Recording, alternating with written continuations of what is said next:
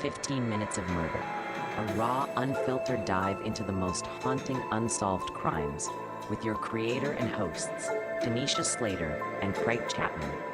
After every episode, they break down the case with resident private investigator Desiree Edwards of Sunshine Investigations and star of VH1's Caught in the Act, Unfaithful. But it's not just their theories, it's yours too. Hello, everybody, and welcome to the first sneak peek of 15 Minutes of Murder, where we're just going to give you a little slice of what our show is about. I am one of your hosts, Tanisha Slater. And I am Desiree Edwards, your resident crime expert. And my name is Craig. We just wanted to give you a rundown of how this series is going to work. Every episode and every story and every case that we go through will start off with a sort of like preview television series that gives a rundown of the case that we're going to be featuring that week. In the first week, we will show this video, and then after that airs, people will be able to submit questions to us. You can also go to our website, 15minutesofmurder.com, and join our Substack. So we'll have a case file there for you to look at, and you can submit questions there. You can submit questions on our YouTube channel and any other social media outlet. And then the following week, we'll deep dive into the case through a podcast where we'll all join in, and you at home will have your questions answered, and possibly one or two of you will join us on the series. Craig, that's a big deal. The viewers get to join us and try and break down what actually happened. We can go from who done it to what's missing to what they missed. And with a resident crime expert, we'll be able to pick apart cases a little bit deeper. And our viewers get to kind of like keep us in line and let us know, Desiree, you think you know everything, but you don't. Here's what I think. See, I'm ready for that part. This will also give not only us, but everybody at home an opportunity to explore things that maybe weren't explored at the time that the cases happened. So alternative theories, things maybe we see that were missed, or any sort of like ideas that we might have or you might have at home. Yeah, I think the best part about this too is that we're going to be featuring all unsolved cases. So it also brings light to the 15 Minutes of Murder, which is also our title, obviously. But 15 Minutes of Murder doesn't mean like 15 minutes of murder. We're going to show you a 15-minute clip. It means every murder somehow gets its 15 minutes of, so to speak, fame. So hopefully with this, with cold cases and unsolved cases, we're bringing to light some things that maybe got overlooked. So you never know what we can crack. I'm hopeful that maybe some of these cases can become solved just from renewed interest, right? And new advancements and crime investigations and all that kind of stuff.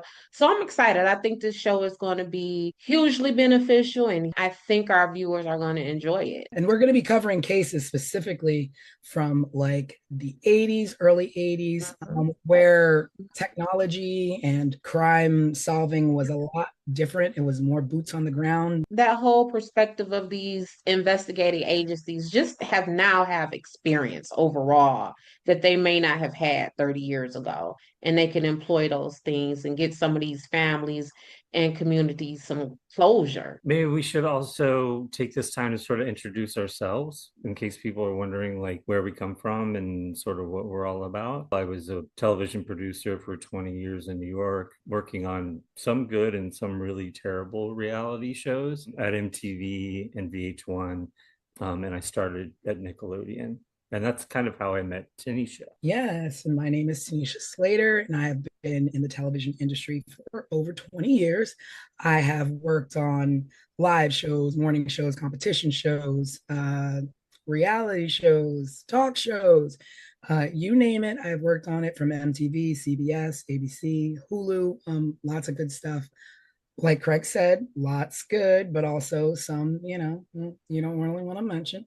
But I am a big true crime fan. Me and my gals, we get together on Fridays and we watch crime documentaries and throw our 2 cents in there. And that's why this show is going to be really exciting for me. I will be editing your shows, bringing you all the details from what happened to what didn't happen. And I'm really enjoying that a lot as well. I am Desiree Edwards. I am a criminal defense investigator in the proud city of Detroit, Michigan. A woman approached me, said, "Hey, Des, I like your vibe. I like the way you talk, the way you move. I own a private investigation agency. Do you want to come work for me?" I didn't know private investigation is a real thing. And that's what I've been doing. I went to work for her. It's been more than 10 years, and this is what I do. My work is kind of different from other investigators because I specialize in criminal defense. So 15 minutes of murder isn't just an interest for me, it is my career.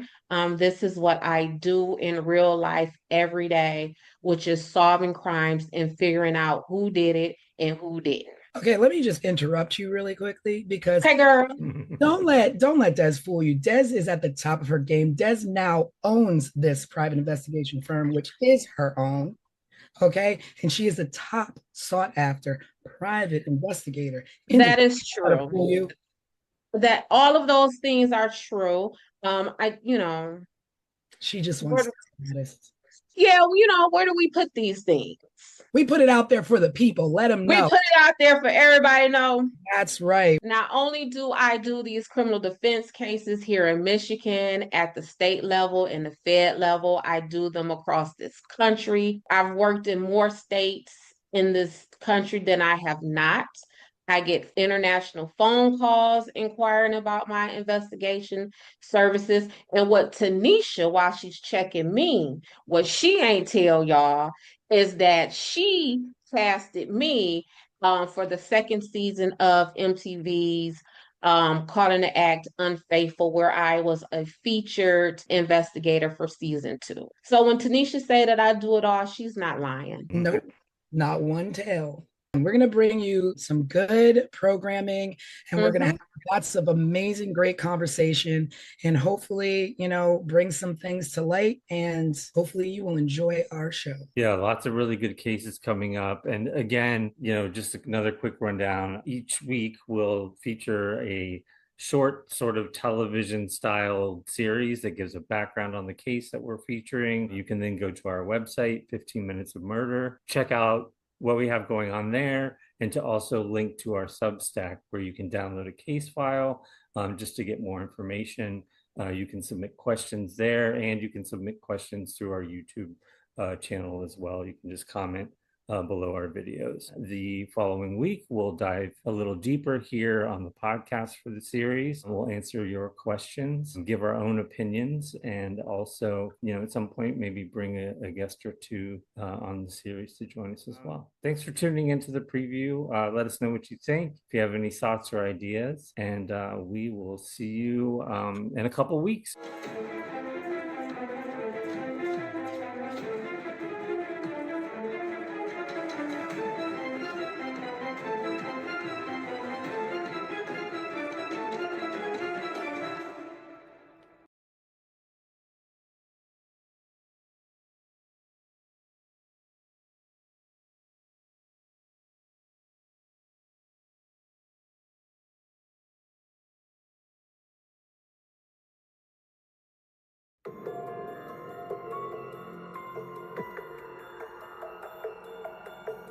April 11th, 1981.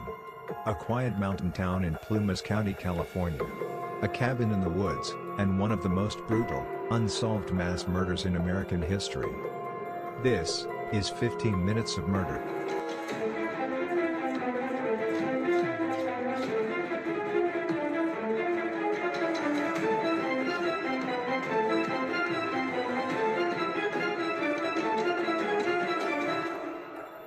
Tonight we take you inside the infamous Ketty Cabin murders. A case so disturbing it's haunted investigators for more than 40 years. Ketty was a tiny resort town tucked into the Sierra Nevada mountains. Population less than 100. In 1981, Sue Sharp, a 36-year-old single mother of 5, rented Cabin 28. She was trying to give her kids a quiet life away from a difficult marriage. On the night of April 11th, Sue's children were in and out of the house. Teenagers Sheila and Tina were with friends.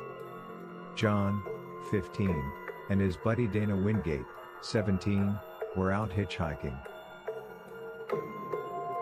The two youngest, Rick and Greg were inside, watching TV with a friend named Justin. By dawn the next day, the peace of cabin 28 was shattered. Sue's 14-year-old daughter Sheila returned home at 7 a.m. after spending the night at the neighboring cabin of the Seabolt family. What she found would scar her forever. Inside the living room, her mother Sue, her brother John and his friend Dana were dead, bound with medical tape and electrical cords. Their bodies, savagely beaten and stabbed. One of the boys had been strangled. And Sue was gagged with her own underwear, which was secured with tape, and her throat was slit. The room was chaos. Furniture was overturned, the walls and ceiling were splattered with blood. A butcher knife, a hammer, and a steak knife so violently used, the blade was bent in half. And then, one chilling detail. 12-year-old Tina was gone. Not in the house. Not in the yard. Vanished. Incredibly, the three younger boys were unharmed. As the murders raged in the living room, they slept through the night untouched, just feet away. Or did they? One of them, 12-year-old Justin, later told investigators he had dreamed, or maybe seen the murders happening. He described men with knives, even details of their clothes. But his story changed with every retelling. Who could have carried out such a savage attack? Suspicion quickly fell on two men, Martin Smart, a neighbor, and his friend Bob, a drifter with a violent history. Martin had a rocky marriage. His wife Marilyn told police that Sue Sharp had encouraged her to leave him. The night of the murders, Martin admitted he and Bo were out late. He later confessed in a letter, never shown to a jury, "I paid the price of my wife and I killed the problem." But no one was ever charged. Decades later, in 2016, investigators uncovered a hammer in a nearby pond believed to be one of the missing murder weapons. Still, DNA evidence has not yet solved the case. In 1984, a skull was found in the woods of Feather Falls nearly 100 miles away. Dental records confirmed it was Tina Sharp. How had she been taken? Why was she separated from the others? And why, after 4 decades, does this case still remain unsolved? The Ketty Cabin murders are among the most haunting mysteries in American crime history. A family slaughtered. A child abducted. Multiple suspects. And a trail of evidence that always seemed to go cold.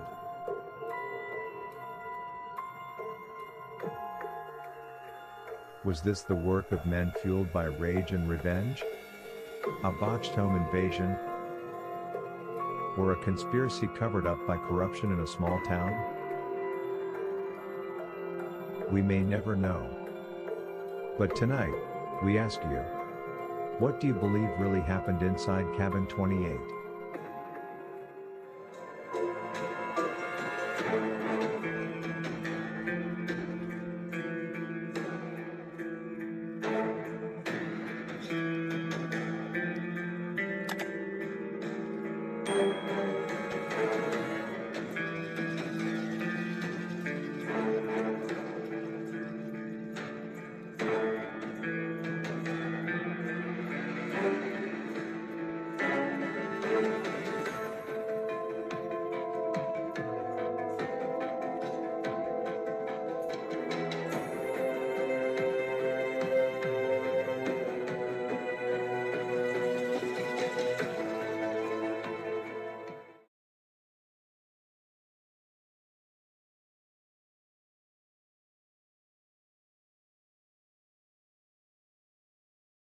When officers stepped into cabin 28, they walked straight into a nightmare.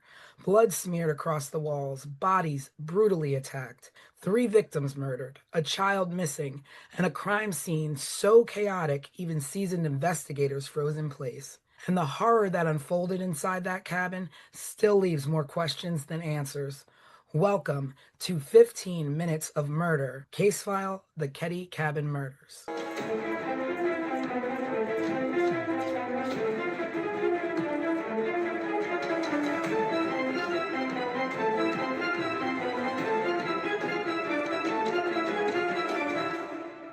Hello, everyone. Happy Sunday, and welcome to the full podcast version of 15 Minutes of Murder, where we are going to deep dive into the Ketty Cabin murder case. We're going to be running down everything from top to bottom that you saw in the mini case file, and we're going to talk about some questions that our viewers have had and submitted on our YouTube. I am your host, Tanisha Slater, with co-host Craig and our resident crime expert, Desiree. Present. So we're going to be jumping into a deep dive of this first case that we've done, the Ketty Cabin murders, where a family was slaughtered in their home in a tiny mountain resort. And it's basically a 40-year-old mystery riddled with corruption. So this happened on April 11th, 12th, Ketty, California. The victims are Glenna Sue Sharp, who was 36. Her children, John, 15, Tina, 12, Ricky, 10, and Greg, 5. John and Tina were actually murdered. And John's friend, Dana Wingate. The 3 youngest boys survived the attack. One of them was a friend of the young boys, and they were asleep in the back room. So we're going to get into the background of the Sharp family and a little bit of the background on Ketty. So the Sharp family, they were a military family, and Sue was in a bad marriage. They lived over on the East Coast, and she went out west with her kids to make a better life for them. Wound up in a small town in Ketty, what she did for work. And she was receiving money actually from the U.S. Navy through her husband, through her ex-husband. And it was only about $250 a month. Right. She worked a part-time job. Again, not making much. I'm sure she got by with what she could. And she was also on public assistance. She was on government assistance. And I So, think she also received some kind of stipend for school or something like that. oh yeah, So she was yeah. in college, I remember. like I college, remember right? reading that. Yeah, at least enrolled. And then there was some kind of questions about if she actually attended the classes or not. But yeah, she was receiving a stipend for school. Yeah. So she obviously, you can give her props as being a mom trying to get her kids out of a nasty situation with an abusive husband or allegedly abusive husband, and relocated to Ketty for affordable living. Um, She had a brother or somebody that lived near Ketty, California, right? Yeah, that's when they lived in the, at least according to everything that I have come across, a really raggedy trailer park or something Hmm. that was so bad that it made this cabin 28 in Caddy look luxurious. mm, So that was their stop before cabin 28. yeah, and we keep saying cabin, and like you think of like a little small cabin in the woods, but this was, a sizably large, home that they lived in. It was once a vibrant railroad resort Hmm. town. It was thriving. But by the 1980s, it was run down. It was isolated. There was crime. Crime was getting, on the rise, and it wasn't so much of a safe place. You escape one, nightmare, and Hmm. walk into another. It happens. But a small population. I think, Des, you said, when you say small, we're talking Small. small. We're talking if the three of us, along with maybe two other people, we could count the amount of residents on our collective hands and feet, right? I believe the Google census search that I did said it was like 100 people in Caddy. I have worked dozens of cases where there have been more than 100 witnesses. So we're not talking a lot of people. Like if we were to probably to count up the people who lived on any of the blocks that either of us live on, we would probably come to 100 folks easily. Yeah, yeah. But when that's all that's in your town, then everybody knows everybody. You all know Everyone knows everybody. everyone. Or if you don't know everyone, you're related to half of the town. So, Right. the fact that, it's a small town and the fact that there was poor police oversight from the Plumas County Sheriff's Department kind of puts this case in a tricky situation of being unsolved all these years Mm-hmm. later. Mm-hmm. So, let's get into some social dynamics of the town. So, supposedly there was some resentment towards Sue and tension with neighbors, um, jealousy, rumors floating about. Um, I don't know exactly what this jealousy was stemming from, Mm-hmm. but I could only guess that it might have been her neighbor and little thing happening there between her neighbor's husband, who wound up being a suspect for a minute. From the things that I've seen, I would kind of, I don't know, I would kind of describe Sue as maybe like a hot girl. I get from her that she was like maybe pretty and like the new girl in town. Um, that's the vibe that I get from her. And you know how it is when it's the even like think about when we were in high school or elementary school, when the new person comes, everyone is like, ooh, a new person. Let me look at that person. But I get that vibe from Sue that she was just like that girl. Whether because she's Sue Sharp and just that girl, or if she was that girl because she was new in this community. But I get that it was a lot of jealousy around Sue. And, there's obviously things floating around of Mm-hmm. possible drug activity, Mm, uh, transient residents in and out. mm-hmm. And, you mix a lot of that. You don't know how much she got mixed into. And I also wonder if she knew that's what she was coming into, being that, she had family in Ketty. Did she know that's the kind of town she was walking into with her kids? Yeah, I don't know if because see, what I don't know is how long her family was in that area, right? So if her family was there long enough to know that this was kind of like a shady population, and they were just like, "Hey, sis, bring the kids to come out here." But it definitely was a shady population. And I think somewhere I read it was because the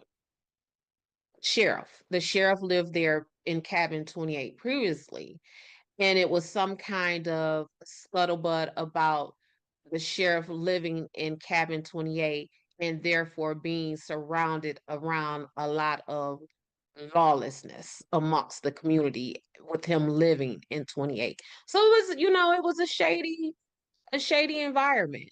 No, so I was gonna say, like, one of the things as you're setting up and going into the intro of the stuff that we're talking about, something that has always stuck in my head is the husband's name is John.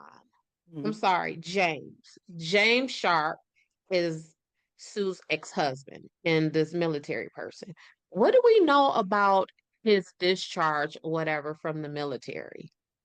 You know, Like, I don't know much about what yeah. went on. Like I'm wondering what was because it was the allegations that he was abusive to Mhm. Sue and the children. And the military, they have a whole nother set of rules. Like you can't be Oh, over yeah. here with this mess, right? So Not I'm at all. wondering if like he was discharged from the military in what that looked like Yeah, in that is his definitely That is definitely interesting. And you also wonder, like, what uh did he have any role in or say with her taking the kids, or was it, she Yeah. just got up and left? Because even like how much contact would he have had with those kids? Because what we know about children, they gonna run their mouth Yeah. and they gonna tell everything. And if he was on the phone with any of those kids at any time and Sue had some mess going on in and out that house, Dad, mommy was hanging out with so and so and so and Mhm. so, and mommy was, you know what I'm Well, saying? but we have to remember too, it's 1981, or It the early is. 80s, and we didn't Yep. have like quick, call up dad on FaceTime and tell him all Yeah, about what but mom did but on the even weekend. even if it was a pay phone call once or twice a month, kids are always kids. Kids are always going to tell. So even if it was that monthly call, it would have been mommy, daddy, mommy has been hanging out with these people. And as Yeah. far as the investigation goes, um, was James ever part of that? And did he ever report back to the investigators any information that the kids will have given him about the company Sue was keeping? True. Like, just where is James? I think that's a good question. Like all the research I did and all of the background I read about this case, they mentioned him and they mentioned that she moved a pretty long distance from the east coast of Mm-hmm. the US all the way out to Keddie, California, which I believe is like northern mid California somewhere up Yes. in the mountains. But that was the extent of it, just that he was abusive and that she bounced and took the kids with her. Yeah.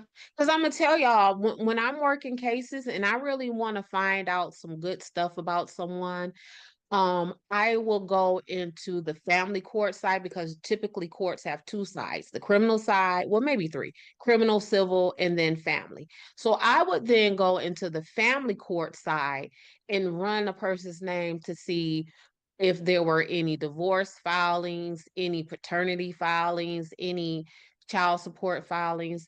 And I will go and talk to that person and get tons of information from those people. So essentially, I'm going to find your baby mama or your baby daddy to give me all of the tea on you as an investigative tool. And I think that Mhm. if they didn't do that with James, they may have missed Mhm. a lot of information. But also the fact that, you know, a lot of people and a lot of things that I've read in the specific site where I read that, she wasn't exactly the ideal mom who everybody painted her out to be, and that she was actually renowned for leaving her kids and abandoning abandoning her kids and leaving them at home to fend for themselves, and that she spent most of her time with her best friend named Nina. So, I mean, you just don't really know what happened, because Right. but when I, people are saying, I mean, people are quick to say when you leave your kids, when you're not a good mom, people are quick to, point that out and just, spread that. yeah, and then I mean, again, you just said it is 1981. So was she leaving her kids or was Mm. she just like, because in 1981, leaving your I kids looked, mean, I was a latchkey kid. I had the I greenest ring with OP swear, on my neck. in 1981, it was you leave the house in the morning when you wake up, and then you come back at maybe street light time or something like that. So to say that she left the kids, right? Mm. Um, Looking back at it from my 2025 perspective, Yeah. I don't really know what that means. Because we were all left if that's the case. Yeah, certainly. I had an older brother, and the second my parents were gone, and he was supposed to be watching me, he was gone and down the street with his friends. So I was home alone all the time until like the neighbor teenage girl would come over and sort of like babysit me until my parents would come home. Right. Yeah. So So I kind of want to give Sue some credit on that. I don't want to necessarily say, oh, she was neglectful mama and she was ripping and running the streets. Yeah. I don't want to go Yeah. there with Sue just yet. Yeah. I I mean, was looking for a little more information on the husband, and yeah, no, the only thing I could find is what we already talked about. yeah, Mm-hmm. it's very slim. There's really not a lot out there about him, just that basically she left him and was trying to look for something better. I read that she even stayed with his parents for a little bit. Oh, really? Um, yeah, She was a stay-at-home mom while he was in the military. Mm-hmm. but So yeah, there's just a lot about like her mothering, and sad to say, like when you have a lot, it makes me wonder if people were talking bad about her being a mom, be are they recalling her being a bad mom because of what happened, or if they really thought that. Right. And so, like, basically, like an implied truth, kind of like, Mm. oh, well, now that this has happened, Yeah, hindsight, I yeah, guess she was a bad mom because how else could this have happened if she wasn't a bad mom? yeah. And I feel that's a sad and unfair assessment, right? Um, I mean, because when you think about it, you could say somebody's a bad mom all they want, but with that amount of kids, and you are concerned with, she could have left and went to Ketty all on her own and left those kids wherever if she didn't care. she could If have she left was him a with bad James. mom, she could have left them with James. She could have left them with their parents. Mm-hmm. Mm-hmm. So like you, I won't Mm-hmm. go down that road and and speak ill Right. in that way.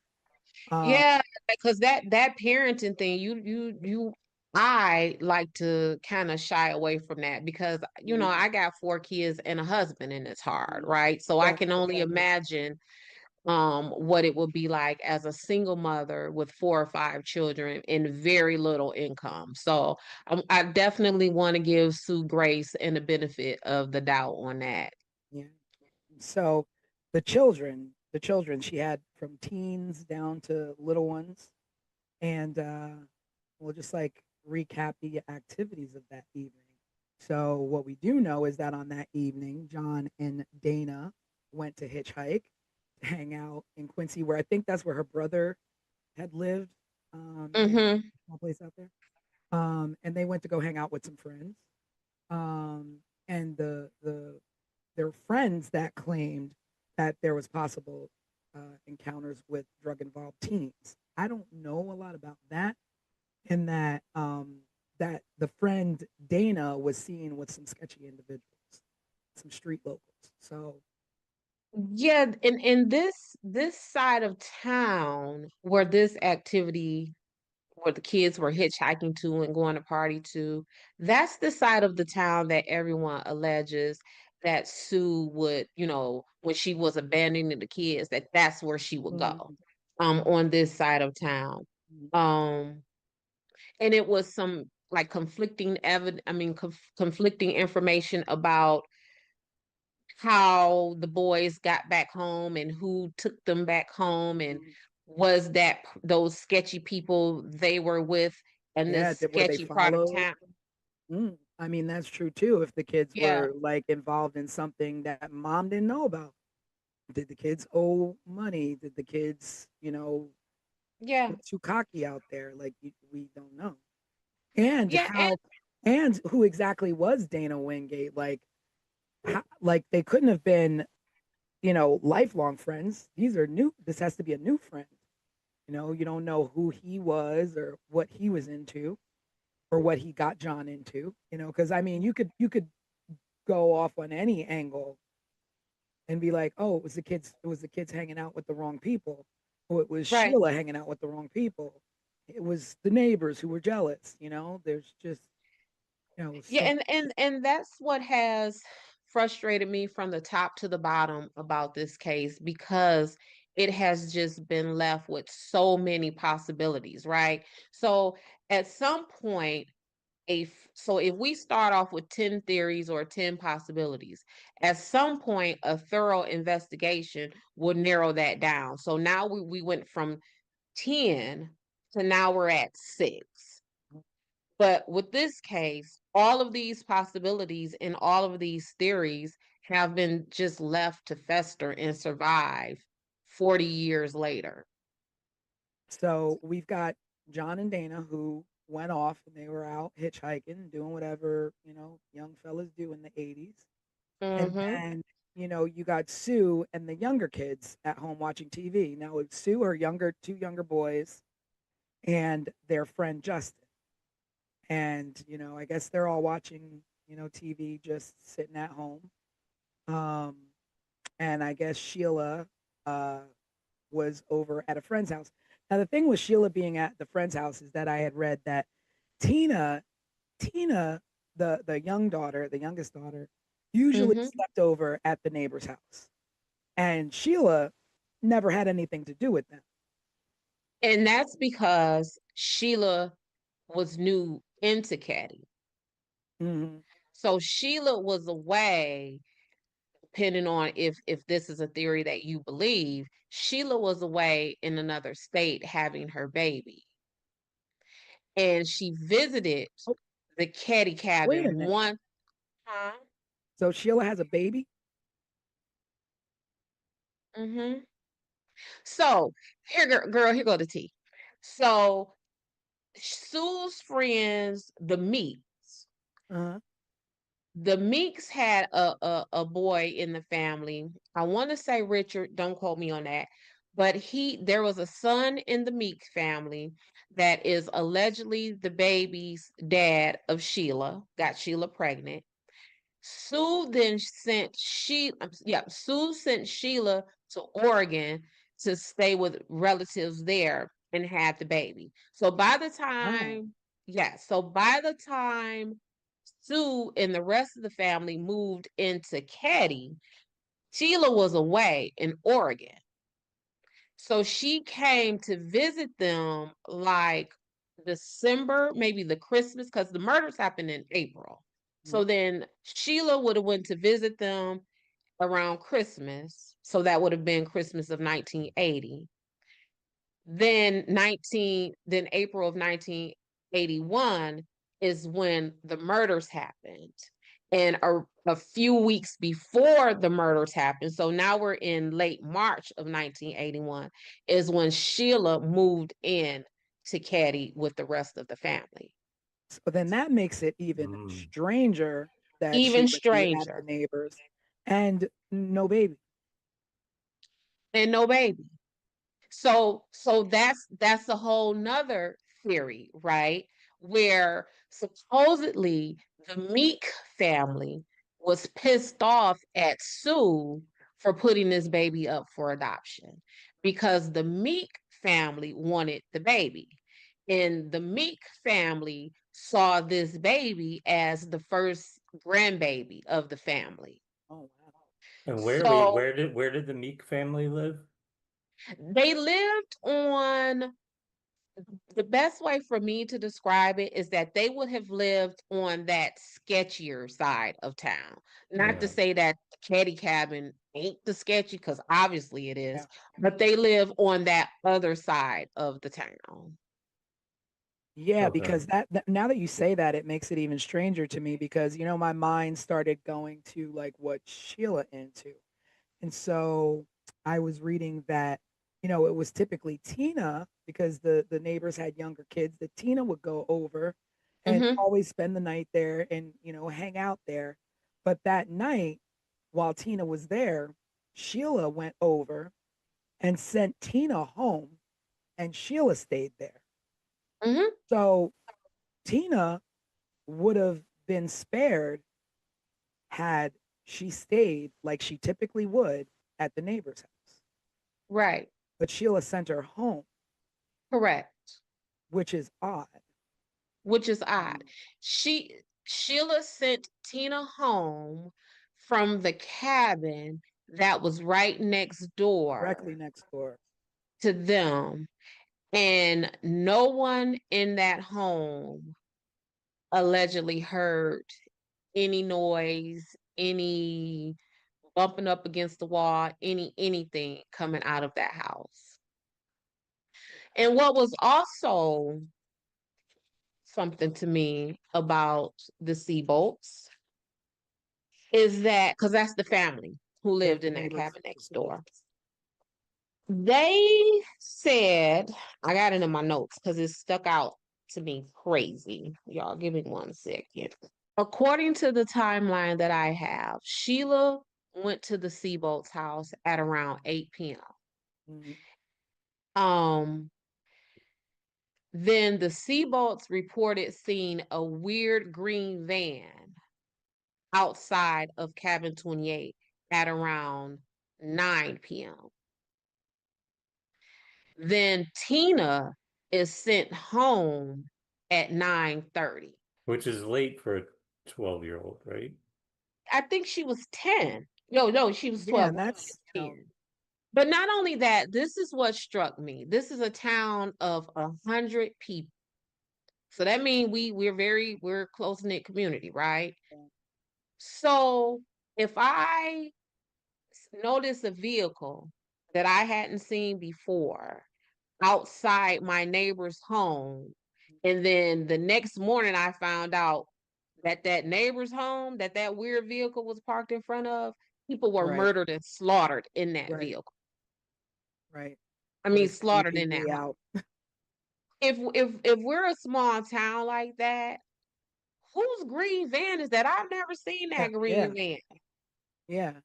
If someone pulls up in a green van in front of my house right now, I might just look out the window and be pissed off that someone parked in front of my house, right? But I live in a larger city. Yeah. But in a small town like that, I think the first place I'm gonna go is to Quincy. Start looking for a green van. Green van. But also, when Tina was sent out to go home, and you saw that weird, awkward van. Oh, yeah. You're not like, Tina, hold on. Hey, I'm finna walk Tina home. There's a car out here. It's just. Yeah, and we don't know how long that car was out there or when it left. Mm-hmm. So did someone send Tina away to be murdered? I mean, Tina was ultimately not murdered at first, right? We don't know that. We she don't could have know been that. murdered first and dumped, or she could have been held for who knows how long. She could have escaped from her captors and died on her own. Well, we know that she at least tried to escape because the back pocket of her jeans was ripped. Yeah. When they found her remains, so she was trying to get away from someone. But yeah, I think that timeline right there, that hour and a half timeline, has been sticking with me since I started doing my homework on this case. So there were witnesses who did, report that they saw a bearded man with glasses earlier in the week, seen around the Sharps cabin. No leads were really ever followed up properly to check and see who that was, who the green van was. No, we don't know.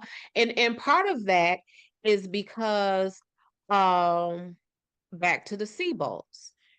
When Sheila made her discovery and she went and reported it to them, do you know that they didn't call? It took an hour before they called the cops. How in the world? What are you doing for an hour? What are you doing? And they are the people who went back. So Sheila reported what she saw to them, and that the boys were in the bedroom. So they went back and retrieved these kids. So you would have seen this scene and you not call the cops for a whole hour. How do you pull the kids out without? I mean, they walk through the living room and see everything that's happened. But let's just talk about the. I'm sorry. Go ahead, Craig. No, I was going to say maybe we should, just for people listening at home, describe sort of what. Yeah, I'm going to talk about what happened. Crime scene. Yeah. So the crime scene, they were found. The family was found on April 12th by Sheila. She was at the neighbors.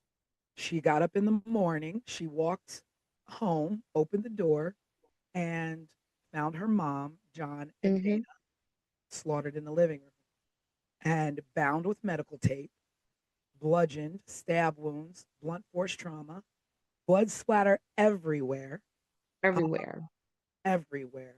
That it literally looked like there was just complete struggle and hours of torture. Mm-hmm. There was a knife that was bent in half. Like, do you know how much force it takes to bend a knife in half when you're stabbing somebody? That's violent. That is brutal.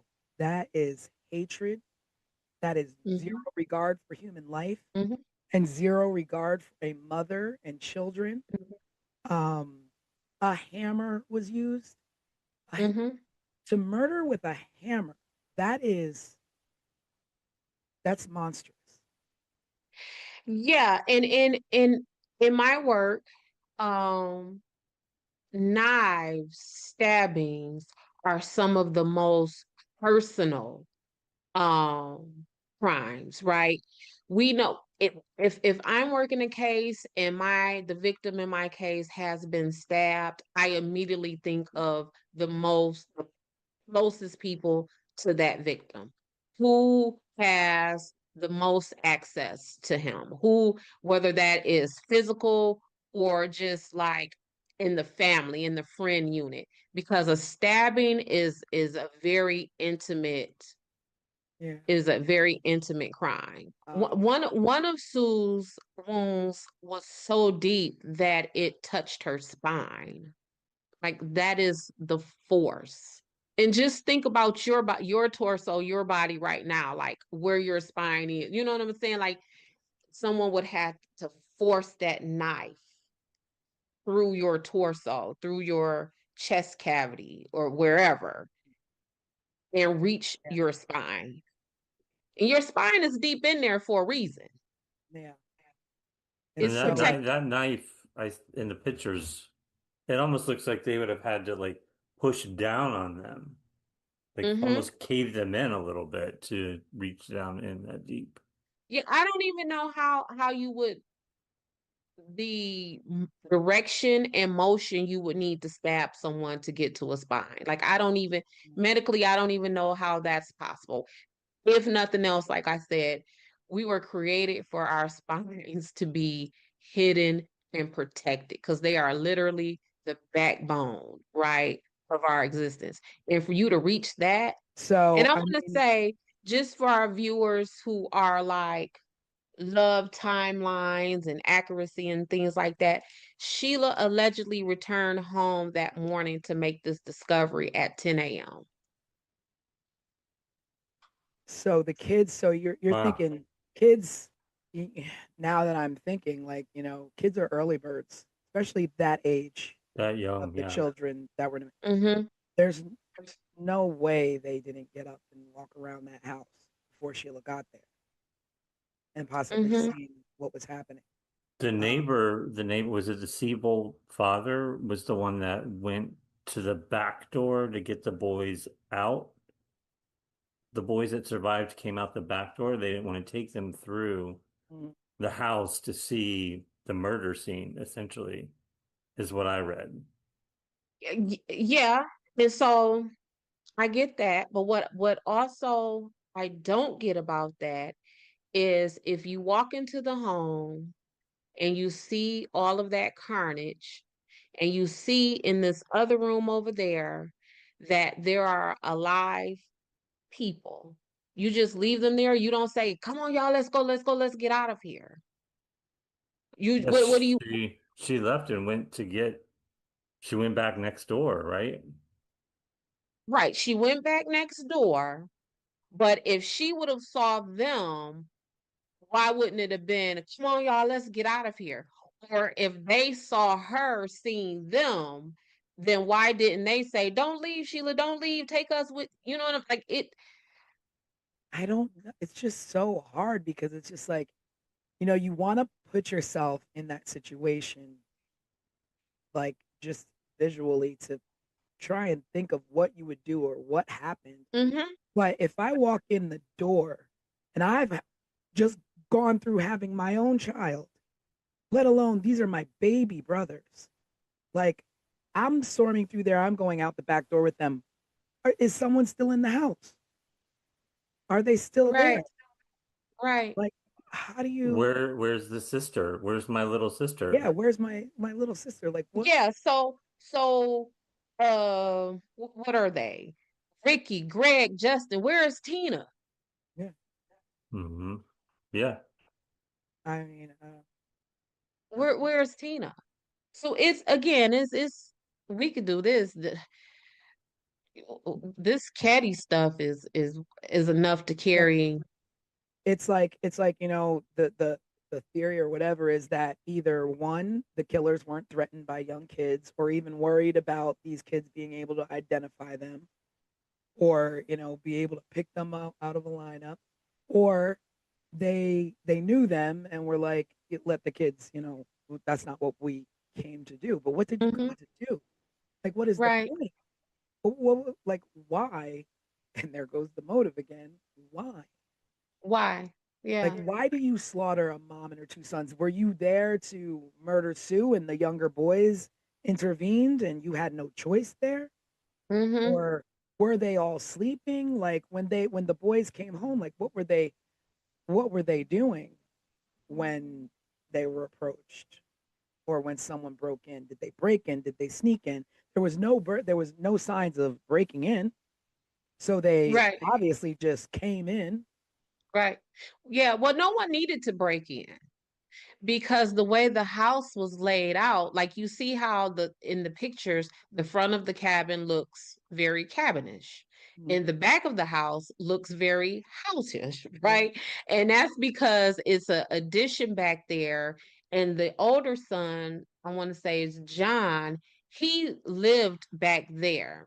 And there was only one bathroom. And so they kept the house open so that John could come in and out to access the bathroom and, the kitchen and, sit around with the family. So the door would have always been open. No one would have needed to break in. No, there wouldn't have needed to be a sign of forced entry.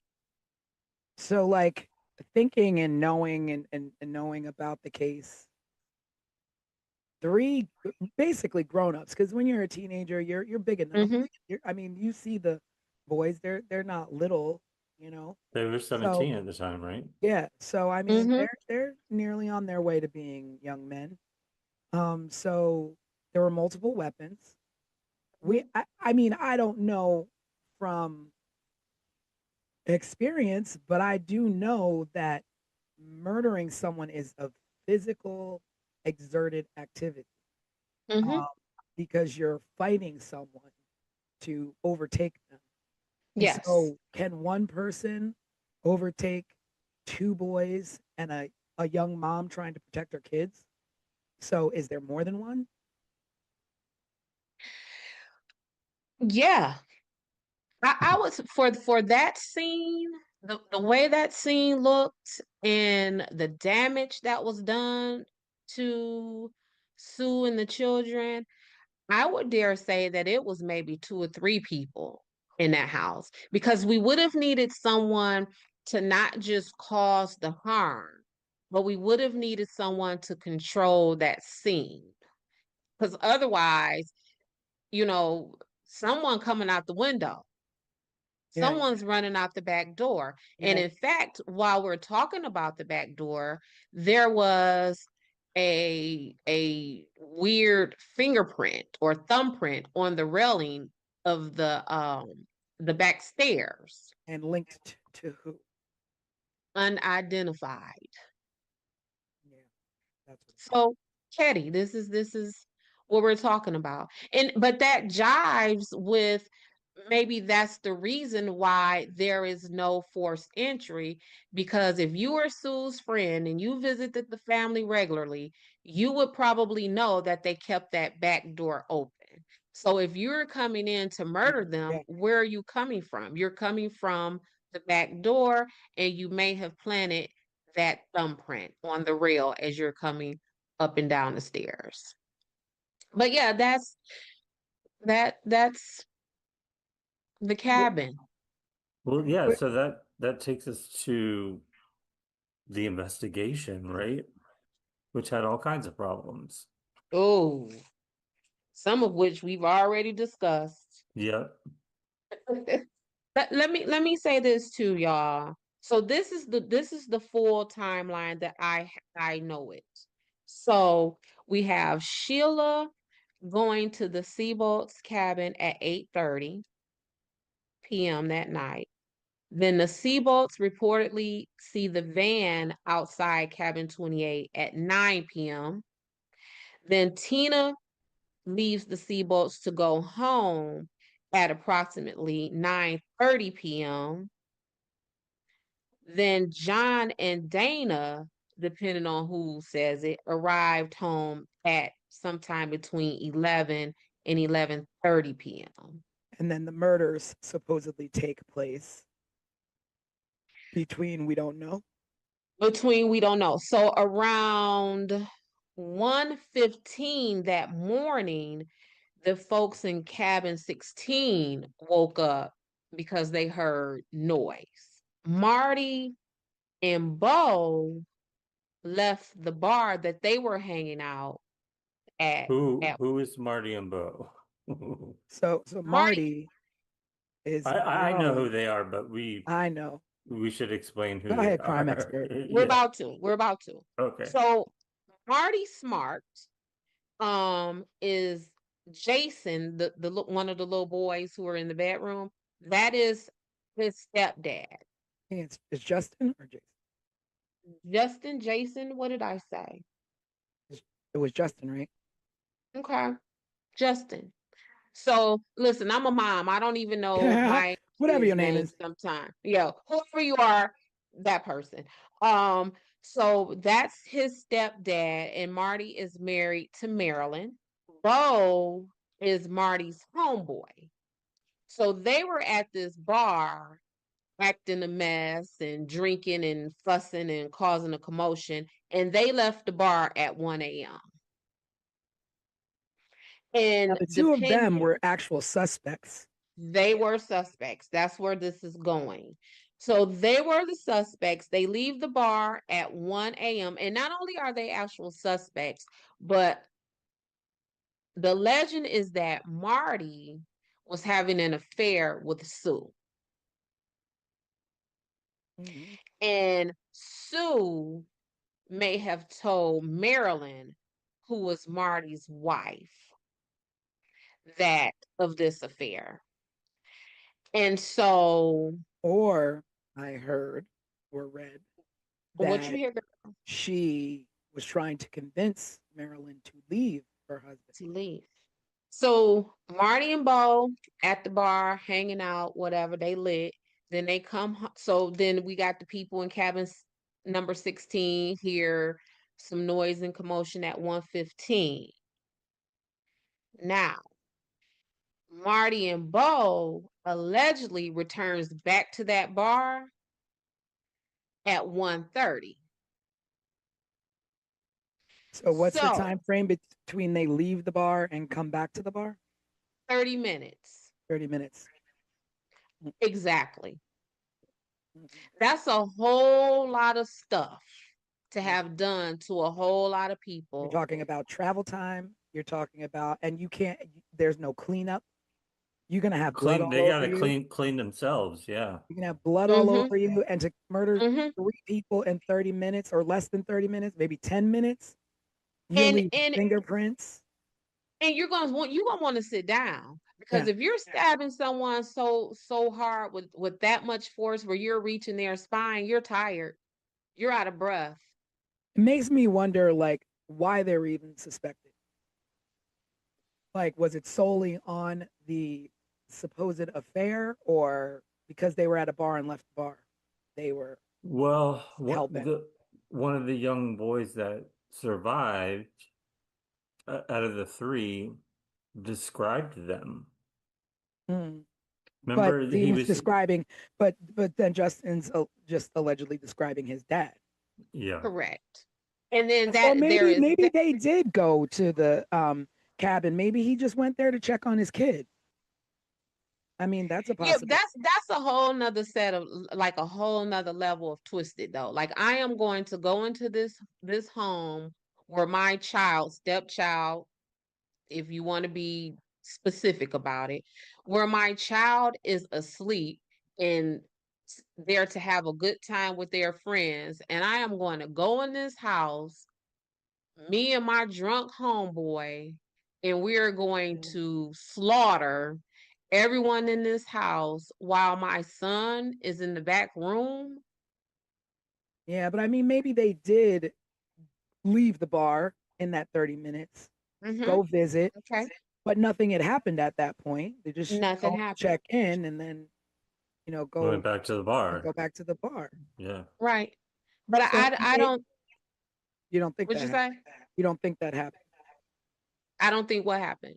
That they just kind of popped in, checked in, and then went back to the bar?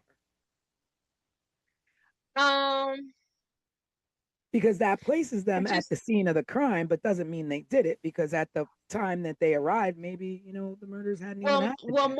more than that, I just question the timeline. Not necessarily that they didn't like really do it, because maybe they did, right? But I know for sure they didn't do it in 30 minutes. I know that for sure. Well, to talk about the main suspects, Martin Smart, of course, Martin inmates in Smart. Maryland, supposedly having an affair with Sue, was their neighbor. Mm-hmm. He was also Mm-hmm. an abusive man to Maryland. And it's reported that Sue was trying to help Marilyn. I guess, she'd been through it before with her husband James, or her ex-husband James. So I mean, Mm-hmm. she could have been just helping him out. I don't know how true this affair, business is. But Right. the smoking gun here is that the hammer used in the murder was owned by Marty. So the hammer belonged to him. And the fact that he told his therapist that he killed Sue. Why he Well, would so there are supposedly two hammers.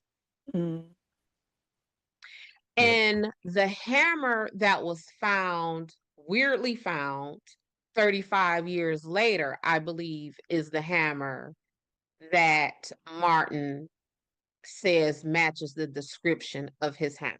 I don't think that the hammer that was left neatly and nicely on the table in Sue's home was that knife. I so mean yeah, that let's hammer. talk about the weapons, like where they were. The hammer was left on a table. Like, I mean, and then also Yes, you leave the murder weapons. Like, who correct. leaves behind murder weapons? And you leave them not just scattered about, like where, like, okay, so if I beat you with a claw hammer, that claw hammer may be left next to your body because, whoo, I'm done. I done beat you, I'm tagged. But for them to leave the butcher knife and the claw hammer, um, still bloody on a table, that's like a weird level of care and Yeah, concern. you're placing these items down that you just used to murder someone. Yeah. So are you what so when I try to unpack that in my investigator brain, it's like, is that a level of I don't care who finds out about this? Like, is that from a level of complete disregard? Maybe because Or not just I don't care who, it's that they know right, and but nobody. this is where I was going to go. Do you, because if we're going to run with the theory that Martin Smart and his homeboy did this, did Martin Smart and his homeboy leave those weapons at that table because they disregarded being caught, because they are close friends with Mhm, Sheriff Doug Thomas? And if mhm. I just killed these people, I don't care where I leave this nice. My homeboy is the sheriff. He got my back. So at that point, she was still kind of the newbie, but she'd been living there for months. So she kind of, integrated into the town, integrated. I'm Mhm. sure people, adored her kids or Well, integrated enough to where, she allegedly is sleeping with this woman's husband, Yeah. integrated enough to where her children were staying the night at other people's True. cabins and other people's children were staying the True. night at her Well, cabin. because my thinking was like nobody's gonna care because this is the new woman in town. She's not from here. Nobody's gonna care what happens to this woman or her family. Yeah. There So is some we don't kind of have to a, cover our tracks. yeah. And there was one more thing that I did read, which was strange. So I read that Ketty, the electricity in Ketty, the light supply or whatever, was the lights were controlled by cabin 28. So in order to turn Yeah. off the lights in the town, you would have to turn off the lights on cabin 28. Mm-hmm. And before Sheila went over to the neighbors, she turned the light bulb out on the front of the cabin as though like why why would you do that? Like what is the significance of that? So that I saw that too. And the way it was described, I couldn't figure out if she physically like untwisted like And I think it was the like a light bulb. physical untwisting because if you would have turned the light out, if you would have manually turned the light out, then it would turn off the electricity for the town. But if you unscrew just the bulb on the porch, you would only leave the porch dark and not the Okay. town. Okay. So I thought that So was strange. so that was the one thing that was strange. The other thing for that was strange about that to me is how would she know that? And what I mean by that is that my children don't live with me. So whenever they come to my home, they are sometimes just as confused in my house as they would be in yours because they Mm-hmm. don't live here, right? Mm-hmm. So how would she have known that much? And she had just been there a couple of weeks. Like, did she Yeah. know it? Oh So it yeah, makes by the me way, think, Sheila, yeah. So it makes me think like it's like you'll know the house because it'll be the only one without the porch light. it'll be the only one without the porch, without the porch light. And if that was not intentional and just a coincidence, like Mm, yeah. that's horrible luck. But Yeah. also, um, how often during the night would Sheila see Sue doing that? Would Sue Yeah. Yeah. regularly Was it go out? something that she would regularly do to Right, save? like because otherwise, how would Sheila had no? Because that's like a quirky thing to Yeah. know. Yeah. It's like if you're overthinking it, that theory, and I'll, there's no shame. I mean, I did go down a rabbit hole as we talked on the live. I like my rabbit Mhm. holes. And I That's what went down, investigators do. yeah, and I went down a rabbit hole on a site called Ketty 28.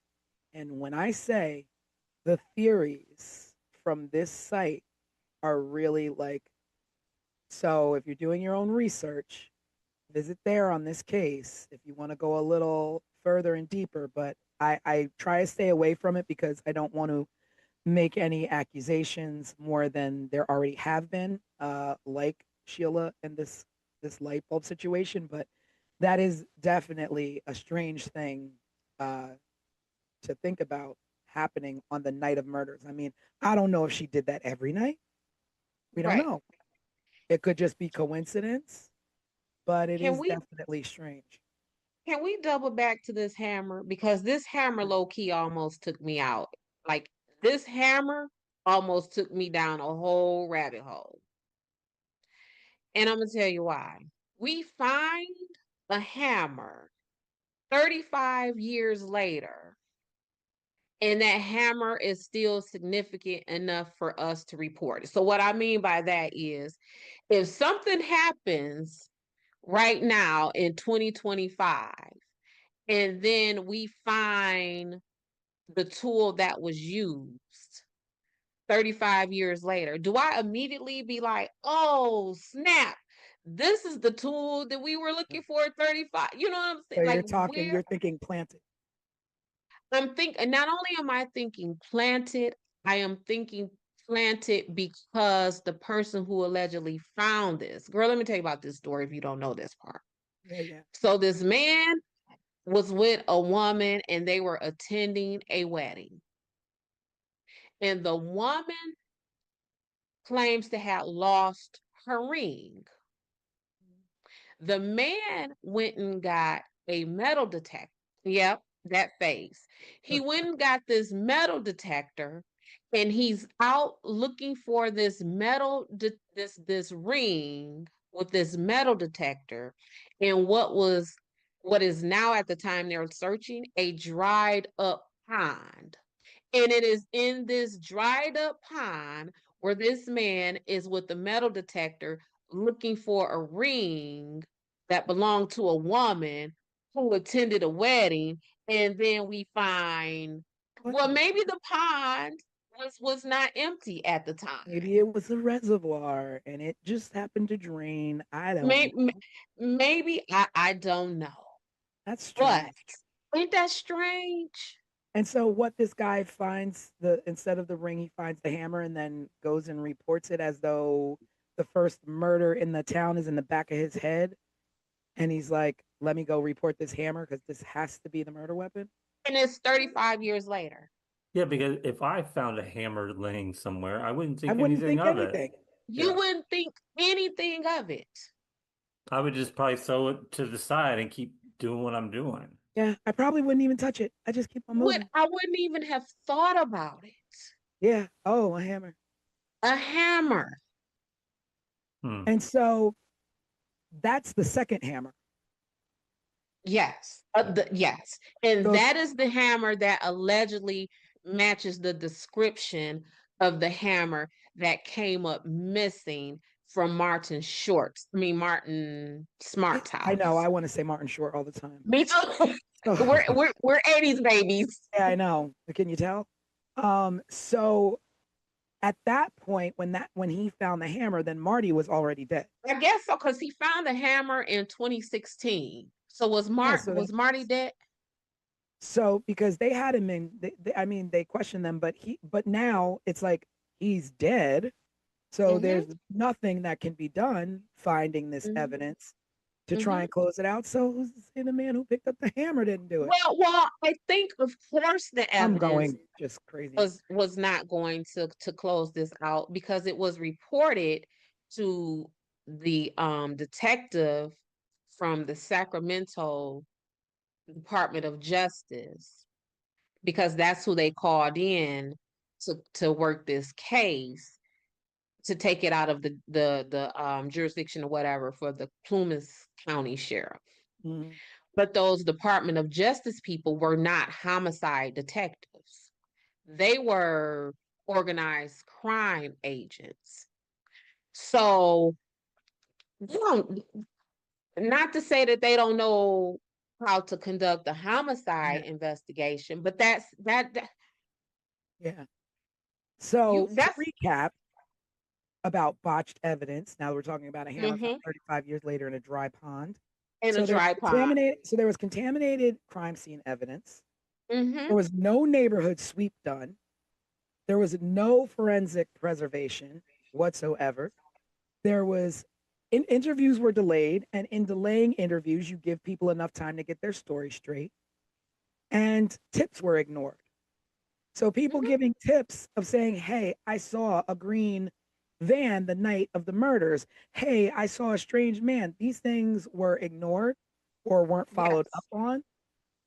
And I don't know whether that's from a small town and not having the experience, but I mean, you have the common sense.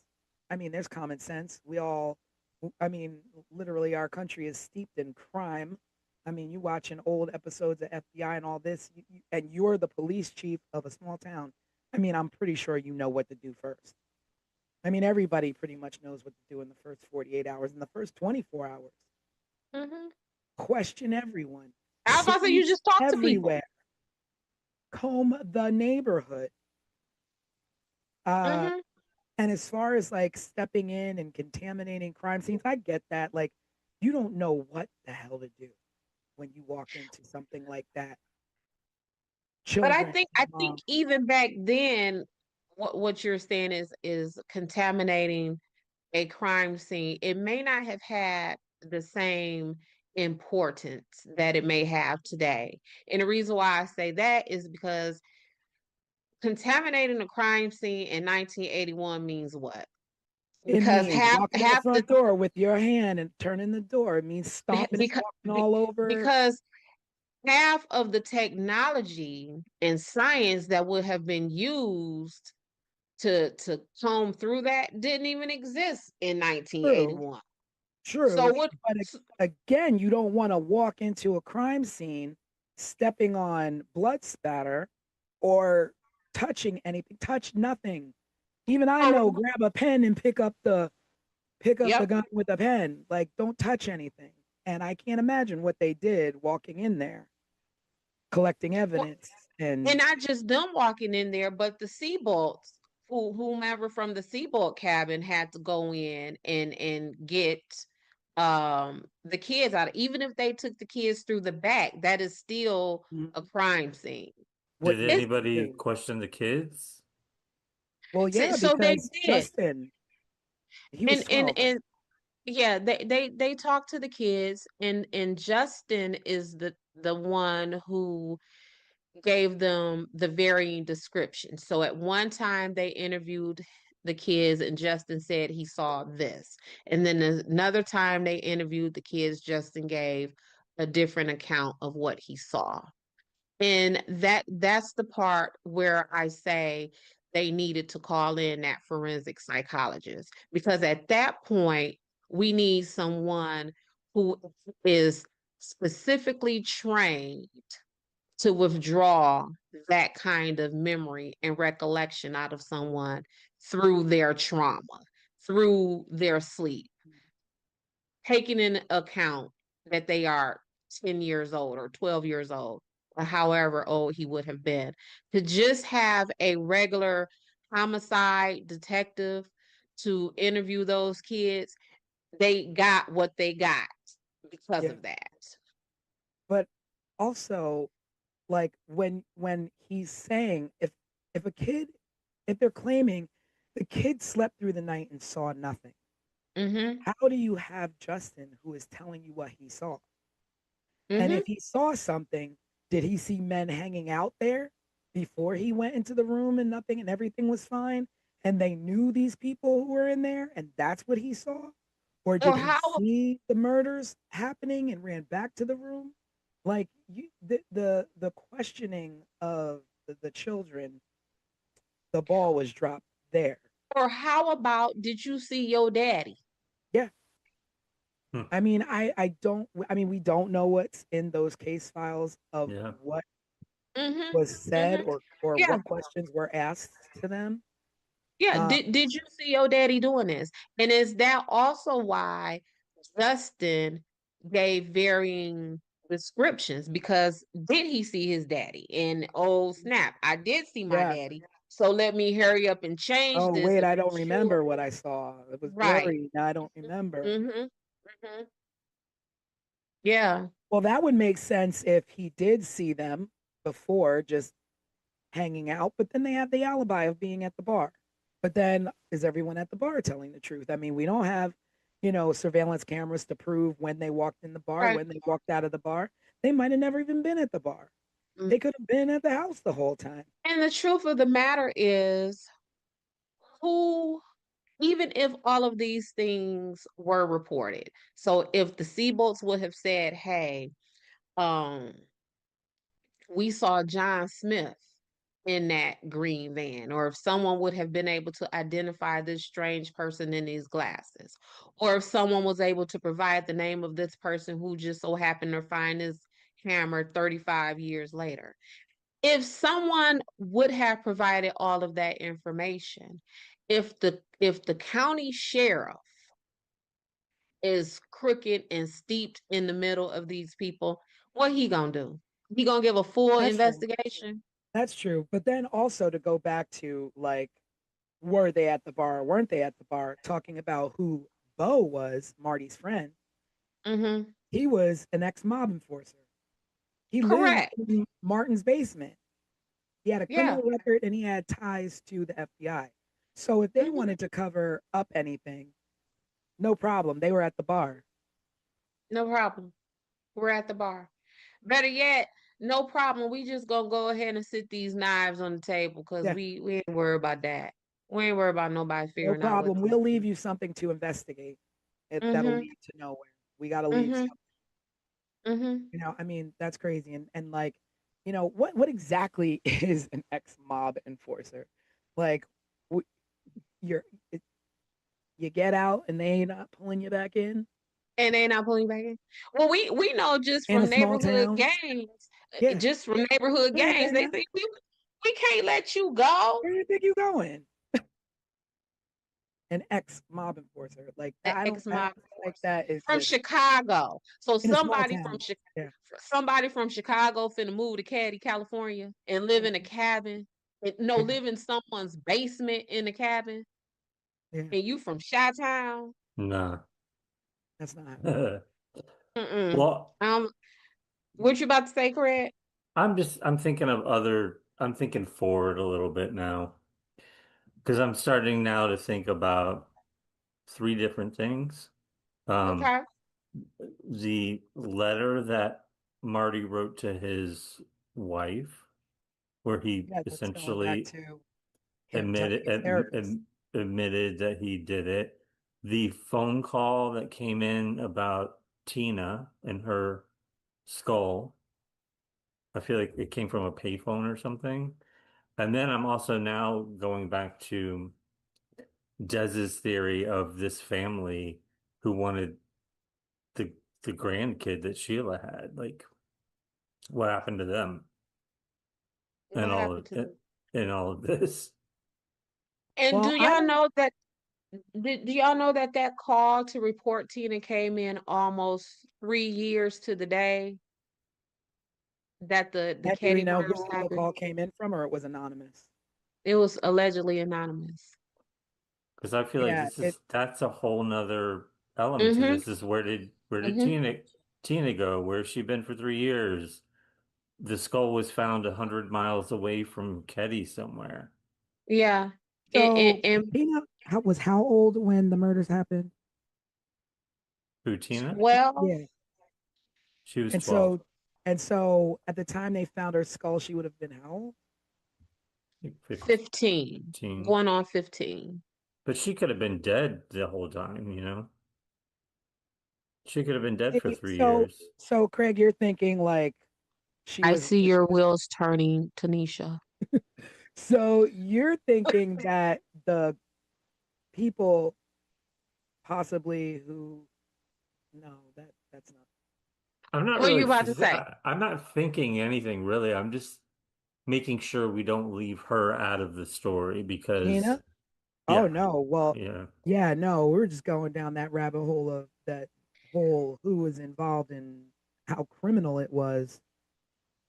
Because like But I like the sheriff, like talking about the sheriff and being, Mm-hmm. tied to not only Martin but Bo as well. He was close friends to Marty. So again, he was at the bar. You know, he he like had conflicts of interest with everybody involved. He lived Right. in cabin 28. He knew the layout. And like you Mm-hmm. said, if you lived in cabin 16, you know the layout of cabin 28. Mm-hmm. Mm-hmm. And whoever it was knew that they can walk into cabin 28. They Right. knew they weren't going to have any kind of locked door problem or have to break into a window. Yeah, and There's like just corruption all over. yeah, I like Craig's thinking of not allowing Tina to get lost in the fray of all of this. Um, Back to that word of motive. I think Tina could be herself a motive for some of this, just from the fact that Tina, there are reports that she was molested in the town, um, and no one followed up on that. Just there's It's just a history of Sue and her kids just being screwed over during the time that they were in Caddy. yeah. So then you're talking about Sue, who has a teen daughter who's pregnant, a Mm-hmm. young daughter who's molested, a young Mm-hmm. son who's hanging out with the wrong crowd, Mm-hmm. um, and it could have, I mean, the angles could be anywhere. And when I think about it, it's just like you always say, what's the one odd piece in everything? Like what's the odd placement in these murders? And it's that a young child was taken. So then you start going into, you know, Mm-hmm. human Mm-hmm. trafficking of children. Like, Mm-hmm. was she taken for a Yeah. reason? Yeah. Like, What's wrong with her? did the You person spared the who, boys, but you didn't spare the child, the little baby girl. yeah. The So, boys were taken. is it, um, whomever harmed, sexually assaulted Tina? Was their fixation on Tina continued to the point of, let me get Tina, and to get Tina, I am willing to murder everyone around her to get to her, and she's coming with me? Is it that? Is it, again, what Craig said with the meats? You took my baby from me. I'm finna kill you and your whole family except for your baby. That's And what I your was baby thinking. is coming with me. So Tina can't be lost in this. No, and I mean, it's so hard to even think. Like, they suffered a horrible death. The mom, Mm-hmm. Dana, Mm-hmm. John, they suffered a horrible death. But we Mm-hmm. don't know what Tina suffered. No, She We'll never no. know what was that child suffered. she kept alive for those 3 years, or was she killed the next day too? I don't know. Yeah. I don't know. And I think that's all part of the terror. Yeah. And I mean, and then we talk about the survivors. So you have Sheila, the oldest. Like, she's Mm-hmm. got to be, you know, she's got to Probably be, our age. yeah, yeah, she's our age.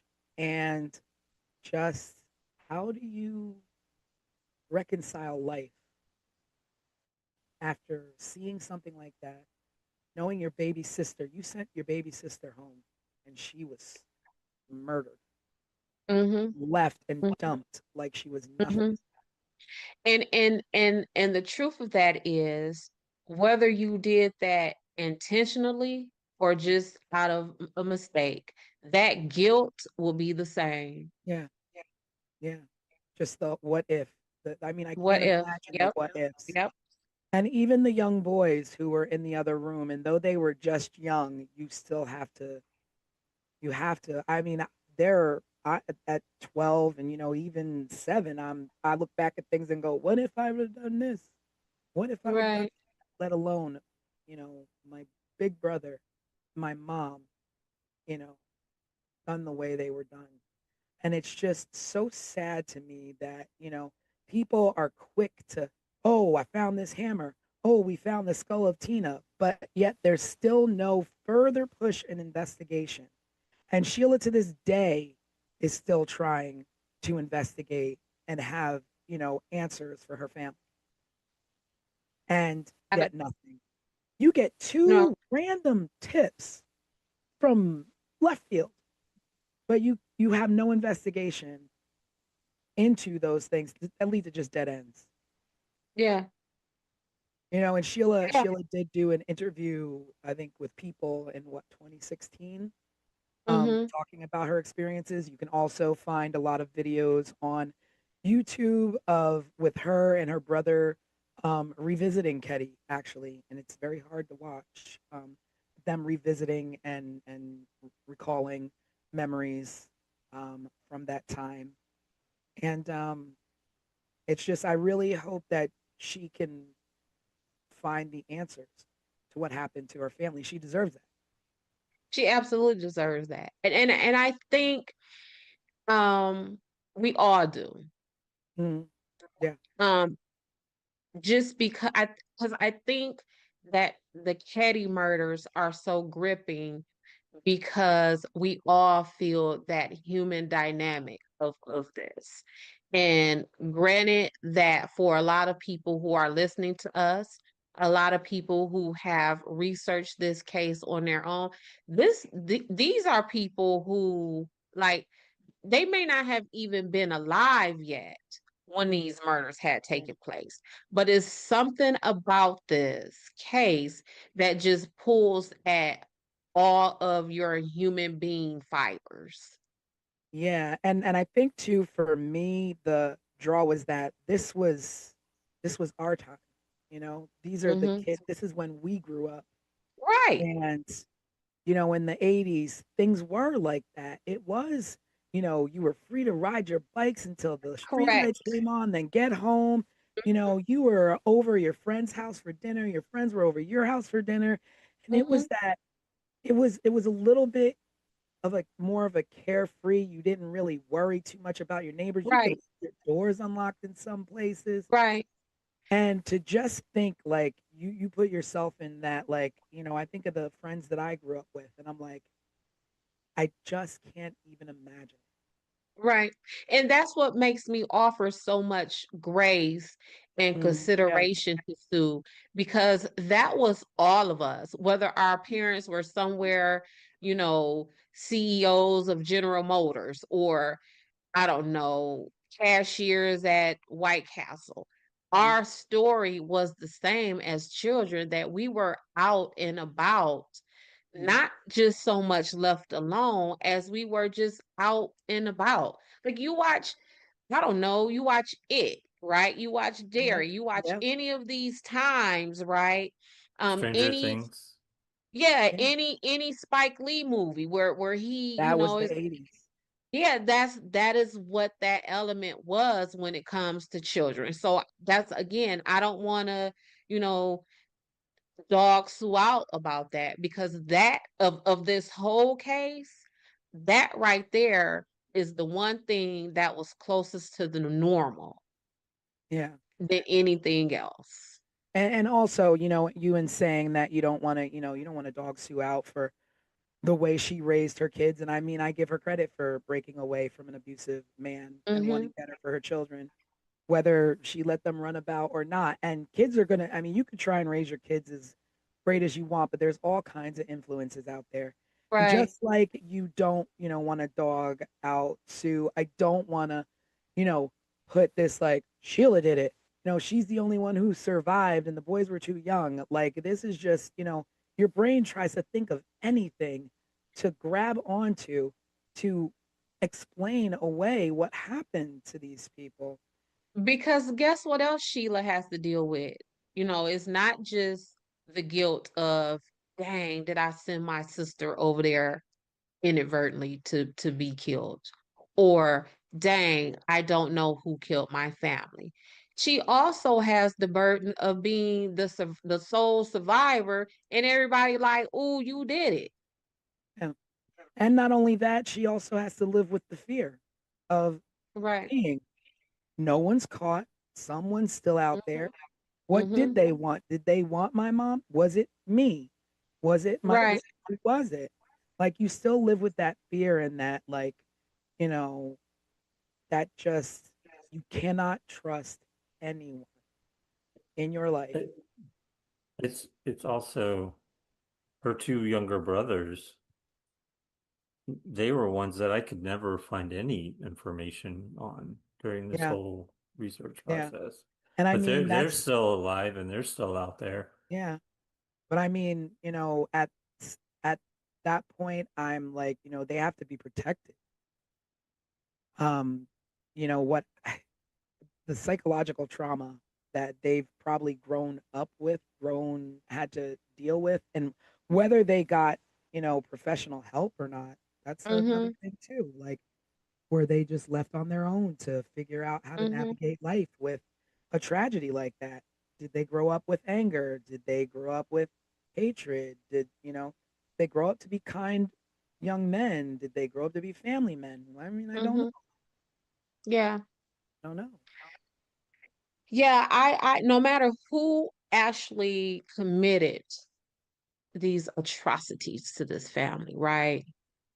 Um, I blame law enforcement. That is where I hang my hat for the blame of this, not for these people's murders, but for this to be so unresolved. Like, I blame them for every ounce of pain that Sheila had to go through, that she still goes through, that her brothers and other family members are going through. I blame them for that because it just feels like there was not just a botched investigation. I feel like there was literally no investigation. And Yeah, that's worse yeah, because at least with a botched investigation, there is some effort, whether whether that you did that botchness on purpose or you did that botchness by, natural ineptness. At least there was effort. I don't feel that there was effort here. yeah, And they deserve more than that. This is something we could talk about for another 2 or 3 podcasts.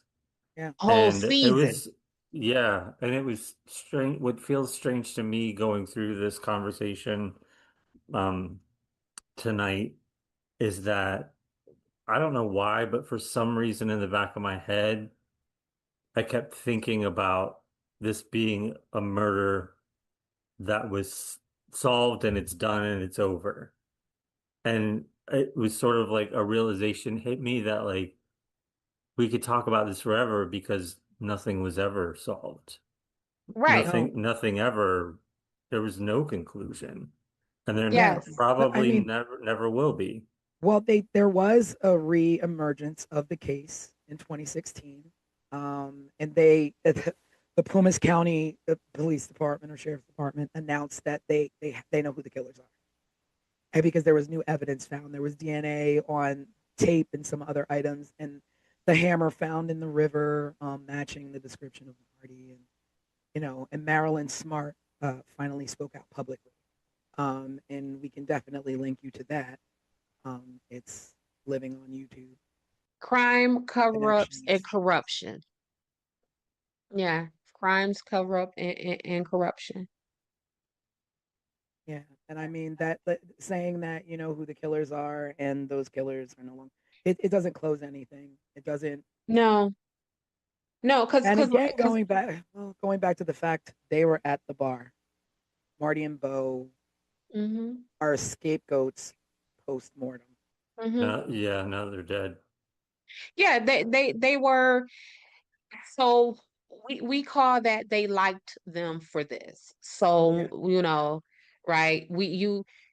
Maybe you did, maybe you didn't, but we like you for this. And I feel that was Marty and Bo. They liked them for this. and I gotta say that I think that the reemergence of this case reopening in 2016 has to do with the fact that people will not let this go. People will Mm-mm, not let this family go without answers. And I think that the more people who are covering this in podcasts like ours and mm-hmm, covering this and bringing it to small towns, small town newspapers, or even like visiting Ketty to visit where they tore down the mm-hmm, town, um, people will not let this go because it's so unsettling. And like you said, this was the 80s. This was majority of us. And I think that's why you had that in 2016, and the fact that Sheila won't let their memory go without some sort mm-hmm. of justice. Right.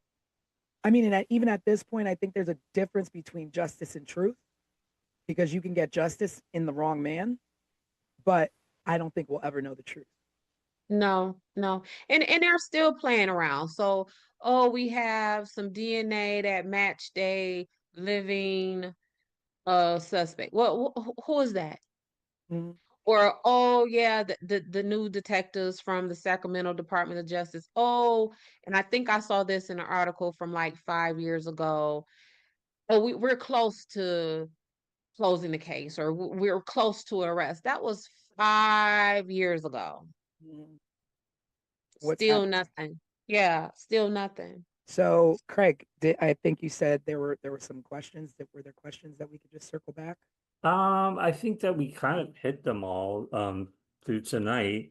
I also through this conversation, I'm like, well, where do we wrap up with this? It's like there is no correct place to wrap up the No, No. story tonight. Um, there's not. I'll I look mean, at I think technically we can wrap up in our own take and theory. I don't want to accuse anyone, but I honestly cannot think of one thing that says to me, this one did it or that one did it, because there's so many different ways to go, and you don't want to accuse someone who had nothing to do with it. And Had nothing to do with that. And prisons are full of that. I know. yeah, I get the phone calls, right? But again, that's what I mean by the brunt of the blame, at least for me, lies with law enforcement. Because again, if there were 10 running theories at the time, if y'all would have done even a piece of investigation, maybe now we're only down to 6 theories. yeah, yeah. They do a little bit more, maybe we're down to 4. Like you chip away at it, right?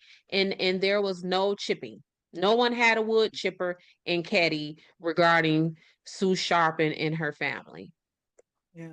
I So, think I think if we want to take a question that we got from one of the viewers at home this past week when we released the overview of this case, and of course everyone listening or watching this should check that episode out. We also have a case file that gives a little bit more of an outline of who was involved and how things sort of went down as well. But Kirsten chimed in, and we're encouraging everyone at home to be involved. So please send in your questions for any future cases that we're gonna be covering.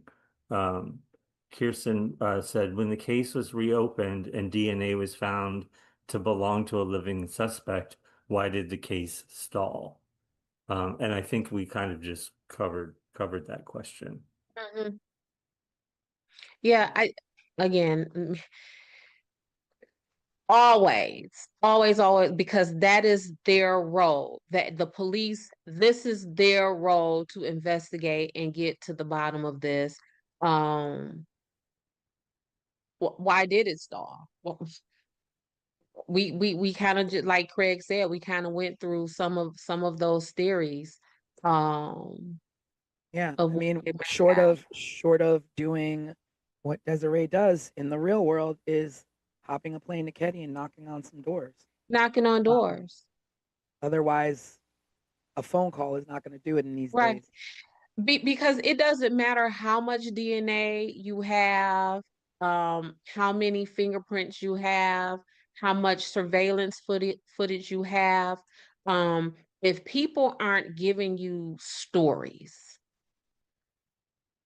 then you almost have nothing. Like I don't walk around with a DNA testing kit in my pocketbook, right?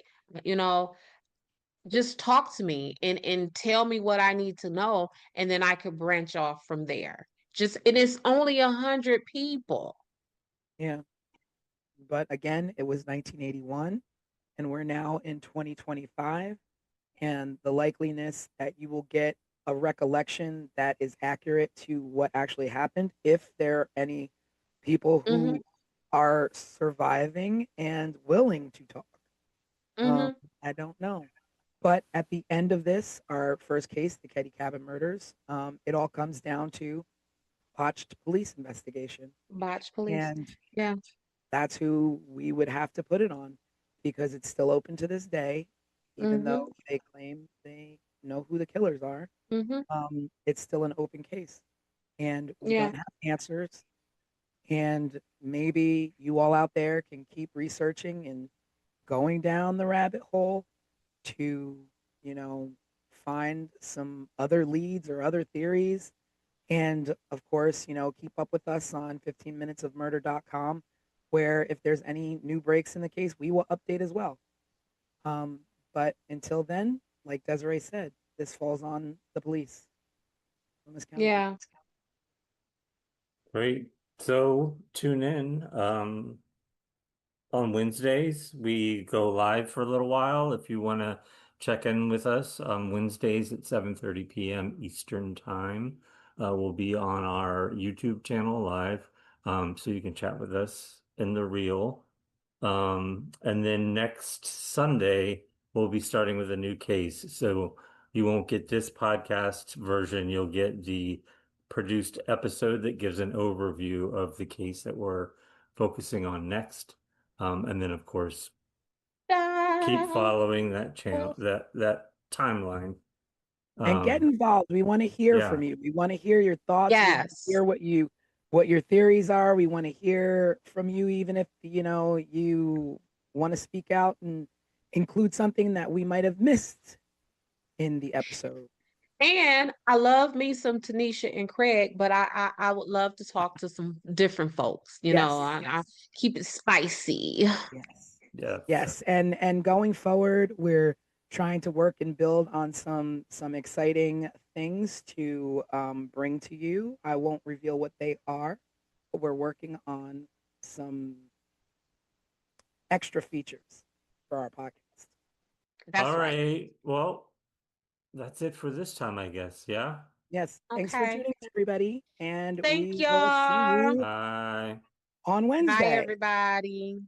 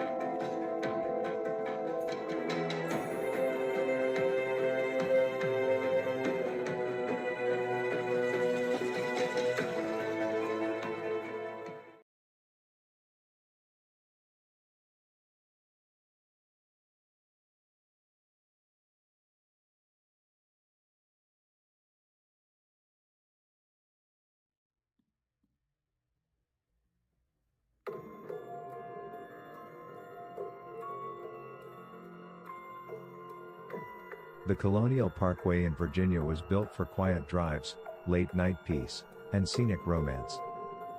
Between Jamestown, Yorktown, and Williamsburg, it's the kind of place that feels like America telling you to slow down and breathe. But in the late 1980s, this peaceful stretch of road became the hunting grounds for one of the most disturbing killing patterns this country has ever seen. 4 couples, 4 gruesome crime scenes, and not a single arrest. And what's worse, none of it ever made sense the way a textbook serial case should. This is 15 Minutes of Murder.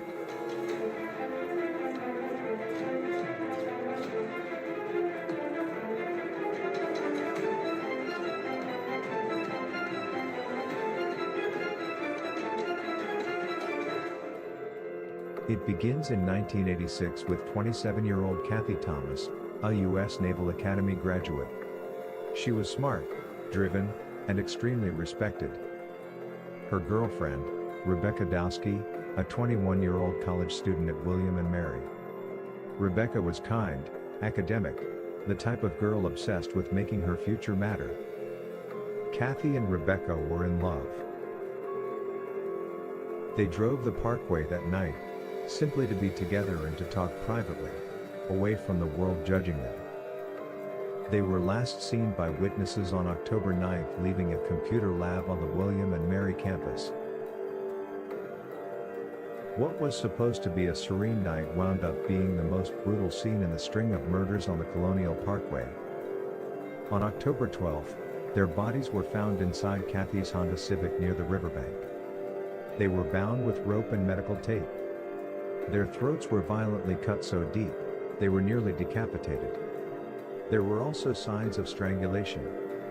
Kathy was stuffed in the hatchback while Rebecca was found in the back seat of the car. She had a clump of hair between her fingers, which suggested she tried to fight for her life. The killer covered their bodies and the car with fuel, but didn't commit to setting it on fire. The car itself was pushed slightly over the embankment. Like the killer wanted to hide them, but not too well. This didn't feel random. This feel was more like a rage that knew exactly what it wanted. An extremely violent overkill compared to the later victims found.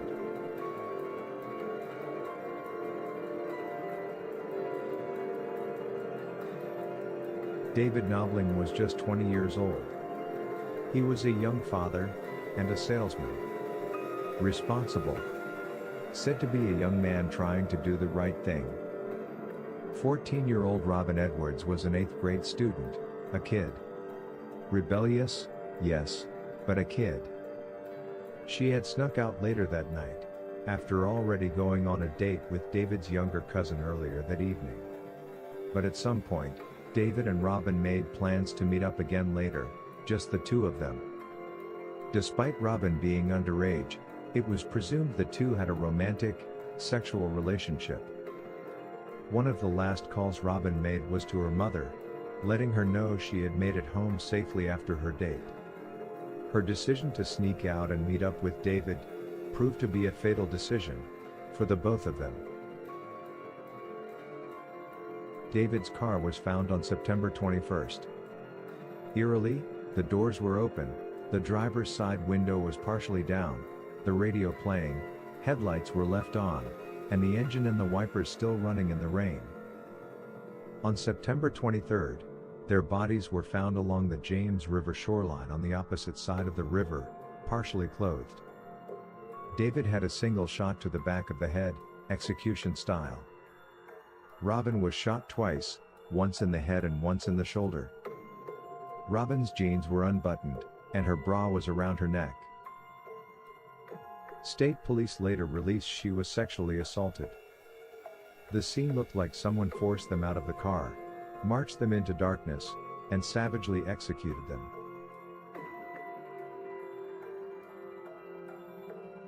Richard Keith Call was 20, from Newport News, Virginia. He was close with his family, worked locally, and was known as responsible and protective. On April 9, 1988, Keith picked up Cassandra Sandy Haley, an 18-year-old college freshman he had recently begun casually dating. Sandy was well-liked, social, and excited about young adulthood finally beginning. That night, they went to a friend's party. The plan was simple: leave the party, drop Sandy home, then Keith would return home himself. They never made it. Keith's car, a Toyota Celica, was later found abandoned along the Colonial Parkway. It was left neatly parked, keys missing, wallet left behind, with no signs of forced entry or violent struggle. Their clothing and belongings left inside suggested nothing chaotic happened inside the vehicle. Police later confirmed the clothes left behind were in fact the clothing Keith and Sandy were wearing at the party. It was suggested they may have gone skinny dipping and possibly drowned, but it was early April, and the water temperature was 40 degrees, making that suggestion highly unlikely. But the fact remains, to this day, Keith and Sandy have not been found. This disappearance became one of the sharpest and most frustrating voids in this entire series of murders, because you have victims, but no bodies, no cause of death, and no physical closure for their families.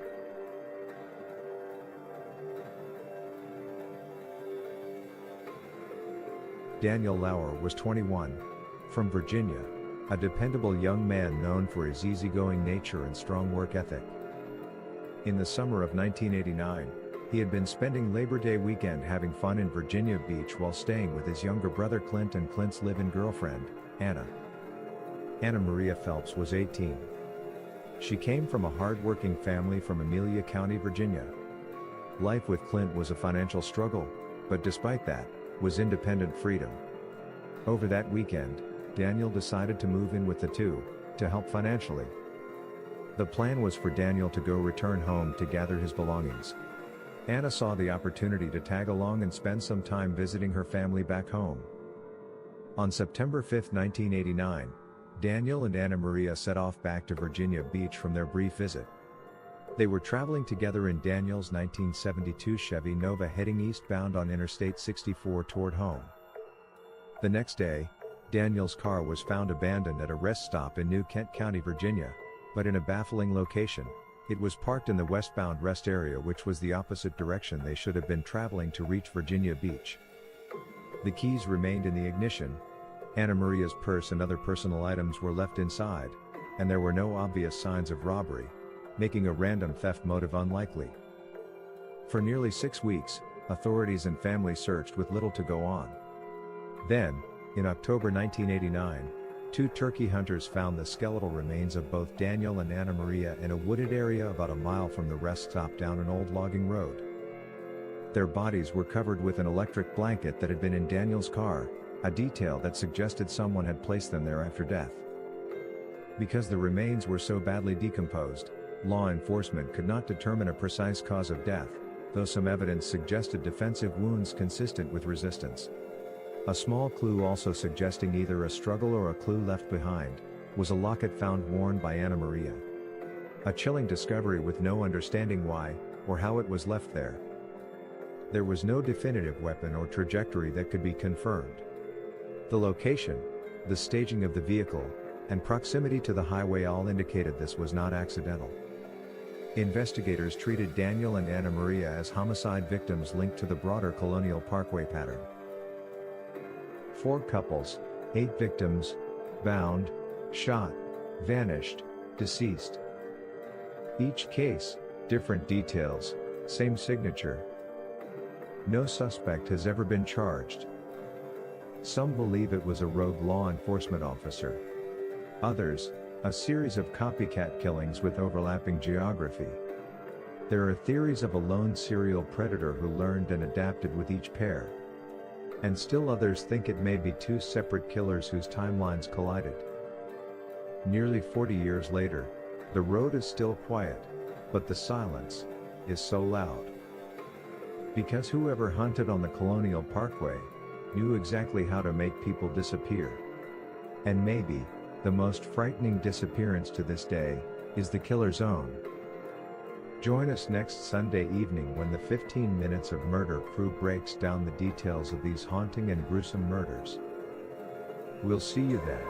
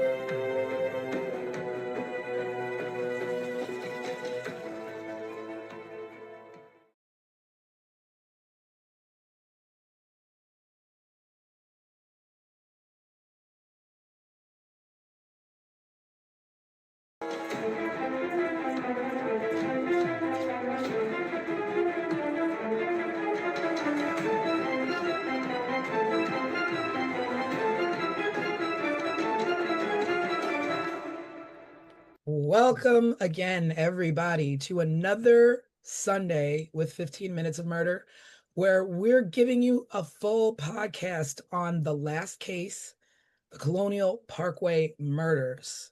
So we're going to run down, we're going to give you a quick overview again of what that case was about, and then we're just going to get into it. We're going to start talking about it. We're going to talk about the victims. We're going to talk about the crime scenes. We're going to talk about the investigators, our theories, all of that good stuff. So join us and sit back, listen, and enjoy 15 Minutes of Murder, Colonial Parkway murders. All right, so let's break it down. The Colonial Parkway murders. It was 4 couples traveling along the Colonial Parkway. It is a 22-mile stretch of road. It's a federal park, is that correct? Yeah. That is in the historic Triangle, I think is what they call it, in Virginia. I forgot the 3 points. What are the 3 cities? It's Williamsburg, James. Jamestown, and Yorktown. Jamestown, I don't have that in the correct Yorktown. order, though. Mhm. Okay. And it's part of the National Park Service also. Right. Right. Yeah, let me just tell you, this Colonial Parkway is stunning. Like Mm, when you say, when in the beginning of the episode, when it's talking about scenic views, it's mhm, beautiful. It is peaceful. Just you go over bridges, beautiful gaps of water, and just beautiful tree-lined road. Like, and I can't imagine at night. It's dimly lit. First of all, it's not very brightly lit. I read that it's also, or at that time, it was not highly patrolled by officers or any kind of police regulation or, looking mhm. out. So it was a little bit of a free for all for, this kind of thing to happen. Yeah, that was the purpose of it. It is a scenic route. So that was the purpose of it. And that's why there are so many bridges, because it's just a road. So there are very few intersections. It's just a stretch of scenic road that is part of our National Park Service. Yeah, a lot of historic, Mhm. pit stops that you can make along the way. And so it's just unfortunate that these murders happen. And it's not just these four murders. There were other murders that have taken place in and around there, but it was just Right. these four specific ones that became Mhm. a little bit known as the Colonial Parkway murder. And I um think and I think we definitely can't get lost on this scene because it's very much part of the story, right? And so some of this area, what I was reading about it is many people even consider it as an open air museum. Like that's how historic and pristine and gorgeous this area is, to that triangle of of towns. and I mean, people, and it just goes to show, like, you don't that's why people took to it. Like these four couples felt safe enough to be like, we're just gonna go, we're gonna travel, we're gonna go about our business.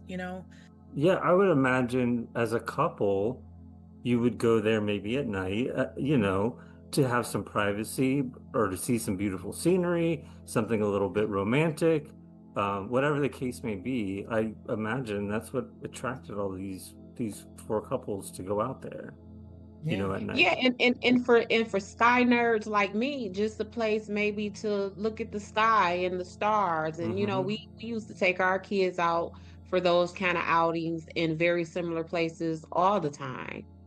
It's many just innocent reasons why someone would want to be there. And that's probably to me one of the really frightening things about this story is because this is an area that any of us could have been. And it keeps being labeled as a lover's lane Yeah. type deal. But just what we're talking about, like this is just like essentially a park where people and families would just go for whatever reason. We had the first case, which is the couple of Kathy Thomas and Rebecca Dowski. And this was the first of the chain of murders, and this happened in 1986. And they were young. They were a couple. And I think they were a new couple, right? Like they hadn't been dating long, and they were probably just gonna go out, on the parkway and find a little pit stop, have privacy. It's beautiful, it's romantic. You're away from judging eyes. Because I can, only imagine in the 80s, we were just as, no better then than we are now. We're getting there with, same-sex relationships, and people were judgmental. And Right. but these were people who were not going out looking for trouble. They were going Right. out looking for a peaceful night, peaceful way, going from A to B, and these things happen. So they were last seen leaving the computer lab at the college that Rebecca Dowski went to.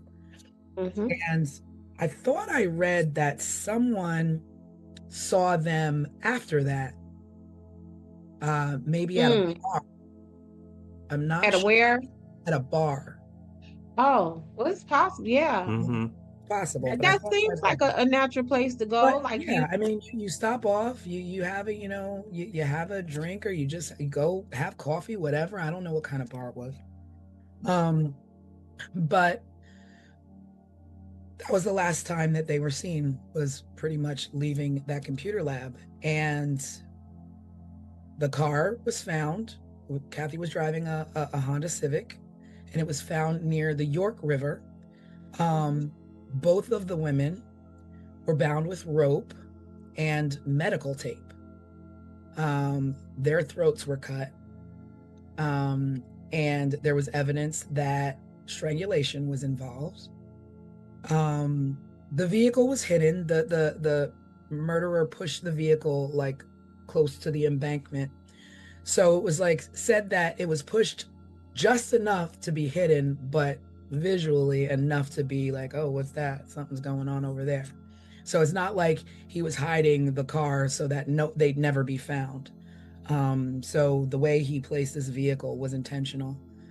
And it was extreme. I mean, as you see in the episode, you know, what was done to them was extreme. And again, like you said, Des, choice of weapon is always a big deal and an indicator of whether it's personal or haphazard or a defensive. This was definitely personal. We don't know exactly when it happened, but whatever happened was brutal, and the killer left their bodies in the car, stuffed in the car, and left there like they were like they were nothing. No one's loved one, sister. In my background, what I actually am is I am a trained social worker. That was my trajectory before I even got into being a private investigator. And so with that, I approached all of these things from that socio-economic perspective. And Kathy and Rebecca struck me immediately, because one of the things that I first thought of was why, you know, for me, whenever I hear about unalive people who identify as LGBTQI plus, all of that stuff, like, why are we in a society where whenever any of these people who identify with these groups are found unalive, like immediately we think of like the most heinous things? Because when I thought of this, I thought, oh, hate crime immediately, right? And we're not, like, these people are targeted so viciously that anytime is they're found unalive, it goes into that, oh my God, someone sought them out and sought them out specifically for that reason. Yeah, so that was the first thing. It felt, I immediately thought of like, okay, is this someone who is wanting to attack sin, was what I thought immediately with Kathy and Rebecca. It's strange. I believe this was the only case where they were still in the car. They were found in the car. Other murders, they were outside of the vehicles and a ways off. But or not found at all. Yeah, or not. Yeah. But I think from what I saw, theirs was the most vicious. Attack. Yeah, like one of them was nearly decapitated or something like that. Yeah. And it's like, and you know, investigators have been debating like whether it was a targeted attack, whether it was a sexually motivated crime, or hate motivated, like, you know, like you're right. And you know, and just to be official, the law enforcement, the officials, they never ruled this as a hate crime. Now the thing is that had they labeled it as a hate crime, it may have attached to some other murders. But because it's not labeled a hate crime, it's more like a one-off. It's coupled with these other murders because it happens to be on the same roadway. Like Des is like is your expertise. Like, do you think that mislabeling a crime can like offset who the murderers are or group it?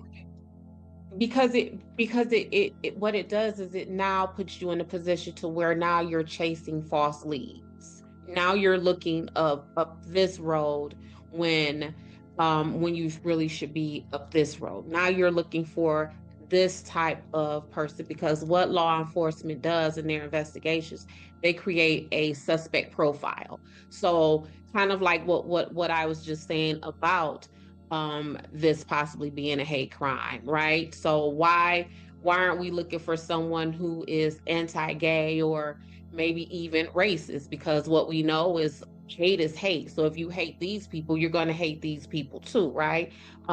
So when you don't include all of these things, then yeah, because it's even like if you go to the grocery store, right? If you're trying to shop for spaghetti and you're over here buying pork steak and all that kind of stuff. Now, once you get home, that spaghetti is not going to be a properly cooked spaghetti.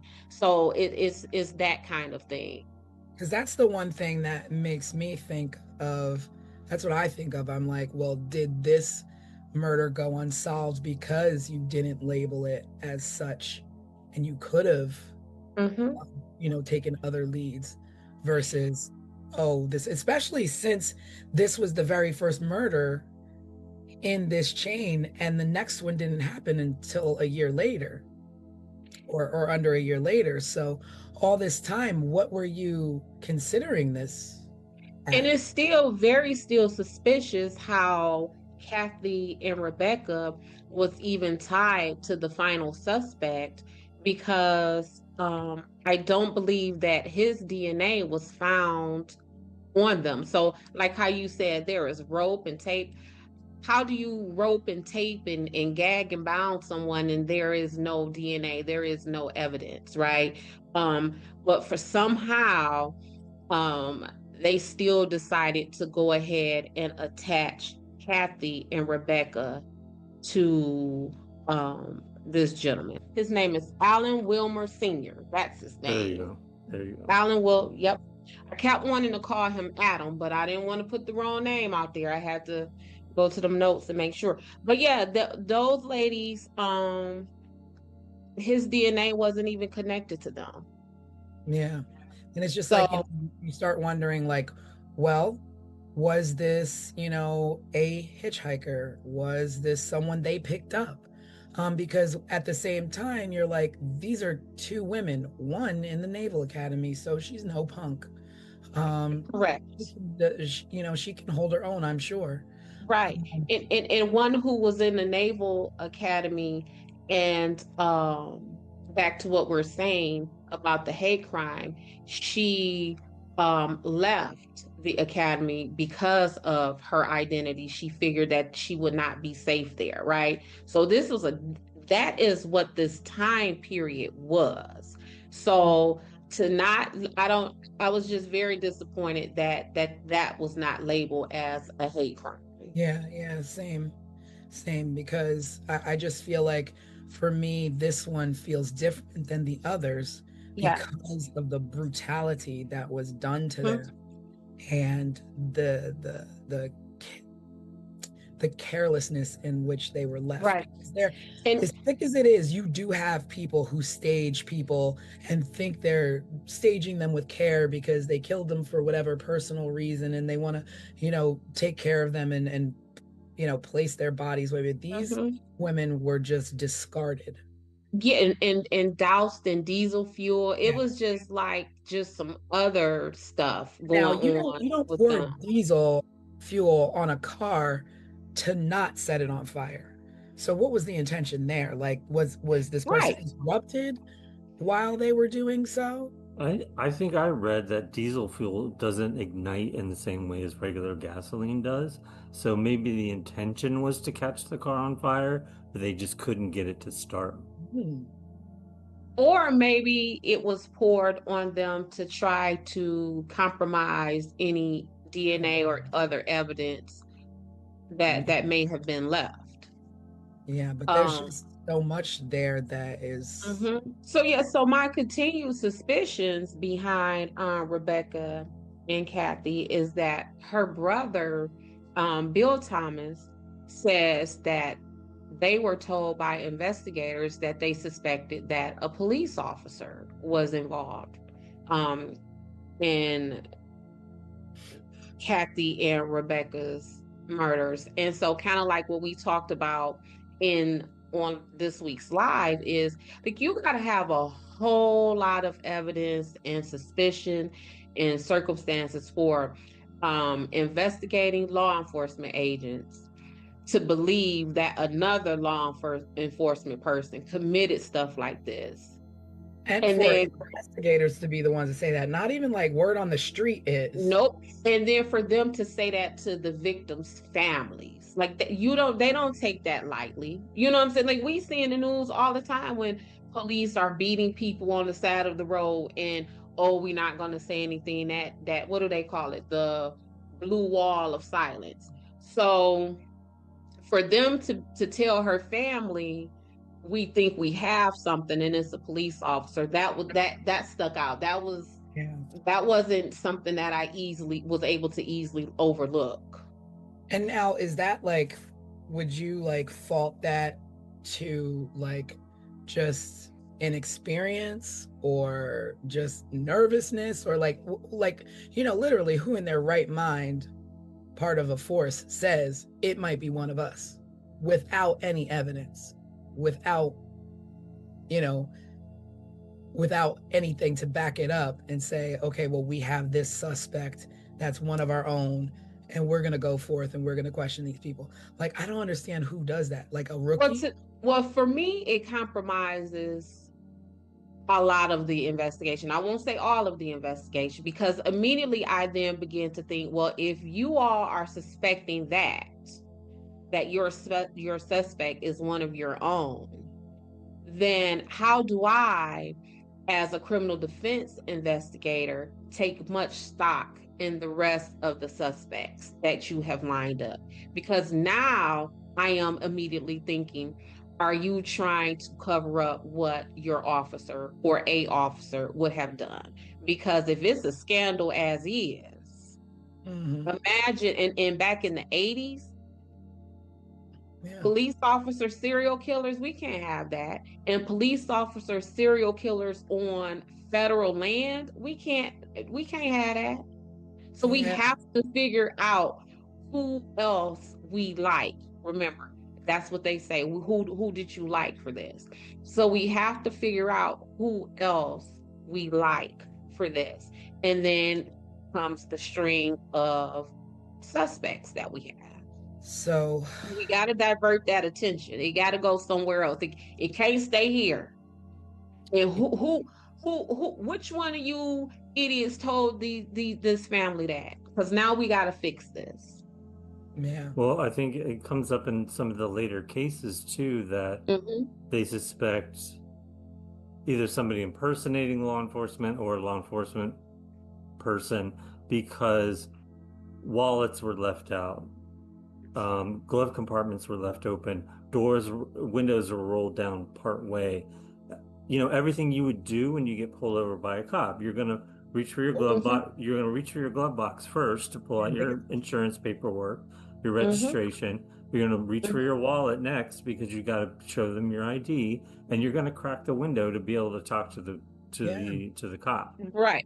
And so that's that walking down. So Rebecca and Kathy were first on the timeline. So they were told Kathy's family was told that it was a police officer. The next couple, they were told that we feel it is someone impersonating police officer. So it appears like that is them trying to walk back that initial statement to the Thomas family and well, maybe not a cop, maybe it's impersonating a cop. And then now that it's just impersonation. What'd you say? It's funny you would bring that up, like, oh, now it was one of us. Now it's impersonating us. Because this is a year later. So the second case a year later in 1987 was David Knobling. I don't know if it's Knobling or Nobling, and Robin Edwards. And both of them were found along the James River shoreline. they were both shot, so very different than the first victims. Partially clothed, and the truck that they were in was found elsewhere. And like Craig said, the door was open, the headlights were on, the windshield wipers were running. There was no robbery motive because the everything that you would take as a robbery was left behind. Nothing was taken in way of, oh, let me gain access to these people's identity, their wallets, their purses, their what have you. None of that. But being shot is completely different than being stabbed. Like, to me, those two things, to me, serial wise, don't go together.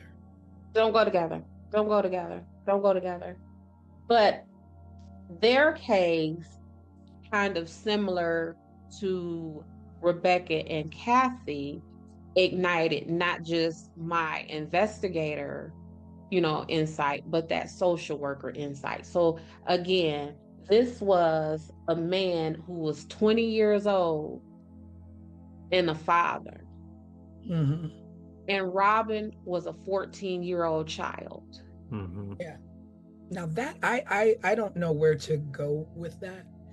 So right. So for me, it was like I said with Kathy and Rebecca, is this, like this person's attack on sin type deal. And so back then, the 20-year-old guy with the 14-year-old girl, it wasn't as gross and creepy as it is today. Yeah. But it was still gross and creepy. Yeah. What'd you say, Craig? I said, yeah, it still was. Yeah. It still was. And so again, that was my. But I want to interrupt you with that, because you're saying it's gross and creepy, but the only way that if there's a murderer who is people based on sins, you have to know the established relationship between the two, because they could be brother and sister. So what is it that you saw of these two that would make you think otherwise? Because it's not exactly confirmed or denied, more like implied from the things that I've read about the dynamic of their relationship. So what I found out of the dynamic of their relationship is that Robin was originally dating David's younger brother or cousin.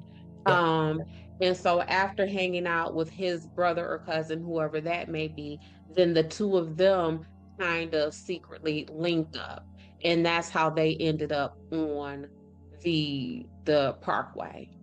And so if the running theory is that whoever this suspect is targeting these people because they are on Lover's Lane, what would this 20-year-old and this 14-year-old girl have been doing? And I believe there was something about her underwear and her pants being down, like things like that.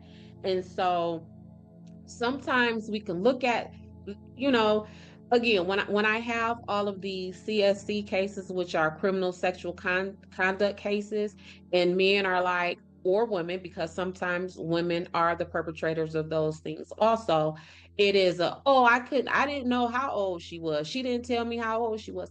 Well, you can look at, let's be for real. Yeah.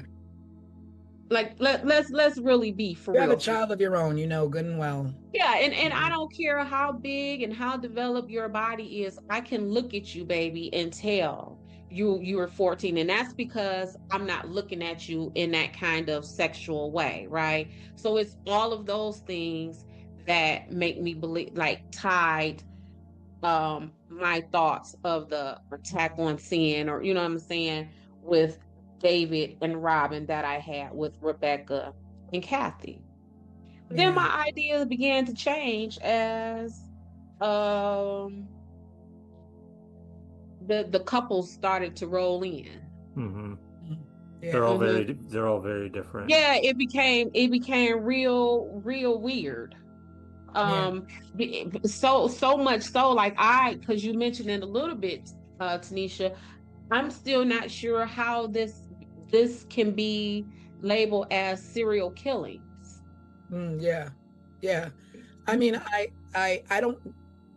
I'm not even sure at what point it was labeled serial, as you have the first one a year later, and you're just saying, okay, well, it's two people on the same road murdered, different ways, but because it's the same road, we're gonna label it as that. We're gonna label that as that. And with David and Robin, a guy by the name of Sam Ryder came forward and put himself at the scene of their murder. Really? Interesting. He went to law enforcement and told them that he was an eyewitness, that he was on Ragged Island, which is where they were found. He says that he was on his way home.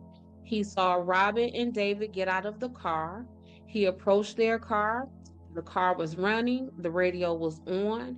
And he said, as they went to the back, like wherever, down into the brush or whatever, he heard 2 shots. And he told the police that he took money from their wallets.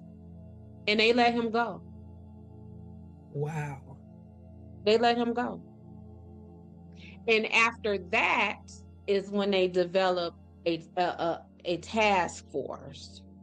And from that task force, what you say? After the fact. After they had a person, whether he did it or not, but, was the only eyewitness. And he places himself at the scene. He says, and at that time, I don't even know if the police had even put in the media yet that they were shot and all of that stuff. So he's giving the police information that's not even viable information. And so from that, he reported that at the scene, or that was post?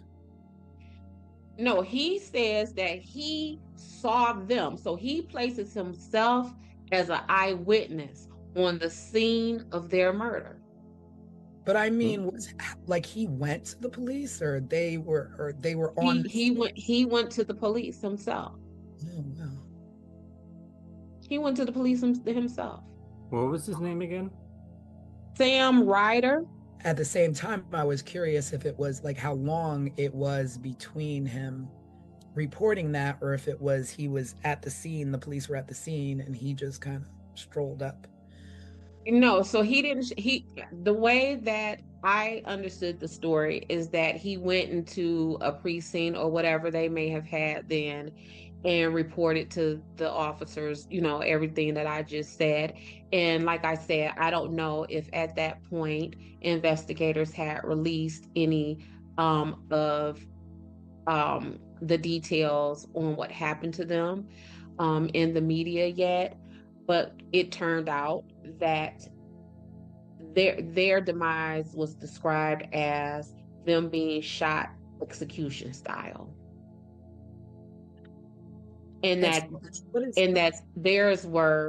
was an up close killing.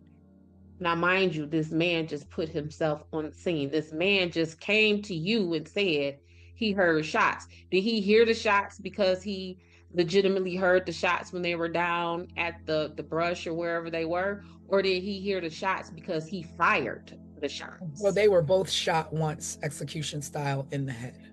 And he says he heard 2 shots. And he says specifically, I heard 2 shots. And not only did he say he heard 2 shots, he went on to tell a story that would organically place his fingerprints and his DNA at the scene. Right. Because he says, I rummaged through their vehicle, their wallets was out, I took their money. See, now I'm going back again and I'm like, okay, so did he take their money before or after he heard 2 shots? Or did he take their money?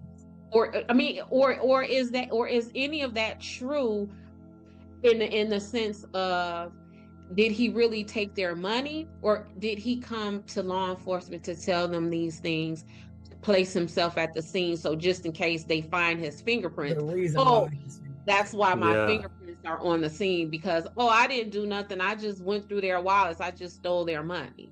Because Yeah, that's all that what I'm saying is that if I'm police, if I'm like detectives, police officers, what have you, and a guy comes to me and says, I took these people's money out of their wallet and I rummaged through their things, to me it would be, okay, well, did you do that before you heard the shots or did you do that after you heard the shots? Because if you did it before you heard the shots and you saw them walking down there, okay, you're a thief, you saw an opportunity. But if you took that stuff after you heard the shots, you're a cold-hearted son of a gun, because you know what just happens following two Right. shots. Right. You're gonna do that. I'm gonna hold you. I'm not letting you go. I'm not letting you go. And like I said, these shots that he heard, did he hear them because they were out in the distance, or did he hear them because he's the one who fired them? But whichever way you decide to turn, the point is this man is a viable suspect. And why did you let him go? Yeah. I feel like this every case we talk about, there's some failure like this. Mm-hmm. Yeah. I mean, Yeah. it just with, we talked on the live a lot about the news this week and the Brown University shooting and the professor that was shot at his home in the MIT professor that was shot at his home in Brookline, Massachusetts. And it's like when you talk about just a perfect 1-2 of police work and media working together. Mm-hmm. I mean, this was one for the record books, but it's just like back then we didn't have that at all. So it's just like nobody's knowing who the cops are letting go. Nobody, because if media was all over things then as they are now, and you had a man walk in and say, this is what I saw, media would have been all over that dude as soon as he walked out of the police station reporting that kind of information. Mm-hmm. Yeah. Well, there was another woman. So David and Robin, they were found September 23rd, 1987. There is another woman who was found unalived. Her name is Lori Powell. Yeah. Was found March 8th of 1988. So although Lori is not one of the official 4 of the Colonial Parkway murders, they essentially went on to link her murder with the rest of them. Why was that? I don't know why, because it shouldn't have been, and I'm gonna tell you why I think it shouldn't have been. Because Lori, the story with Lori is that she was hanging out with her boyfriend, a gentleman named Chris Cutler. Chris Cutler and Lori got into an argument, and Lori got out of Chris Cutler's car and decided to walk. The argument was about him speeding. Lori was never found again. So why wouldn't the last person who was seen alive with her not a suspect? Not only was she last seen alive with him, but through his own admission, they had an argument.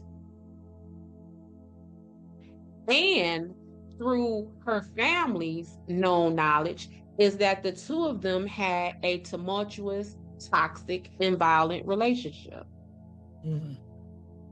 But yet, so there's this on a suspect they don't even have yet, based on and how was she? Oh, she was just never seen again. She was never seen again. So at this point, she's not seen again, but you're going to connect her to the Colonial Parkway murders, where both couples of victims were found murdered together. And this is a one-off. This is one person who's missing. You didn't find this person murdered, but you're going to tie it into. Right. It's more like, oh, this person happened to be missing on this parkway. and treat it individually rather than group it with something, because then you could be going astray yet again. Yeah, it's just too, it's so much, it's so many possible suspects that, again, in all of these missing peoples and unalive bodies, it just does not seem cohesive enough for this to be called um a serial killing. Like, I don't get that from this. So then in 88, we did have our third case that was Mm-hmm. directly related as a couple, which was Keith Call and Cassandra Sandy Haley. Mm-hmm. And they were, in fact, on a date. They went to a party, and they were leaving the party, and Keith was going to bring her home.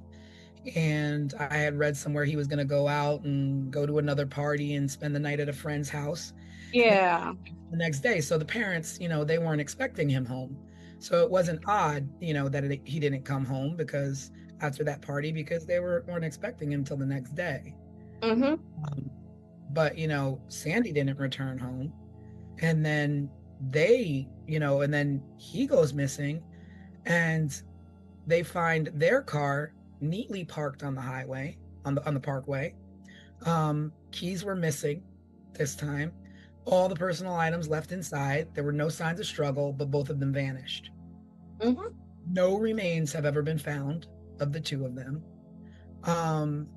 And it's the first case that has no bodies found. So now it's the first case with no bodies found that are couples, because Lori was not found, but she was singular. So you don't put, this is like a difference between missing persons versus murdered victims. Mm-hmm. Mm-hmm.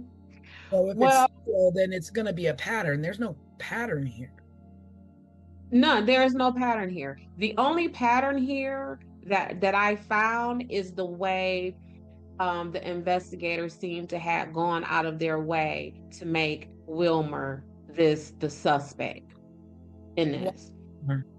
So Cassandra and Keith, like you said, their bodies weren't found. But the investigators went down to the water area where their car was found. And they used cadaver dogs. And the dogs went down to the water and attempted to try to get into the water. So investigators believed that meant that maybe they went swimming or something like that. But they're saying they were found in like April. So, I mean, this would have happened. When did they happen? Yep, they went missing in April. So the water would have been too cold for that kind of stuff. But that the dogs went down there, wanted to get into the water. I mean, what's too cold? Like, it's April. Yeah, so I mean, you got people who, you got the Polar Bear Club. You got people who aren't bothered by that. Correct. We're and this with that in this day and age. Right. And this is an outdoorsy type environment, right? So what's cold to me, a regular person who not outdoorsy might not be for these folks. Right. So this is where Wilmer comes in. He was then questioned by the FBI as a suspect for them. Why? Where did they find him? So they received a tip of someone who saw a truck with a license plate in the area, and the truck had a vanity plate. I don't know how it is in any other state, but a vanity plate is a unique plate. Once you get a vanity, there are no other plates of that. So his vanity plate was E.M. Raw. So Edom Raw. He was what they referred to as a waterman, and we can go into that in a minute. Yeah. So he was a fisherman essentially. So he fished for fish and clams and oysters or whatever else is there. So they saw his vehicle there, and they went to question him. But this is what ties. There was in between, right after Richard and Cassandra, there was Teresa Howell, who came up missing. So what the cops did was they tied Wilmer to Teresa. And so what they did was they matched the DNA that was found on Teresa with the DNA that was allegedly found from David and Robin. So now you see them trying to build up this suspect after we have walked it down from this was a police officer. Because my first question of that would be, and this is why I wanted to be very clear about this vanity plate, because I don't know an idiot, a drug addict, or anybody who will drive their vehicle that is registered to them with a vanity plate to a murder scene. Where they have murdered if all of this is correct, they have murdered maybe 6, 7, 8 people at this point. Up until and then they're going to take their vanity plate. And you're going to take your vehicle? Yeah. So, I think it's more like they liked him. They liked him. They liked him for this. Yeah. And so then as they questioned him, the FBI, not Craig, not a regular person like you or I, Tanisha, but the FBI administered a polygraph test, and he passed it. So they let him go. But this is also why when we have had discussions before, Tanisha, where I have always said I'm not particularly impressed when investigators talk about they got DNA, because all DNA proves is that you existed. Yeah. That's all it proves. It transfers so very easily. You can have someone who was, SA'd and there is no trace of DNA there, or you can have someone who has someone's DNA on them but that doesn't mean that you were SA'd, right? So DNA just leaves too much room for interpretation, and you can place it in whatever boxes and categories that you want it to go into. Because again, we want to talk about how inadmissible polygraph tests are. Well, if that's the case, FBI people, why did you give him one in the first place? And then now that he passed the polygraph test, now what? You want to keep at it? Yeah. And that is exactly what they did. So like when we're like thinking of this, and like now all of a sudden they're like, oh, it was law enforcement, and then it was not law enforcement, it was somebody possibly impersonating law enforcement, down to this actual suspect that they want to place, but then he passes a lie detector test. It's like, so this isn't, if these are all done by the same person, then this person is extremely smart and calculated on how to get away with murder. So after he passed his polygraph test and they continued to investigate him, they went to his home, and this is what the investigator said really drew their suspicion to him. They went to his home and they found him there doing what? Bleaching out the interior of his truck. Well, y'all just said he's a fisherman. Why would that? If you pull up to my house at any moment, you might see me in my driveway with a vacuum because I'm cleaning out Dutch's, hair, right? So if I am a fisherman and you pull up to my home and I am bleaching my car, how dare you be all that suspicious of me when I might just be trying to clear out fish guts or spoil fish water. But when you think about it, like, I'm a water baby. I live at the beach. My car is full of sand year round. But when you're a fisherman, I get it. But when you're a fisherman, it's expected. So do you really wash your truck out with bleach or do you just hose it down? Who knows? I don't know because I'm not a fisherman. Because This that's is this right, and that is the profile that they created of him. So when they went down to the edge of the water where Cassandra and Keith with these dogs, it is at that point where investigators flipped their investigation to possibly this person may have been someone who uses boats and is off the water. mm, So if in your own profile is that this man is a fisherman, then how is it suspicious to you that when you get to his home, he's cleaning out his vehicle from what would be the smells or the contents of him doing the very things that you have profiled him to be? I mean, is this even a popular fishing area? Well, so according to them, it is, and that was another thing that made me very suspicious about them singling out Wilmer. So what they decided is that whomever committed these crimes is what is known in that area as a waterman. And the watermen, as described in all of the information that I read, they're really described as kind of like degenerate type way. One of the investigators even referred to them as an unusual lot.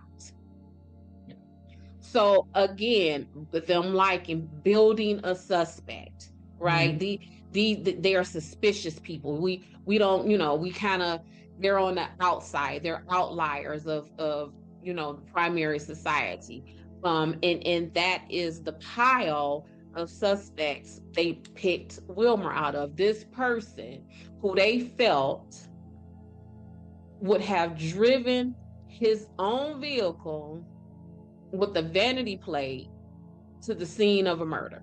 So am I. Yeah. A bit, and then when we fast forward, this is the man who, after he has been dead, you say is the suspect. So, But so you backtrack, he passes the polygraph, and then you kept using bleach, what have you. But then umpteen years pass, and now all of a sudden he's back to being a suspect. so remember Lori Powell, who I said was last seen arguing with her boyfriend, who they did not label as a suspect? Well, he died a year before Wilmer died. So Chris Cutler, Lori Powell's boyfriend, died October 20th, 2016. Well, there goes that suspect. So now we got to keep building another suspect. Yeah. No sense in chasing that lead that we didn't chase.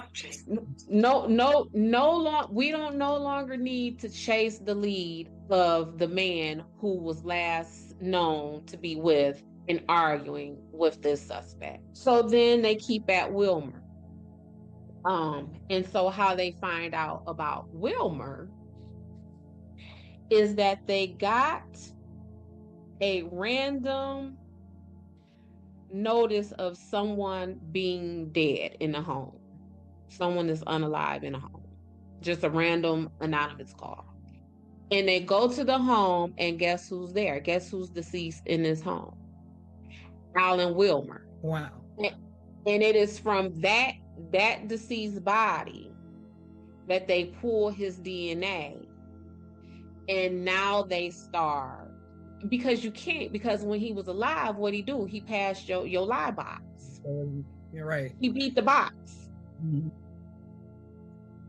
The box that y'all administer. So again, if the box ain't no good and we don't want to use it in court, then why do it anyway? Because y'all said, nah, never mind that, get him. And then he passed it. So you got to leave him alone. And meanwhile, it's 1988, and Kathy and Rebecca and David and Rob Mm-hmm. murders have gone unsolved while you focus on a man and literally wait for him to die to collect some DNA. Let me go back a little bit. So again, this connection between Chris Cutler, who was Lori's boyfriend, and Alan Wilmer, who ended up being the final suspect, they have almost the exact same backgrounds. So how they're like, oh, the person who did this had to be a fisherman. Well, Cutler, he was known to be a self-employed fisherman. And that ain't a rumor. That is what I found in his online obituary. So here's another possible suspect, but he died before Wilmer died. You go from, like you said, when you, what do you call them? What did you call the fishermen? The watermen. They call it the watermen. Watermen, but basically not the upper echelon of the community. Mm-hmm. So you went from a high-ranking, controlled police officer, aware of surroundings and knowing the road and the terrain. You went from that possibility telling the families to a waterman. To a waterman. To a waterman that the lead detective on the case referred to as an unusual lot. So you think that the unusual lot is capable of murdering 2 women in 86? Mm-hmm. Male and a female, separate ages, hate. What did you call it? The Dexter, me and the Dexter out there trying to right the wrongs of the world. Yeah. To me, that fits the motive of a police officer. You the police officer, your job is to uphold the law and make sure everybody is on the straight and narrow and living life according to somebody's rules. So you as a law enforcement agent, to me, just based upon your own profile, y'all fit the category of who possibly did this than these watermen did. These watermen, from your own description of them, are a group of people who want to be left alone, who are kind of living off the grid. And when you're living left alone off the grid, you don't care about what nobody else is doing. Yeah. You're not doing anything to draw attention to yourself. Yeah, and the other thing is that this began, I mean, I don't know what was before 86, but this Colonial Parkway murders started in 86. So in 86, 87, 88. By 88, you have 6, 7, 8 murders along this stretch. And so what are you all doing to protect the people? What are you all doing? I was going to say, and then there's one more murder we still have to talk about. Yeah. And we still have to talk about it. But before we get into that, let me just say this. How does someone's body, deceased body in a house, goes anonymously reported to the police? Yeah. Like, what would make someone do that? And why is it always with these cases an anonymous source? Why? Sources. Well, I mean, I guess one is anonymous because you don't want to be tangled up in whatever mess. Oh, that's cute. In a sense. That's nice. That's a really cute explanation. I like that explanation, and I'm gonna tell you why I like that explanation. I like that explanation because that's what they want us to believe. Yes, exactly. I was just gonna say, it sounds like a sus way of just kind of brushing over. You know, like it. You know, there's no way it came from an anonymous source. Somebody knew about it. Right. No, but that's what they want us to believe. They want us to believe that, oh, this came from an anonymous source. Yeah, but anonymity in the 80s is much different than it is today. There is no such thing. They want us to believe that it was an anonymous source. because in today's day and age, your anonymous source is revealed and doxxed immediately. There's no such thing. Back in There's the no 80s, such, anonymous you, sources were just that, they were ghosts. but to say it's an anonymous source is just a way to keep them from saying, we put that there, we planted that there, we knew that happened. That's a way to keep it from being on the inside. We could just say, Yeah. and it came from an anonymous source, especially when we're talking about a group of what appears to be unrelated murders that originally had a suspect who was a member of law enforcement. Yeah, and then this is the case. The third case is the one that pretty much fueled the fact that maybe law enforcement is involved, or military, or what have you. Because at this point, it's just like someone is out here getting away with it. It's not Getting just away with it. they're getting away with it. This is a 8 body count. But see, and again, that's back to what I always say. You don't have to play around with this stuff. I mean, somebody gonna get away with it anyway, just because of the environment. It's an isolated and desolate environment. So someone does something out there, they might get away with it. Well, I was going to say, what about the fourth couple? Yeah, What so about that the fourth leads us right into 1989. Mm-hmm. That case was Daniel Lauer and Anna Maria Phelps. And so They were not even a couple. They weren't even a couple. Yeah. Oh, Anna Maria was Daniel's brother's girlfriend. And they lived together in Virginia Beach. And so Daniel was visiting his brother and Anna Maria, and, kind of saw, they were having a little bit of financial difficulties and struggling. And Daniel was like, you know what, I'm going to move in with you guys. And, probably was a relief to help financially. And so he's like, okay, after this, let me go down and go home and get my belongings. And Anna Maria was like, oh, I'll tag along with you. I can go visit my family while you're, packing your things. And then we'll all come back and, we'll start this new chapter together where, you come and live with us. And I'm sure they were all very excited and, to all be together. And that didn't happen. Because on the way, they went home, they packed their belongings. And actually there was a married couple that went back with them as well. They hitched a ride with Daniel and Anna Maria. So, they dropped them off, and then Daniel dropped off Anna Maria. He went to his home, packing some things, went back, picked her up, and then they were off to go back to Virginia Beach. And when they were found, their car was found going in the wrong direction of the way they were supposed to be going. Their car was found on the westbound side of the parkway when they should have been going east.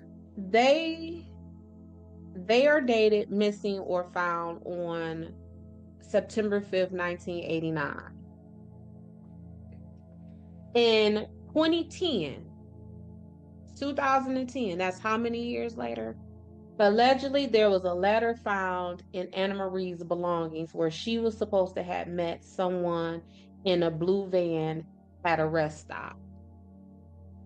The note did not state that person's name. Now, so she's supposed to meet someone at a wait, this was found on her person?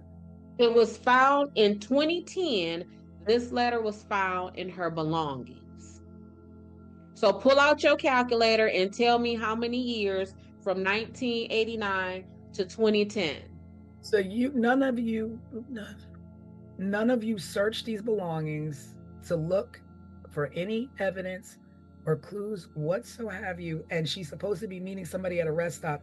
Conveniently, you tell that all these years later to justify why they were on the west side. Pay attention to this part. The person's van that she was supposed to meet at the rest stop was a blue van. Wilmer's vehicle with that vanity plate, it was a blue pickup. And if you look at, depending on if the angle that you looked at his van, it may have looked at his truck, it may have looked like a van because it was a Dodge Fargo pickup truck. And for those of us who know nothing about vehicles but watch television, think about Fred Sanford's pickup truck. It looked like that. Where's that the big fat bold front? So if you saw it from the front or the side, it may look like a van. But how is it that all those years later, we find a letter in her belongings? Well, I don't know where her belongings were. It did not say that. But here's where my thinking was.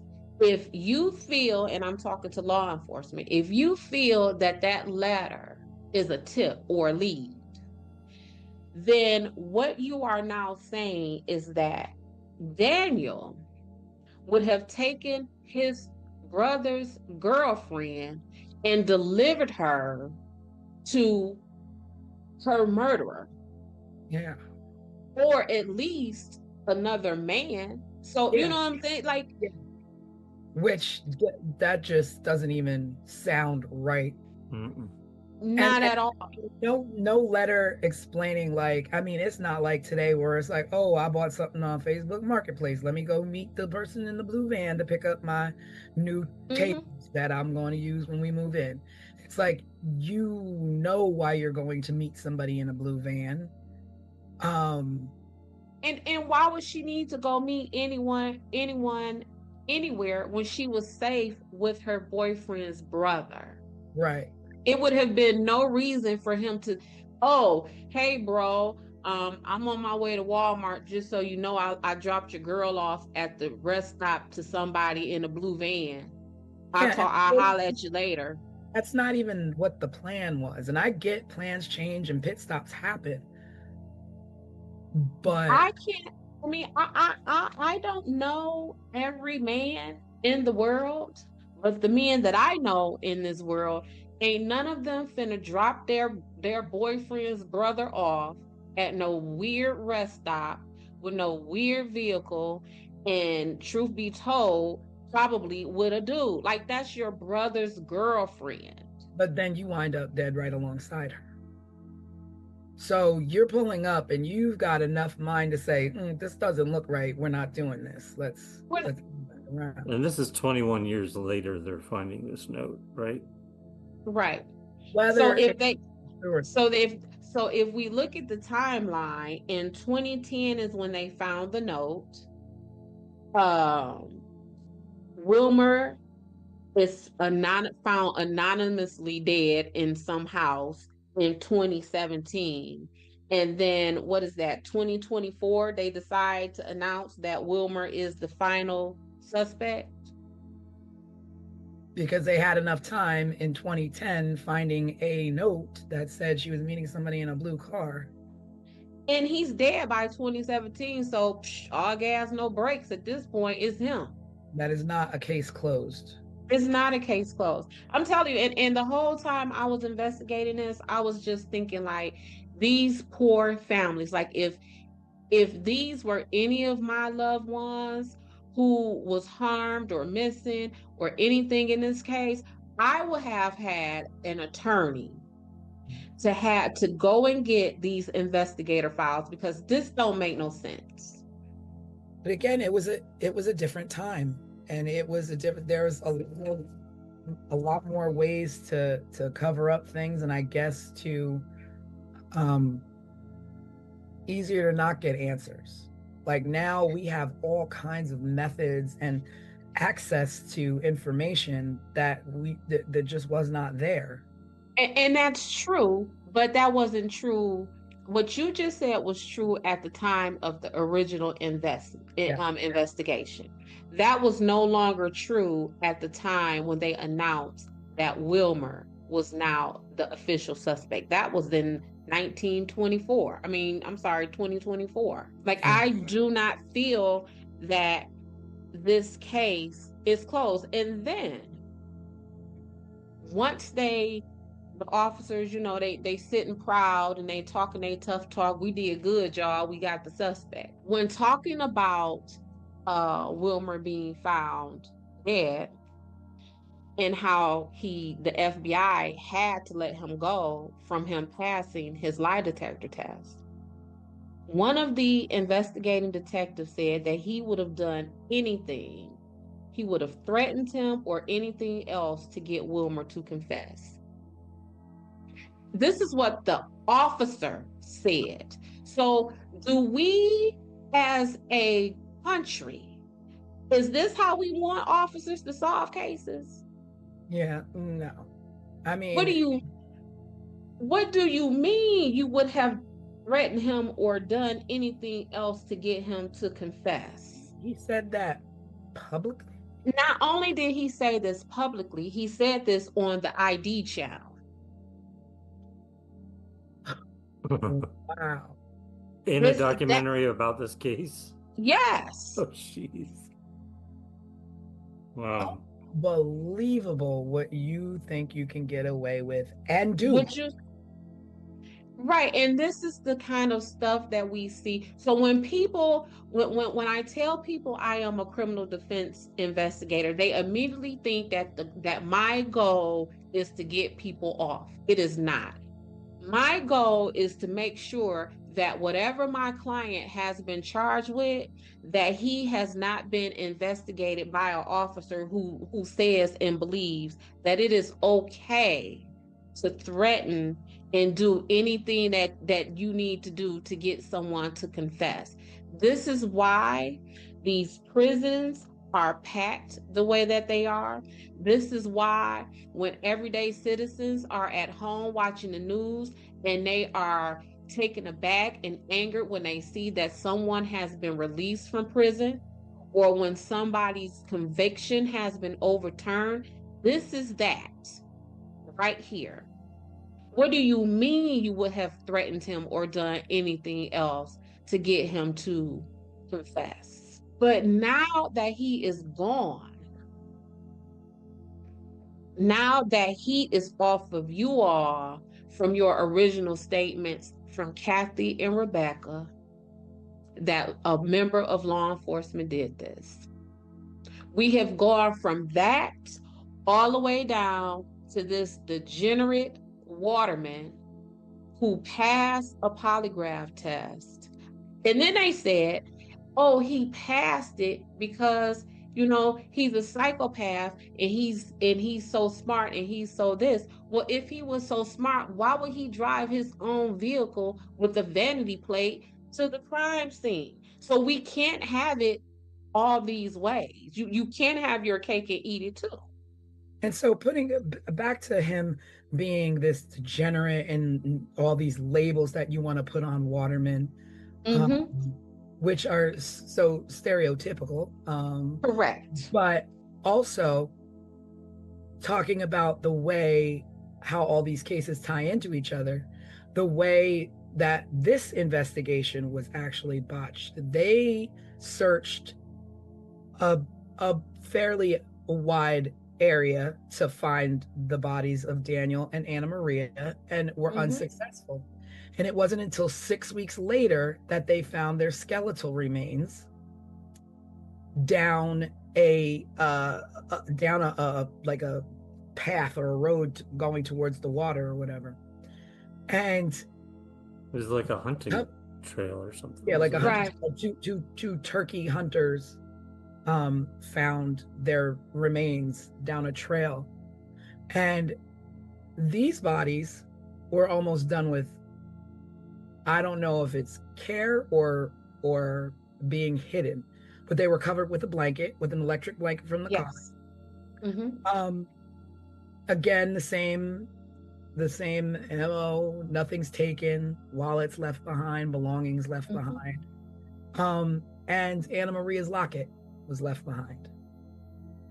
Now, was it left behind because she left it behind as I was here, you could find me?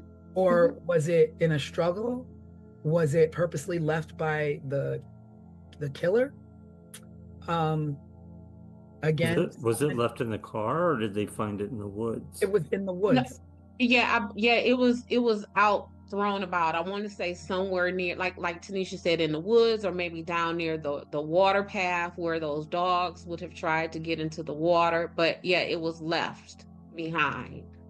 Yeah, and cause of death is undetermined because it was 6 weeks before they found them, and evidence washed away, a lot of rain, weather Mhm. elements, and nothing's traceable. And because they were so badly decomposed, there was no way to tell how they were murdered or how. Yeah, I mean, by then it's like animals have gotten to them, weather has Right. gotten to them. So yeah, they definitely liked him, and like I said, um, me being a trained social worker, all of these themes really popped out at me. One with the non-heteronormative couple of Kathy and Rebecca.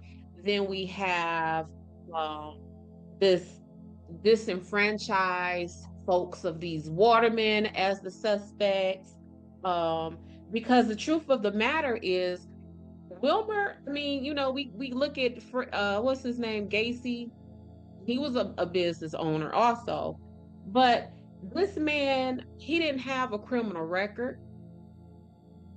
So I don't have a criminal record, but I'm just going to start, slaying, murdering, knifing, choking, and strangling and shooting people on the parkway. On a whole bunch of people, very violently.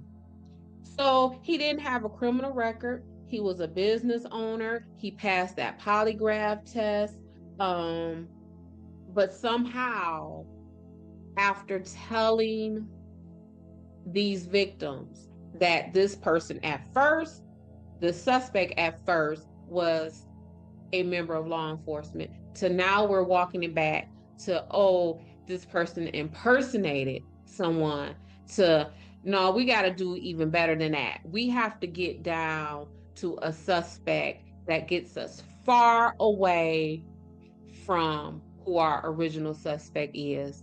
So then they turn to the usual suspect. And they turn to the usual suspect. So where does that leave everything in the end?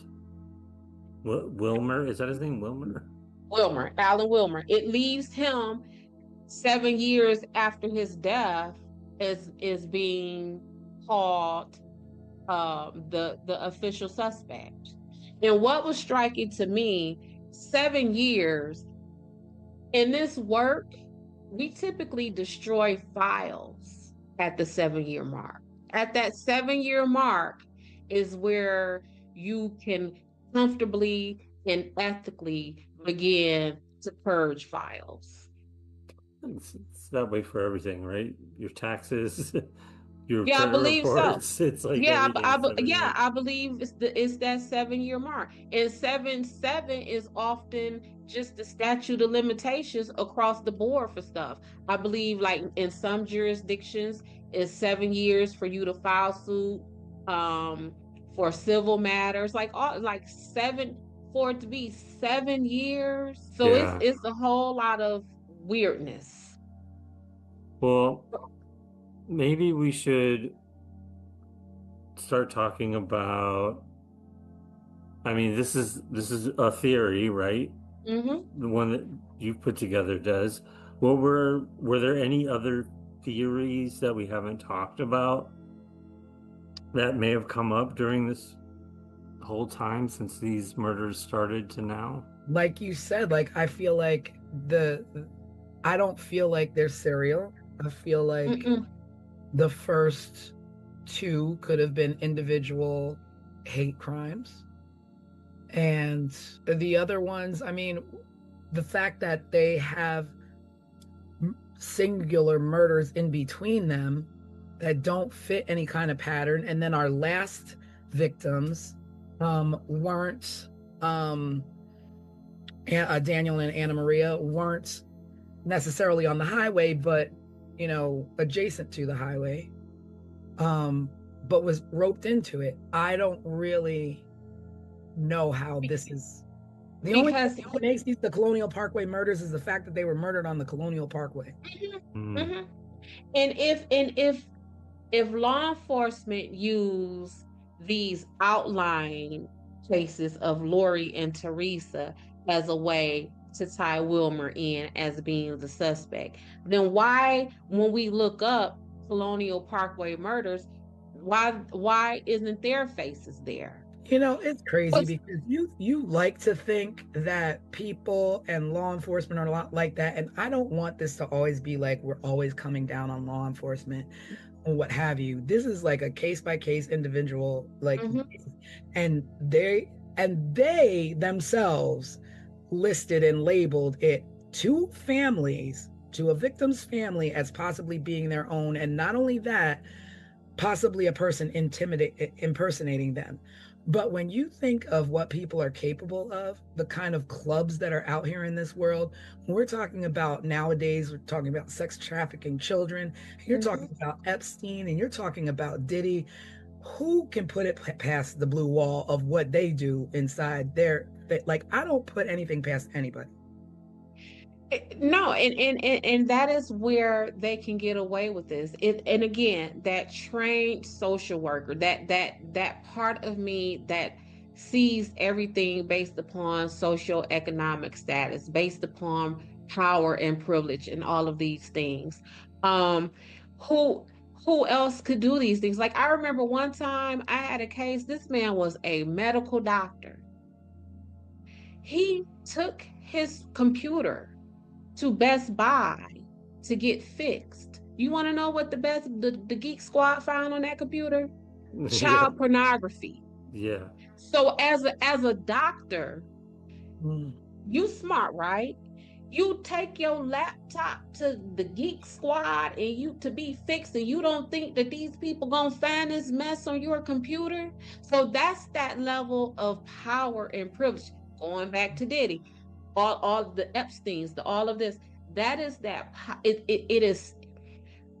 Studies need to be conducted on how power and privilege corrupts a person's mind. Because And there's, obviously, yes, because how would you think my little bitty self, my everyday regular self, I wouldn't have took that there. yeah. But if you have that level of power and privilege, I'm gonna take it there because you know it's there, because you put it there, or someone put it. You know what I'm saying? Like, And we glanced over this other guy that I was talking about earlier, Edward Lee Bell, who's also deceased. As they always are. he was the most publicly discussed person of interest. And the reason why he drew attention was because he was a serial rapist in Virginia at those times. He operated in the same region.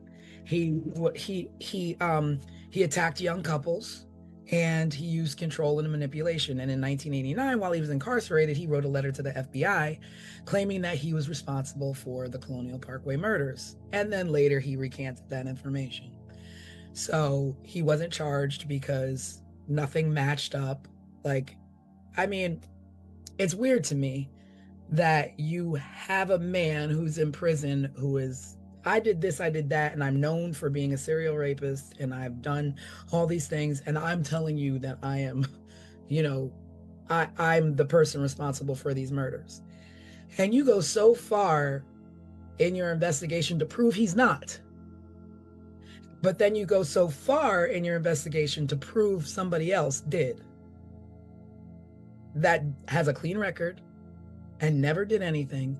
So things seem so backwards to me. Well, one of the things is that I get from my clients all the time. I know the law. I've been here before. They can't do nothing with me. I know you know what I'm saying? So if this isn't your first rodeo and you have been down this road before and you have a record and you have dealt with investigations and you have been on trial before, they can't put that on you. It's much more difficult for them to put it on you because you are experienced than someone who is not. As I'm listening to you, like, this other thing always made me, I never understand this, and you always see this like in crime shows and stuff, but the FBI and the Virginia State Police were working together. And of course, they're butting heads and there's conflicts. And so they investigated this jointly. And yeah, that's that task force. so different, depending on where, you know, it was in near York's town or Williamsburg or Jamestown, like it's different jurisdictions handling these murders. But then you have the FBI involved. But then it's like, you know, I'm reading that information sharing was limited. Why in the world would you limit information sharing when your goal, both of your goal is the same? Get who did this. So why would you, I mean, hold information unless it's something you're hiding? Like otherwise, here, my doors are wide open. Check and look wherever you want, wherever you can find a connection. My files are your files are mine. Like, let's do this. So the goal may be the same, but the intentions may not be. So for example, when they're saying cop did it, a cop from who? Would that cop have been a Virginia State Police officer? And if we are the FBI and we believe that to be true, or you know, we're hearing about that, then we might be a little bit kind of hush hush or apprehensive about, you know, sharing information with the Virginia State Police. What else was going on at that time? Did the FBI need like did they just take a hit that messed with their reputation, and now do they need the glory from solving this to help bolster, you know, the knock that they just got to their reputation? So although our goals are the same, we will have individual intentions. Well, yeah, because then it was saying like the FBI was not in agreement with the Virginia State Police in the fact that they didn't think it was serial. There were multiple offenders. Right. There wasn't just one. And then like the victims claiming that, you know, that evidence was withheld, or that, you know, there's conflicting information. So one police officer says it's a police officer, the other one says it's an impersonator. And like just and I'm sure all of the families are like, these people that you're questioning or come forward, you're releasing them too quickly. Like, oh, I heard 2 shots and I stole their money and I was rifling through their car. Well, what else did you take? You could have taken some evidence that could have placed who was there. You could have taken a shoe that belonged to to a murderer. Like, you don't know what else this man took that compromised the investigation. Because at this point, you're robbing a crime scene. Because even like the whole Wilmer thing, like when I said that officer who was like, oh, I would have done whatever I had to do to get him to confess, that in that same documentary that I watched, he went on to blame the FBI for even releasing him in the first place. So again, they can have the same goal, but their intentions may be different. And that's where the problem comes. So to say, you know, that saying there's too many chefs in the kitchen, or we got too many chiefs, and you know, that kind of thing, that's really a place when you have when you're talking about investigations and jurisdictions and who's going to take control. Maybe FBI didn't want to get showed up by the itty bitty Virginia State Police. Maybe the Virginia State Police didn't want to seem inept that they could only solve a murder that happened in their jurisdiction with the help of the FBI. So it's a lot of mess that goes on in the background, whereas the rest of us, just like you said, aren't we fighting for the same goal? And the answer is yes. However, I don't want him to win. I want to win. Yeah. So our intentions are different. And then, but the worst part and the saddest thing about all of that is that when departments can't come together, the FBI can't come together with the Virginia State Police, or Virginia State Police is dropping the ball, at the end of the day, victims' families continue to suffer with no answers.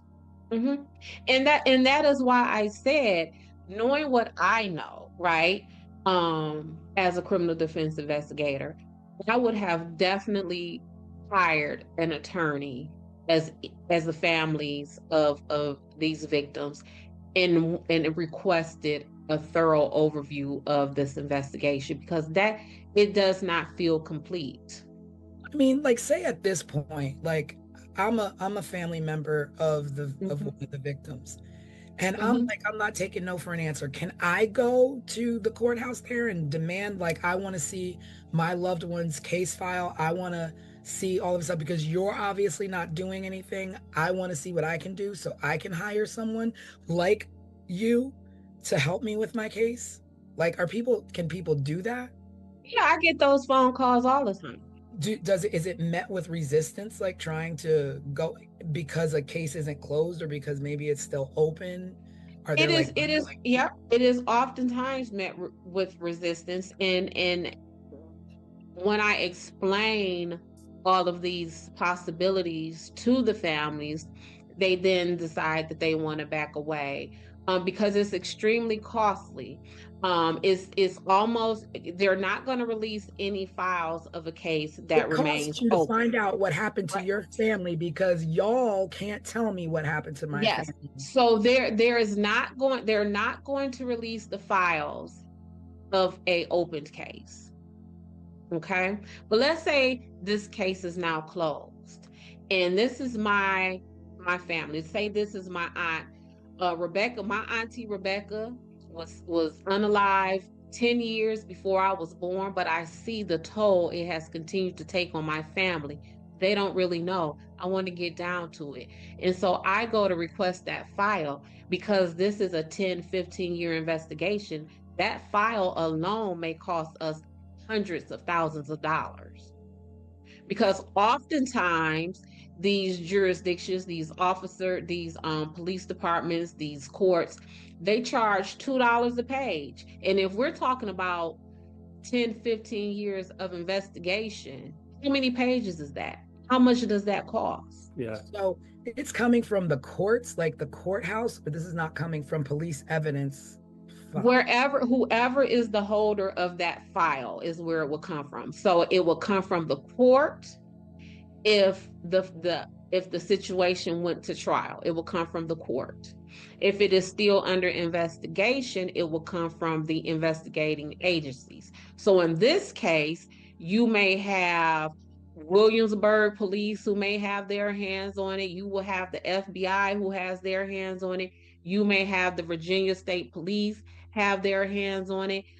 You may have the county sheriff at any one of these little triangle historical towns who would have had their hands on it. So you would have to get the files from all of those investigating agencies. And again, we're talking about how many years worth of investigation at $2 a page. Even if they give you a bulk discount and say 25 cents a page. I mean, a penny a page is still going to cost you a pretty penny. A penny, correct. And that's before you have you've even hired an attorney. That's before you have even hired an investigator. It's like just nothing but punishment after punishment for families. Like seriously, like, I will pay for the ream of paper and I'll bring my own reams of paper and to copy. I'll bring my own. Like, I don't understand that. Like, you fail 4 families. Not 4 families, 8 families, and 2 additional families by not giving answers, but now you got to pay to find answers. Well, I will tell you, to make it even more difficult, they don't just charge you for the page. What they say is you have to charge us for the time and the work to do it. Somebody's got to sit there. So what they do is they charge you by who is the lowest paid person at that police station, that police precinct. So if we're talking about the police precinct of Timbuktu, right? And the lowest paid person there makes $15 an hour. So what they're going to do is not only charge you the penny per page, but they're going to charge you $15 an hour to even gather those pages. And then you will be charged the penny a page. Okay, that was in the 80s. Okay. Now I can walk into a police station and every single piece of paper that comes into the police station should be scanned and filed. And that when you walk in there, it's a matter of putting a little fob in the little thing, a USB, whatever you want. I don't know what you're using today. Or take your phone and put it up to the thing and go boop and transfer my files to my phone. That would make my life so Sophisticated. much easier. I don't think they're that sophisticated yet. Is my mama would say that's too You're much not like that rock. sophisticated yet, but It's yet not that you sophisticated. are. No, we're still on paper. Okay. Well, it's We're time. still on paper. It's time. And why are we still on paper? Is it because because Somebody wants to make money. Yeah. You want to make money on a penny a page, $2 a page. Like that is like robbery. There should be laws about free information, about cases that should be available to family members who have lost loved ones due to the non-protection of districts that they live in. But if you can get that for free, now we got to really do our job, because here come everybody wanting. So we got to tack all these costs. And again, so you got to pay that hourly rate. You have to pay per page. Then you have to pay for whatever means they get those pages to you. So if you say it's 15 years worth of investigation, that's going to take 2 external drives at like 3 teragigs, an external drive. An external drive that big, that in itself, 2 of those might be $300, $400, $500. I just want answers. Pay for them. Yeah. I just want to do everything. That's the answer. That's the answer. Pay for them or you ain't getting none. And so what happens? We don't get none. Because we don't have that power and that privilege or that wealth. This system is so driven by money. Yo, let me tell you, I once had a client and he was well off. He was in prison for maybe 7 months at the time. His family was able to hire a full staff of defense folks, including myself. He looked at me when I sat in front of him at that prison and said to me, Des, they got to get me out of here. I've been in here for 6 months. I got to go. And because he had money, by that next season, that man was home. He was home because he could afford to get home. Yeah. Yeah. I mean, it makes sense. It makes sense. But here we are. Are we closing this case again with the same verdict as we did Ketty? I say we need to close this case with under the file. We got to create a separate category of dear families, hire an attorney. Because the person who you have been told who has caused your family the largest amount of harm that anyone can imagine is not the person who did that to you all. Well, with that all being said, this is our second case and officially our longest case. Well, we have discussed. It deserves it. We're investigators. Yeah, I mean, it's a big one. We knew that going into it. Yes. And there is so much that I'm sure we could still spend next week talking about. I got a whole lot of notes in front of me that we have not even discussed. Yeah, I mean, that's just me. Think about the family members that are still active. So, Kathy Thomas's brother is out there, runs a Facebook group and a podcast as well. So it's a case or cases that people haven't forgotten about and are still actively talking about and trying to get answers for. And hopefully this will be one small part of that. Well, thank you everybody for sitting with us on another Sunday, going down that rabbit hole with us, talking about the Colonial Parkway murders. I hope you were able to join along, and if you have any questions, maybe we can address them on our live midweek next week. But we do have an all new episode coming out next Sunday. No details this time. You have to tune in and subscribe to find out what it's going to be. Yes, tune in on our Wednesday live. Every Wednesday, we go live 7:30 p.m. Eastern Time. And this Wednesday, maybe we'll give you a little hint of our next case. Maybe. And you all see what kind of time I am on with this kind of stuff. If you have any disagreements or you want to add anything to what I have to say, hit those comments down there and let us know, and we can include that in our next live, or maybe even have you on our next podcast. Yeah, and speaking of, let's give a quick shout. We did have a couple people that have been very responsive that helped us shape tonight's discussion. One was Al, who just wrote in and said, you have me into the whole whodunit shows again. Great show, which is great. Yeah, that's awesome. Amazing. Yeah. To have some interesting, yeah, I think something we're doing. And I think that was our goal.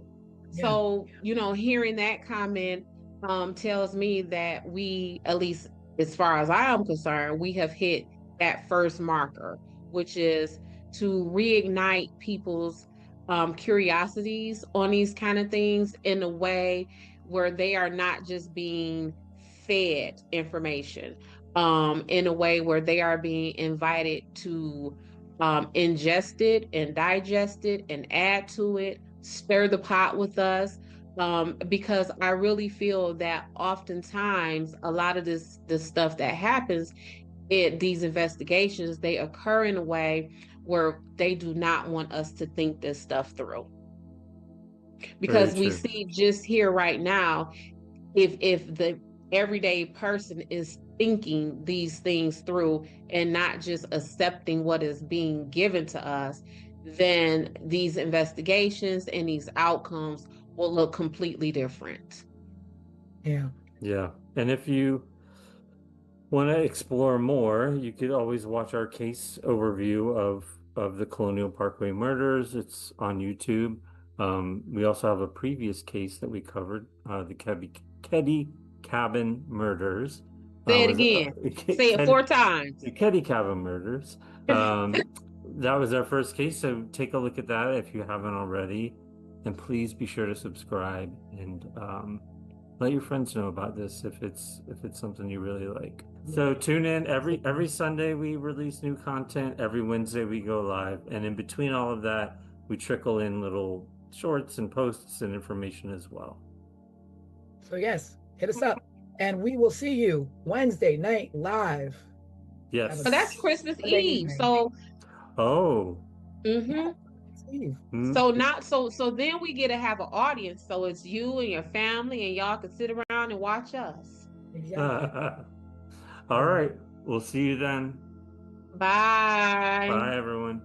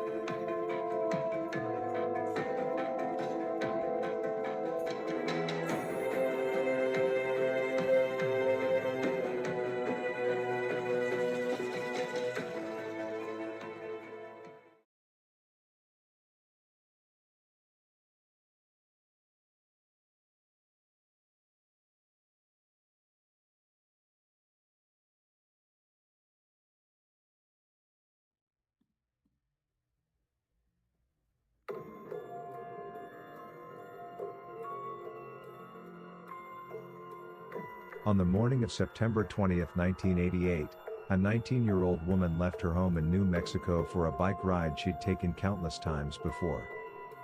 She never came back. No body. No bike. No witnesses who could say what really happened. But 10 months later, a single photograph would change everything. A photo so disturbing, so controversial, that more than 3 decades later, investigators still debate whether it shows Tara Calico alive. This is 15 Minutes of Murder.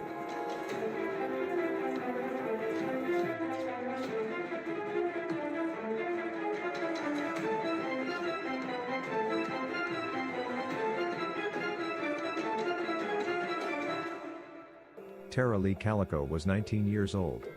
She lived in Bella, New Mexico, a small town where people noticed when something was off. Tara was athletic, outgoing, and driven. She was attending the University of New Mexico, studying business. She had a job. She had plans. This was not a case of a girl running away. On the morning of September 20th, Tara told her mother she was going for a long bike ride, a routine she followed often. She planned to be home by noon because she had a tennis date later that day. She never made it. By early afternoon, Tara's mother Patty Dole knew something was wrong. Tara didn't always ride alone. Her mother Patty enjoyed the ride as well, mother and daughter, side by side, talking as they went. But at some point, Patty stopped. Not because she didn't enjoy it but because she had been stalked by a motorist while riding. A man in a vehicle had followed her closely, watching her and making her feel unsafe. And because of that experience, Patty worried. She urged her daughter to carry mace, but Tara didn't think she needed it. She brushed it off. She was young, confident, and she had ridden those roads dozens of times before. Tara was last seen around 11:45 a.m., riding her bike along State Road 47.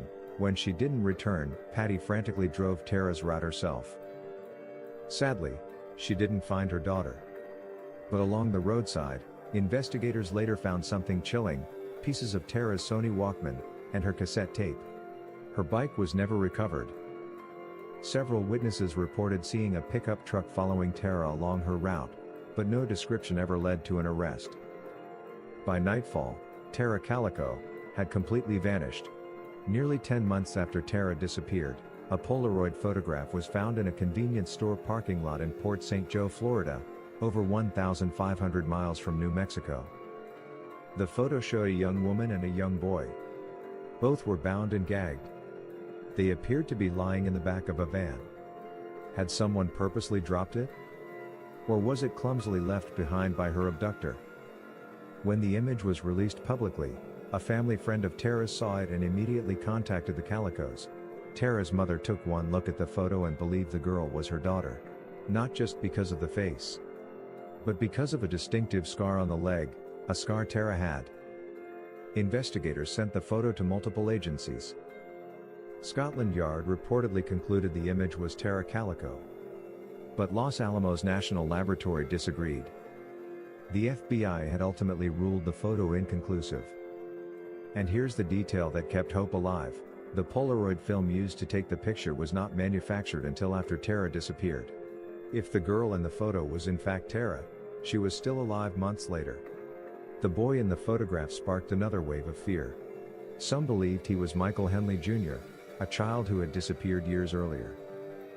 But when Michael's remains were later found, that theory collapsed. Over the years, 2 more disturbing Polaroids surfaced.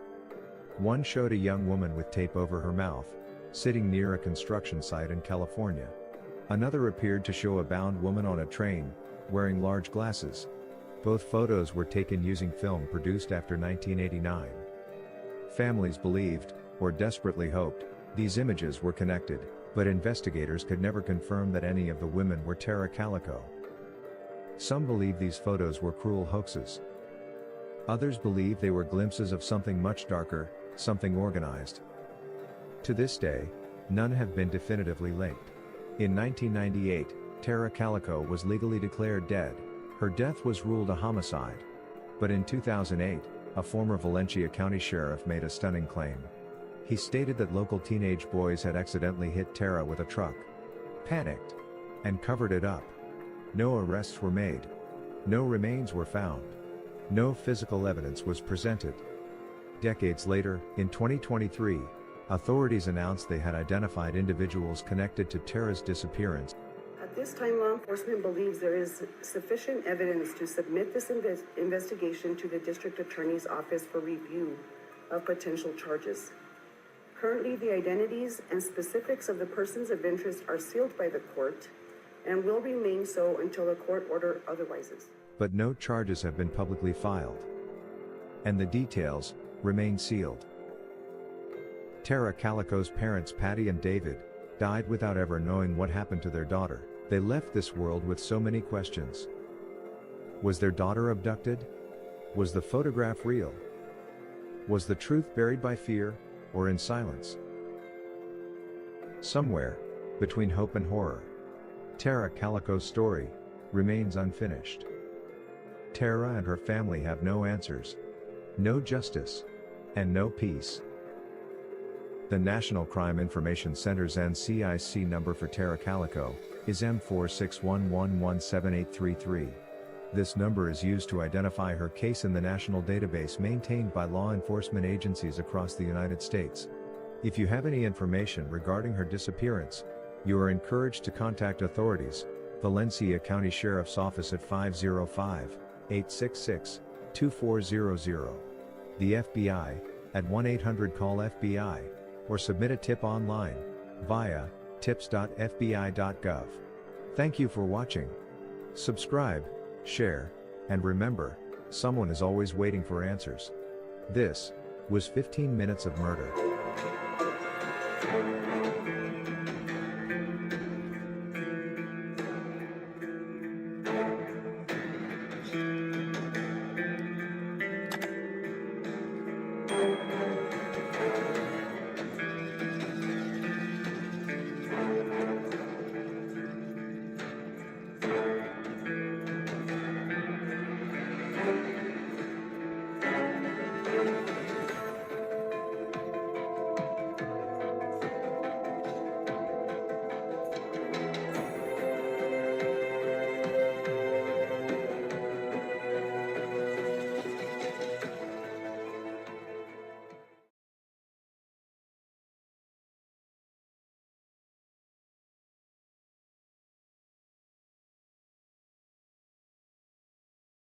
Hello and welcome everybody to 15 Minutes of Murder. Happy Sunday. We are going to be doing the podcast long length version of breaking down this case. So if you've been following us, you've seen episode 1 and 2. Our third episode is Tara Calico. And this was a 19-year-old girl who went for a bike ride the morning of September 20th, and she never returned. We don't know if she's missing. We don't know if she was murdered. We have our theories. We have our suspects. But this one is a whodunit and where is she? And the case is still technically open. So there's still room to have hope. But basically, this is a young girl who went for a bike ride and never came home. There were some sketchy circumstances around her disappearance. Des kind of thinks a little different than I do. I don't know what Craig thinks, but we're going to get into it. So, welcome to 15 Minutes of Murder. We are your hosts, Tanisha Slater, Craig Chapman, and our resident crime expert, Desiree Edwards. And let's break it down.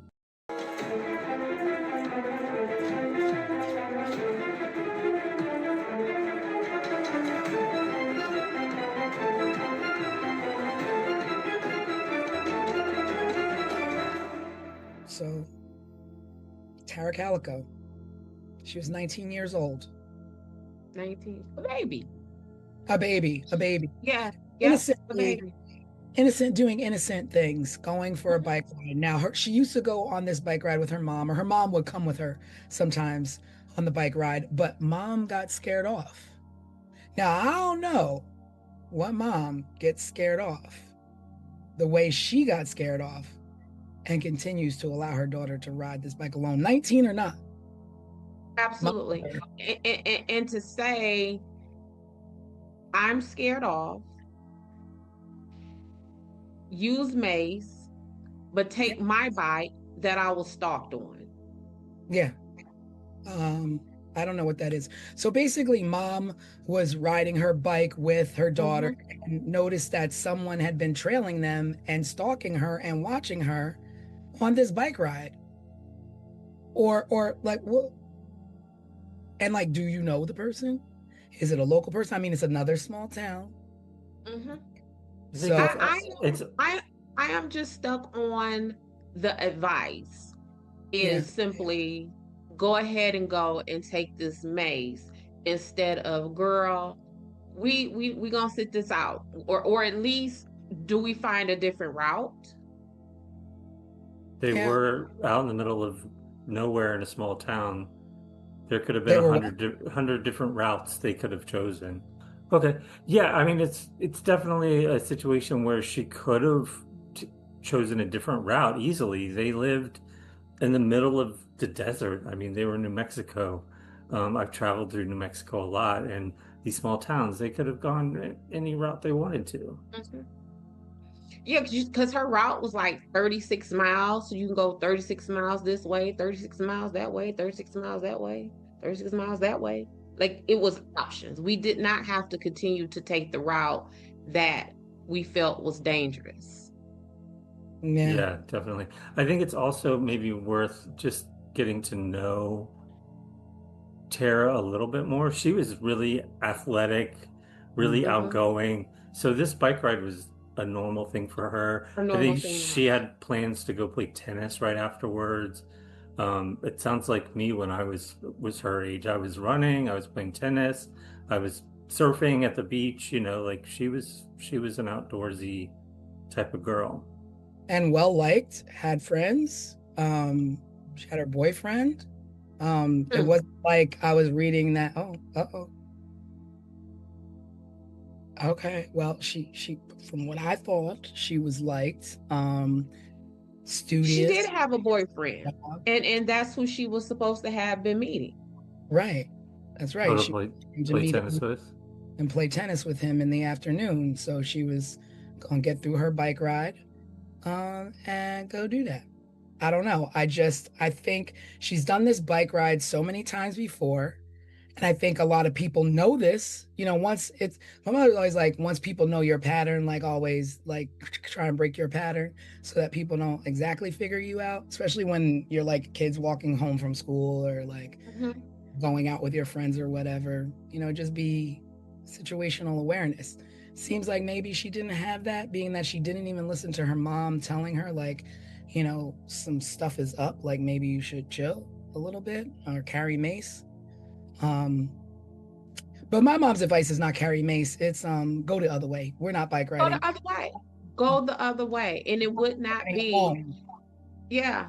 But I'm gonna tell y'all. So Tara says to her mom, I have a date with my boyfriend. I want to say Jack Cole or some very nondescript name like this is the boyfriend's name. She says, I have a 12:30 date with my boyfriend. If I am not back home by noon, come and get me. That's right. I do remember thinking about that now, that is weird. And then, so 12 o'clock was the cutoff time for Tara. She's saying, come and get me. Well, the reports are stating that the last person who saw her alive was at 11:45 a.m. That's 15 minutes before this cutoff time to come and get me. Yeah.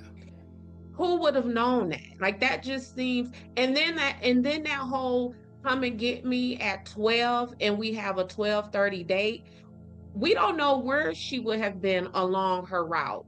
So if mom goes to get her, starts to look for her at 12, where along this route would Tara have been? And would that have been enough time to get to find Tara and then get her to her date in 30 minutes? I think didn't they say something about like mile marker 15 or something is where she disappeared along the road. And how far was home from mile marker 15? Yeah. And it's just that timeline of 11:45 is when she went missing, and it was noon is the time when she told mom to come and get her. Like someone that definitely feels like someone knew. So so you think that because Tara was like, come get me if like come get me as in I can't get back home quick enough, so come pick me up in the car and throw my bike in the back so I can get to my tennis date. That's the kind of that's No, what meant?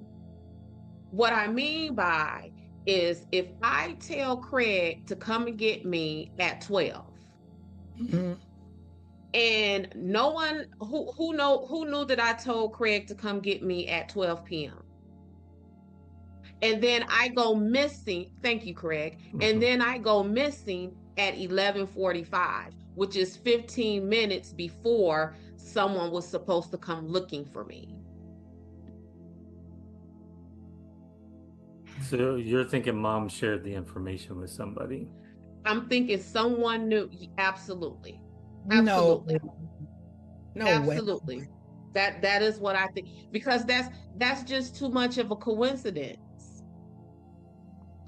In the way in my head, it feels like, oh snap, what's her mom's name? Patty is going to go look for Tara in 15 minutes, or we got 15 more minutes, y'all hurry up and go get Tara before Patty goes out there looking for her.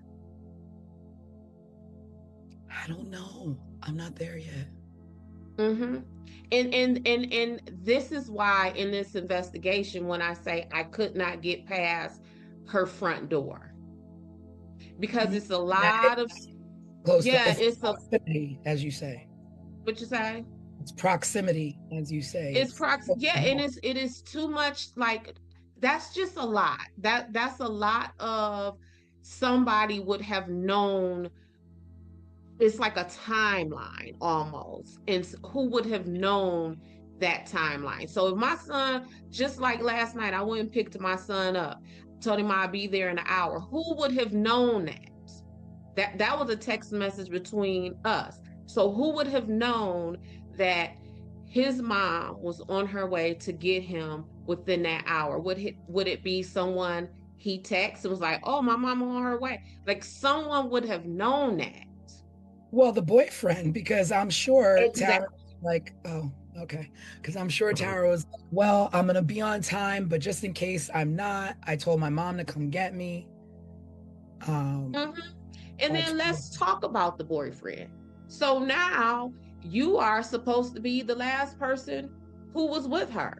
So, but she never made it to him. but she never made it. And this is what I'm saying when I say I could not get past her front door, because there is so much in there just as we begin this discussion that leads me to believe that for right now where we are, that somebody knew her people at some branch of her network. They knew where this girl was. They knew her schedule. I do not think. So now so she goes missing, but nothing is found. No bike, no body, no evidence whatsoever. Tire marks are found, but they could be any bike. It's not like she was the only person, traveling that road. They did find a black Sony Walkman that was busted up, I guess, on the ground, but like whether it was hers or not officially, I don't know. Right. I thought it was yellow, and that's how they knew it was hers. Really? I thought it was black. I read it was black. I thought I saw black too. Maybe Yeah, I thought it was black. I read that it was black because I was shocked. I was surprised too. But then I was like, oh, I remember those from back in the day. Yeah, But but yeah, I also yellow. remember Yeah, and I also remember us doing things to our Walkman that would make them personal. So like we might put stickers on them or, get one of those glue sparkle pens and write our names on them and stuff like that. So I wasn't too like I didn't be like, oh, well, how did they know that was her Walkman? I just immediately Yeah, well, you assume because that's what you're told. She went on this bike ride. This is the length of where she went and Mhm. rode. She would have covered this amount of ground, so this right here would probably be hers. Would probably. I guess of course the mom probably identified it as such, but but there was no. That was the only thing that was found. There was no like struggle. There was no like signs of struggle or signs that that there was a scuffle. No like tire marks or anything where somebody made a accidentally run her off the road. So like just I'm reading, it says Tara Calico's Walkman was bright yellow and distinctive. Investigators found a broken piece of it along with her cassette tape near tire tracks, suggesting she may have left them as clues after being abducted. yeah, that's strange because reading other reports, it was, and I think it was a what do you call those things? Like a police report. Yeah. Well, I mean, it Well, happened. yeah, but that's a big item to leave behind to leave a clue. And what I mean by that is um when you leave your clues, they're usually smaller things that the person who is abducting you don't notice. So if this person would have thought to let me grab Tara and her bike because I don't want anything left behind, I would think that they would see her Walkman that would have been left there, even if they caught it out the peripheral view. Like This I don't. didn't care. Like you dropped something. Who cares? That we don't. We're not here for that. We're here for you. Yeah, but her Walkman, if what Craig just read is correct and how they're saying is distinguishable, they wouldn't want to leave that Right. because it would have been able to lead them back to Tara. So that would have been leaving a distinguishable Walkman behind would have been the same thing as them leaving her bicycle behind because it could have been traced back to Tara. I don't know. So what are you thinking then, Des, in this 15-minute window? Well, what I really think, what I really think, and it may be a very unpopular opinion, but for right now, what I think is I think that Tara's stepdad had a thing for Tara, and that yes, and that Tara, yep, and that Tara rebuked him, and that he harmed Tara, and yep, and that is why because there was I read something about that the mom just latched on to this picture. Right? Yes. So the picture. Right. So Tara went missing. She'd been missing and nobody I mean, they were looking for her and all and a picture surfaced in Florida, in St. Joe, Florida, which is 1,500 miles, right? It's far. Other side of the country. It's 1,500 miles from Belen, New Mexico.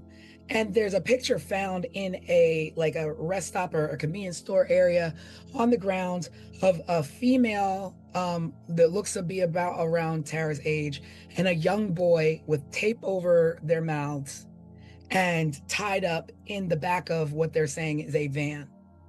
And there's something about this photo that made me be like, that is very weird that the mom kept insisting. Right. And so first of all, let's quit playing. That is not Tara in that picture. You don't think so? I look at it over and over, and there's parts of me that think that it resembles Tara's 16-year-old picture photo, but not Tara at her 19 years age. No, I don't think that's Tara. And here's where I go with this. I don't think it's Tara, and the authorities don't believe it was Tara either, because it was the analysis of the photos remained inconclusive. This Oh, agency yeah, said because it's her, and this Scotland agency Yard said it is not her. said yes, FBI said no, and Yep. then the national what is that, the my gosh, I can't think of the name of it, but it was a third agency that wound up being inconclusive. So it's like yes, no, maybe. Yep. And I feel that dad, although he was stepdad, I think him allowing Tara's mom to clutch to this picture is him allowing Tara's mom to not focus on him. So basically, him in the photo is not allowing Tara's mom to look inside the house. She's looking outside the house. Absolutely. Absolutely. Because like I said, Because go ahead. in the photo, there's the mom is saying, oh, until the day she died, because the mom, all of them are gone now. The mom, biological father, stepfather, they've all passed away. And the mom, to the day she died, believed that that was her daughter in the photo. Yep. For two reasons. One, she said that there was a scar on the girl's leg that Tara had.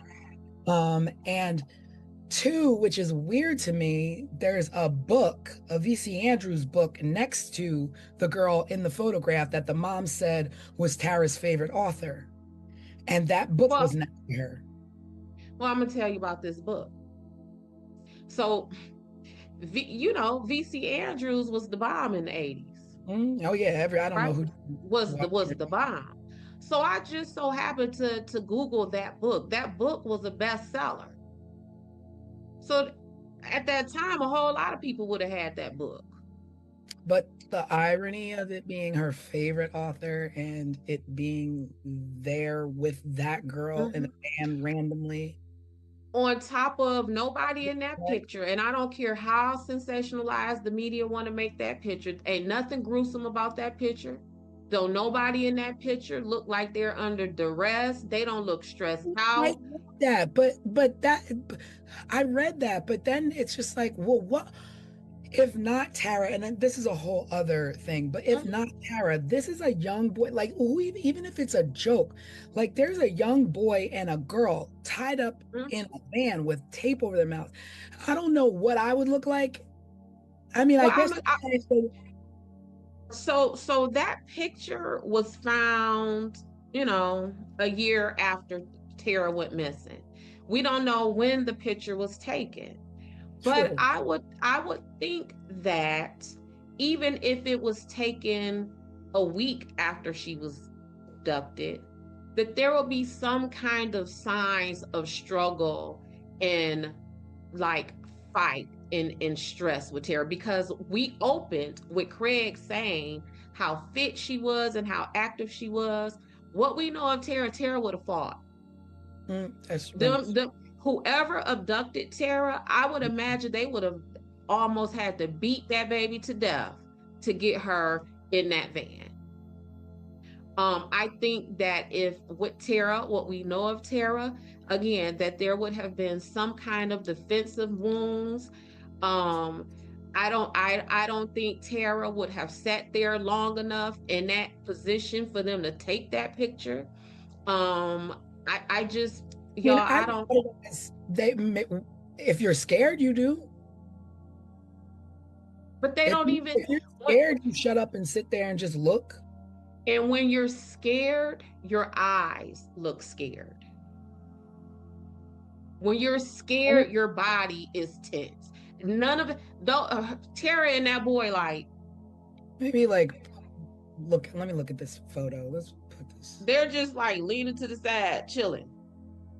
I mean, I read that in a few places where people say that about that photo, and I just thought that was strange thing to think about that photo, because I guess the first thing that you think is like, oh my God, like I guess you immediately go to the sensationalism of that photo of, oh my God, there's a young girl tied up.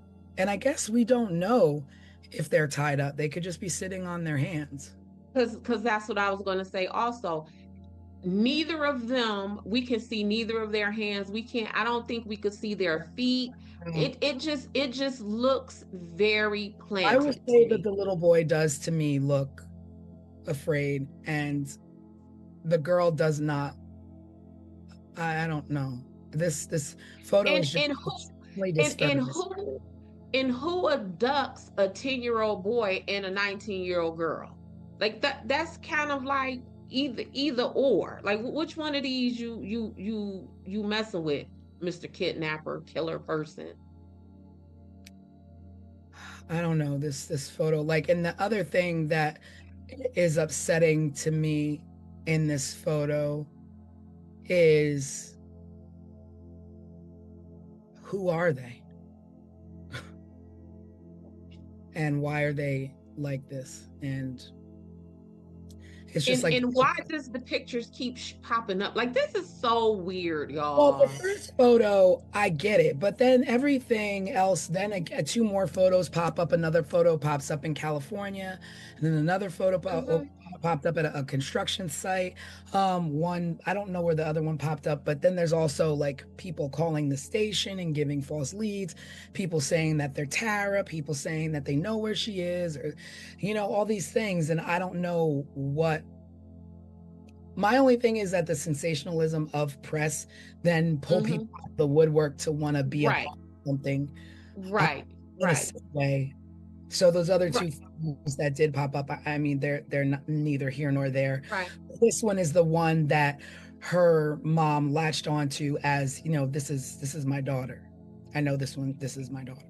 And y'all remember when we were talking about Idaho and I was saying how I really liked that investigation because the police kept it under wraps. They kept their mouths shut.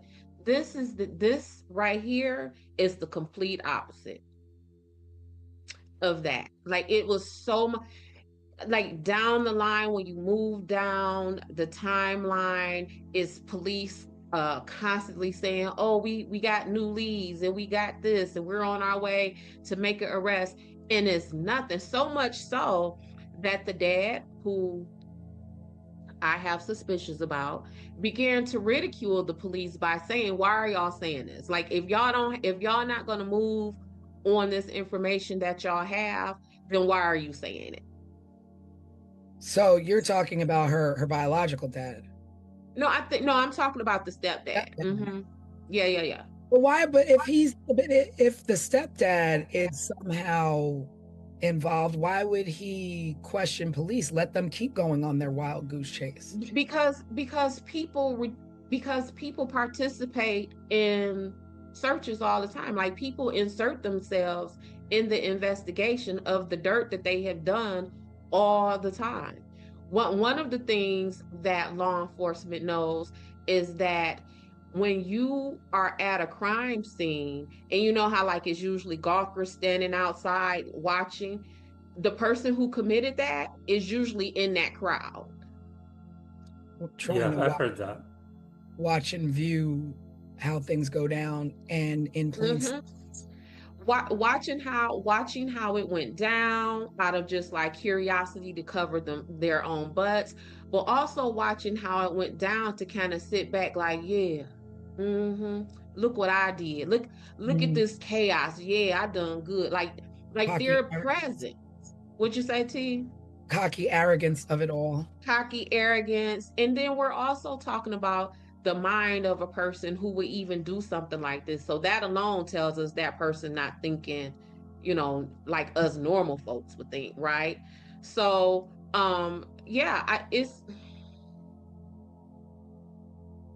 it's strange. So then we talk about, okay, so the mom, so you suspect the dad. So then the mom is like, my daughter didn't return.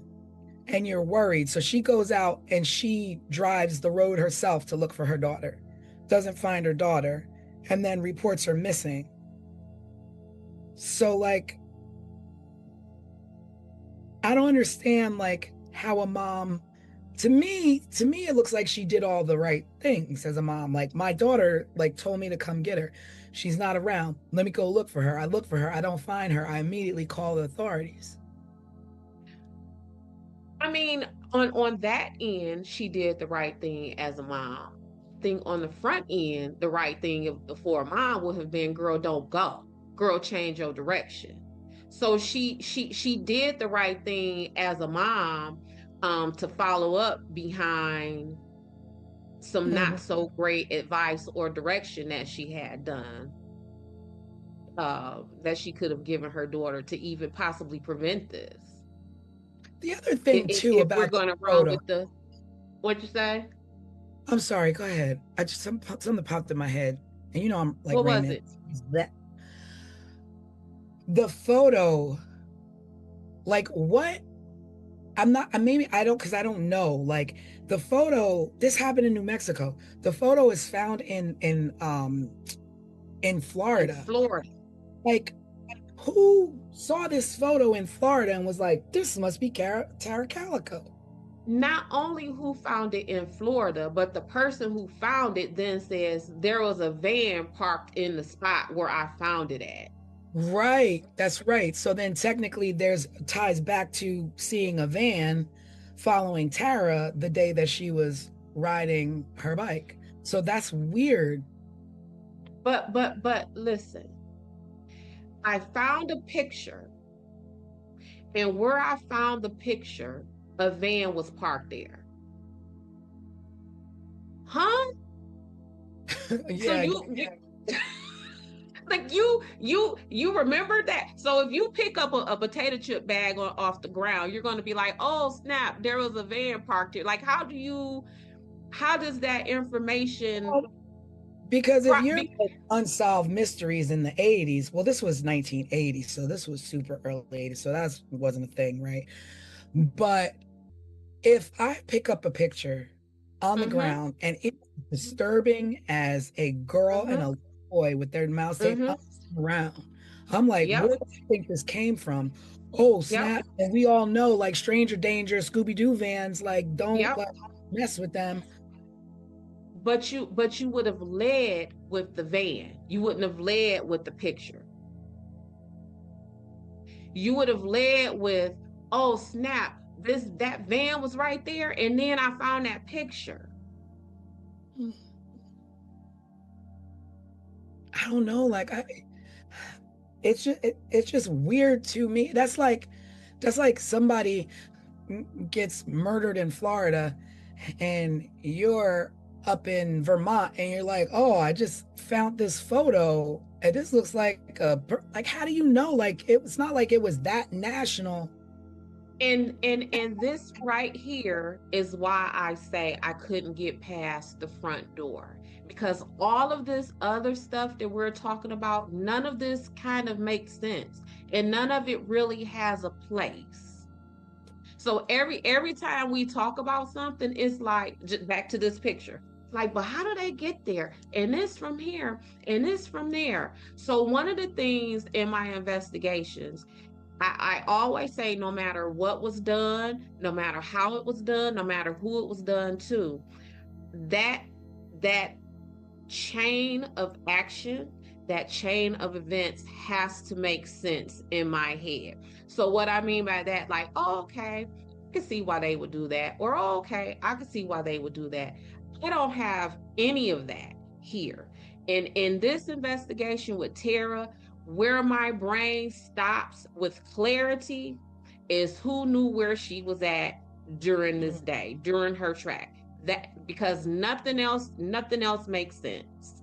So you're definitely not on the wavelength of this was a random, or this was a serial killer, or this was no,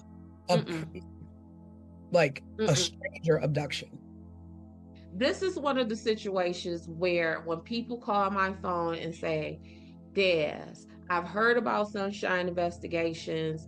My family member is missing or has been killed.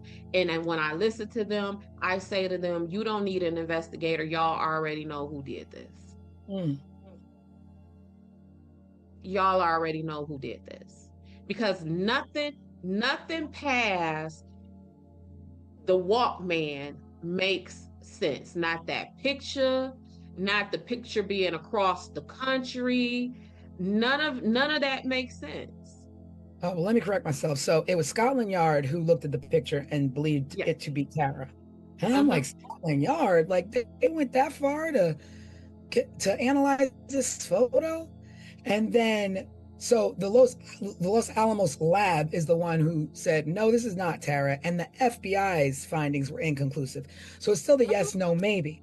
But at what point did you put so much weight in a photo that's found in Florida for an abduction that happens in New Mexico and take this photo as far as Scotland Yard to have it analyzed because a mom said, I think that is my child in the photo? So now it's what you say. So now you're going on this crazy lead of a photo when you have all these like questions of the town that you could be answering, but asking and knocking on doors, but you're attached this girl to a photo that's most likely not her. That's most likely not her. So again, when I'm working my investigation, no matter what the crime is and all that kind of stuff, I need it to make sense. I need to be able to look at the police reports, the news articles, whatever it may be, and say, okay, I can see that. Okay, that makes sense. But see how right now when we're talking about this picture, you can't do that. You right here, you can't say to any of us, that makes sense. Yeah. Nothing in this makes sense. And so like then I just can't stop thinking about the photo, and then it's like that's how it happens. Like then you get the smoke screen of it all. It's like you're no longer like on this road going who else was on this road, like you're like going down this rabbit hole of a photo. And that's why I think the dad let the mom latch on to that photo, because it's distracting. But then it makes me think even further, was it intentionally distracting? Mm-hmm. Like, was it a plant type distraction? Like something planted, somebody knows somebody well enough to say, let's feed this back to, like, I don't know how it got back. I don't know how it got from Florida to because what we even know is that the little boy who they suspected in that photo turns out to not even be him. But who also was a little boy who went missing on a camping trip in New Mexico. So how did these two separate incidences in New Mexico, two kids who have nothing to do with each other, wind up in the same photo in Florida? Were you going to say something? It makes no sense. I was only going to say the way it got to Tara's mother, as far as what I'm researching, is that it was broadcast on a national television program, and then her family and friends saw it and said, hey, Tara's mom, this sort of looks like Tara, maybe you should take a look at it. Right. Yep. Wow. Okay. Yep, that all that look that you're doing, how I can see your wheels turning.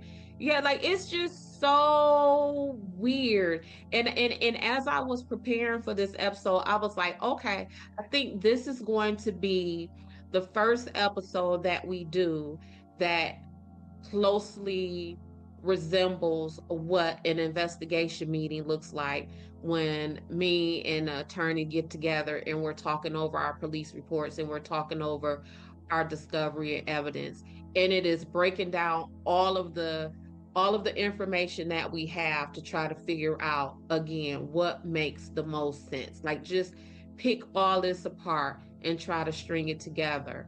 And Tara's case is not being strung together. It's not. So It seems a bit all over the place. Yeah, it's too much. It is.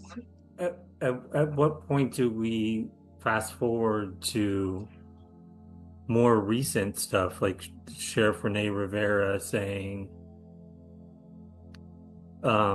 he knew the story of what happened, but the people were too well connected for him to say anything more. Well, It possibly being the sheriff's at the time, the sheriff's son that maybe had done this, and that's why it was covered up. yes, and then, but here's the thing. So that story is at the time of the initial investigation, 88, 89-ish, when Tara went missing.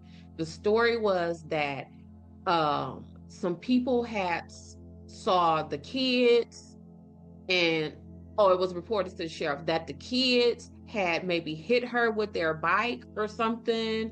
I mean, hit her bike with their vehicle, killed her, covered it up. Then they got to talking amongst themselves and their friends, and then there was just one gentleman named Henry Brown who on his deathbed made some kind of confession like, oh yeah, the sheriff's kid and his friends told me that they hit Tara, killed her, and then hid her body. Now, what's weird about that is that same story, the sheriff had recounted that at the beginning of the investigation.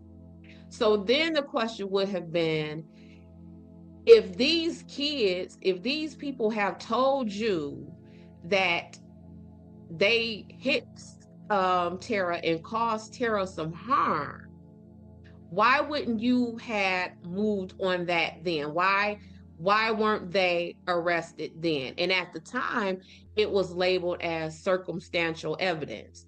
But that is not circumstantial evidence. That is, in fact, a confession. Somebody confessed that, right? So there is that component of it. But that son, he committed suicide, I want to say, like in the very early 90s. So shortly after, kind of. Shortly after, yeah. Lawrence Romero Jr., is that his name? And the deathbed confession came from a guy named Frank Mathola. Well, I have, and that's also another thing with Tara, is that the names, just like how Tanisha and I said we remember reading that it was a black Walkman. You just read it was a yellow Walkman. You just gave the name of a man who you attribute the deathbed confession to. I have that in 2013, a deathbed confession was made by a man named Henry Brown. So it's just all over the place. And some of this has to do with the police running their mouths every so often, throwing out information, and now it's all over the place. Now we don't know what is what. It seems like this, though, like they, law enforcement and people connected to this case actually won't let it go and keep pursuing leads and want to find out what happened to her. Or I want to say, I don't want to be naive and say find her, like she's well and still with us, but I don't know, like to me it just seems like a small town that still wants to find this girl. Yeah, but the problem is, just from what we're talking about, all this conflicting information, they're not going to find her at this point if they keep doing this, because what they're doing is they're putting out information that's distracting. They're putting out information that someone could copycat. Maybe that's why it's pictures, from this side of the country to that side of the country with Tara. That's why we're hearing about a black Walkman and a yellow Walkman. And it's very difficult to follow up on any valuable leads or make any valuable connections when you have essentially tainted the witness pool by filling it up with inconsistent information or just information in general. Because when people hear things, if you know, Tanisha say a black Walkman, by the time the news get to me, it's a yellow Walkman. Yeah. So it's been too much talk. It's been this, the Oprahs, the Datelines, and the all of that. It's just been too much. And again, that's why I love those Idaho police, because they was like, no, we not talking about nothing. We're not Yeah. talking about nothing. And that situation was solved soon.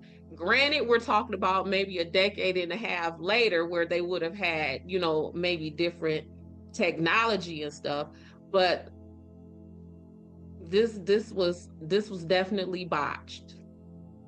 So I was reading, because that's why, the reason why I say that is because I was reading, I don't know if either of you saw this, but in 2023 there was a break in the case, and it led to an entire case file being sent to prosecution to be reevaluated, and they're not ready to disclose this information. They said that they're still reviewing it, but it was enough to conduct a search of a home and suspects on a lead that went dead when it should have been investigated at the time.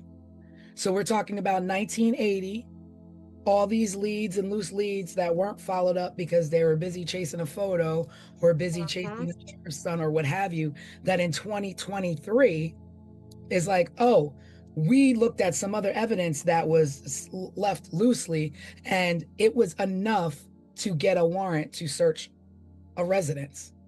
And what came of that search? Do we know? We don't know. This stuff is under wraps. They're not ready to disclose any of the information. They're still reviewing it. But it's just, to me, like that whole thing where you say, if you have 10 leads, you should at least be at 6. Like, there were so many loose ends that were left in 1980 that are picked up in 2023. Right. That and finding this girl, had they been done in 1980 when she went missing, the week she went missing, the month she went missing. And if somebody, I don't know whether it's someone in law enforcement, someone within Tara's family, but if someone would have backed off of that picture and allowed this investigation to blossom, where will we be now in 2025? Where will we be now? We would know where Tara was. Probably so. I believe we would. I believe that picture was distracting and was a roadblock. Was it a deliberate distraction? Was it a deliberate roadblock? Did someone who maybe was involved with Tara's disappearance luck up, and it just so happened that this roadblock was thrown out there, and they was just like, oh shoot, I'm a ride with that. I'm a ride. You know what I'm saying? Like, that picture did a whole lot of harm. And how the picture got out, I don't know if the family, whoever, so the people who found the picture, where did they take that picture? Did you take that picture to the media? Did you take that picture to the police? I'm gonna look it up. I don't know. Right. So if you took that picture to the media, would you have taken that picture to the media to do exactly what that picture did? Distracting at the point that there was, while Tara was riding her bike, there was a group of kids up ahead just chilling, I guess in their cars or whatever, that they're saying, well, this person who is bringing this new evidence to light said that they were basically laying in wait for her, and most likely is certain that these kids that were laying in wait for her up ahead in that road had something to do with her disappearance. And if you found that picture, and you say you found this picture where there was a van parked, would you have cared enough to send that picture to the police? Or do you think that was a matter of sending that picture to the media? It's what I'm finding is that she took it to the police, who then alerted the media, leading to national news coverage. But they're also saying that the lady who turned in the photo is anonymous. So nobody knows who she is, where she was from. You know, like, they don't know anything about her. The tea is piping hot, baby. Well, and now it makes me think about the Colonial Parkway murders, where you're like, oh yeah, let me guess, anonymous. Let me guess, anonymous. And very much so, like the Colonial Parkway murders, we got some anonymous tips in a case where we were trying to say has a connection with the police. So this is, and then going back to looking in your own backyard, is that this new information that was dug up in 2021, I guess dragged into 2023 as being sealed, and we're not going to talk about it. The evidence that they found at this residence was I don't know what it is that they found, but whatever it is that they found and whatever documents that they found were related to new suspects in the case, in her missing, was sealed by a district court, by a district judge, and the person that they interviewed was a person who originally said they knew nothing about the Tara Calico's whereabouts and missing, but now in 2021 they have information about this that they're sharing.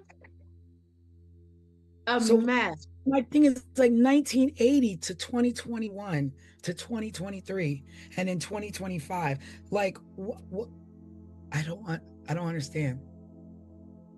And now you have this information. So you didn't think that this information was of any value 20, 25 years ago? Is that what this, so the person is saying, I don't know nothing about it. So yeah, when this person about it, all of a sudden now has information about Tara Calico's disappearance. Now all of a sudden has information, but we don't know who that person is because they're what, anonymous. We don't know who that person is because the reports are sealed, so we can't get that information to know what was found. But whatever was found was enough to say, okay, I think this is worth pursuing. You know, I often say the call comes from inside the house sometimes. And I tell you, I'm stuck at that 15-minute window of who would have thought, oh snap, we got 15 minutes to grab her before somebody goes looking for her. If her mom said, if Tara told her mama, come get me at noon, and she went missing at like 10:20, that wouldn't feel so suspicious to me. But it feels like our window of opportunity is running out and we got to get this done, and we have to get it done right now. That is what that 15, because it's just, yeah. I mean, it's a short window from when she was last seen to when mom went looking. Mm-hmm. Yeah. So who would have had that opportunity? Would that have been this boyfriend who she was allegedly supposed to have met with? Would that have been stepdad? Like who would it would have been someone who knows, because how else would they have known it? I don't know. I mean, I don't know either, Tanisha. I guess near 20 years later, Tara was legally declared dead, and cause of death was ruled homicide. Mm-hmm. And I guess as of 2008, the theories are accidental hit and run by local teens, and allegedly covered it up, and there were no arrests. So if it's an accidental hit and run by local teens, Is it local anonymous teens? And there were no arrests, no remains found? Like, you did, like, how do you say this is what we believe it is, but there's no arrests, there's no questions? Like, you can't just rest on that. Well, the teens weren't anonymous. I think the teens in question are the sheriff's son and his friends. My God, the 80s is just full of my sheriff's kids. The sheriff's son. Like, what? Twisted sheriffs, right? And family. Yeah. What? Don't grow up and be a sheriff. Yeah. You gonna be suspicious. Yeah, the word. But yeah. Think about it. Like, I mean, we grew up in the 80s, like, in small towns, it's the sheriff. But like, the word sheriff has such a dark cloud over it that whenever you say sheriff, you're like, something sneaky. I don't know about that sheriff. Mm-hmm. Never really say, I don't know about that detective, or I don't know about that private investigator. I don't know about that police officer. But you do say, I don't know about that private investigator. Yeah, private. Like, I have to always make very clear with people when I tell them I'm a private investigator. No, not that kind of private. Not the sleazy private investigator you see on TV and in the movies. No, I'm not that kind of private investigator. No, see, I'm all about, when I think private investigator, I'm on my Magnum PI. I'm on my Equalizer business. I don't You want think your Desiree Sunshine I'm on my investigation. Desiree Sunshine. Like, that's what I'm talking about. I don't have no doubts. I don't have no doubts about this type of private investigation, getting to the bottom and looking for truth. Like, that's the only kind of private investigating I know about. Thank you. But it's just, and so the sheriff also says that they believe that Tara was taken by someone she knew. In a small town. Small town. And that just, even in that, okay, someone she knew. Well, she would have knew your son and his friends, Mr. Sheriff. She would have known her boyfriend, Mr. Sheriff. She would have known her stepdad, Mr. Sheriff. Like, because this is a small town, when you say Tara was taken by someone she knew, Sheriff, you would have known those people too. Yep. I mean, there's a lot of paperwork out there. There's a lot of police reports that you can go read. Like, so much. There's so much out there with some things, and I found some stuff today, but we'll talk about that on the live. So join us on our Wednesday night live. I was just about to say, I think what I can't wait for the most is when we get off of this podcast today and Tanisha and myself and Des all go back and read through more information to see if any of this gets any more clear than it is right now, because it's a hot mess right now. It's a hot mess. And then now they have been allegedly putting out like bug traps in some mines in the area that would pick up eat at like a decomposing body at different stages of the decomposition. Yeah. And where, you know what they're doing in New Mexico? Yeah. Yeah. And you know why they are doing that? Because there was a man who owned 4 mines in that area, who was, let me see if I can find this. Let me look.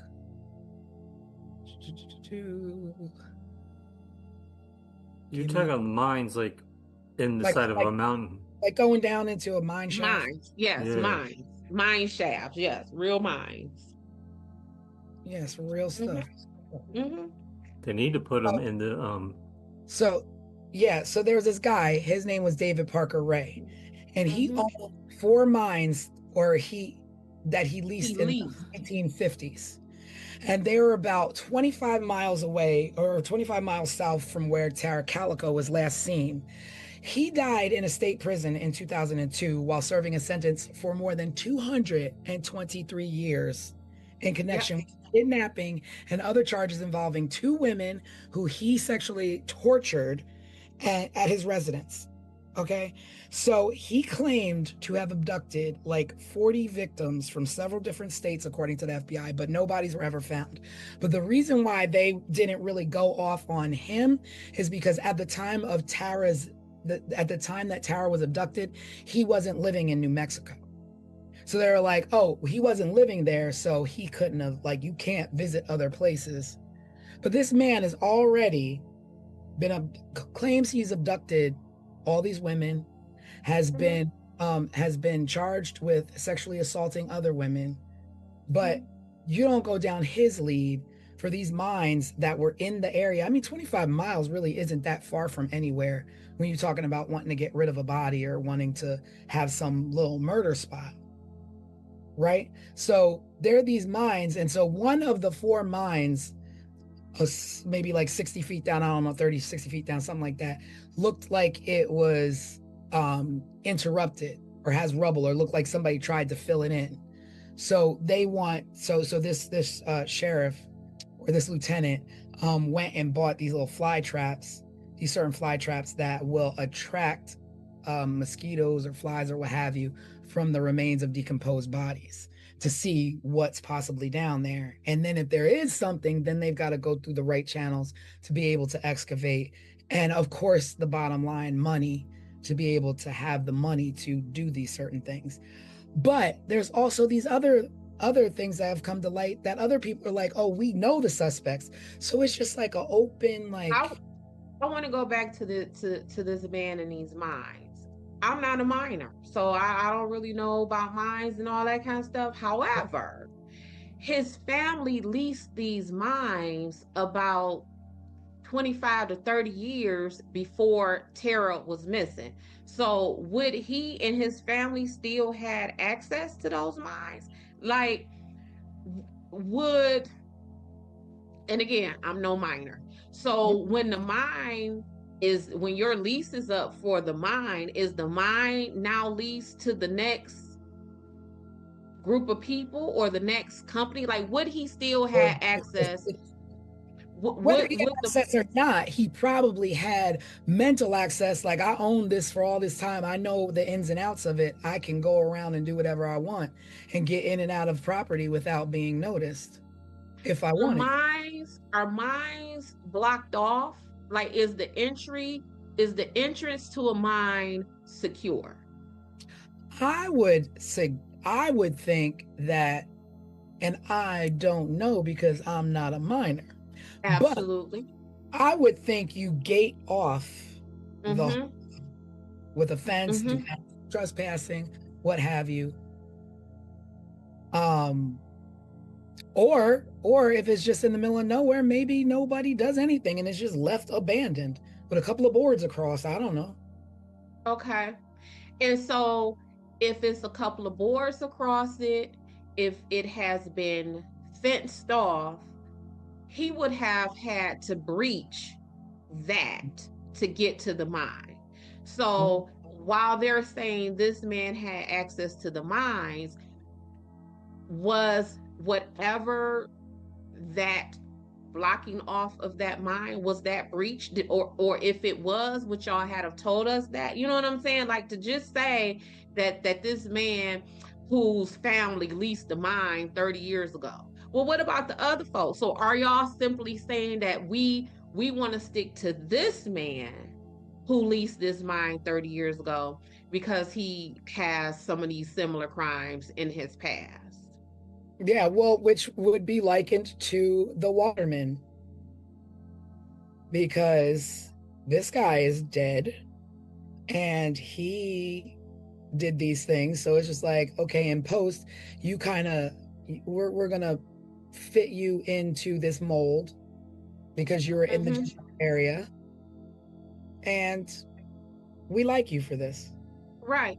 And kind of the same point that I made with the picture being filed. Like, when you find something or something that's important, what you lead with varies. What is of value or what is of importance is what you lead with. So, oh, well, the mines boards, they broken? Did they look meddled with? You know what I'm saying? Like, y'all can't just throw out like these people had access to this mine 30 years ago, and so now you the suspect. True, but you know what? It also leads to the fact that if in 1980 these were Mhm. around, it was a loose end that should have been tied then. Correct. So now they're Correct. chasing every loose end, trying to find this girl. And it's Trying like, to find this girl this 30, guy 40. this guy claims to have murdered 40 women. This guy, assaulted 2 women. He was in jail for this. He confessed to this. I think the natural progression is to look into it, because what if she is down there? Right. And do we look into it like in 2025 or 2023, whenever this connection was made with this mine? Why? Because y'all knew about that mine. And if you didn't know about it in 88 and 89, did you know about it in 95 when that man was still alive? Because as what happens is when we're investigating things, one of the first things that law enforcement uses is they gonna use a database, whether it is a registered sex offender database. It's gonna be a database of so if my car gets stolen, we gonna run this, we gonna go to the auto theft unit and find out who's been stealing, Monte Carlos in the Detroit area, right? So they would have had access to that. They would have known that. Like, this ain't something new, Well, yeah. I mean, it was right? in 1998 that the guy that expert was like, one of these mines doesn't look right. And of See? course it wasn't because he was like, it doesn't look right because like it was a 60-foot deep mine, but at 30 feet something didn't look right. Like rubble and stuff was like, as though, okay, so what happened here, that and what's below it, so what's Yep. going on there? But they didn't look into it, and there he was like, it looked like somebody intentionally collapsed this mine, but Mhm. to cover up evidence. They wanted to cover up evidence and collapsed it, but they didn't explore it because they didn't have the money. So you mean to tell me like, oh, sorry, we don't have the money. So if Tara's down there, like, Oh well, oh so well. sad. Like, it sucks to be Tara. Like, nah, y'all go and look for this woman. If that's the case, and you don't have money to do it, well, you know what I'm gonna do? I'm gonna be like, is there anybody out there that I can consult, that I can gather up some volunteers to go down and properly excavate this mine so that we can see if this child is down there? And then another Or weird any tip. other victims at that point. If this man said, I abducted 40 other people, you haven't seen any bodies, you haven't found anything, but you find a mine that he owned that looks collapsed at 30 feet when it's a 60-foot deep mine, but you don't go look into it because of Yeah. And y'all got money to consult with the Scotland Yard. yeah, right. That Y'all, is y'all, the one that just trips me out. I was like, when I was reading, I was like, what's Scotland Yard got to do with this? right? But this was another something that tripped me up. So they I don't know. said, I'm sorry, I don't know. I'm not a police officer. I'm not an investigator, so I don't know if it's normal to be like, Scotland Yard, look at this photo that we have over here in New Mexico, for an abduction case, well, I am. Florida. And we ain't never had Scotland Yard involved in none of our cases. Not even my federal cases has Scotland Yard been in. But another weird thing, a part of the what don't make sense, is witnesses said that they saw an older gentleman driving a 1953, maybe 1955 Ford truck slowly behind Tara. In 1953, 54, 55 truck. And we're talking about is 1989. How difficult do you think it would have been to find a 30-year-old vehicle. Well, So right now, if it is 2025 right now, and our cars now, if you look at them, it ain't too much changed in them right now. But I would imagine that a 1954 vehicle did not look like a 1988 vehicle. yeah. And a quick run through the state's DMV could have shortened that list, because how many people are still riding around in their 1953, 1955 Ford pickups in 1989? Is it Right. is it a If we run it through the DMV, is it a list of 50 people or is it a list of 100 people? But whatever it may be, that will be easy to sort out. But now that I'm thinking, I'm like, the mom also said there was a man in the truck following her. Is that coincidence that that same truck might have been following your daughter? Like, he's following you? Was he following her as well? Like, At the same time, is the person who was following you the person who took your daughter? Mhm. Who was the person following you? Did you know the person following you? what kind of car did they drive? And which is why her mama's advice should not have been go ahead and go, but just take Mace. It should have been, baby, something is going on. Stay home or go in another direction. Or it's, since I'm not going with you, where is one of your homegirls? Do she want to go with you? Tara had siblings. Some of them were her step siblings. I don't know if any of them were her bio siblings. Take your brother, take your sister, take something. But I think her advice should have been more than just take some Mace when I think we're being stalked. And I mean, Especially if she was so scared of it that she didn't go herself. she was so Right. scared. That's the thing. She was so scared herself that she was like, I fear for my life, but daughter, you go ahead and take your chances. And I don't want to lose the fact that Tara rode her mother's bike. So that pink bike was her mom's bike? That pink bike was her mom's bike.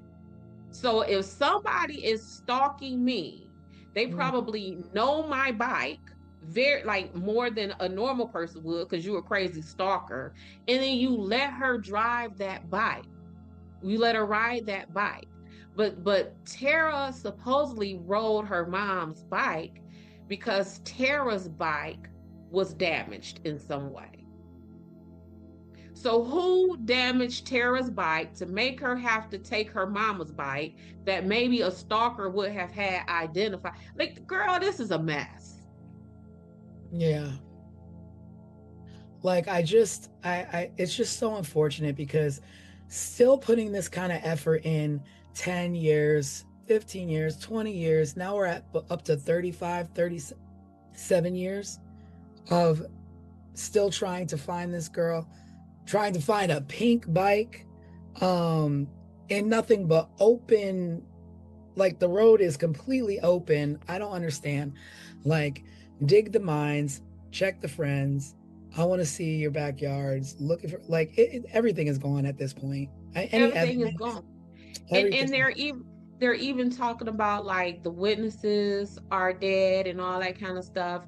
Like, that's one of the things, especially something like this, where you want to lock your witnesses into their statements. Like, just for example, last weekend, Saturday, some folks called me, Des, we got this case going on. 3 days ago, someone made a post on Facebook. That person is a witness. Can you go talk to them?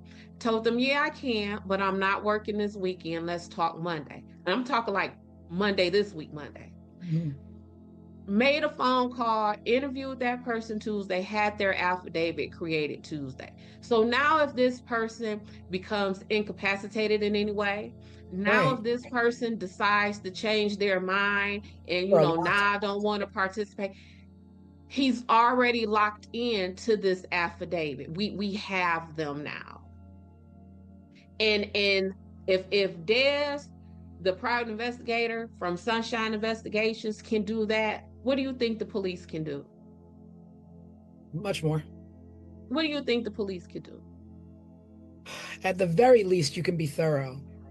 You could be thorough. And if I want to, give you the benefit of the doubt, okay, maybe you don't have the funds to excavate this mine, but you definitely have the funds to lock these people in with their statements. You definitely can go knock on the doors of this small town and talk to residents. You definitely can go and say, hey, mom, dad, I know your child is a minor. Can I have permission to talk to you? You can do those things.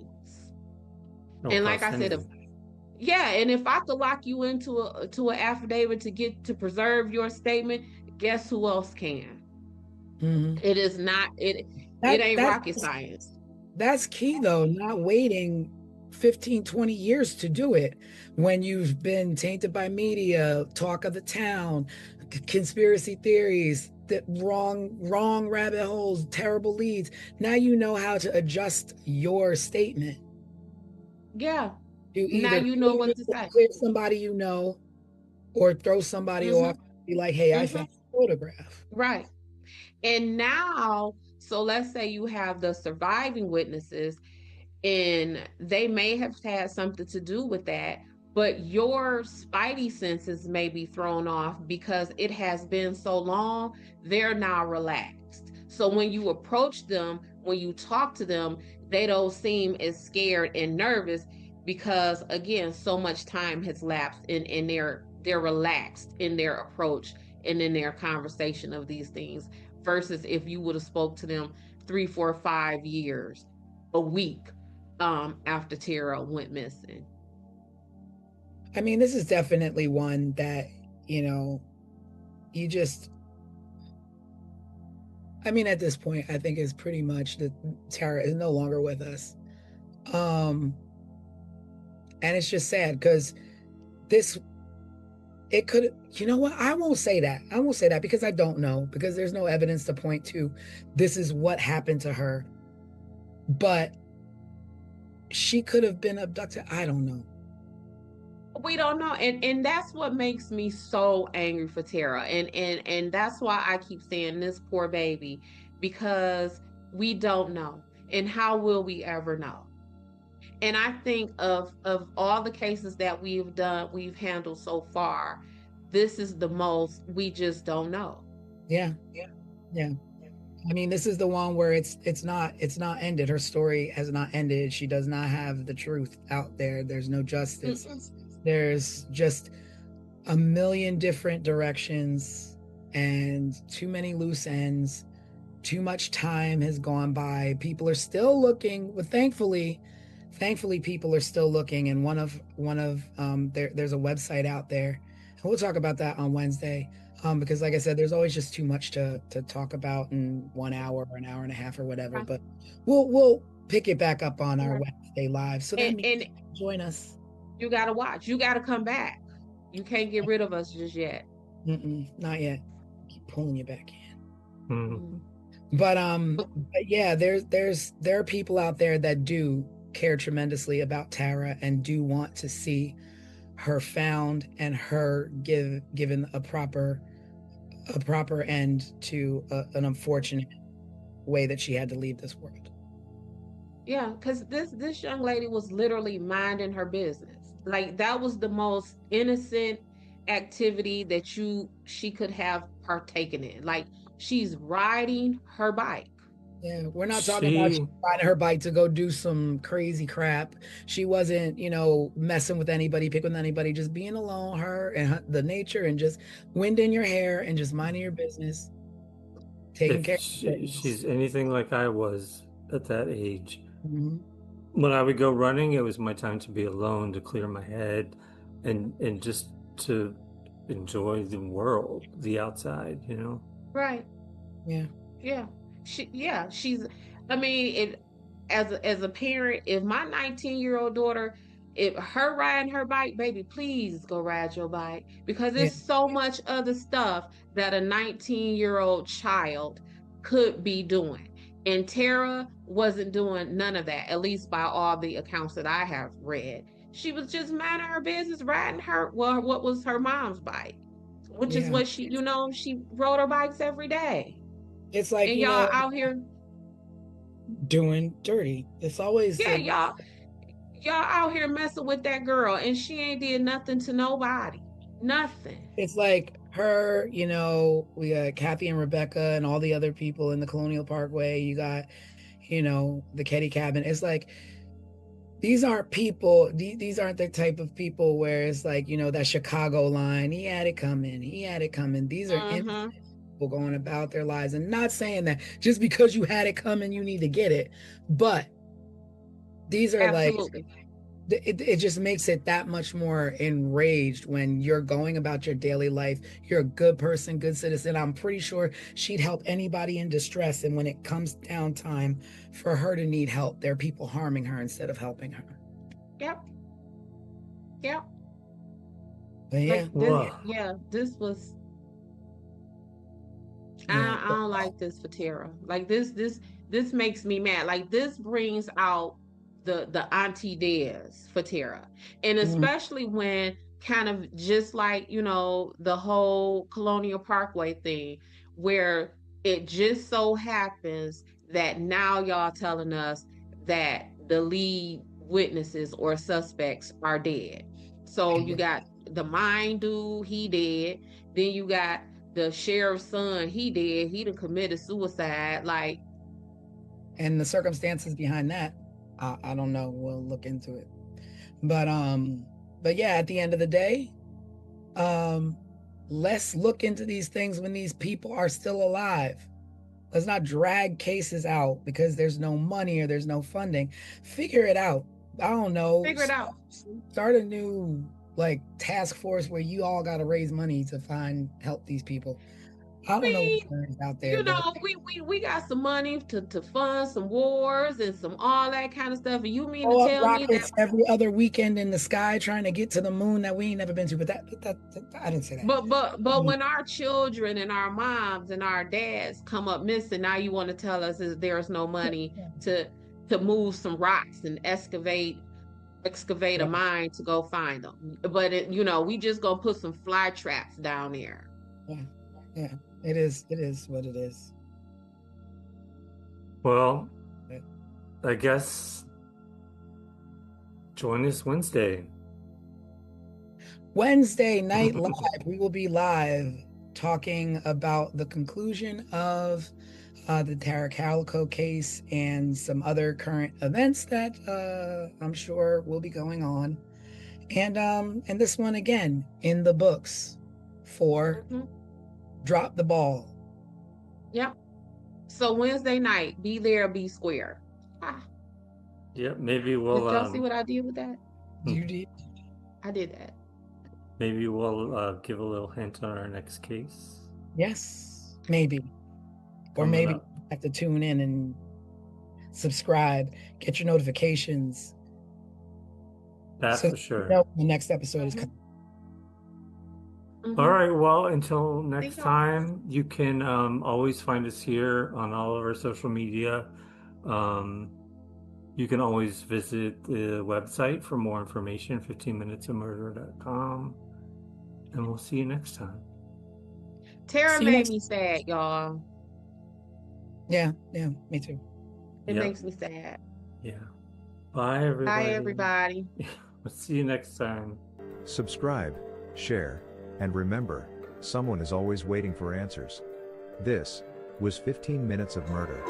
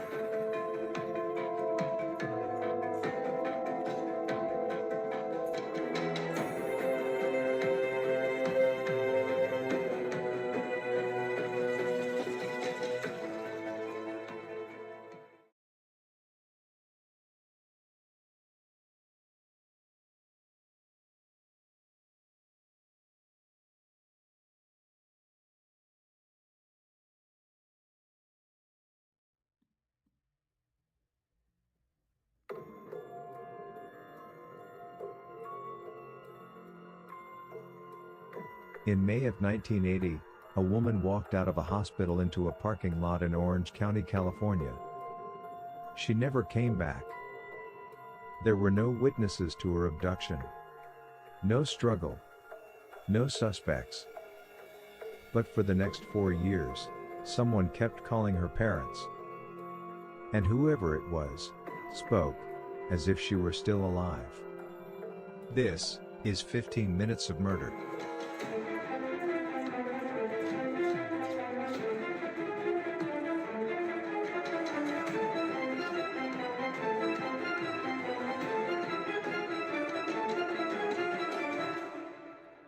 Dorothy Jane Scott was 32 years old.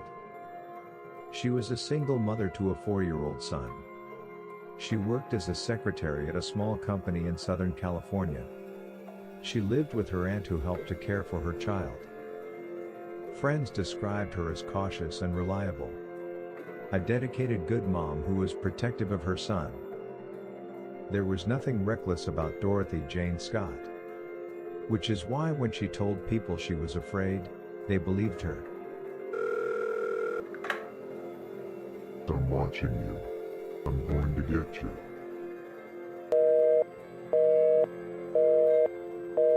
Months before Dorothy disappeared, the phone call started. They came to her home.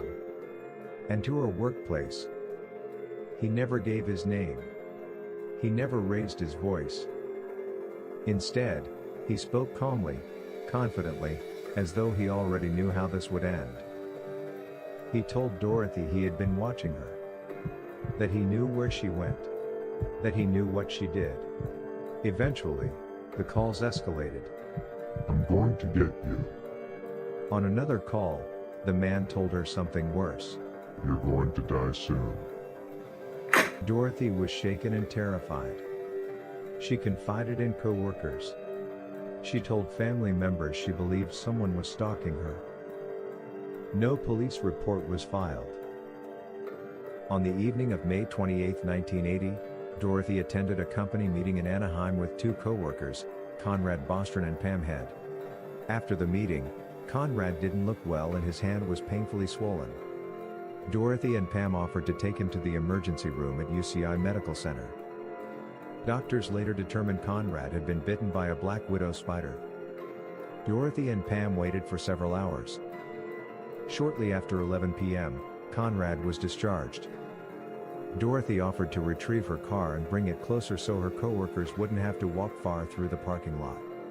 Before heading outside, Dorothy briefly went to the restroom. Her co-workers waited near the hospital exit.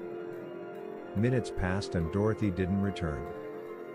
Concerned, both Conrad and Pam walked toward the parking area. That's when they saw Dorothy's car. It was moving fast and the headlights were so bright they couldn't see who was behind the wheel. The car sped past them, made a sharp turn, and exited the parking lot. Dorothy was nowhere in sight, and she was never seen again. Santa Ana police discovered Dorothy's white Toyota station wagon fully engulfed in flames at approximately 4:30 a.m. the following morning, roughly 10 miles from the hospital. Dorothy was not nearby.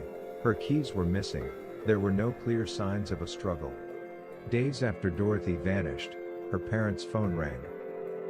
The voice on the other end did not introduce himself. He said, I've got her. She's fine. Over the next 4 years, the calls continued. The voice was always the same. Sometimes he claimed Dorothy was fine. Sometimes he accused her of infidelity. Sometimes he spoke as if she were still alive and with him. He never identified himself. He never admitted to killing her. He simply called, and spoke, and disappeared again. More than 4 years after Dorothy disappeared, construction workers discovered human remains in a wooded area near Santa Ana, California. The remains were identified as Dorothy Jane Scott. Due to decomposition, an exact cause of death could not be determined. No arrests were made. After her remains were discovered, the phone calls stopped. Investigators believe Dorothy was abducted quickly and deliberately.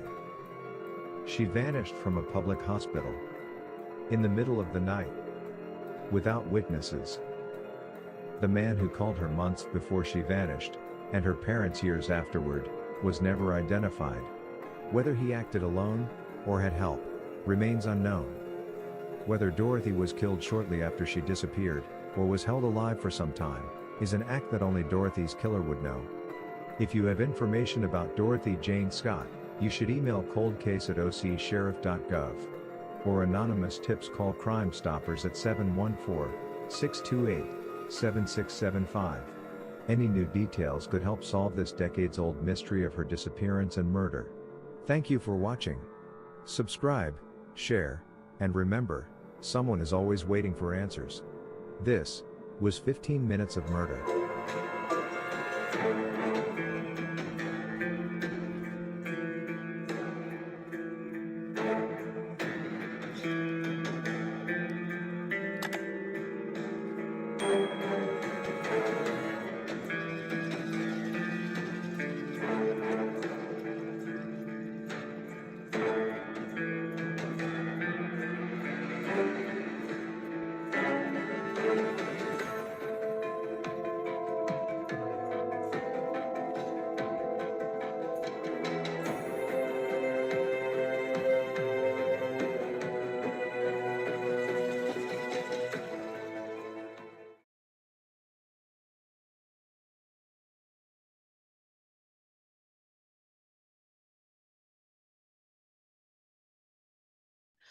Dorothy Jane Scott was a working mom. She loved her son. She showed up for her friends. She did everything right.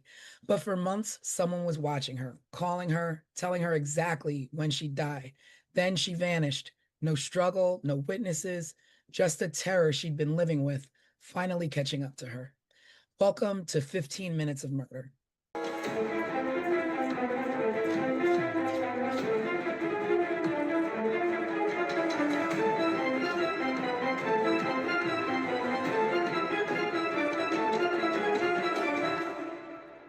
Hello, everybody, and welcome to another edition of 15 Minutes of Murder, full podcast edition, where we break down last week's case file, which was the Dorothy Scott murder. It was all about a caller calling her, as you heard in the recap before we started. We're just going to get right into it. We're going to get right into it. So, who thinks what? I'm going to tell you what I think real quick. I think this is an open close with an anonymous suspect. I feel like the person is the caller. I don't feel like it's anybody outside of that. But I don't know who the caller is. Well, maybe we should start with a quick overview of the case. All right. Well, we've got Dorothy Jane Scott, who was a mom. She had a young 4-year-old. She was not a troublemaker, didn't cause any problems. She began receiving phone calls from a stalker, and this went on for quite some time. And, I guess just like, I don't know what she did about it. I don't know what she did about these calls, but I guess she just dealt with it and just kind of like watched her back or what have you. But one day she was at work, she was with 2 coworkers, and one of the coworkers got bit by a spider, and they didn't know that at the time. The coworker just didn't feel well. So she was like, let's go to the emergency room. So her and a coworker and the one that got bit by the spider go to the hospital. At the hospital, he gets treated. It's late at night. It's like 11 o'clock at night or something like that, or 10, 11 o'clock at night. They're at the hospital. He gets released. They're all walking to the, I guess, to go home and get dropped off. But Dorothy's like, let me run to the bathroom really quick. And the other 2 are like, okay. And she's like, I'm going to go get the car so that you guys don't have to walk far. So they're like, okay. She goes to the bathroom. She leaves to go get the car. That's the last time they saw her. They're waiting and waiting. Dorothy never shows up, so they go out to the parking lot to look for her. They see her car approaching them, And I guess they're thinking like, oh, here she comes. But the car was driving really fast. The car drives up to them and makes a turn and drives out of the hospital parking lot. And she's never seen again. She never comes back. They wait for her a little bit. She doesn't come back. So then they call the police and they're like, listen, we were, at the hospital. Our friend went to get the car. She never came back. We don't know what happened. And then in turn starts a great search for her. The crazy part is that the calls never stopped.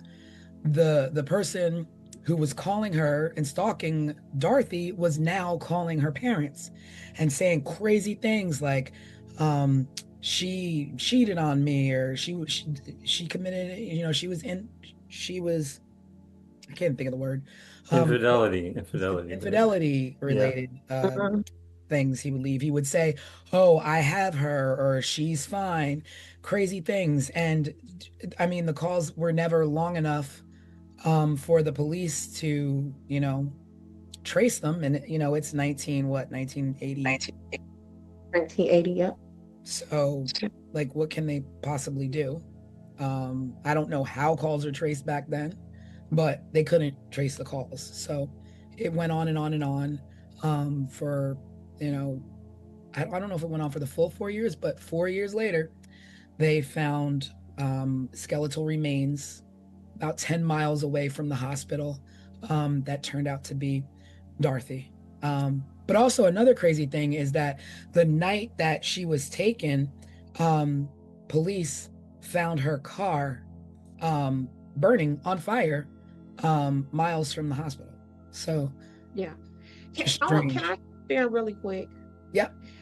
So about these phone calls, because like even on this week's live, I was like, technology to trace these phone calls would have been hell if it existed at all. So I did a Google search on how a call would have been traced in 1980. So it says in 1980, tracing was a manual, physical, and a slow task for telephone technology. The rapid automated tracing that we know today came later with digital systems. So back then, to trace a call, they had to follow the physical connection back from the receiving subscriber's phone. Absolutely. Like, what? You always hear like in movies and stuff, they're like, make sure you keep them on the phone long enough for us to be able to trace the call, right? But what does that mean? Like, how what does long? That mean? Yeah. Like you always, we grew up learning like, oh, we got to tap the phones, but what does tap the phone mean? What does it? And even just reading this, I'm thinking, remember like in the movies where you see the people plugging it, like the one movie with Angelina Jolie and her son was missing and she was an operator, and they just sit there and plug the thing. That is what I'm thinking as I'm reading this. Like, how could that have been traced in 1980? So that was a tidbit of the information and background. I don't know. And the beauty of back then, well, I don't want to sadly say the beauty of it, but is that we knew there was no such thing. Like, I can call somebody and get away with it. And then that's what we did as slowly kids. things, I think in the late 80s or whatever, or early 90s, it's like, oh, star 69 them, you can find out who called you.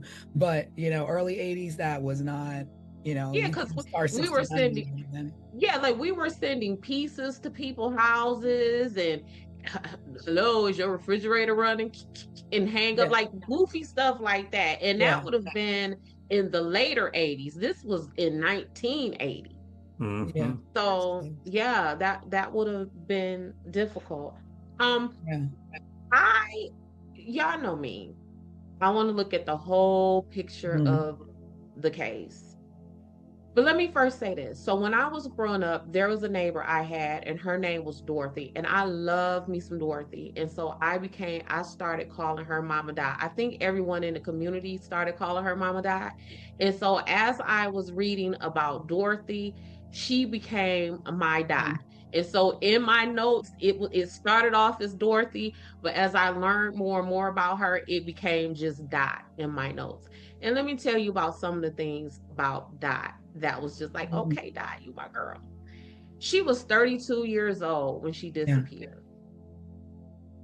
She had Sean, her son, who was 4 years old. 32 and a 4-year-old kid. And we're talking about in the 80s where people may have had children younger, right? Yeah, for sure. Right. So the median age for a first-time mother in 1980 was like 25 years old. So that kind of tells, you know what I'm saying? Aside from maybe any infertility issues that she may have struggled with, like just that, that delay in motherhood was like, okay, Dot, what were you She had a doing? plan. You were doing some other things. And so she worked as a bookkeeper at the store where her and these co-workers worked at. So that was where they worked. They worked at the store that her dad once owned. And her dad sold the stores to John Casello. We'll get more into him later, trust me. And that's where what T? I'm thinking of the storefront, the John's storefront. Yeah. So the name of the it's like a joint store is Swingers Psych Shop and Custom John's Head Shop. I don't know what they sold, what they did. Yeah, I was confused by that. I was like, I don't know what any of that. I don't know what that mess is. A head shop is typically where you buy like bongs and any sort of like alternative cultural lifestyle stuff. Okay, Dot. See what I'm talking about? That's where you get. That's where you buy like incense, like things to like smoke with. Oh. Like pipes, glass pipes. I didn't know and those. This is California. Yeah. Oh, it's California. It is California. So also Dot toured with the all girls band. Really? Yep. Oh wow! Which band was it? That just kicks the door open. That kicks the door. Yep, I don't know the name of the band. I don't even know if she was like a band member, like where she played instruments or whatever. I couldn't find that, but I found that she toured with the band, an all-girls band. Oh man. Yep. And then That's also, cool. Yep, and that's going to tie in when we get to talking about these suspects too. So remember that she toured with the all-girls band. Remember that. Another thing that I think may have played into this is, by some accounts, Dorothy was possibly bisexual. And we know that oftentimes men react harshly to rejection from women. And in 1980, if you are a man and not only are you being rejected by a woman who may be interested in another man, are you now being rejected by a woman who have interests in other women? So this her touring with this girl band and her possible identity is bisexual. Hang on to all of that. Yep, T. Hang on to it. So let's go. Well, I think I have a couple of like minor dum-dum questions. Was she receiving calls at home or was she also receiving these calls at work? Both. They were both. Okay. Yeah. So this person that already tells me that is not a random rando, because it's not like you can just Google somebody. We had yellow pages, and in those yellow pages was 4,000 Tammy Smiths. So your shot of getting the right Tammy Smith, you knew this person personally. No, for me, that's one of the reasons to this day why The Terminator is one of the most frightening movies I have ever seen. That man started going through those white pages. That's how he found Sarah Connor. Like, he went through the phone. Y'all don't remember that? I haven't seen him in a long time. Oh, when I tell you trauma, like, that is the most terrifying movie ever. The fact that he sat with that white pages and looked at the long list of Sarah Connors, and that is how he found Sarah Connor. Yeah, I mean, that was our method, though. That was our method. That was our only way to finding phone numbers, not even addresses. Mm-hmm. And it was just right there. So yeah, that she was getting, and Craig, again, y'all know me. If this woman is getting these calls at home and at work, what am I always talking about? Proximity. Don't no stranger know that. Don't no stranger know where you are at home or at Yeah, work. yeah. Well, And one of and the then eventually the parent knew how to call the parents too. Yeah. And one of the callers called her while she was at home and was like, I got a present for you. Go outside to your car. And when she went outside to her car, there was a dead rose on the trunk of her Oh, car. right. Yeah, I remember that, Rose. I remember that that I was trying to go down that road because it was like conflicting about Mm-hmm. people's recollection of that rose, but And the cause, so she went missing in late May of 1980. I want to say like May 28th or 29th. And the cause started in October 1979. And wow. so they were coming to her house and to her work. And she reportedly told her mother that the caller's voice sounded familiar to her. Mm, But I would imagine it would, because only someone familiar with right, her would know right. where she was. And even when she disappeared, they would have known what clothing item she had on. So it definitely was someone who she Yeah. would have known. And Now, he like at that point, like did I couldn't find like what she did about it. Like, did she do anything about the I don't know. calls? Like But see, report them or I what mean, would she what have do done? you do? I think you just kind of live with it. You would kind of live with it, because we just talked about how these calls were untraceable when we were growing up and we could do prank calls, right? So in 1980, you get a prank call or a call like this. What do you do with it? Do you report it to the police? They don't seem to have been able to trace that or trace it in time. So do you just live with that? Yeah. What do you do I, with it? I I mean, mean, I would definitely be terrified, with a 4-year-old and these Well, cops she coming was. yeah. in So and like, and she was terrified. So I found that she moved at least 3 times. oh wow. Then That she definitely had situational awareness where it's like, Yes, I'm probably not going to be safe here. I need to take my child and go someplace yes, safe. And she did the right things to protect herself. that she thought about purchasing a gun, Wow. but she was afraid that Sean would Mhm. find it, and gun safety there. So what she ended up doing was taking karate classes for self-defense. I So Wow. heard she about that. she This makes me even more sad than I was. Yeah, so she was definitely doing some things to try to prevent this. I feel like it's when we do these deep dives that these people go from being a story that we're just telling the overview of what happened Yeah. to Mhm. to real human beings where Right. she was doing everything correct. She was scared. She was um trying to protect herself and her child. Mhm. Yeah. That's more than you'll ever hear from Yeah. any other source, right? Yeah. Yeah. And it's Yeah. crazy because I just recently, the show that we're trying to put everybody onto on A&E, Crime in Progress. Mhm. I don't want to give it away, in case, you haven't seen this show. This show is like, check it out if you can, on A&E, Crime in Progress. But I watched the latest episode. Did either of you watch the latest? I've Mm-mm. only seen 2 episodes so Okay, far. this last one, if you thought 1 and 2, this last one, and all I'll say is listening to you talk about Dorothy is reminding me of the woman that was in the case, the latest episode. And I'll say that is because this woman's top priority, and I could see Dorothy's top priority was her child.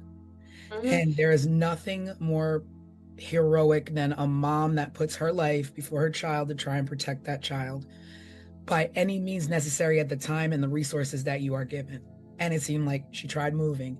She tried to thought about a gun. She took lessons to be able to defend herself, to the point that maybe she even thought that she could protect herself that night in the parking lot, walking to the car.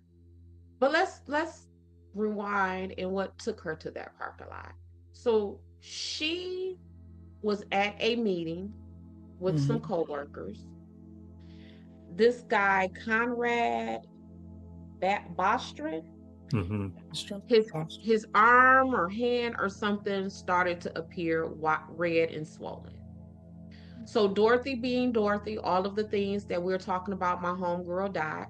She said, let me get you to the hospital. Complete nurturer. The person who went along with them is Pam Head. At the time, Pam was 18 years old. Now, what strikes me about Pam... Oh, wow. I didn't realize Pam was that young. I don't... Exactly. That's my point. So while I was doing all of my research for this, they kept saying Pam, 18 years old. Pam, 18 years old. No one said Conrad Bostrom was 32 or even how old Dot was. So it just kept bringing my attention back to Pam. So while they were at the hospital, Pam says, I didn't leave Dorothy's side at all. But then there are some conflicting reports about how true that is. And I was thinking, if we're in a hospital emergency room visit, what you mean you ain't leave somebody's side the whole time? Like, that's a long wait.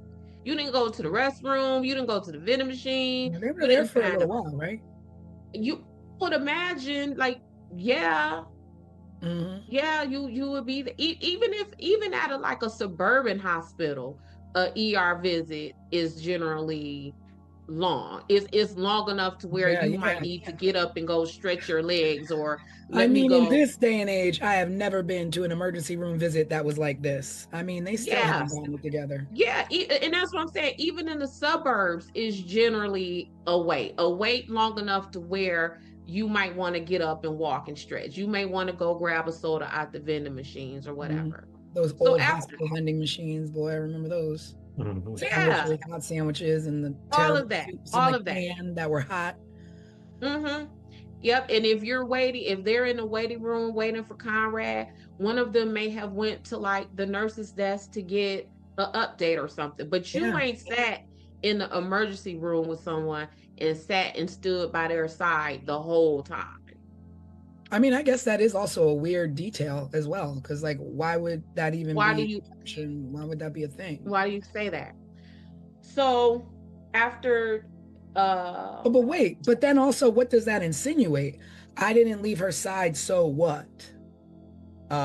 She didn't interact with somebody. I did. Like, what does that detail? I didn't leave her side, so maybe I didn't call someone and inform them of her whereabouts. I didn't leave her side to call someone and tell them she's on her way to get the car. See, Craig, this is why we got a crime expert, because I wasn't. Yeah. I'm like, but why? These did not cross my mind. Yeah. Yeah, I didn't even think about that. Yeah. I really did not think about her doing anything like that. And the reason why it struck me, not only just because that's information, like, why would you volunteer that kind of information?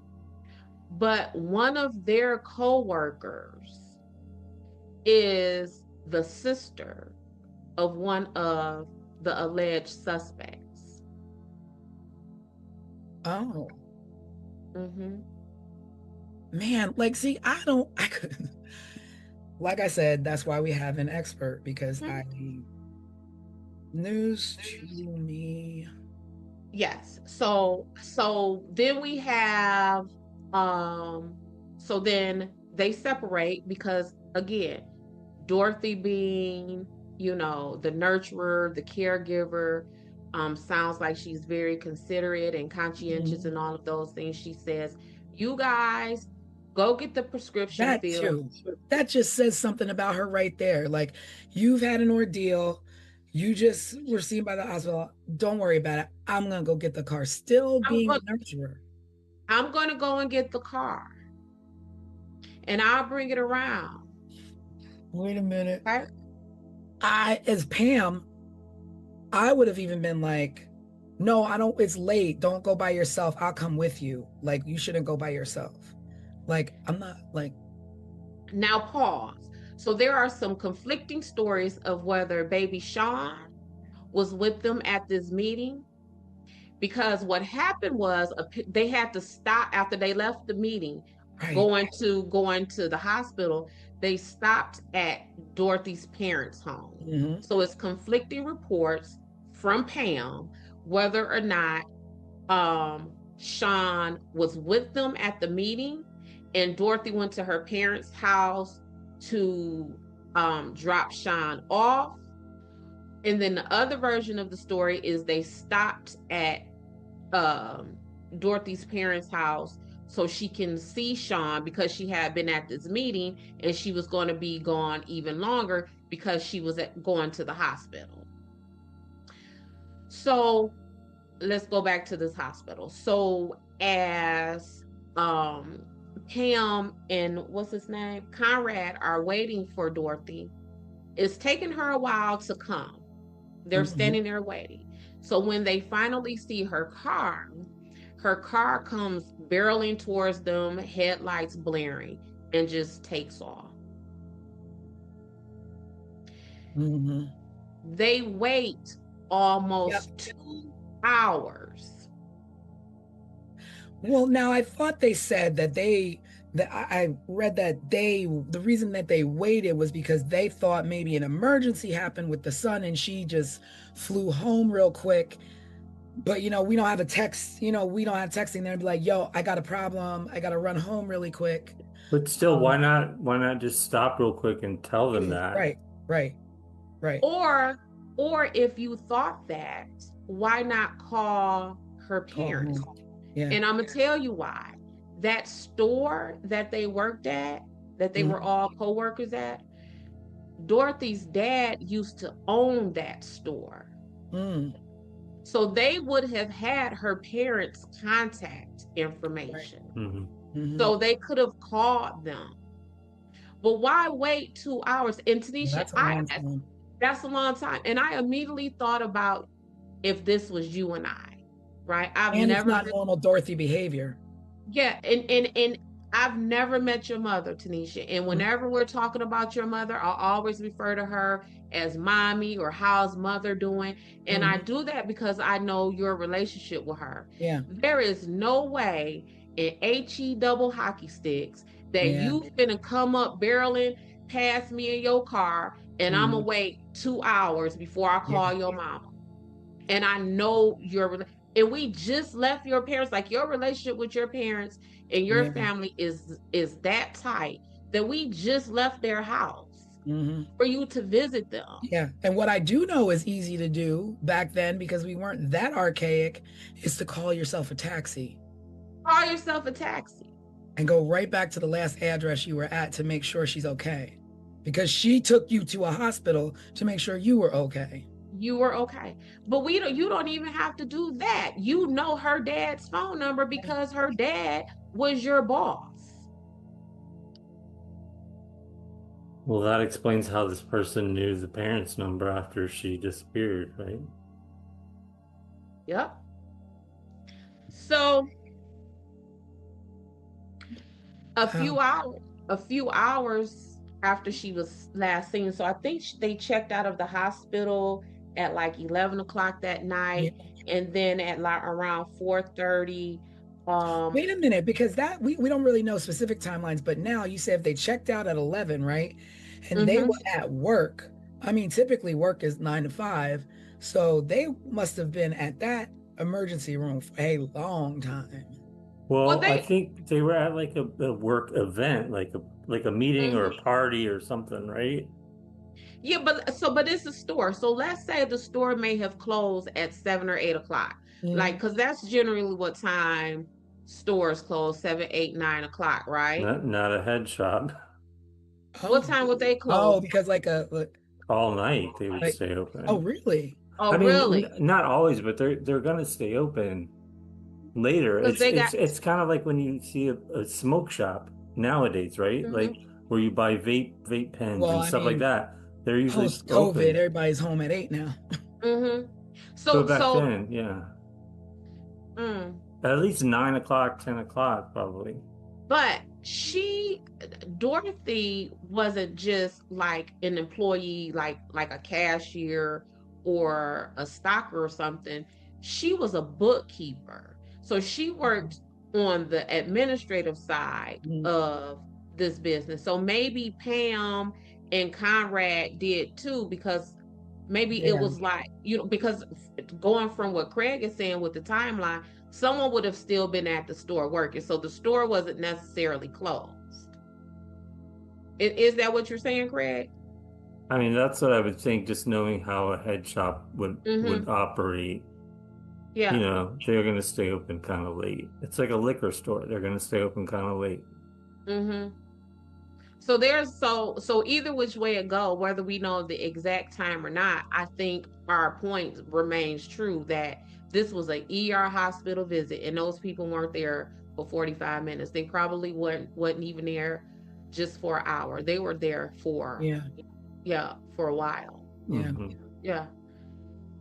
So they checked out around 11 o'clock, and then at 4:30 in the morning that Mhm. next day, a a uh, a resident called 911 and reported smoke coming out of a nearby alley. The police get there and they find Dorothy's car on fire. Yeah. According to the police on the scene, they say that whoever um, was in that vehicle, they left in a hurry. The driver's door was still open. They believe that an accelerant was used on the passenger side of the Oh, vehicle, and that the entire interior of the car was destroyed. so that car was on fire for quite some time. It was on fire quite some time, but why is the accelerant only on the passenger side of the car? Unless Dorothy To was. make sure any evidence that was there burns up. So, but why the accelerant specifically on the passenger side of the car? So that's telling me that possibly Dorothy was forced into her vehicle, Mhm. drive away, and the accelerant is poured on the passenger side of the car to get rid of anything, fingerprints, because back then it wasn't DNA like now. We Mhm. can't, you know what I'm Yeah. saying? But it's traces, it's your hair, it's all those things. Mhm. Um only on because what? So now, so then there, I'm like, I kept thinking that it was one person, but it never dawned on me that you take somebody in their car and then you bring it to an alley and you set it on fire. Now, I don't know what you did with Dorothy. I don't know if you hit her. I don't know if Mm-hmm. you killed her early, but a body is heavy. And so, where is this body? Did you transfer it to another car? Did you take, like, what did you do with her? Because now you no longer have this vehicle. So what is your means of transport now that you have a body of a woman who, if you did not hit her, she's screaming, she's yelling, help me, help me. So she couldn't have been doing that because people would have heard. So what in the world happened? Was she Well, in the car? They didn't even see her because the two in the parking lot said they didn't see Dorothy in the car. So did somebody take her car? Did Dorothy, like, was it more than one person? Yep. So back to what I'm always talking about with proximity. So they were saying that from people who would have been milling about in this parking structure wherever she parked, that no one reported hearing yells and screams. So that tells me that either she didn't yell and scream because she knew that person. Oh, yeah. Or she didn't yell and scream because the person was so much larger or stronger than her that they may have overtaken her before she was able to do so. Or could have leveraged information that we know your parents and we have your son, and if you make a noise, then we're going to harm them. So she could have went willingly. Which is, yeah, and that's all of that about proximity, because how would you leverage anything with her if you don't know anything about her? Right. You wouldn't know about her son if you didn't know her. You wouldn't know about, you know, where her parents are if you didn't know her. I mean, because typically, I guess you could just a regular old stalker might be able to do that and know those things just from just stalking. But this person was going further past that. Like, this person literally knew her schedule, knew when to call her at home, knew when to call her at work, those kind of things. And that other crazy detail was that the person who did it knew when Dorothy went home to stop to either check on her child or drop her child off, she changed her scarf when she was home, and the person who was calling knew the color of the scarf that she changed to. So it's... And how would they have known that? Conrad and Pam would have known that. Pam would have known that. That's a detail that no one would know unless you were physically in someone's presence. Pam would have known that. Yeah. And see, my suspicion at first was heavy on Pam and Conrad, but then it became less on Conrad because I wanted to give him a little bit of grace, because how do you fake a black widow spider? Well, I mean, you know, my brain. It's California. You could find a spider anywhere and put your finger there. Yeah, but you know, again, I'm from Detroit. I think of black widow spiders to not be played with. From what I understand, in the 80s, we knew black widow spiders. Yeah, like a black widow. In our science books, we saw those spiders. We saw them with the red hourglass. We were taught how to identify a black widow spider. 70s and 80s babies knew. Girl, we was hip to the game. Not like we had them all in our backyards, but for some reason that was a universal American fear, was of black widow spiders. A black widow spider, baby. We knew. Wasn't the Spider-Man? Did that he get Diamondbacks? Like, don't mess with the snakes and the spiders. That's baby. what we knew. Growing up, we knew what a black widow spider was. We knew what a rattlesnake looked like. We knew all of that. Yeah. So in my mind, I was think about it. What'd you say? That's strange now that I think about it, because maybe the only people who need to really worry about that is on the West. Absolutely, and that's what I'm saying. Here we are in Jersey, like, if you come across a black I don't recall from those 4th grade science books them telling me that black widow spiders are in Detroit, but I knew black widow spiders ain't to be played with, and you would why would you fake a black widow? Right. You would put it on your arm and be like, "Ooh, bite me, spider," so I can go get Dorothy. Like, that just don't make sense. Yeah. That's a reach. Yeah, I think that's a reach, a far reach. But Pam, on the other hand, she knew what color that scarf was. Yep. She knew that. She knew when Dorothy would have been leaving out.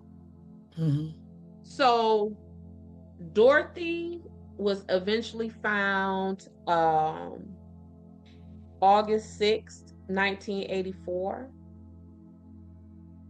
But let's go back some before we even get to where she was found. So her family decided to keep this quiet, because y'all know I love that. What do you mean, like the investigation, or?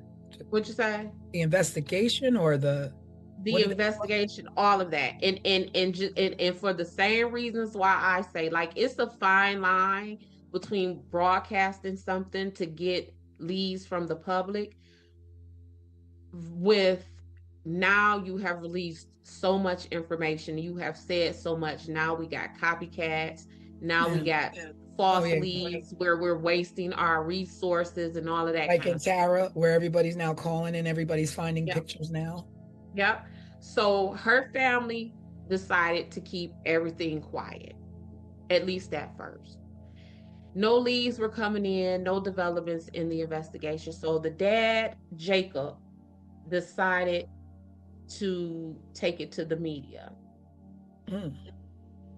And when they took it to the media, what happens? Here comes the phone calls. But the phone calls didn't start until after Dad went public.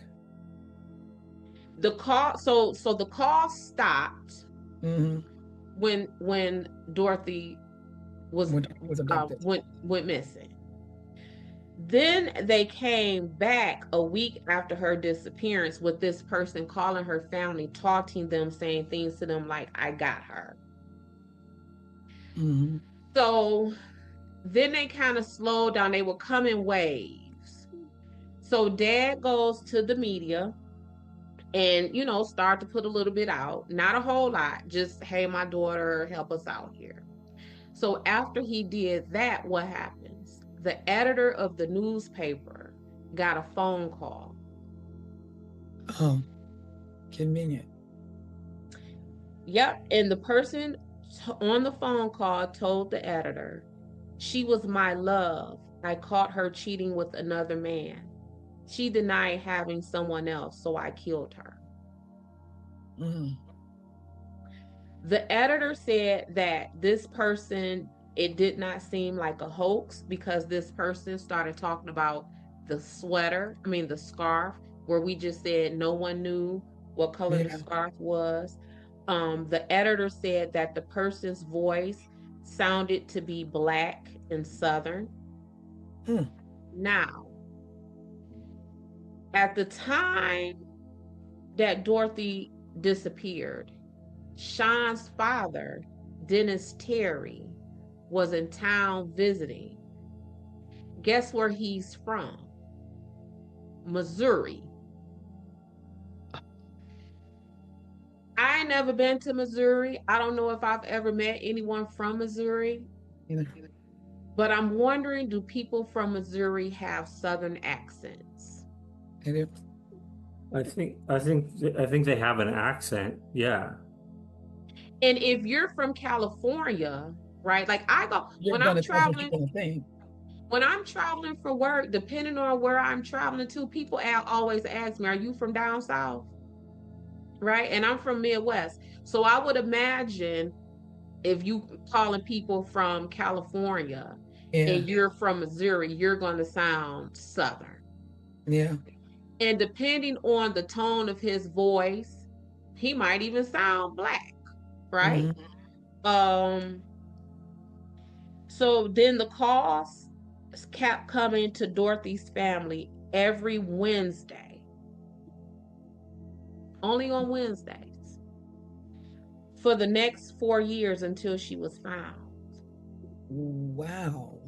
But they only came during the time when Dorothy's father was not home. So the only person who was receiving those calls. Know that. Somebody. So see, I was thinking like maybe the calls were hoaxes, but no, those calls are from inside the house, so to speak. Somebody literally. Yes, from inside her house, inside her immediate circle. Yeah. So, and they only called when her dad was home. And that's like, why would they fear that the dad will recognize this person's voice? They call when the dad was not home. Yeah, they called when the dad was not home. Okay. And why would that have been? Did they fear that the dad would recognize their voice, or was this just an attempt to further terrorize the mom, women and that's of this horrible. family. Mm-hmm. Mm-hmm. That's a sick person. Sick. Sick. And when Dorothy was found, the first call that came to their family after she was found was something like, um, is Dorothy home? You know she not home. Yeah. You know, Because because you got her. You yeah. did this to her. And you call us to ask us, is our baby home? I can't That's imagine like laughing in mom their for 4 face. years. Laughing in their face, taunting them, like, And again, let's talk about the time, right? So yes, the calls are coming in on Wednesdays, but do you not answer your phone on Wednesdays? You don't know what's on the other end of that phone. Yeah.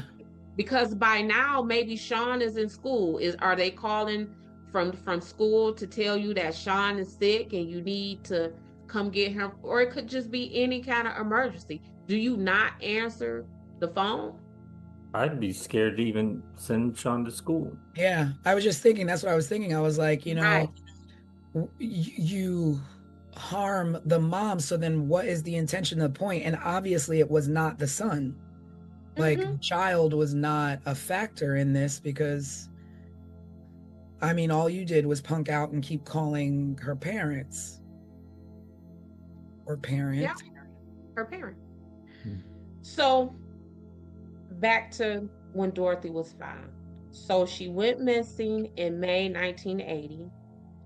Her skeletal remains were found in August of 1984 by a construction crew preparing to do what, y'all? Lay telephone lines. Wow, the irony. I didn't know that. I did not know. Yeah, I just assumed it was, Yeah. the strip mall. Clearing property to build something. Wow. Now, the land that she was found on was owned by someone. No. It was owned by the man who now owns the store.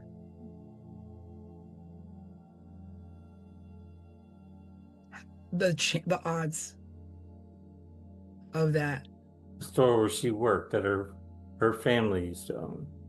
That store, that man who her dad sold those stores to, owned the land where Dorothy was found. Wow. And it was only her head, right? Was her skull. It was her skull and maybe some other skeletal remains. They were spread out. Animals. And they said that those skeletal remains seem to have been charred by a brush fire, which again, Brush fire. That's weird. Being that her car was on fire. So someone set her on fire. It wasn't a random brush fire. And then there was a dog. Yeah, I saw something about dog's bones. Yeah, like weirdness. No, the craziest part is that the landlord of that property being connected to her. I wonder where. Which, please tell me those people were questioned. Well, if they were, none of them are in prison. No one faced charges. So whether you question them or not, because this is still, this is unsolved. We don't know who did this to Dorothy. So let's go back to this man. His name is John Kycola, Kycola. Wow. I'm sorry, my mind is just blown because you were telling me a lot of stuff that I didn't even read because I'm not a private investigator. Because you're not a private investigator. So you ain't a fisherman. I am. Yes. But I'm just like, So So she was the bookkeeper, right? Uh-huh. In 1996, this John man was federally indicted for tax evasion. So my question is, the man who owned the store, owned the land that Dorothy's skeletal remains was found on, was eventually federally indicted for tax evasion, and Dorothy did his books. Oh. So although the indictment came 10, 15 years later, Right. was she back then aware of some of his mess? Because one thing I always say about me and my investigations, I ain't never wrong. I might be early, but I ain't wrong. So is this a situation where Dorothy found something ahead of time? So that's my suspicions on him as far as suspects go. Wow. It's even to the point like where I'm not even there with your method, because I didn't put two and two together with tax evasion and her being his bookkeeper to be like, okay, there's a little bit of motive there on his There's be a whole lot of motive there. A whole lot of motive. Well, yeah, because if you think about it, like back then, it was just like tax evasion was like, right. You went to bed worried you were gonna get busted. And if this man, if she is his bookkeeper, and this man purchased the store from her dad, is she undercovering or finding out some things that may be in dispute? Maybe her dad got shorted. Maybe her dad got the wrong end of a deal with this man in the purchase and selling of this store. Is that why this person couldn't call the house, because the dad would have recognized the phone number? I mean, the voice. Yeah. They also had Dennis Terry, who is Sean's dad, as a suspect. Because, like I said, he was in town visiting the day that week. And by all accounts, he and Dorothy got into a heated exchange because he wanted custody of Sean. So he left, and you know, we true crime people. I'm an investigator. We know that child custody mess is something. So much so, Sunshine Investigations, I try very hard not to insert myself in family court stuff, because that is a level of desperation. Talking about taking people's kids from them, that you don't want no parts of that. Yeah. You don't want no parts of that. Put you in danger, I would imagine, right? Yeah, that's the and even it's a whole lot of attorneys who leave family court in family law for that reason right there. Like, put it like this: criminal defense world is a safer world than family law world. Yeah, when you involve a child, it's, you know, and a child, people's assets, people's lively, like, yes, you coming for me for child support. I want the house, you want the house. Like, family law is a dangerous law. I will say again, when it comes to your safety in the streets and in the world, situational awareness, but when it comes to choosing your significant other and it comes to starting families, make sure that you are making the right decisions for yourself and your well-being. And your well-being. Always the well-being of the children, because when things turn into this kind of stuff, this is not what we were intended to do, and this is not what a child should have to grow up living with, their mom gone at the hands of either you, a husband, an ex-husband. There's so much going on currently today in the news with an husband who murdered his wife and or his ex-wife and her current husband. So it's just a sensitive spot for me at this Yeah. particular moment. Yeah, yeah, yeah. Family is something else. Like Keep your that's hands and your weapons to yourself, people. yes, yeah. So Dennis Terry, Sean's dad, was eliminated as a suspect. And their reasons for eliminating him as a suspect are all the reasons that make me think he is a suspect. So what he was able to provide, listen, receipts for his bus ride back to Missouri. He said that Wait, he was on. can you go back and start Yeah, that up? I think you froze there for a Froze second. for a second. Start with the reasons they didn't see him as a suspect. Yep. Okay. So Dennis Terry, who was Sean's dad, was a suspect. And he was eventually eliminated as a suspect. And the reason that they eliminated him as a suspect is all of the reason why I think he is a suspect. So at the time of this, he would have been on a 2-day bus ride back to Missouri from the Anaheim, California area. 2-day bus ride. He was able to present all of the receipts for everywhere he went, the stops that he made, to say, this is where I was on my bus trip. The reason why that is suspicious to me is I travel for work a lot.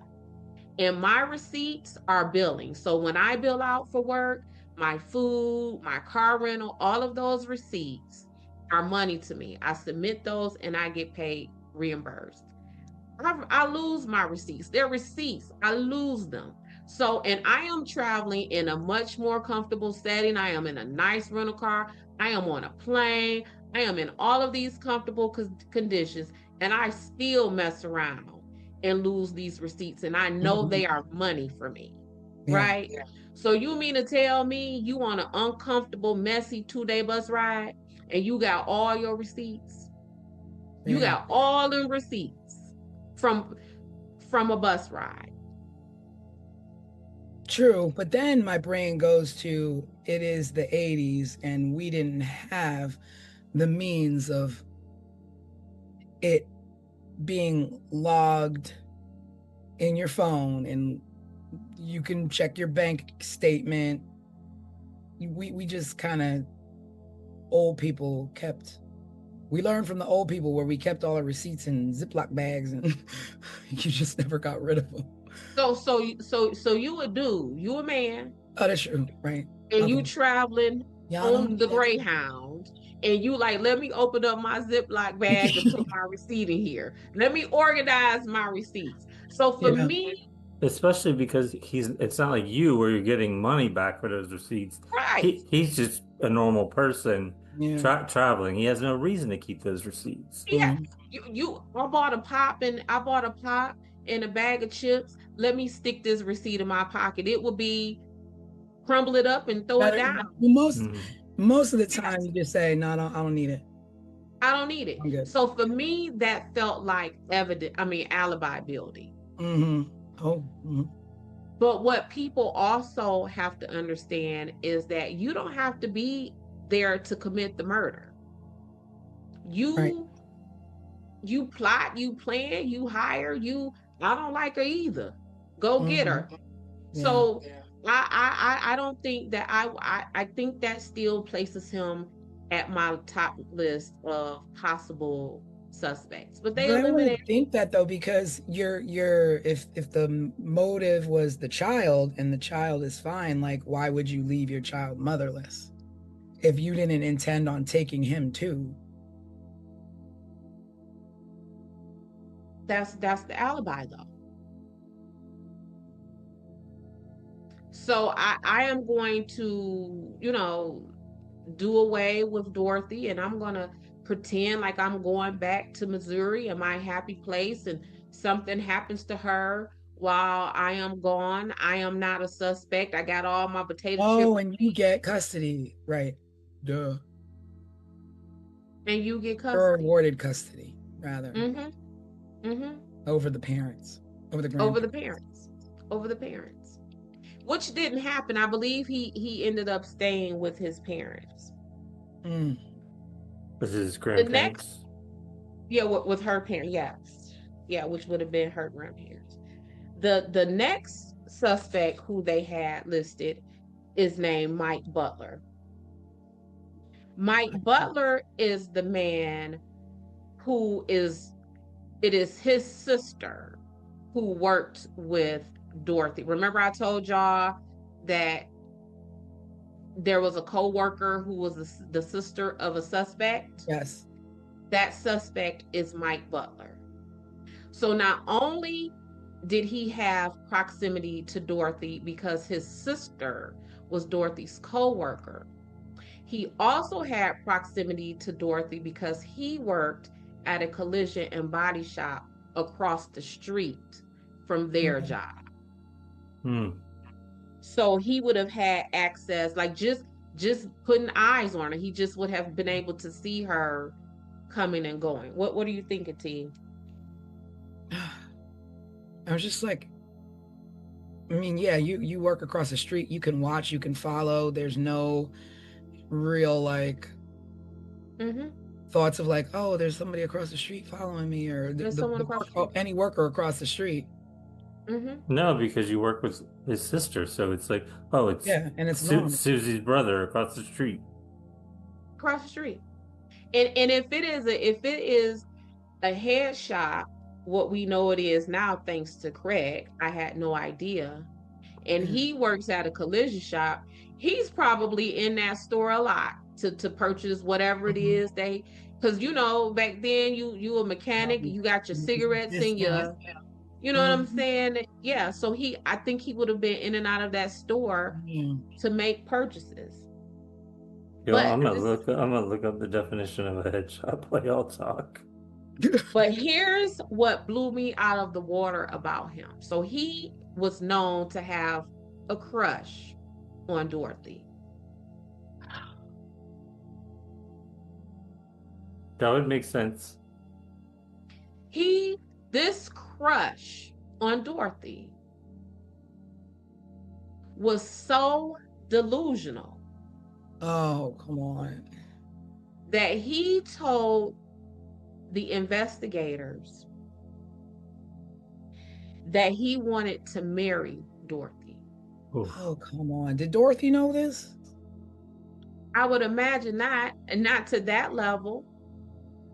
Yeah. And if she did, wow. Yeah. And I mean, if that's what she wanted, like a man in her life as a father figure to her son, and she's friends with Pam, it wouldn't be odd that maybe he would ask her on a date, or maybe he would tell Pam, like, you know, I really, you know, your coworker, I'm interested in your coworker, but not on the sneak tip to where you don't know. Or that you want to somebody feels marry like them. About you, because she would have been thought like, you know, there's a guy who has a crush on me, maybe it's him. But wait, this. So you know, y'all know I love me an obituary. Oh yeah, yeah. The names connected to obituaries. This man, his name is Mike Butler.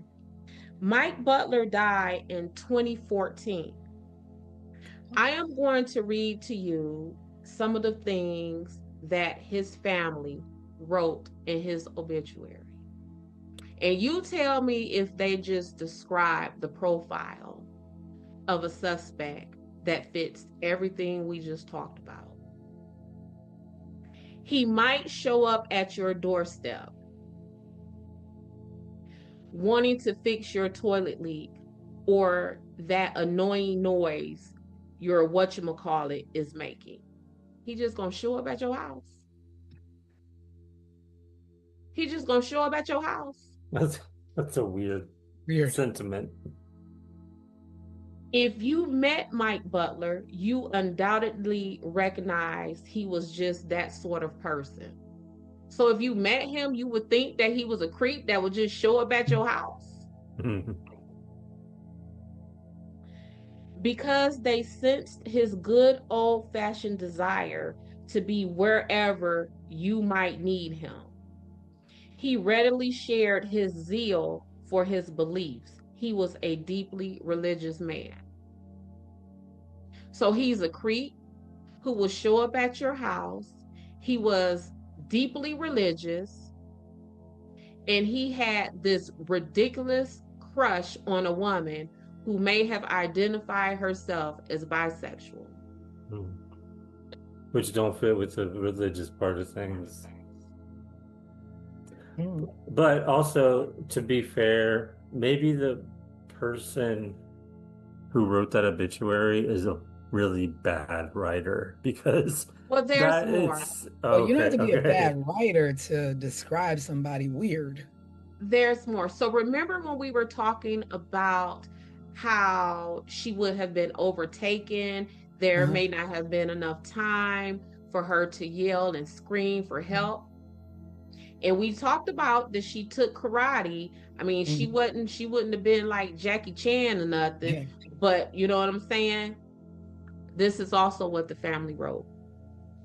He had training in infantry, and then something very unusual happened. Mike's attitude and attention to detail was noted.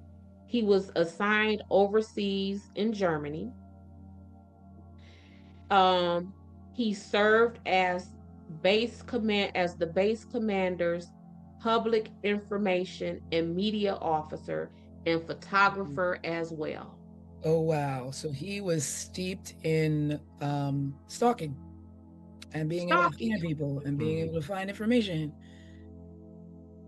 and strong and powerful and trained in combat, but there's still more. He became a music roadie for several rock bands, including the Beach Boys and Bertha, an all-girl rock band his sister was a member of.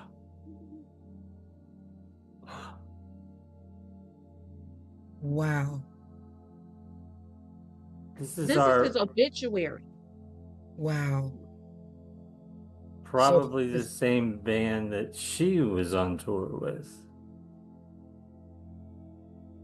So that I mean the fastest way to get yourself a crush on a person is the girl in the band. We like the boys in the band, but there's the fellas. They have groupies too. Mm-hmm. Yeah.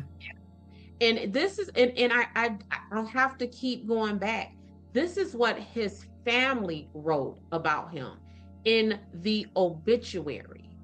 Wow. So are they dropping breadcrumbs like what? Or are they unknowingly just writing about things that could, or they could just, as his family, just be, writing the lovingly information about their brother, cousin Mike, and don't even realize that the things that they're saying about their brother fits the profile just from what we're talking about on 15 Minutes of Murder of the person who would have harmed Dorothy Scott. Here we are, what, 40 years? Questioned? What'd you say, Craig? I was going to say, here we are 40 years later, quickly connecting the dots that nobody else seems to have connected. Mm-hmm. But he wasn't questioned? I don't know, Tanisha. And like I said with the other ones, even if he was, what did they do with it? It didn't, nothing came about it. Yeah, he died in 2014, where they left this lovely, glowing online obituary about him. Like, this was online. I didn't have to Google, like, go into a deep dive. It was online. I'm starting to think now, he worked at a collision shop. Look. And so would he had placed Dorothy's remains on this man's property to then take the heat off of himself, to draw suspicion somewhere else. Or would he place her body at that property because it was familiar? And I think more of that, because you would be giving him a lot of credit to yeah, use his brain that much to But that's what piece his together.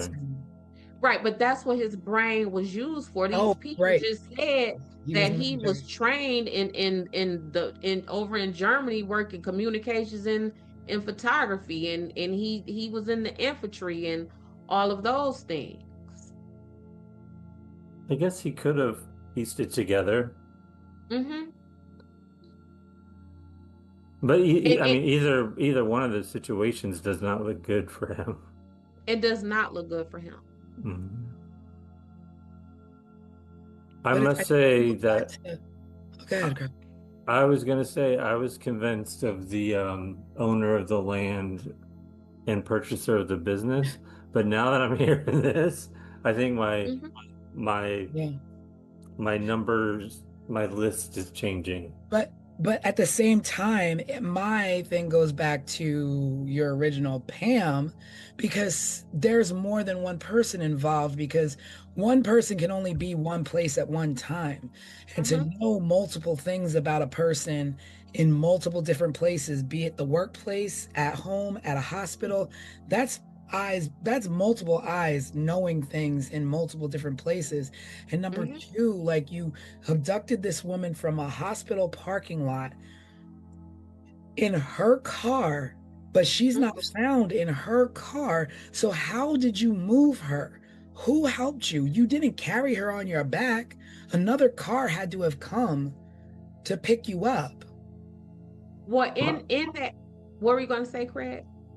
Well, my thought was maybe because there was so much time between when she sped off from the hospital and Around 11 o'clock. and they found her car at 4:30 in the morning, that person that kidnapped her could have killed her, dumped her, then brought the car back and then set it on fire. When you think about what it takes and how a body is not a light thing that you just carry, and it's exhausting, and you're frazzled, like, that's really not a lot of time. That's barely enough time to go food shop and come back and put your food away.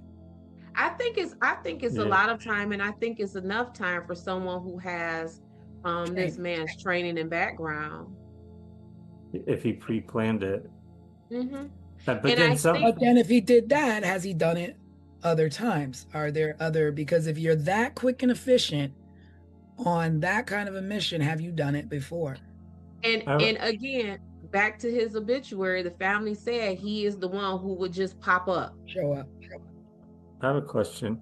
How far away is that head shop and his mechanic shop from where the car was found on fire?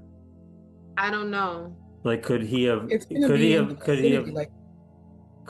dumped the car, caught it on fire, and then just walked back to his mechanic shop? With her on his back? No, like, he would have killed her, dumped her, and then took the car to the alley and caught it on fire and walked back to his mechanic shop. Or maybe his car was, or maybe he parked his car nearby that alley. Yeah. So he would have been able to just transfer her from her car into his car. Right. Yeah. By that alley for her car. Was there significance there for that where he dumped the car?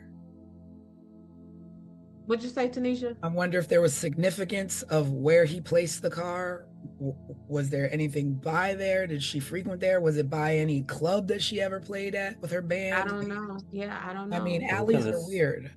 Yeah, and what we know is that oftentimes suspects return to the scene, like they go to places that they are familiar with. So what you're saying, T, that might be a possibility. Like, was that the alley of, a venue that was it a venue band and her band was at, or Yeah. You know what I'm saying? Was this alleyway behind a restaurant or a bar where he saw her in, and I remember how good you looked in that dress. Like it could have been Or, you know, like you anything. said, he was a roadie or whatever. Did he Hmm. unload equipment in that alley Yep, for yep. a show? Something. I would bet that there is some kind of familiarity with him in that Yeah. alley where he Yeah. transferred them. It's not an open field. It's not a random Mm-mm. place. An alley is a Nope. very specific place where you know, one, there's no police activity. You're not being watched. You're not being followed. That's like a dead end. Like it's oh yeah, maybe the alley's open ended. I don't know if it was open on both ends or if it was closed off on one end, but that's a spot for you to get caught, especially setting a car on fire, even Setting if them her. it is 4:30 in the morning. Hmm. Do you know? There's something about Do the you alley for me. do you know what the name of the head shop was? Yeah. Because I just found where her car was. It is. Oh, let me see. I got it close by. Give me a second. Oh, I'm curious to see how close they It's are. Swingers Psych Shop and John's Head Shop. I thought the head shop was like a car place for fixing cars. What city were they in again? Anaheim? She lived in Stanton and she went missing from Anaheim.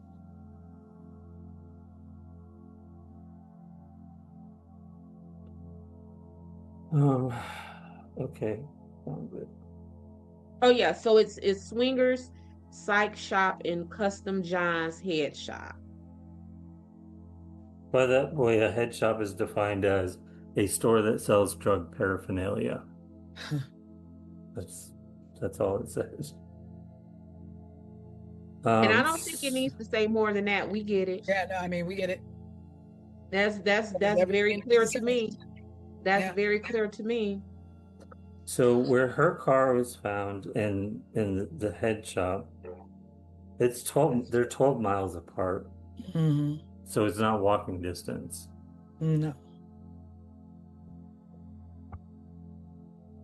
So remember when we were just talking about like, I don't know if we're digging at stereotypes, but how someone who worked at the collision shop or something may have like their cigarettes tucked in Yeah. their t-shirt pocket or I mean, it's something, the 80s. Everybody was smoking. right? Even kids. Mhm. Um, at her parking spot when the cops went to begin the investigation, they found a pack of cigarettes in her where her car was, and she did not smoke. Come on. Mechanic. No fingerprints? If you think See, about that's the thing with this. See, so when this is the thing. So when I get to talking about police and what the police didn't do, this is the mess that I am talking about, y'all. Like, and this is why, as I began to do this investigation, this woman went from being Dorothy Jane Scott to Dot to me because Yeah. they wronged this girl. I Yeah. get it that in 1980 we can't trace cars like we can, right? I get it in 1980 we can't track down DNA the way that we can. I get it in 1980 we might not even be able to work with fingerprints the way that we Right, but we can can today. ask questions. We can ask questions. We can make connections. Yeah. And just right here, the connections that we made, what happened to this woman? And y'all gonna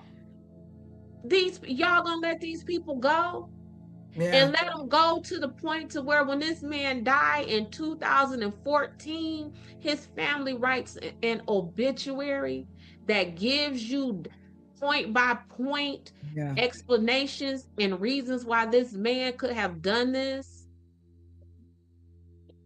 And That's crazy. you know what a simple question would have been for the brother, the mechanic? What kind of cigarettes do you smoke? Because when people smoke, they smoke a very It's specific the type one- of cigarettes. You don't just buy random cigarettes. Yeah. You smoke. I know when I smoked as a kid, I would smoke Benson and Hedges menthol lights because that's what my father smoked. Mm-hmm. Yeah. Easy Mm-hmm. question. And Mm-hmm. I Easy remember question for any suspect who doesn't know that they dropped anything. and people's packs of cigarettes were so personal to them. I remember Yeah. seeing cigarettes with people's IDs tucked in them, people's Mm-hmm. money tucked in them, Yep. phone books. Remember the little miniature phone books that would be tucked in there, like a pack of cigarettes, Yeah. because you kept them so handy. Mhm. Often served as miniature wallets for people. Yeah. Yeah. You ain't just dropped a pack of cigarettes and we don't Wow. know whose pack of cigarettes that is. Mm-hmm. Yep, they And had that's that just like, plastic sleeve over it, so you could tuck in Yeah. like a $5 bill or like. I wonder if, like, I mean, I get it. I don't know, like, evidence and what have you, but if that was still in evidence today, if you could test it for anything, traces of anything, if you would find a connection. Anything. Because again, you didn't have those things Right. back then in 1980, but you Mhm. had them in 2014. So let's go back to the Colonial Parkway in our Waterman. Y'all knew enough in after 7 years after he died to say that he's a suspect, and y'all done went back and tested his DNA after Yeah. he died. Where's those cigarettes? Yeah. Run the prints on those cigarettes now, because you can. You Yeah. can do that now. Mhm. It's Go crazy. talk. I know, like, people have always, what about this? What about that? Did you do this? Did you do that? And I'm not discrediting the fact that maybe it was done, maybe it wasn't, but there's nothing that infers that it was. But you making me want to call a tip hotline. Be like, Yeah, what no, really. Really. did you think about this? Did Because you no, think you about didn't, this? because you just moved on to whatever was next. Because if you didn't, we would know what happened to her. Her son would know what happened to his mom, and his And parents wouldn't have died without knowing what happened to their child. and everywhere I dug, I saw references of Sean still trying to find answers Yeah, about his mom. yeah, Yeah, because he's like a grown man at this point, yeah, probably our Yes. age. Yeah. Yes. Mm-hmm. yeah. All right. Because he probably is exactly my age, because if he was 4 in 1980, he would be born in 76. Yep. Mhm. And It's this just, man's obituary, y'all. mhm. And for him to tell the police, I wanted to marry her, sir, if you don't hop your butt up in these handcuffs in the back of this patrol car so I could take you where you belong. Mhm. What you mean you was gonna marry her? And you know, and here's the thing, you know, we are investigating her disappearance. Right. And That's you right. There's a 4-year span of investigation that either trailed off or Mhm. didn't really get off the ground before she was so found. so depending on the place in the investigation that Mike Butler would have been questioned, he would have either told police who was looking into a disappearance that I liked this woman and I wanted to marry her, or he would have been telling investigating homicide detectives, I Yeah. liked this woman and I wanted to marry her. I'm curious what his line of Either, questioning was. either one of those time frames, sir, I have handcuffs for you. Mm-hmm. I You have know, handcuffs for you, sir. not to keep harping on cigarettes, but I bet even his family members would know what kind of cigarettes that he smoked. That's a pretty standard big clue that you might even want to bring public. Listen, they could have interviewed his 7, 8-year-old niece or nephew about his cigarettes. Because what was we doing then? We was going to the Going stores and buying them. or Or, st- or stealing them. or Craig. stealing them. Speak for yourself, Craig. But yeah, I'm but just saying, Craig like, said, And that's an easy follow-up. yeah, it's the Visit to the easy store. follow-up. When did this man what cigarettes did this man purchase when he comes in here? Who sold him these? But here's the thing, guess where he probably purchased his cigarettes from? Right the across head the shop. street. The head shop. Right across the street. Because the head So shop would. how far would the police had to have gone to Not find really out far. to find Across the out street. what across the street to find out what type of cigarettes this man purchased? When was the last time he purchased them? Because if the pack was full and he just purchased his cigarettes earlier that day. Yeah. But wait a minute. The woman works at a head shop. The woman is abducted, taken. They find cigarettes. They don't think to question who, like, you work at a place that sells these things, but you don't smoke. So who do you know? Like, with the I just don't understand, like, I mean, people laugh at me and go, everything's not that simple. You know, everybody's always like, Tanisha, it's not that simple. It's not that simple. But sometimes, like, just get the simple out of the way. It could be that simple. It could, Yeah, that's my thing. I'm always like, no, it is that simple. Alex always teases me and says that I am like Axel Foley on Beverly Hills Cop. Remember how he was just like bare bones with his investigation, and these Beverly Hills Cops officers, they had all this money and all of this technology, and he was like, y'all don't need all. That's this case right here. That is this right here. This, you don't need no resources other than talking to some people. Talk to the people. This case, somebody's story is gonna crumble. Yep. Somebody's facts are not gonna match. You don't need the technology to trace these calls. You don't need the DNA technology. You don't need the fingerprint technology. Well, they say good old-fashioned investigation. That's it. Axel Foley on it. That's all you need. And even like in Beverly Hills Cop, he was going to the sports club and the athletic club and crashing on people's lunches because that's what it takes. Yeah. You know what? Looking at where Anaheim is, it's right next, it's kind of part of LA in a sense.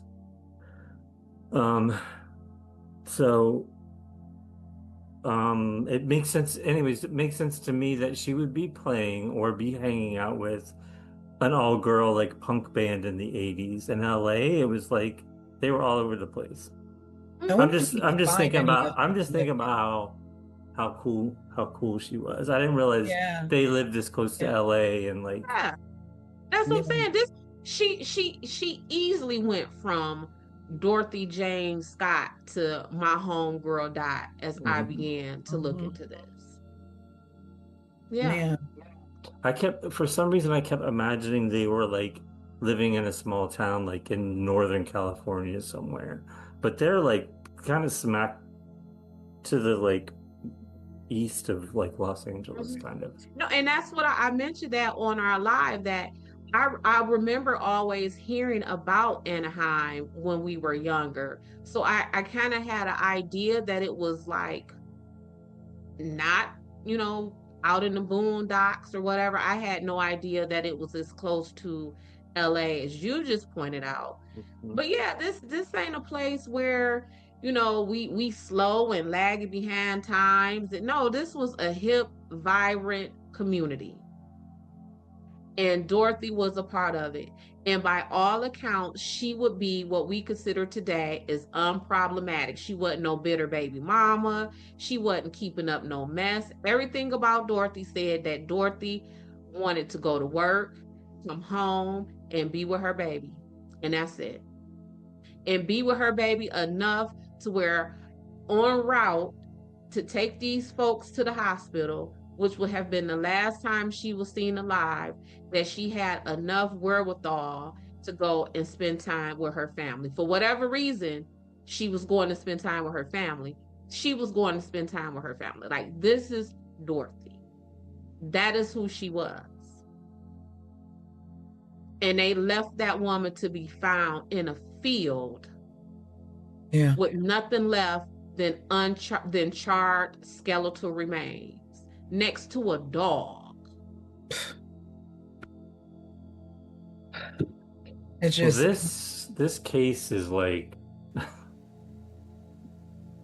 blown my mind tonight. Yeah, this one definitely. It seemed so like kind of simple when we got started into this and turned into That's the something. thing, is that when you take just the basic facts and then you do the deep dive like Des did, you know, you find out so much more and then you talk about it. Mm-hmm. I can't wait to see what some viewers chime in with. My heart goes out to her son. Yeah. My heart goes out to Sean, definitely. And I pray he finds answers. And here's the thing about Sean. So I am sitting here and I am telling you how, as I was investigating Dorothy, I became in love with her and she became my homegirl Dot. And these are memories and information that I have drudged up about this lady who was a complete stranger to me from the internet. Mm-hmm. Imagine what her son, who probably didn't have memories of his mother. So as he is reading these things, oh wow, my mom was this, my mom was in a band, or when he's hearing the stories of his mother from his family. So because I just know these things from the internet. Like he will be hearing stories from her friends and family members. The depth of his mom, because being 4 years old when your mom was brutally taken from you, you know, you've got to have some really fond memories that aren't exactly your own, but being told to you secondhand because they was robbed from you. Yeah. And all he has to grasp onto are those memories. And to think like, oh, this is my mom. My mom was this, and I didn't even get to know this about my mother. And not even firsthand memories. This is told to you.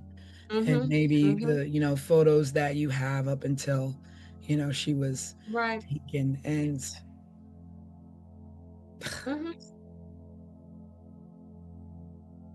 yeah, I can't imagine. Yep. Dorothy James. And I think the consensus is that 1980s were not a good time for solving unfortunate murders. And so many people in that decade are just, I mean, so many of us, the Gen X generation, have no answers for the terribly criminal things that happened. And it's just it was a different world then. It was a different time. I mean, these things still happen, but, you know, we got drones, we got all these, you know, different things that, you know, in a second, you can barely get down the block committing crimes these days. Like, it takes about a week, a month before, you know, we find out the result of, you know, there's no such thing as real kind of unsolved crimes at the volume that it was in the 80s. Yeah, and the unfortunate thing in everything you just said is absolutely correct. But even with what you're saying is being correct, at this rate, I believe just nationwide, about maybe half of murders still go unsolved. But that's a case of the bottom line. That's all this. Because if you have this, then it's solved. If you don't have this, then, you know, you can wait. You can wait until you can afford to. This meaning money, right? Money. The money. Yeah. Because there's no reason that a murder can't be solved with the proper time given.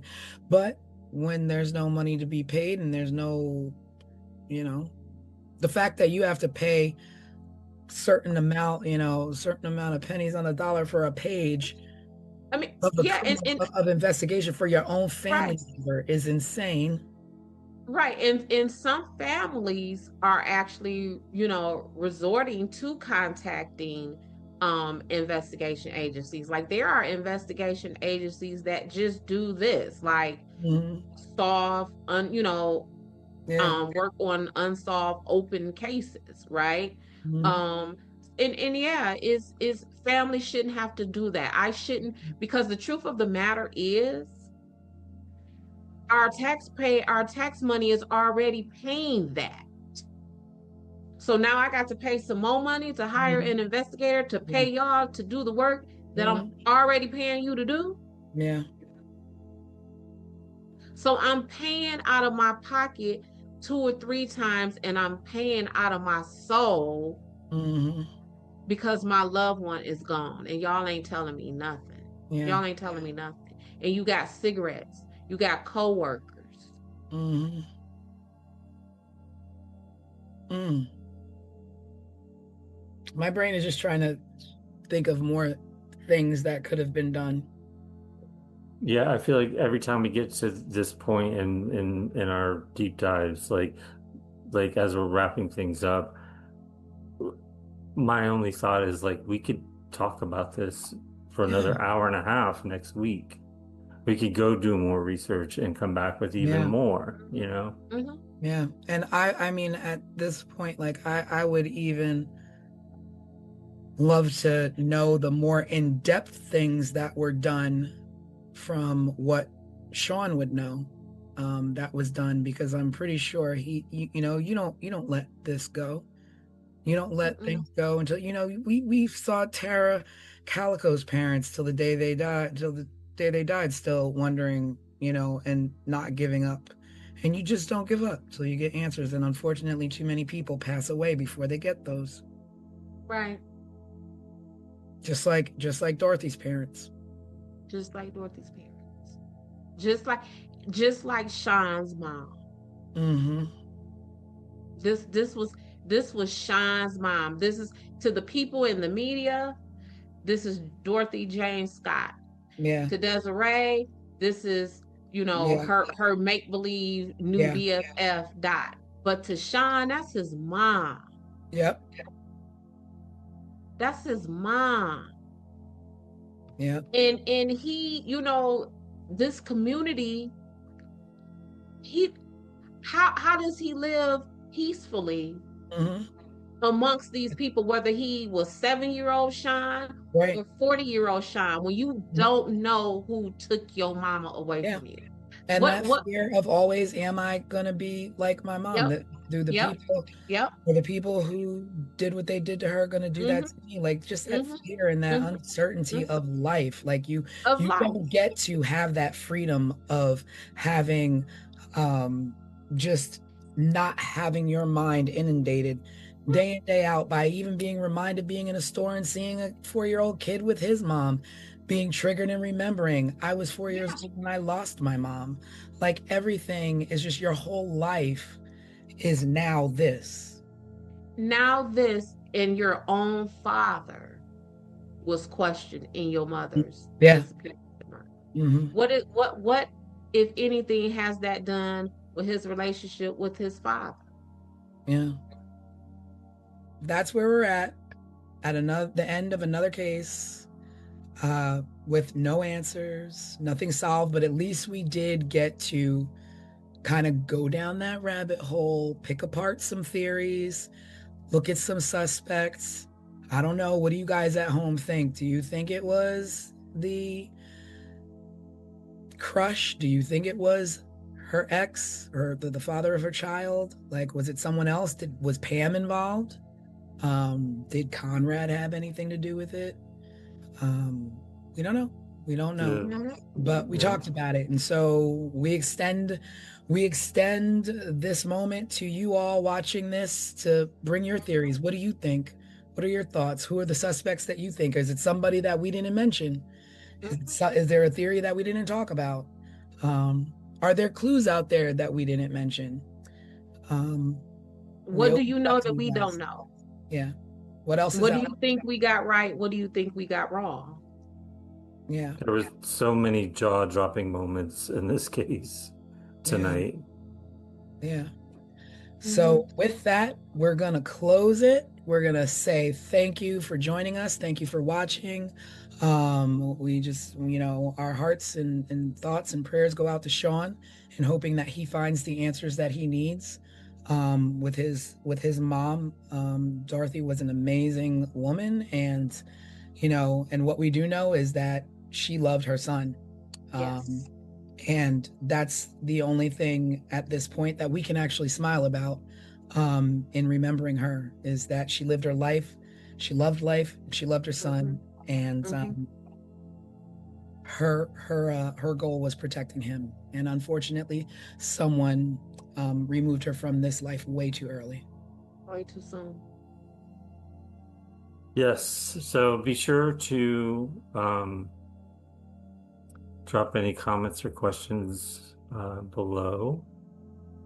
Check us out at 15minutesofmurder.com to see the overview for this case if you haven't watched it, and also to catch up on cases in the past that maybe you haven't seen yet. Yeah. And we will be going live Wednesday night, this Wednesday, with Wednesday Night Live. Join us then when we just catch up, just check in. Nothing's planned. We just pop in, talk about the current events and what's going on, and we will see you then. Yes, see you next time. Bye. Bye, everyone. Subscribe, share, and remember, someone is always waiting for answers. This was 15 Minutes of Murder.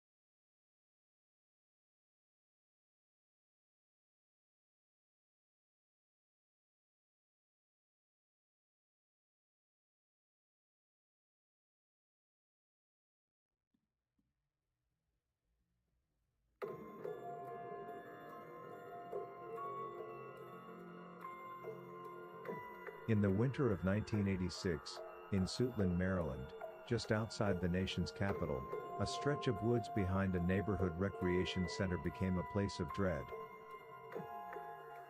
Children had played there. Families walked past it. And teenagers cut through it on the way home. But over the course of weeks, those woods would yield a terrible truth. Young women were being killed and left there. 5 lives, 1 community, and a mystery that has never been solved. This is 15 Minutes of Murder.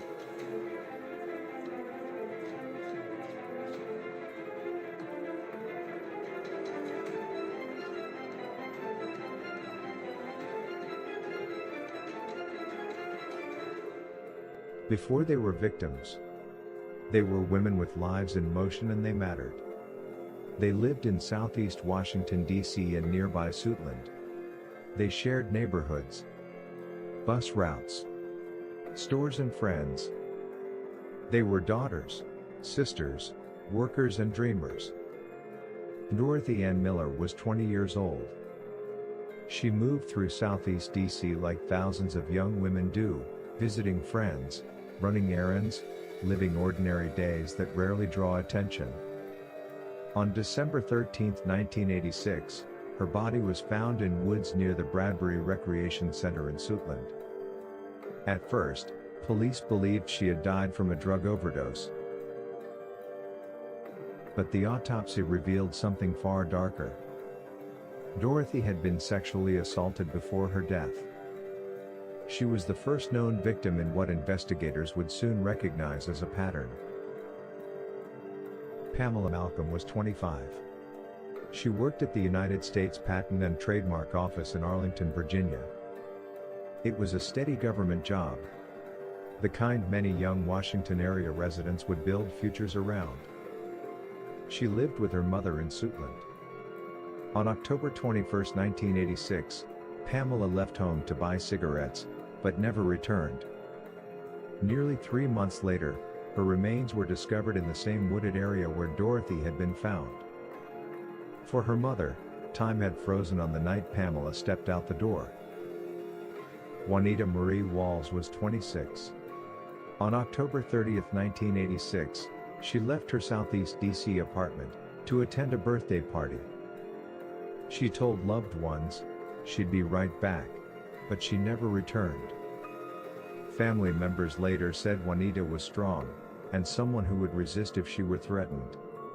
Investigators found signs she had fought her attacker. Her remains were found in January 1987 in the Suitland Woods. Cynthia Lee Westbury was 22. She lived with her mother and siblings in Southeast Washington. She had simple plans, steady work, independence, and a stable life. On November 10, 1986, she left home to meet a friend. When she disappeared, worry settled in immediately. It wasn't like Cynthia at all. Days later, a call came from the U.S. Postal Service, offering her a job interview.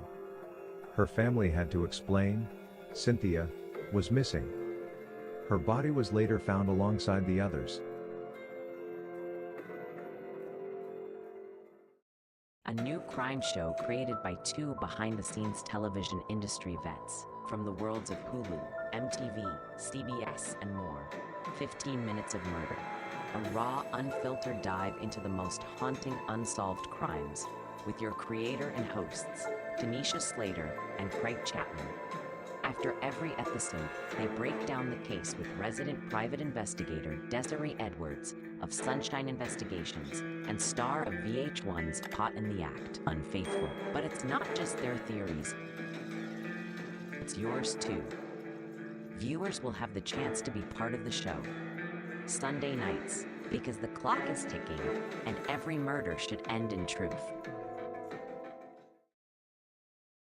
Angela Maria Wilkerson was 22. She moved through the same Southeast DC neighborhoods as the others, the same streets and the same social circles. She was last seen January 5, 1987.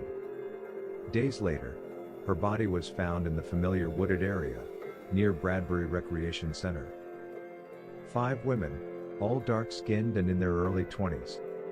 All short in stature with slender builds. 4 were from the same Southeast Washington neighborhoods. All were sexually assaulted and stabbed. All left in the same unsuspecting woods. All underserved because no one, except their families, were looking for them. All were just stumbled upon, like trash discarded on the wayside. By January 1987, fear in Suitland had become something heavier than rumor. It had become a frightening pattern for everyone living in that area. The woods behind the Bradbury Rec Center became the place parents had to warn their children about. Residents watched from windows facing the tree line, imagining the unthinkable. In February 1987, more than 100 residents gathered outside the Prince George's County Police Station. They demanded answers and safety measures. They demanded attention for the deaths of the young black women in their community. The outcome? Police formed a 25-detective task force. They conducted interviews, canvasses, and searches that turned up some leads. But the killer, or killers, remained unknown. Then, investigators made another discovery, this time in Northeast Washington, D.C. In an alley, police found the body of a young woman. She had been stabbed, sexually assaulted, and strangled. For nearly 2 weeks, she had no name. Then, an employer recognized a police sketch. The victim was identified, as 20-year-old Janice Elaine Morton, a nurse's aide from Southeast Washington. Like the Suitland victims, Janice was young, black, and lived in the same communities as the other women. She too was killed in a similar way. Her murder intensified fears that the killings were connected. Police arrested a suspect in Janice Morton's murder. On January 30, 1987, 31-year-old Alton Alonzo Best, a Southeast Washington resident. Investigators said Best knew several of the Suitland victims. One witness reported seeing a victim near a van associated with him shortly before her disappearance. Later that year, Best pleaded guilty to second-degree murder and sodomy in Janice Morton's killing. He was sentenced to 18 years and 4 months in prison. During proceedings, he admitted to patterns of behavior involving offering drugs and seeking sexual favors from vulnerable women. After his arrest, the Suitland killing stopped. But here is the unresolved truth. No forensic evidence ever linked Best to the 5 Suitland murders. He was never charged in those deaths. And officially, the case remains unsolved. Time moved forward. But the woods? They remained a haunting reminder of unthinkable tragedy and unimaginable grief. Families buried daughters, sisters, friends. 5 women, whose lives intersected by geography, and later, in tragedy. The names eventually faded from headlines, but not from memory. And not from injustice. Dorothy Ann Miller, Pamela Maria Malcolm, Juanita Marie Walls, Cynthia Lee Westbury, Angela Maria Wilkerson. Your lives matter, and you are not forgotten. Thank you for watching. Subscribe, share, and remember, someone is always waiting for answers. This was 15 Minutes of Murder.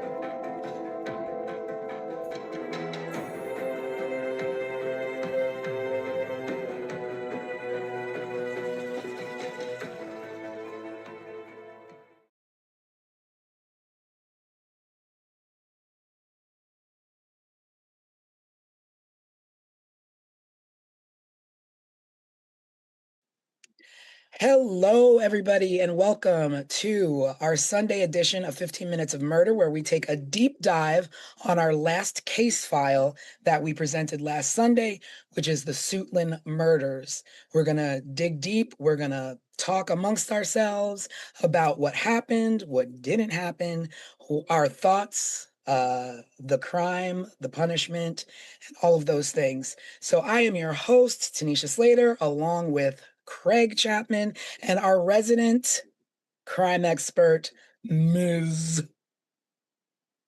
Desiree Edwards. Hey, in the y'all. house. So we are going to get into it. We are going to break it down. And this case is a little different than the things that we've been doing in the past, where we've had a lot of archive footage, and we've had newspaper clippings and witnesses and all these kind of things to report. In this case, we didn't have that. So that is definitely something we will be getting into as well. But thank you for joining us. And please, if you have any questions, if you have any comments, feel free to leave them below. We will address them on our Wednesday night live.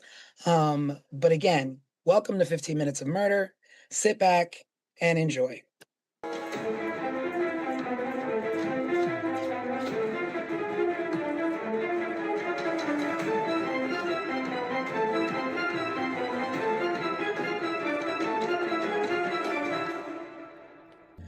Okay, everybody. So we're about to get into that deep dive, but before we do, make sure you like and subscribe so that you never miss an episode, never miss a live. Stick with us. We'll stick with you. Make sure you subscribe. We appreciate every single subscription. So let's get into this deep dive. Now, what did everybody think of this? This was different. This was definitely different than other stories we've covered. Yeah, but see, so here's my take on it. I found that it was not as much information about, these victims and this string of murders. However, I think that leaves us in a place where we can talk about and explore why that is so.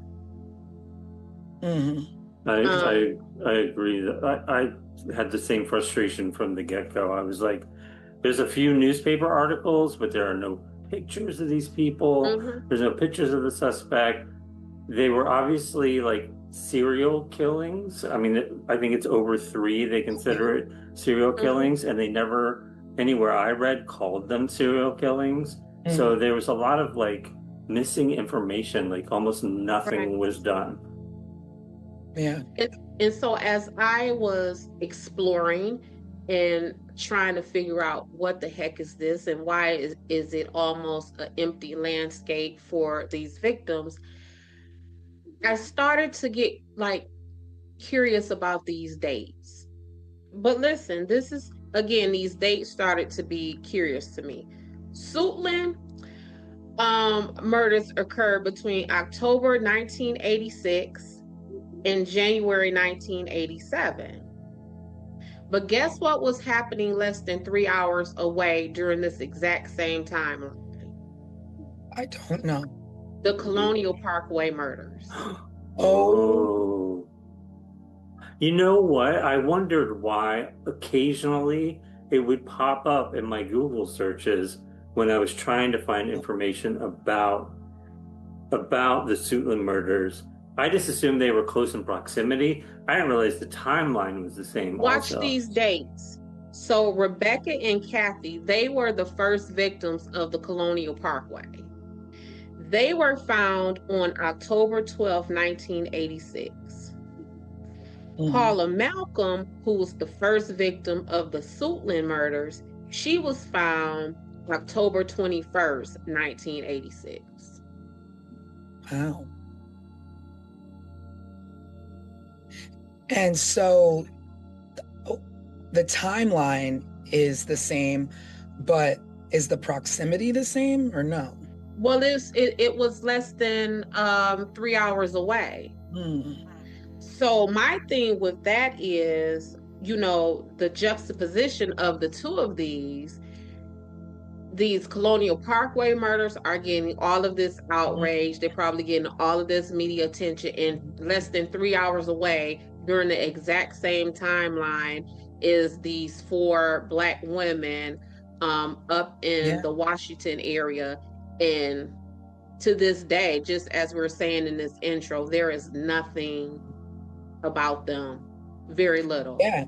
And then with the Colonial Parkway murders, it's like not just, it wasn't as easy to find a lot of stuff about the Colonial Parkway, but you had brothers, family members who are still to this day advocating for their family members, where you have that sense of, 3 hours away, the same thing is happening to another community, but 20 years later, you don't have that push. And why? Right. Because the mentality that you bear is a lot different, where nobody really cares about me. I'm not going to advocate. It happened. Things happen.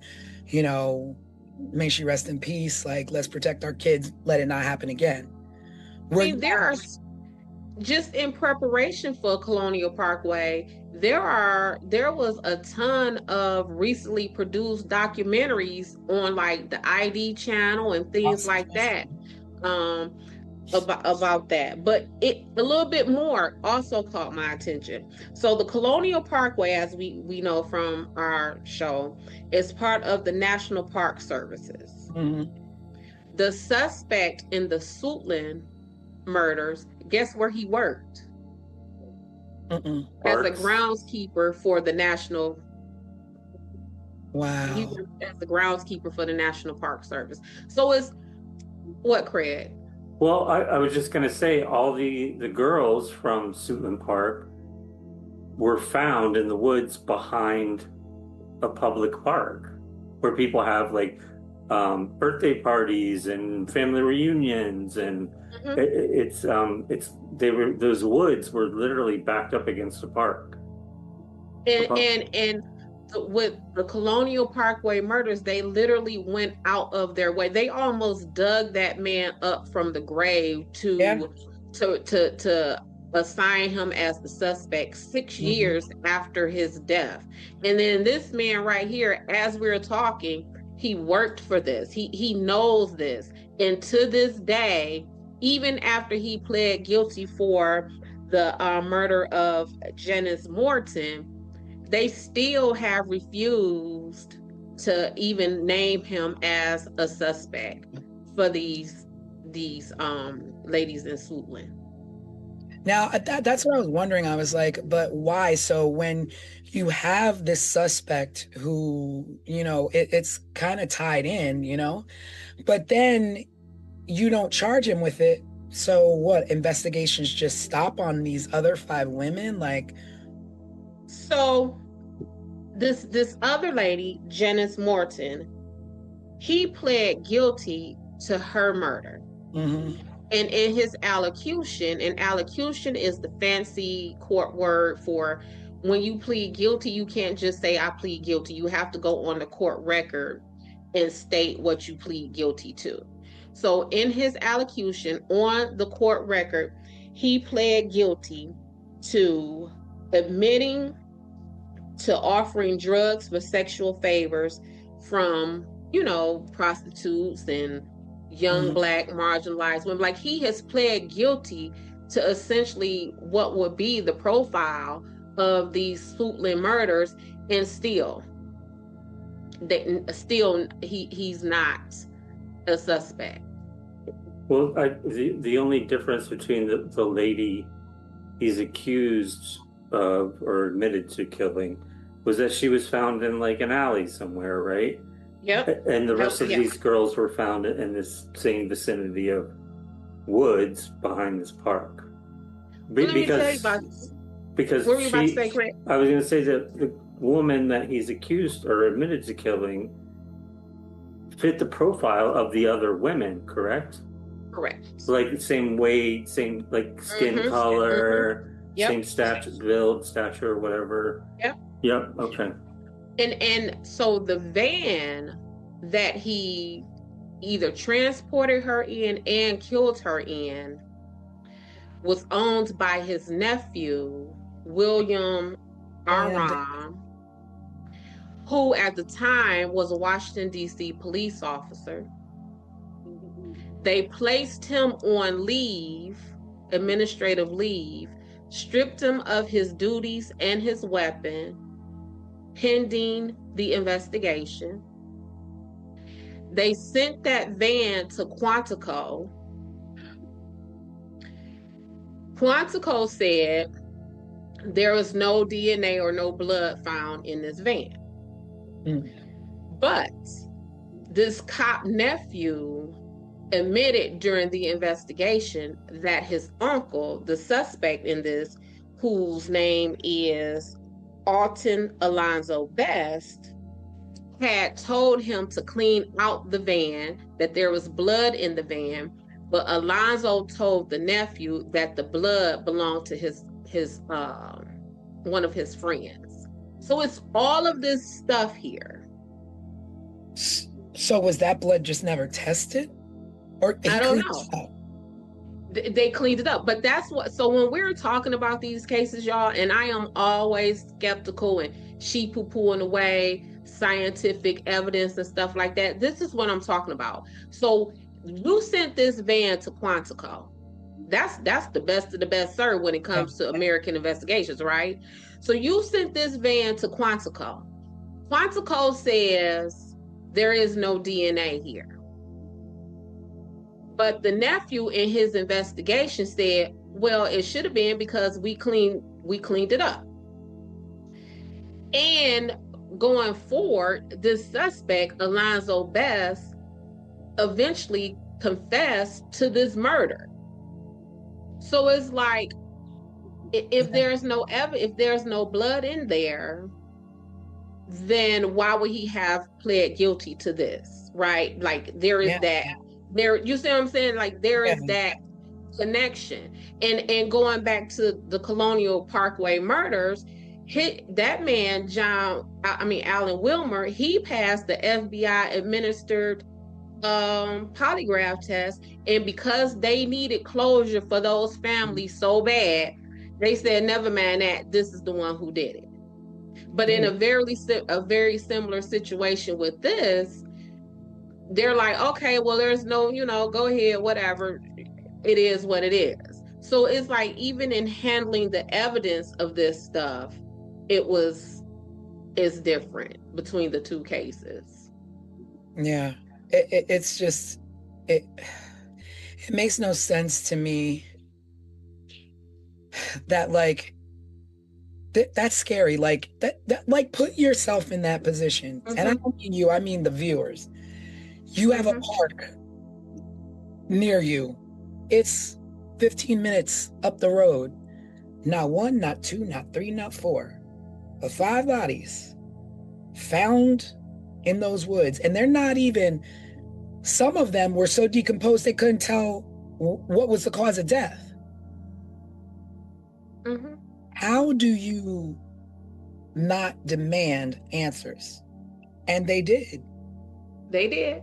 And that was something too. So they demanded answers. And in my research for Colonial Parkway murders, those families and those victims, it was like, come and talk to us, but it wasn't that outcry from the public where give us these, you know what I'm saying? Because there was no need for it. Correct. The police were knocking on doors. They were trying to figure out what's going on in our community. Yeah. So one of the things that I did not like with this Suitland investigation is I read that they said that whoever was committing these crimes was doing this for sexual pleasure. And this is something too that we talk about when you miscategorize crimes and motives and stuff like that. Rape is not about sex. Rape is about power and control and domination. Because if it was just about sex, then no one would rape, because you can get sexual release by yourself, right? Like you can do that to yourself. You don't have to do that. And then these women were stabbed, kind of like what we're always talking about, like the closeness and the intimacy that it takes to do stabbings. And so I know that the investigators were thinking that the women were not killed in the areas that they were found. But wherever they were killed, if they were stabbed, that still would have been a more intimate place, because again, that it's a struggle to stab someone. And then this back and forth motion is going to be blood everywhere. But I did some thinking about what was going on with these women from their physical descriptions, because obviously whoever did this had a type. Yeah. He had a type.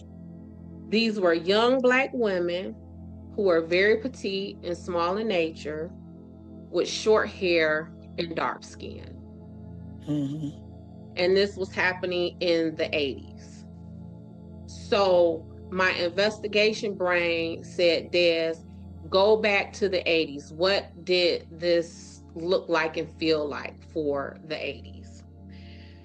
Thin built, maybe these women were chosen because possibly childlike in their stature.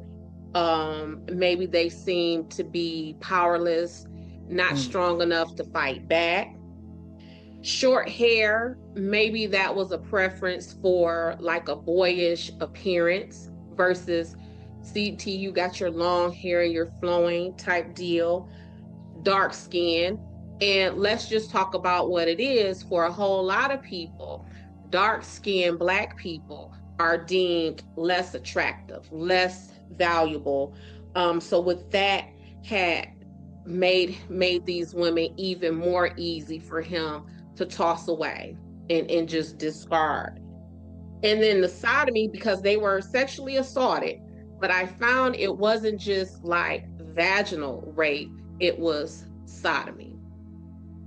Violent. But not just that. As I was putting all of this together, what is the connection of all of these things? And I was wondering if this person's motive to do this to these women was a release for some kind of internal sexual repressed rage, in the sense of, was this person fighting sexual demons? Was this man at the very minimum bisexual? And that these women in their physical descriptions gave him the, yes, these are women, but in their appearance, in their presence, they give him boyish type stuff. So now he's in a position to where now he is satisfying all of those rages, all of those taboo desires, and then to just toss them away like that, like, is that the internalized stuff that he has from himself? And he projected that on. Like, I think so, but I don't know. Des, I think you think so. Craig, I don't know. This is definitely not one-offs. This is serial. Yes. And what made me really hone into the appearance of these women is in nothing else that we have seen thus far did the suspect have a set type. Yeah. Right. They've always been very different, very. It was, yes, this was very targeted, and not just very targeted, because you could say, okay, Black women, streetwalkers, that could be anything, but the appearance of these women was very concrete and very fixed. And I think that when we are looking at this and profiling a suspect and a motive, the way the descriptions of these women are, I think we would be remiss to not really dig into that and pick it apart in what it is. And I mean, that too, though, when you say like picking apart a suspect, is that I feel like in part of that profiling the suspect is also profiling the victims, but we don't even know who the victims are. We don't even know. Exactly know, so that we can pinpoint, okay, well, this victim was about this. This is where she went. This is where she frequented. These are the she knew, like, and they all like rolled in the same area, the same like parameters, and like, so we don't know anything about them. It makes me wonder, did the police also take the time to get to know the victims to then get to know who the suspects could possibly be? Well, the police, I know they started raiding what they call the red light district of Washington. And so with that being said, if this is the red light district and the cops come in and they're showing pictures of crime victims, of course you're going to say, no, I don't remember her, or no, I don't know her, right? Right, yeah. So it was, where do we go with this? Like, how do we start to put this together, except for the only thing that really struck out to me in my investigation of this is the description and the physical descriptions of all of these women. Everywhere I turned, it was Black women, small stature, Black women, small stature, Black. What does that mean? And if we don't put a meaning to that and we don't sit and pick that apart, then would we have missed that? And, and when I say that, I'm talking about, so like when when I was in college and I majored in this and I minored in that, a lot of my academic focus was on delinquency, crimes against women and children. And this stuff that I'm talking about right here with this description of these women, this was like textbook stuff. Like this man had some kind of repressed sexual energy that made these women look like this. Because if he just wanted to kill black women, black voluptuous women, tall women, whatever, but it was almost like bullying. You know what I'm saying? So Yeah, that's where my mind went. And if what you say, T? It made me wonder too if any of these women knew each other or even knew him. Well, they said he knew some of them. I have so many questions or so many thoughts even, digging into the psychology of this guy and maybe repressed homosexuality. Was it the environment he grew up in? Was it his parents? Was it his religion that was telling him these things were bad or wrong, or drove him to do these certain things? And the little I did read about these women, and you're talking about the cops went into the red light district, but wasn't one of them like a nurse and one was trying to get a job? Like, were they really like traipsing around in the red light district? It doesn't seem like it. I don't know. So the one lady who he pled guilty to her murder, she was a nurse's aide. And then the other lady, and let's just go down these women's names. I want to say their names. So there was Dorothy Ann Miller, who was 20 years old. Her body was found on December 13th, 1986. The next victim was Pamela Malcolm. She was 25. She disappeared on October 21st, 1986, and was found in January 1987. And it is from the investigation of Pamela Malcolm, because they are found in these wooded areas, that when the cops made like that widespread search is when they then found the bodies of Cynthia Westbury, Juanita Walls, and Angela Wilkerson. So had they not have went looking or did that widespread search for Miss Malcolm, they would not have found these other victims. But let's talk about this one other victim, Juanita Walls. They found skin cells underneath her nails. But timing, the mid-'80s, make it not so easy as it is today. Yeah. Did they keep any? Did they keep any samples of that evidence?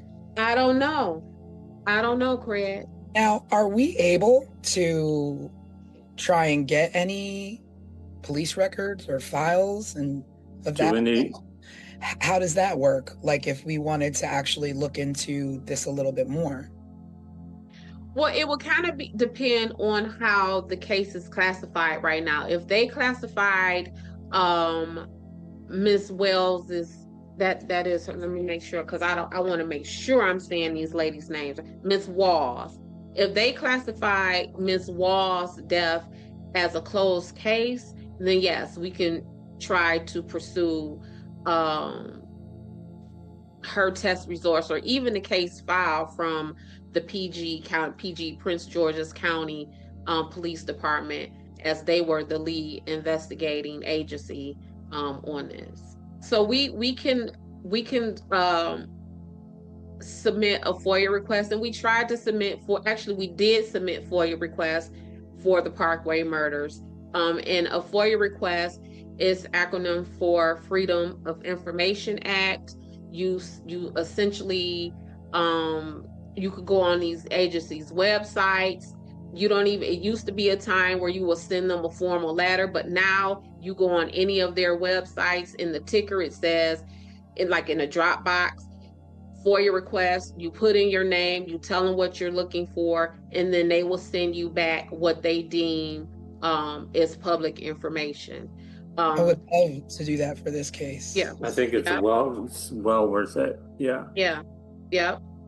Do these requests cost money? I know we've talked about this, or you've talked about it. It could cost like a couple dollars a page sometimes. It can get expensive, right? It could get expensive, yeah. And in thousands of dollars. I have heard of the fees for FOIA requests to be like $10,000, $100,000, depending on what is there, and they have to recreate it. If it's video, if it's papers, if they have to redact it, they charge you for all of that. One way they like to increase the charge on that is they will say, well, we charge you the lowest hourly rate of someone on our police force. That's how much an hour is going to take. So if the lowest paid police officer on PG County police force makes $30 an hour, let's say, then all the time that they take to supply or prepare this FOIA request, they're going to charge you $30 an hour to do that. And then you have to pay for the pieces of paper and all of that stuff. So let me ask, is there any time that you ever put in a FOIA request and you're like, but I will come do the manual labor, and they just drop a box in front of you? Oh no, they're not going to let you do that. I mean, so here's the thing. So there are so it's a couple of ways. So what you're talking about, T, that is closest to where if you go to a court and you say, I want the file for Dorothy Ann Miller, who was one of the victims of the Suitland murders. And they're going to say, well, here is the file. They may hand you 2 boxes of paper clips, and they will say, go through the file, put a paper clip on each sheet of paper, and then we'll make copies that way. So but that's something separate than the FOIA request. So you can actually walk into a courthouse and ask to see a file.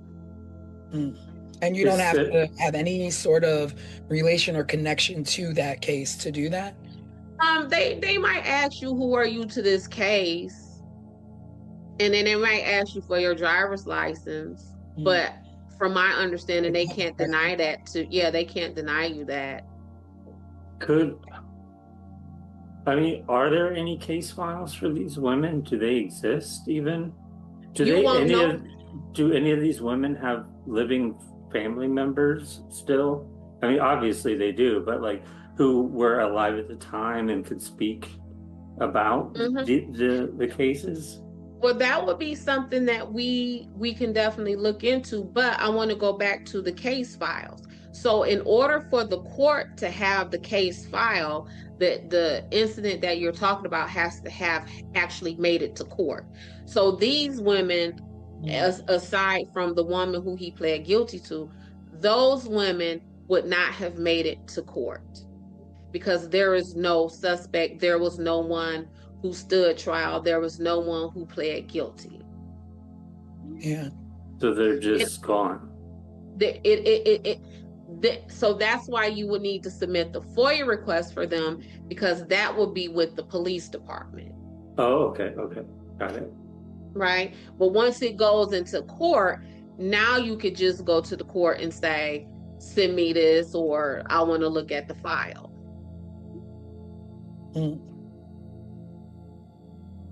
We should see if we can obtain any additional information. I feel like there's so little. I feel like Tanisha did such a good job telling the story with the overview, with how little information there is. I wonder, like, was this not reported at all? Like, was it not in newspapers, at least local newspapers? And I think these women were also victim of not just this man, but I think they were victim of the time, because again, we're talking about the late 80s. We're talking about an area that is categorized as being, having a lot of low income housing, like projects and apartments and complexes, which means, it's probably the hood and things like that. But all of this would have happened during the crack epidemic while Ronald Reagan was president, while it was this propagandized war on drugs. And so much so, like, the community had like a community meeting with the police department. And the police department, of course, they're not giving a whole lot of information. And one of the women at that meeting stood up and said, well, let me ask y'all this. How is it that whenever somebody can sell some drugs, y'all are right there arresting them? But now we have all of these dead, missing Black women, and y'all can't find this killer.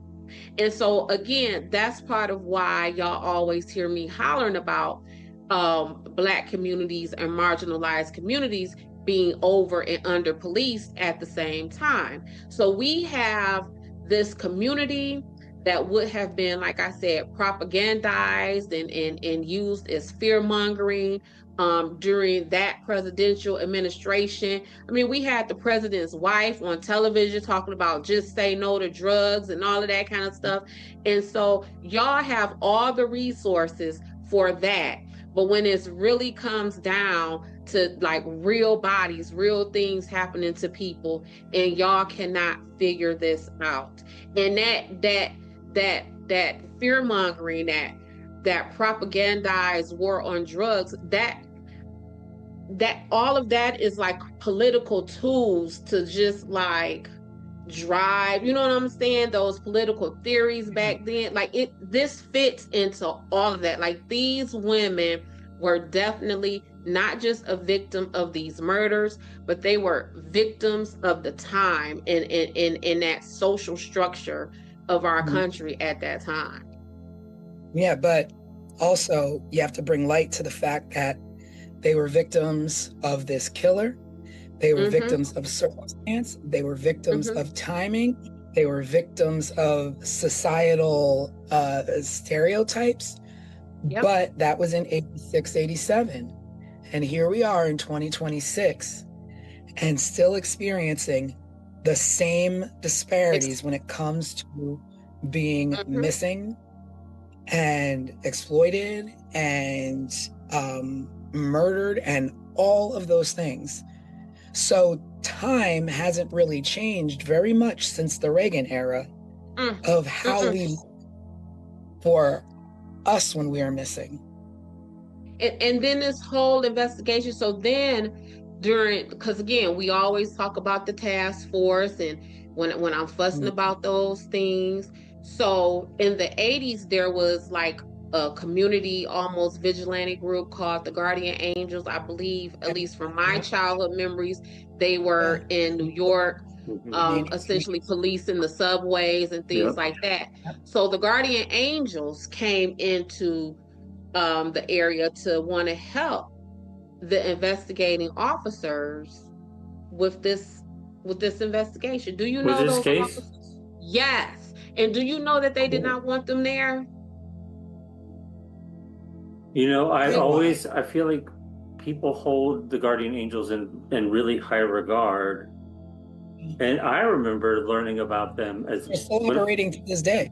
When I was young, I learned a lot about them because I was really into punk rock music, which was like anti-government, anti-authority, anti-police, all of those things. And I would read about the Guardian Angels, and I'm like, these people are super cool. Like they're out taking care of business when nobody else will.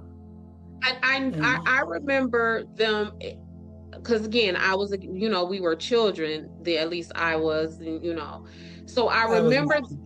Yeah, you weren't born yet, T. And I remember like there always being some scuttlebutt. I don't remember if it was necessarily controversial stuff or if it was like glowing, reviews like Craig is saying.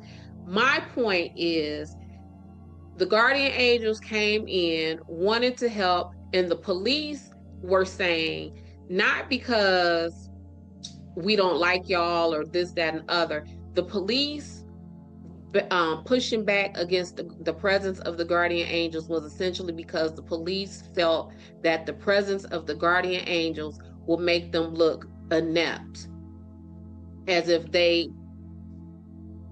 Guess what the best way to solve that is? Don't be in that. Get in the game. Yep.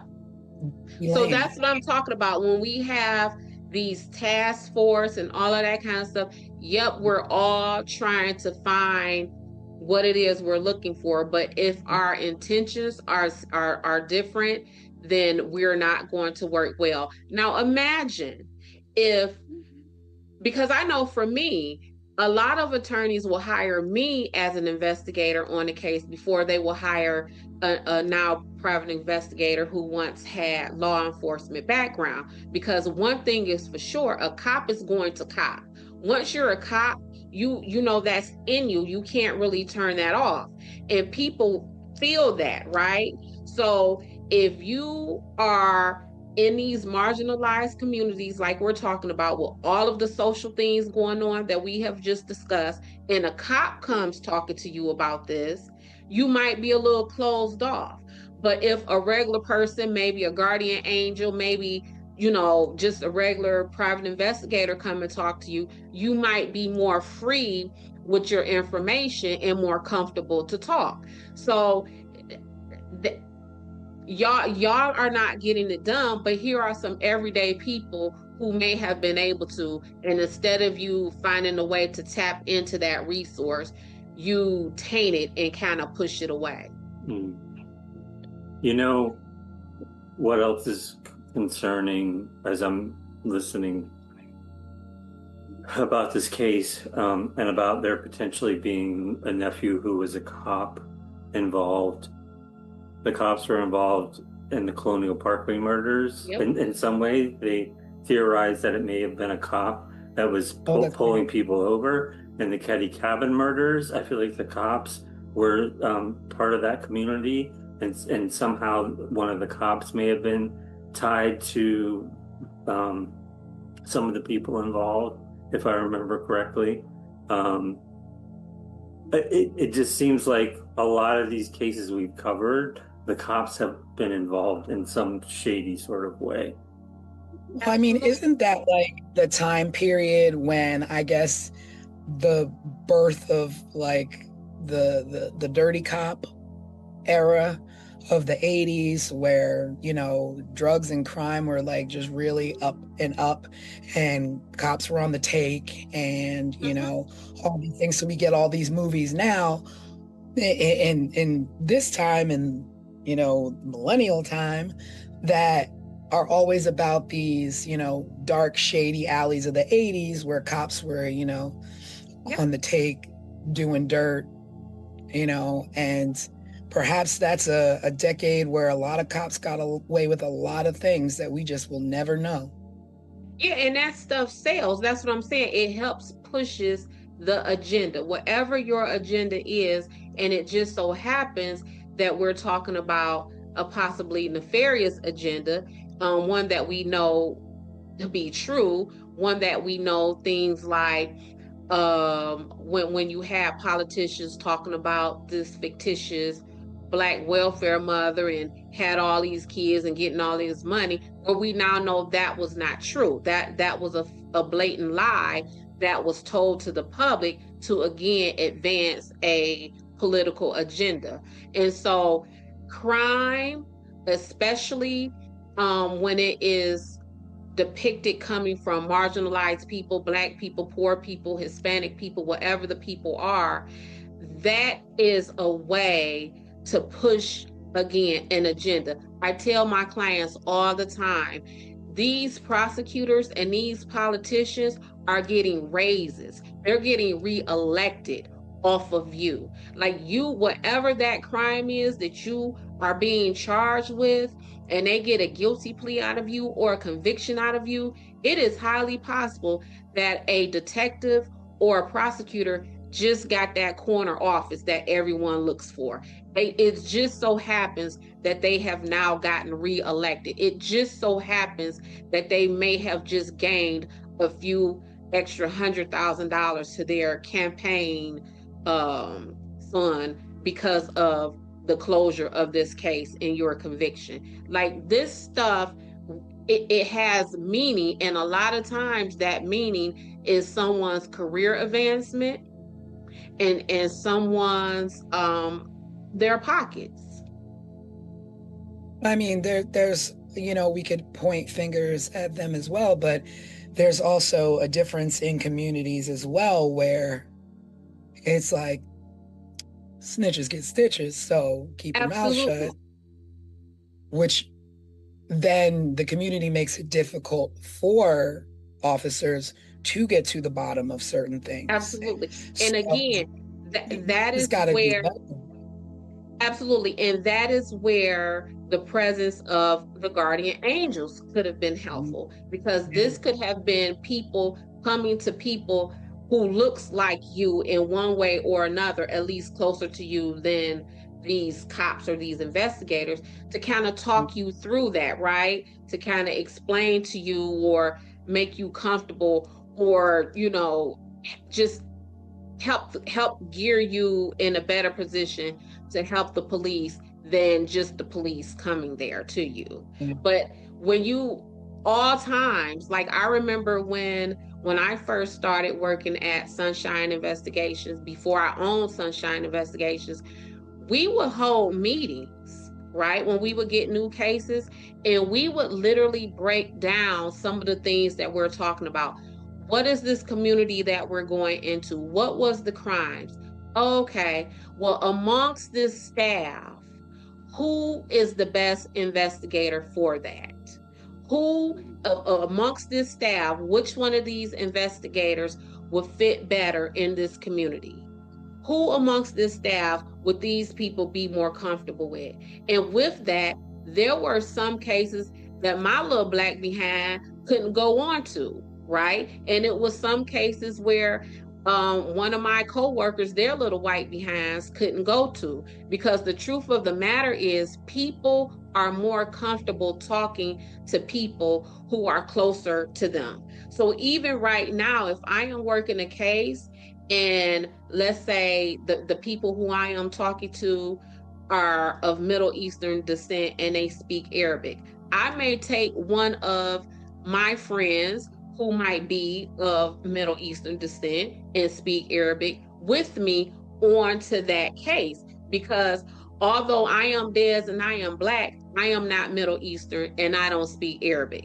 So we have to be very conscious of those things when we go into certain communities, because otherwise you gonna get, no, you're not finna walk into because some of these women, Craig, were prostitutes or thought to be prostitutes. And with that being said, you're not finna walk into a bar and these people just finna talk to you. Yeah. That's not going to happen. And so if they just approach this the way they want to just come through as police officers and not want help or not think about the community that they are in, this is what we're going to have. Yeah. It's just hard, because that this is just one story of many, and some of them never even saw this much of light of day. A story of a many, but watch this. The suspect for these murders, he was a suspect in murders all the way in California. Oh. Wait, I what? didn't know that. Yes. So, calling this a serial killer is not incorrect, then? It is not incorrect. No, there was at this time, there was a string of murders in California. Specifically, they had dubbed these murders as the South Side Slayer. And they were looking at this man, Alonzo Best, or whatever his name is, as the suspect in those murders. I'm about to look it up right now. But not right in the backyard of where he actually murdered another woman. Correct. Because for some reason she didn't fit the profile of location of where she was found. Yeah. Because she was found in Cali, he's probably not connected to these Woods murders. But California, all the way across the country. But it's even worse than that with this community. So just as they were recovering from a string of murders called the Freeway Phantom murders that occurred between 1971 and 1972. So this community was being brutalized. The Freeway what murder? Freeway Phantom murders. Wow. And these were also to where you become desensitized to that kind of sense of violence and murder and gone missing and nobody's looking for you. You all of a sudden become accustomed to this, to where you don't even begin to be outraged about it because it's just your way of life. And that is the saddest thing. Yes. These Freeway Phantom murders were also all Black women, it looks like. Absolutely. And the reason why it was called the Freeway Phantom murders is because they were killed and just tossed along the freeway. Oh God. Were the California killings, did the women in those killings match the same description as the women in the Suitland murders? They were Black and marginalized women, and I am not sure exactly what made the Suitland suspect attractive to them in that, because I actually, what you say, T? I'm just mind blown. They're like, we're gonna connect you to the murders down the block in the woods, but you know what? We got this case all the way out in California that you might look good for. You might look good for. And really, and Craig is onto something. Like, people really get desensitized to what is going on. And I work cases all the time when I go and talk to, witnesses or whatever. And they literally say to me, Des, I'm not participating in that because nothing is going to happen. Nothing is going. Yeah. That's sad. You believe that your efforts are a waste of time because nobody is going to invest what they need to invest to get you the answers that you need. Yes. And it's happened because you see it time and time again. Correct. And then there's no protection for you when you are afraid of something, of repercussions coming down on you because you spoke. There's no protections for you. No protection. Because you are absolutely right, T, when you said snitches get ditches. I mean, snitches get stitches and left in ditches. That is absolutely correct. And so now if I am from underserved community and I am the brave one and I come forward, because now I'm a snitch, and I come forward and then nothing happens, now I have exposed myself for what? I've exposed myself for no reason at all. Because now you in the ditch and the person you were advocating for has no answers.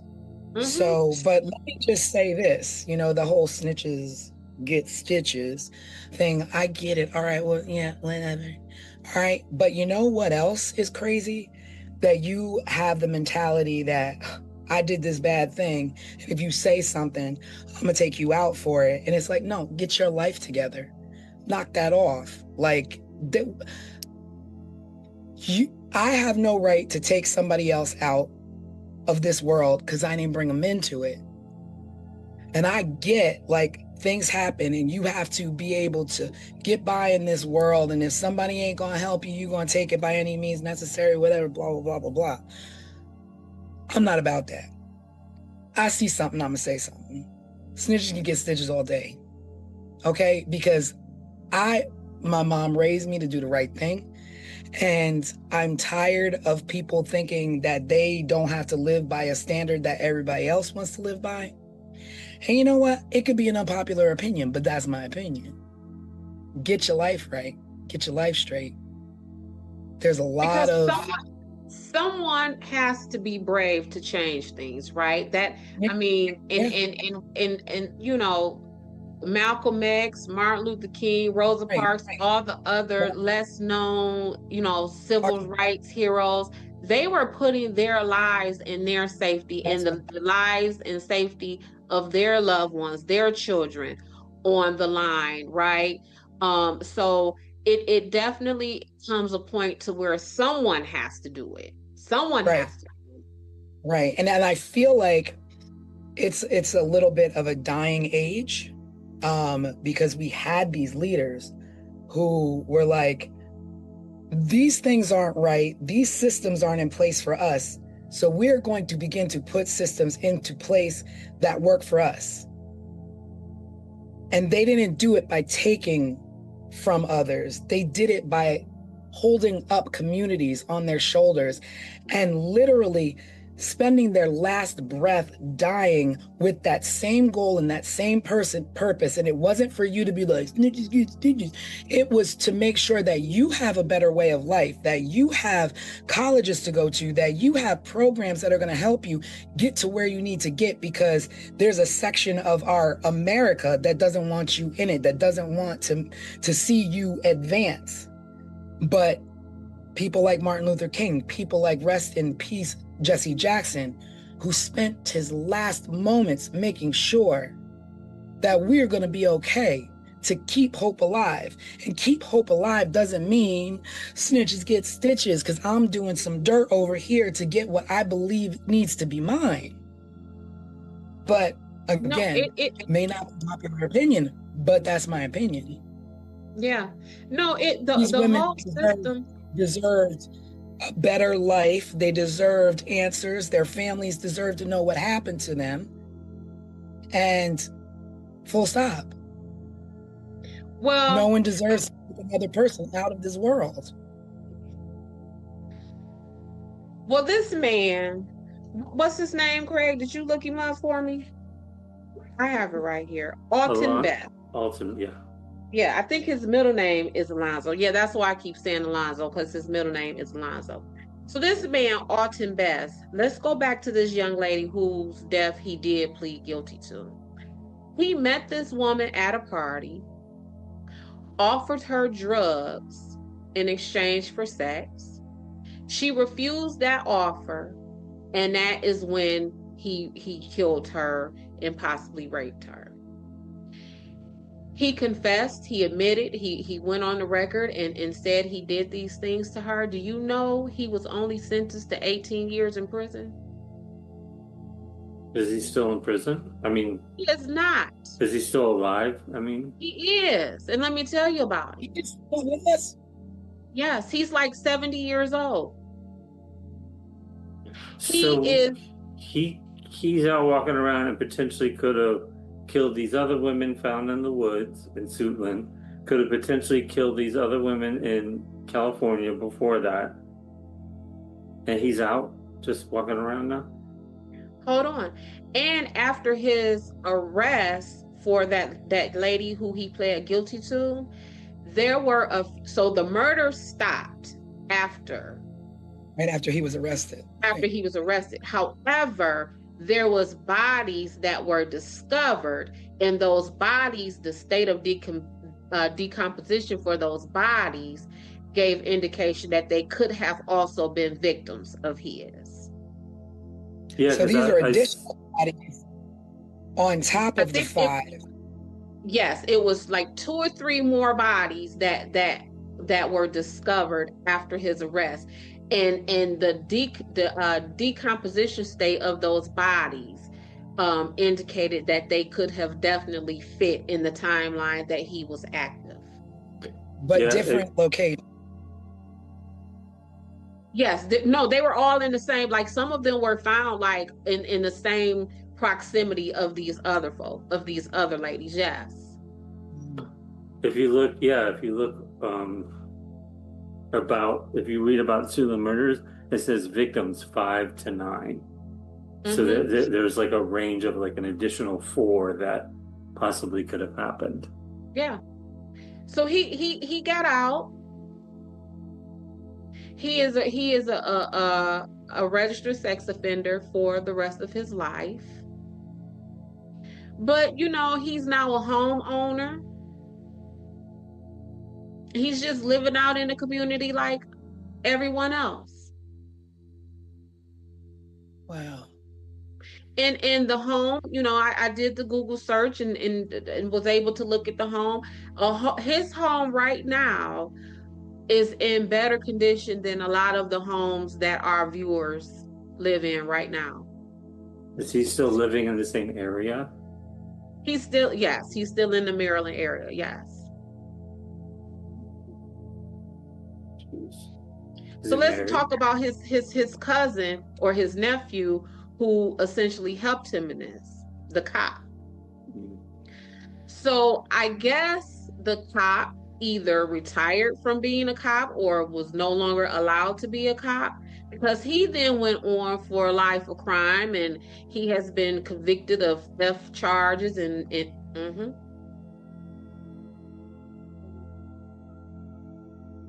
Ooh. What else? Theft charges, what else? Any other ones?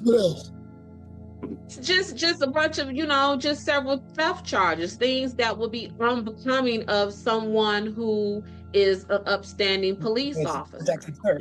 Yeah. But It speaks to his character. Absolutely. And these two remain to be thick as thieves to this day, because in 2016, they filed paperwork to create an LLC together. What kind of business? They couldn't figure out what kind of business it is, but yeah, in 2016.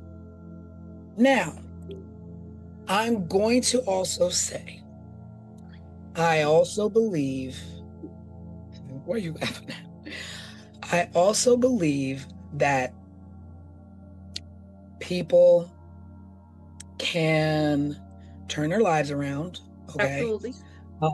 They can, you know, be remorseful. They can become members of society again and do the right things and get businesses and get homes and what have you. But also, you need to do your time. You have to do your time. And again, I am for all of those things, because I mean, I am a criminal defense investigator, right? Just last night, I posted under one of my older clients, one of his posts about how great he is and how amazing he is and all of those things.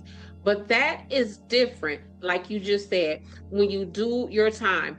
This man has a string of dead bodies behind him that it is questionable that he did the deading, he did the killing, and he is just out to live free amongst us with all of, you know, the benefits of being a free American.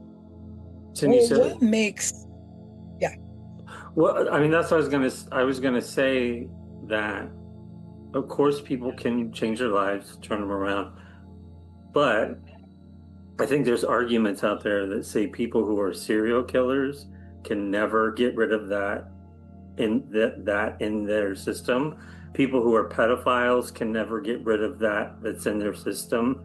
It's something more about your wiring than it is about correcting your life. I mean, if you're, I don't know, a jewelry robber, sure, maybe you can turn your life around or something and become a better person.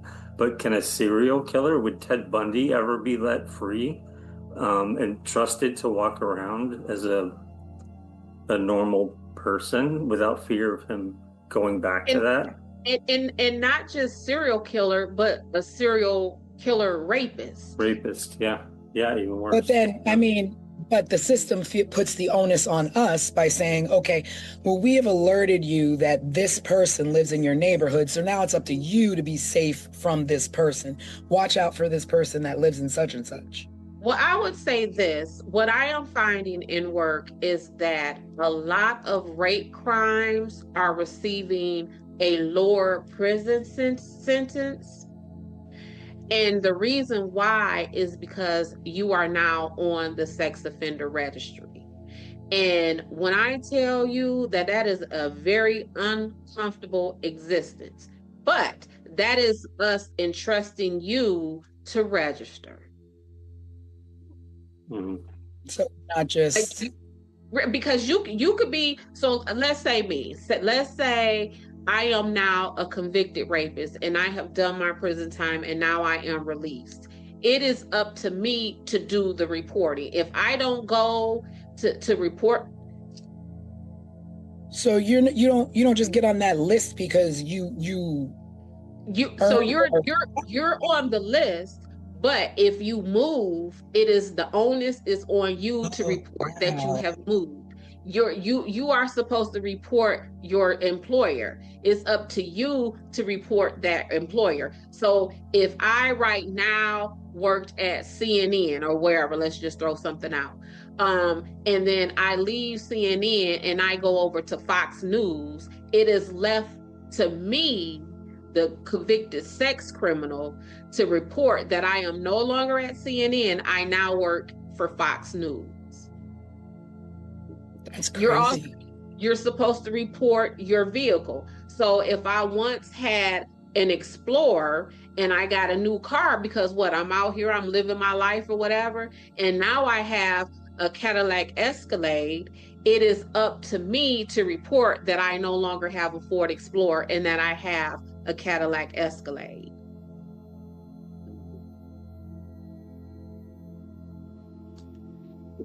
That's mind-blowing to me. I feel like, you should probably be tracked. Your freedom is at a cost now, so you should probably be tracked for the rest of your life, and It, this will follow you. But the fact well, that you that is the way that you are tracked. We are saying we're tracking you, but you are responsible for giving us the information so that we can track you. My question though was, once you are released from prison and did he do the full 18 years or he got released I don't know early if he did. I don't know.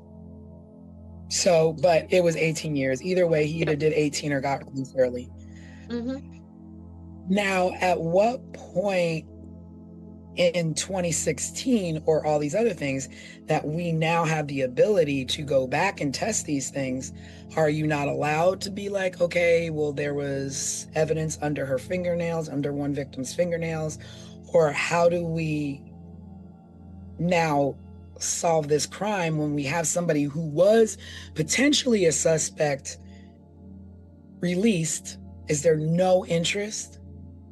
Do you know what I mean? I guess there is none. Because here's the thing, this is the thing. Murder stays murder.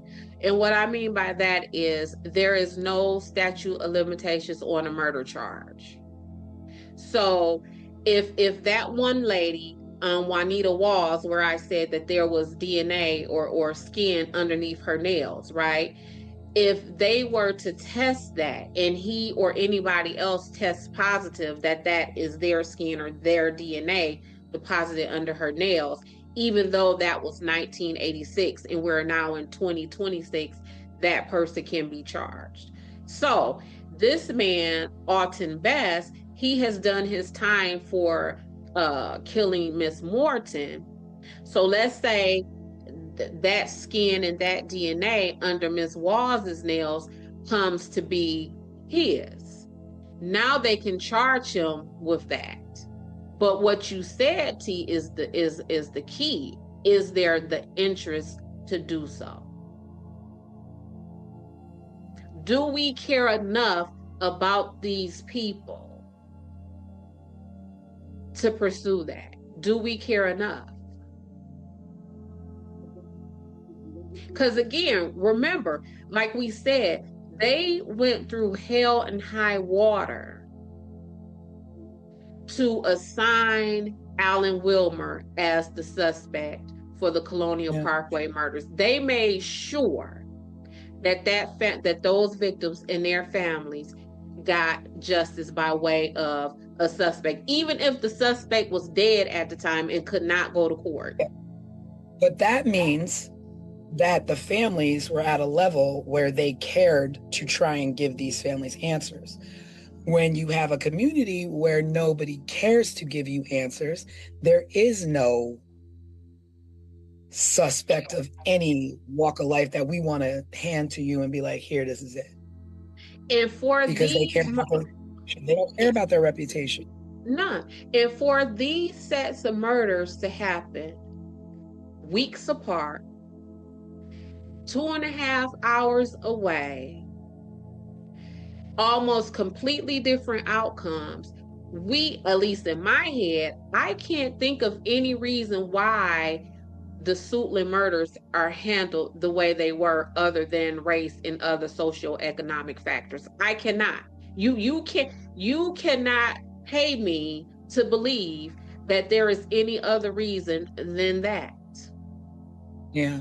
And it's probably not high on the list of unsolved cases to reprobe into, to reopen, until a podcast like ours comes along. Right. Because again, what I always say, this stuff is rooted in career advancement and money. If I don't see enough value in you to get a bigger office or a bigger budget, then we're just going to let that go. That's just going to be unsolved. Right now, this whole Nancy Guthrie situation, the president said we finna give all the resources that we can to find this woman. Ronald Reagan didn't say we finna give all the resources that we can to find who did this to these Black women when he was president. This country has for-profit prisons where it is profitable to put people in the prison. And if your state that you live in has a for-profit prison, the moment that prison's population is one body less than the contracted amount, then that state is going to be taxed by that company. The state ain't gonna want to pay that company for having one body less than that contract. So they're going to make sure that prison always meets the contracted population. So this stuff is about money and advancement every single way we go. That is what this is about. And they didn't have value in these women, and they still don't. So then at the end of the trail, what do you do? Are the answers? And to me, I do go back to awareness and people like the Guardian Angels and people like Gabby Petito's father, who started a foundation in Gabby Petito's name for underprivileged and underserved people in the communities to be found. It takes people at this level to have awareness of people, so to speak, at this level, even though we're all here because we're human beings. Right. You say, let me reach that hand down and pull you up and help you and give you that visibility that you need. Give you that platform where the president will say, we're putting all hands on deck to find your mother, whether she's white, Black, Mexican, Chinese, Indian, whatever she is, whoever you are, you deserve the same level of justice, but especially truth in what happened in your communities, what happened to your family, what happened to your loved ones. We have to do better. We're America, and the basic things that you expect are being brushed aside for certain people and being dished out for others. And that is not how this is supposed to go here. So where does that bring us with this case tonight? Can we, should we take it a step further and put in FOIA requests and look into this deeper? I think it's the first case where maybe it makes sense to do that. Mhm. Yeah. It changes the game. Yeah, and I think it's worth us um maybe even reaching out to the families of some of these women and talking to them and asking them, um do they want us to tell their stories? And even further than that, how do they want us to do so? Because it is definitely stories that need to be told. These women individually and these women collectively need to have their stories told. Because Yeah. these women, what happened to them just does not fall at the feet of Alton Best. This Yeah. was this is systematic. I think this also will lead into thinking about the future of 15 Minutes of Murder. We've other cases that we've talked about covering coming up. We'll probably follow in the same steps as this case. We've talked about the forgotten cases, you know, that revolve around trans people of color.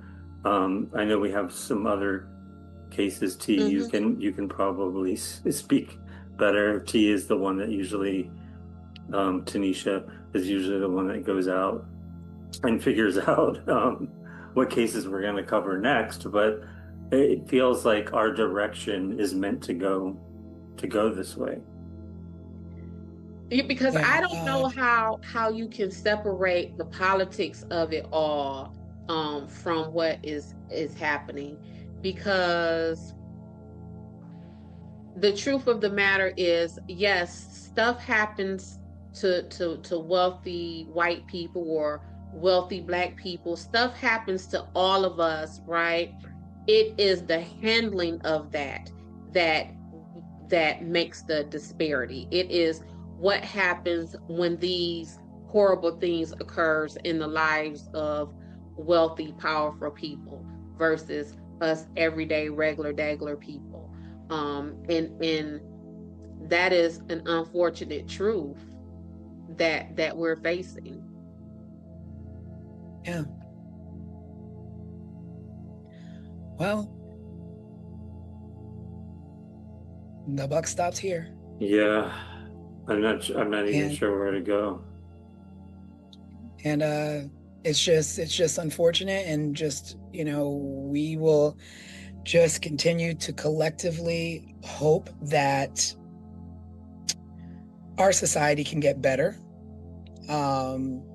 One, with the way we operate in our lives and the way we see other human beings in our lives, whether that is to do harm or to do good, that you just do the right thing, and value yourself a little bit more so that you can value others, because murder and crime and all of this nonsense, we don't even have to be living like this. We don't have to be growing up with, you know, my mom was taken out when I was 6 years old because somebody selfishly, you know, took her from her family. There's no reason for any of this. No reason. And so there's no reason for us to even be sitting here on a show called 15 Minutes of Murder. That's the crazy part. That's what's the sick part. Yeah, and not talking about the topics that we're talking about. Yeah. I mean, and it's not just us. There are many, many, many crime shows, podcasts, TV shows, 60 minutes, 48 hours, you name it. You name it. We do not need to be steeped like this. Right. And it just blows my mind that we have, I can't even put my... I'm telling you, because when I realized the connection, just in the proximity and the time span between Colonial Parkway and Suitland, my mind was blown. Like, wait a minute, that's 2.5 hours. Like, and I was just thinking, like, Detroiters love driving into Chicago. 2.5 hours, Chicago. That's closer than we are to Chicago. When you think of it, like, Craig, how far from where you are? How far is the drive to, say, Miami? It's about, depending on how fast you drive, it's about a 3-hour drive tops. See what I'm saying? Yeah. And just a couple of hours can make a big difference. And you know what? The funny thing is that it doesn't even have to be that many hours. It could be this side of 8 Mile versus that side of 8 Mile. Girl, in less than. Listen, what time is it? Because Yeah. Absolutely. Absolutely. And that is what I'm saying. We cannot separate the political from the reality of what is happening and how people are being handled in these situations. You absolutely cannot. Yeah. Well, ladies and gentlemen, that concludes this evening's podcast on the Suitland murders. Neither here nor there, but let's do better. Communities, let's do better. The people who are supposed to be protecting our communities, do better. Everybody do better. That's all I got. Yeah, I think that's our tagline is do better. 15 minutes better. Do better. You got to do better. Like you almost can't be mad. Like, the cops didn't do this. Well, don't give the cops something to do. Don't give them something to mess up. Well, maybe we can do that. We can do better by following up on this case. Yeah, that's how we do it. And doing more than anyone else has. Yeah, I would like to also do better by actually seeing if I could give proper faces to these women that I was not able to find. Oh, yes. I have no idea. I have no idea what they look like. I have no idea what the suspect looks like.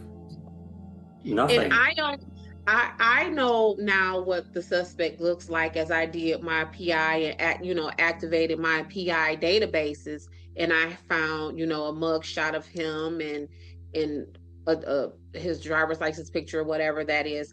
But that's because in this matter, I'm the fisherman. Everybody else running around in the community, they not fishermen. So again, you can only know what you know, and if you don't know it, you don't know it. Right. And I think that will be something great. Maybe we can locate these families and say, listen, we want to give a face, a name, a presence to your sister, your daughter, your mother, because these women, some of them, their last words to their family as they was leaving out of their homes was, okay, I'll see you later. One woman, speaking of cigarettes with Dorothy Scott, one woman said to her mom, I'll be right back. I'm going to the store to get some cigarettes. So just something basic that we all do. Another woman said to her family, I'll be right back. I'm going to my friend's home. And she was never found again. So just basic human things like that. Yeah. Just the face. It's like, it's one thing, to say somebody's name, but a name also has a face, and has a face. Hopefully maybe we can give some faces and a tribute to these women, because they deserve that much at the very least.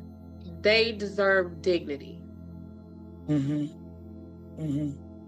not just remembered as, a pile of clothes that was found, or a body that was stumbled upon, or, their remains were found in the woods. They were someone, and they had faces, they had smiles, they had dreams. So at this point, what we could do. Yeah, one of these women worked at the United States Patent and Trademark Office. Mhm. And that has been reduced to her being a murdered rape victim in the woods somewhere. But without a face and with hardly a name. Yep. Yeah.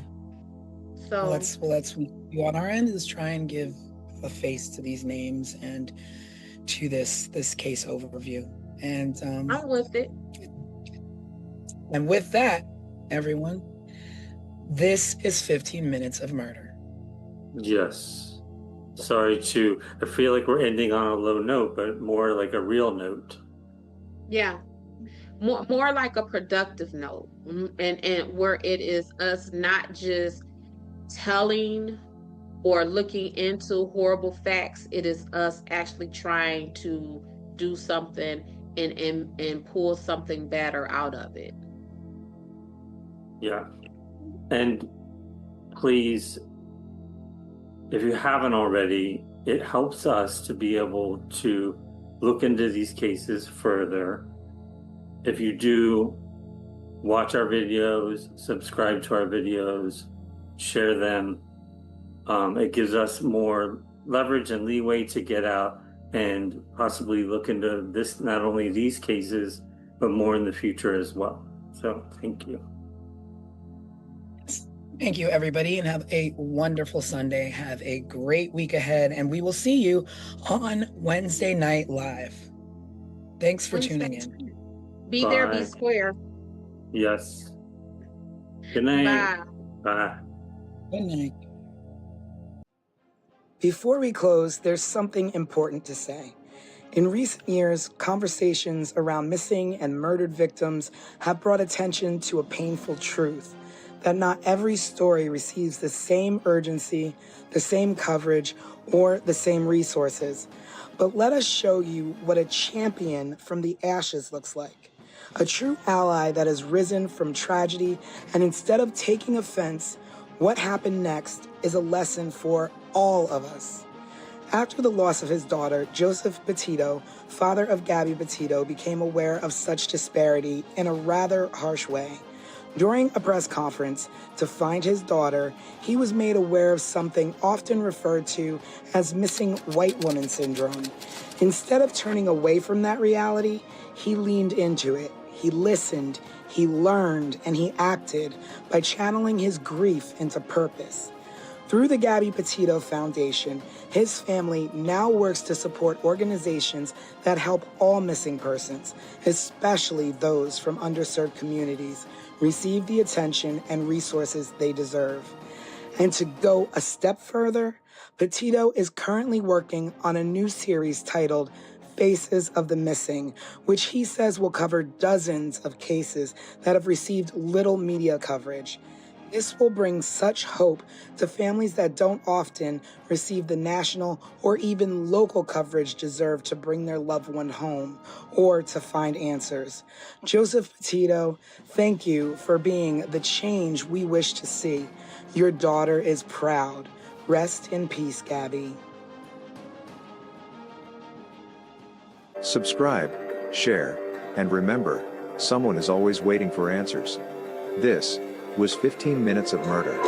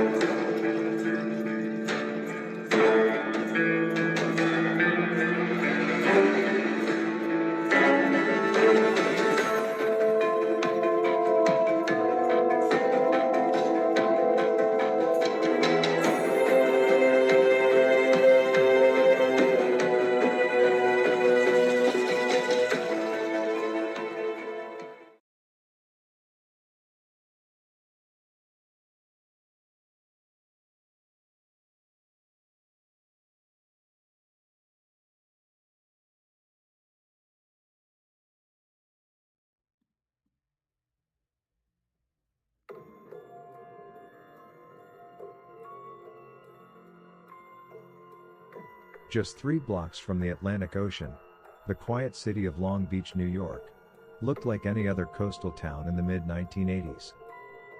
But tucked along East Beach Street stood a very different world, the dormitory of the Yeshiva of Long Beach. Inside, teenage boys lived a disciplined life of study, prayer, and tradition. And on the night of October 31, 1986, one of them went to sleep and never woke up. His name was Chaim Weiss. His murder remains one of the most baffling unsolved crimes in New York history.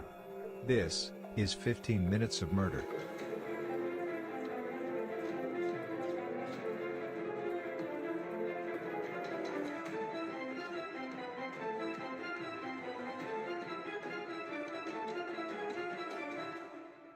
Chaim Weiss was 15 years old. He grew up in an Orthodox Jewish family in Staten Island, New York, and raised in a household where faith shaped daily life. His father, Anton Weiss, was born in a displaced persons camp after World War II, the son of Holocaust survivors who rebuilt their lives in America. Chaim was the eldest of his siblings. His brother Menahem was 11 and his sister Rachel was 7 at the time of the incident. Those who knew him described him as bright, deeply religious, and serious about his studies. He was a funny kid who loved chess and loved to play basketball. He was quite popular. At the Torah High School Yeshiva in Long Beach, he was in his third year of study, living in the dormitory with 40 other students and faculty. The routine was strict. Days revolved around prayer and the study of the Torah and the Talmud, the core texts of Jewish law and scholarship. For unknown reasons, Chaim's dorm room was slightly different from the others. Most boys shared rooms. Chaim did not. He was one of only 2 students in the dormitory with his own room, a small third-floor space at 63 East Beach Street. It had one door, one window, and only one way in or out. October 31, 1986. For most teenagers across America, it was Halloween. But inside the yeshiva, the evening held a different significance. It was Shabbat, the Jewish Sabbath, a sacred period of rest that begins at sundown Friday and lasts until nightfall Saturday. During Shabbat, Orthodox Jewish law restricts many activities, including writing, using electricity, or turning lights on and off. Life slows down. The students prayed. They studied. And eventually, they went to sleep.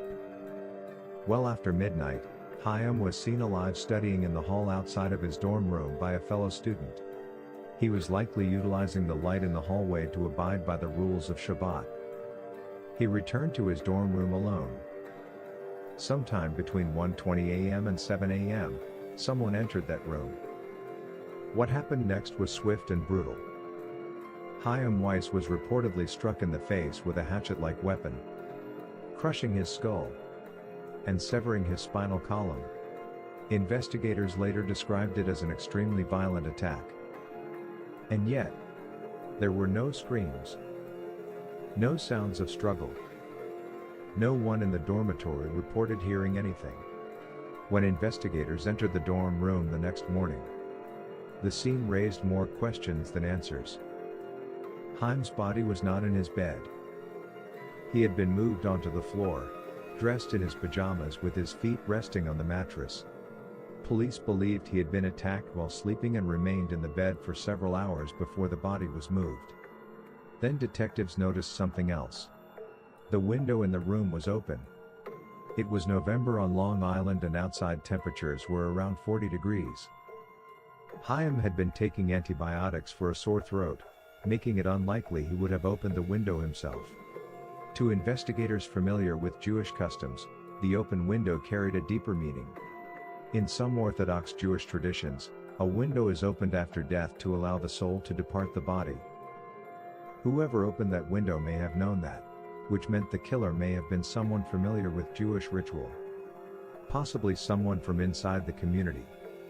The investigation began during Shabbat, when many Orthodox Jews avoid formal communication. Detectives struggled to take statements from students that morning because religious law restricted activities like writing or signing documents during the Sabbath. The result was a case that started with silence. But note, after the Sabbath, students and faculty fully cooperated with the investigation. Police assigned 25 detectives to the case full-time for months. A mobile command center was placed outside the yeshiva. Investigators interviewed students, faculty, and staff. Early theories ranged widely. A janitor, a mentally ill outsider, even the possibility of a Halloween thrill killer. But each theory collapsed. There was no forced entry. No evidence anyone from outside had entered the building. This led investigators to a troubling conclusion. The killer may have been someone inside the yeshiva. Possibly a member of the staff. Possibly another student. Near the body, investigators found a single strand of hair that did not belong to Chaim. But police have never tested it against a suspect. Their reasoning for not doing so? To preserve the integrity of the sample. They have kept this one hair in evidence for decades, just waiting for a possible match. The mystery deepened with other unusual details. The summer before Chaim was murdered, he was away at an overnight camp. Chaim's father remembers him calling home crying, but refused to tell him why. There is a possibility the camp was affiliated with the yeshiva, but nothing is for certain. Anton regrets not delving deeper into his son's distress. Doing so could have changed the course of that night. After Chaim left the camp, he went to Europe to visit his grandparents. While there, the family received 2 calls from Rabbi Avram Cooper, the school principal. He wanted to meet with Chaim to discuss matters unknown. Chaim later met privately with the principal at a home in Brooklyn. But when his parents asked about the meeting, Chaim refused to discuss what had been said. Years later, another disturbing event occurred. In 1994, Chaim's family received a strange letter addressed to him. Inside was a dark joke printed on an Easter card, which said, "Know what happens to chickens when they get too old to lay Easter eggs? They die. Happy Easter." Around the same time, his grave was vandalized with Hebrew letters attempting to spell the word murder. Whether these incidents were connected to the crime has never been proven. The murder devastated the Orthodox Jewish community. More than 1,000 mourners attended Chaim's funeral in Brooklyn. Parents feared for their children, and yeshivas across the region increased security. But the questions never stopped. How could a teenager be murdered inside a dormitory filled with students? And no one heard anything? Nearly 40 years later, the murder of Chaim Weiss remains unsolved. A 15-year-old boy killed in his own bed. Inside a locked dormitory. In a room with only one door. And one window. A window someone opened. Perhaps as a ritual. Perhaps as a message. Or perhaps as a final act by someone who knew exactly what they were doing. The killer has never been identified, but investigators believe one thing is certain. Someone out there knows the truth. And they've been carrying it since 1986. Subscribe, share, and remember, someone is always waiting for answers. This was 15 Minutes of Murder.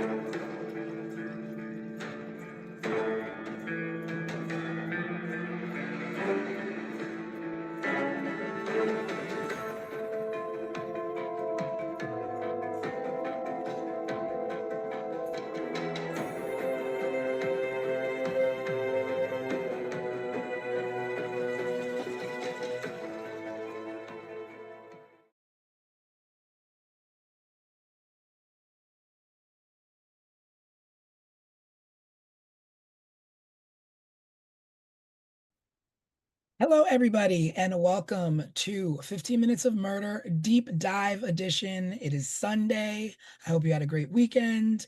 I am your host, Tanisha Slater, along with co host Craig Chapman, and your resident crime expert.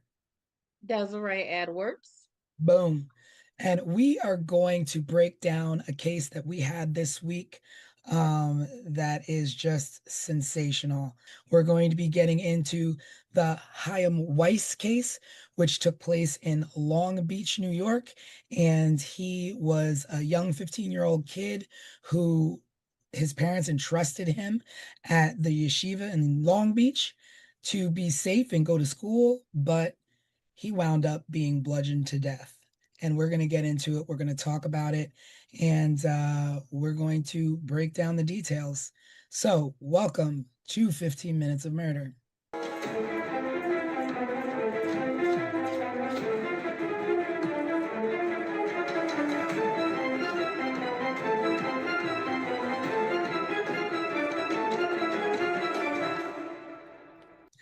All right, so this week we presented the case of Chaim Weiss, a 15-year-old Jewish student who went to school in Long Beach, New York, and his parents trusted this school. Now, it's weird to me because it's a high school, and I'm not really used to, like, I guess you going away and staying in dorms for a high school. It wasn't really far away. I mean, he No. lived in Brooklyn, and this was in Long Island, so it's a matter of like not even an hour drive away. But Yeah, but I've never like for a high school though, like college you live in dorms, but high school? Yeah, but I think considering, at least from my research into this, is it's not just as simple as a high school. This Yeah. was a school where these young boys or young men would go to prepare to become a rabbi. So something Ah, that I found even referred to it as a rabbinical, if that's the proper word, school. okay. So it's, you want to be a rabbi, and this is the school that you go to. This will be the life that we begin to familiarize you with. These are the customs you begin to settle into. So it was almost like off the training school that you go. Maybe, See, maybe, maybe. that's why we need you, Des. Yeah, Because maybe I'm for like us, maybe it's more like a military school minus the discipline of it. And I don't know, it might be where some of these parents said, "Look, kid, you getting on my nerves. I'm finna send you to the yeshiva." But that's pretty much what it was. So the parents trusted, the staff, the faculty, the teachers. They thought their child would be safe. They didn't, why question it? And there are going to be some things that we do talk about that you would say, wow, they really did trust, this faculty with some things that happened, but yeah, he went to sleep the night of Halloween and was murdered in his sleep. And he was bludgeoned in his head, severed spine, tragic, just violent death. And no one. It seems to be him living in who he is up until the moment that someone saw him last alive. So all of the accounts that I read about him is that he was really smart, was a really social kid, had a great personality, all of these things. And one of the last accounts of someone seeing him alive was that they saw him sitting outside his dorm room in the hallway studying. So even up until his last moments, he was being his innocent, true to self, true to form Hein. Yeah. he was, yeah, and he was. They said that he was probably in the hallway because the Sabbath was that day. It was after midnight. Yes. So there's certain traditions and rules where they can't turn lights on and off. So there was probably a light left on in the hallway. So, Right. and his room was probably dark. He was out studying in the hallway. And then he was killed in his sleep. And let's not really downplay it. I mean, it was brutal. It was a brutal You know, the way that he was Yeah. killed was That's like not pretty. that's like rage to me. Yeah, and as I was looking at it, like how Craig is saying, describing it as brutal, well, his spinal cord was detached or something very similar, but they said it only happened in two blows. So you had to really have struck that, and I'm gonna call him a baby because that's Yeah. what he was to me. You would have had to struck that baby hard as you know what to only have hit him twice to cause that much internal damage to him. Wow, I Yeah, didn't. and that, I would assume that it was just over and over. I wouldn't No, have. Wow, that's that strength then. that yeah, I mean that leads me to believe too, because when they were investigating this, they speculated it could have been a student or it could Yeah, have been a faculty member. And I was like, I don't know if any 15-year-old could cause that much damage. yeah, Like another student. Which that's exactly what I thought too, Craig. yeah. Yeah. That yeah, that came from some grown man strength, as Alex will call it.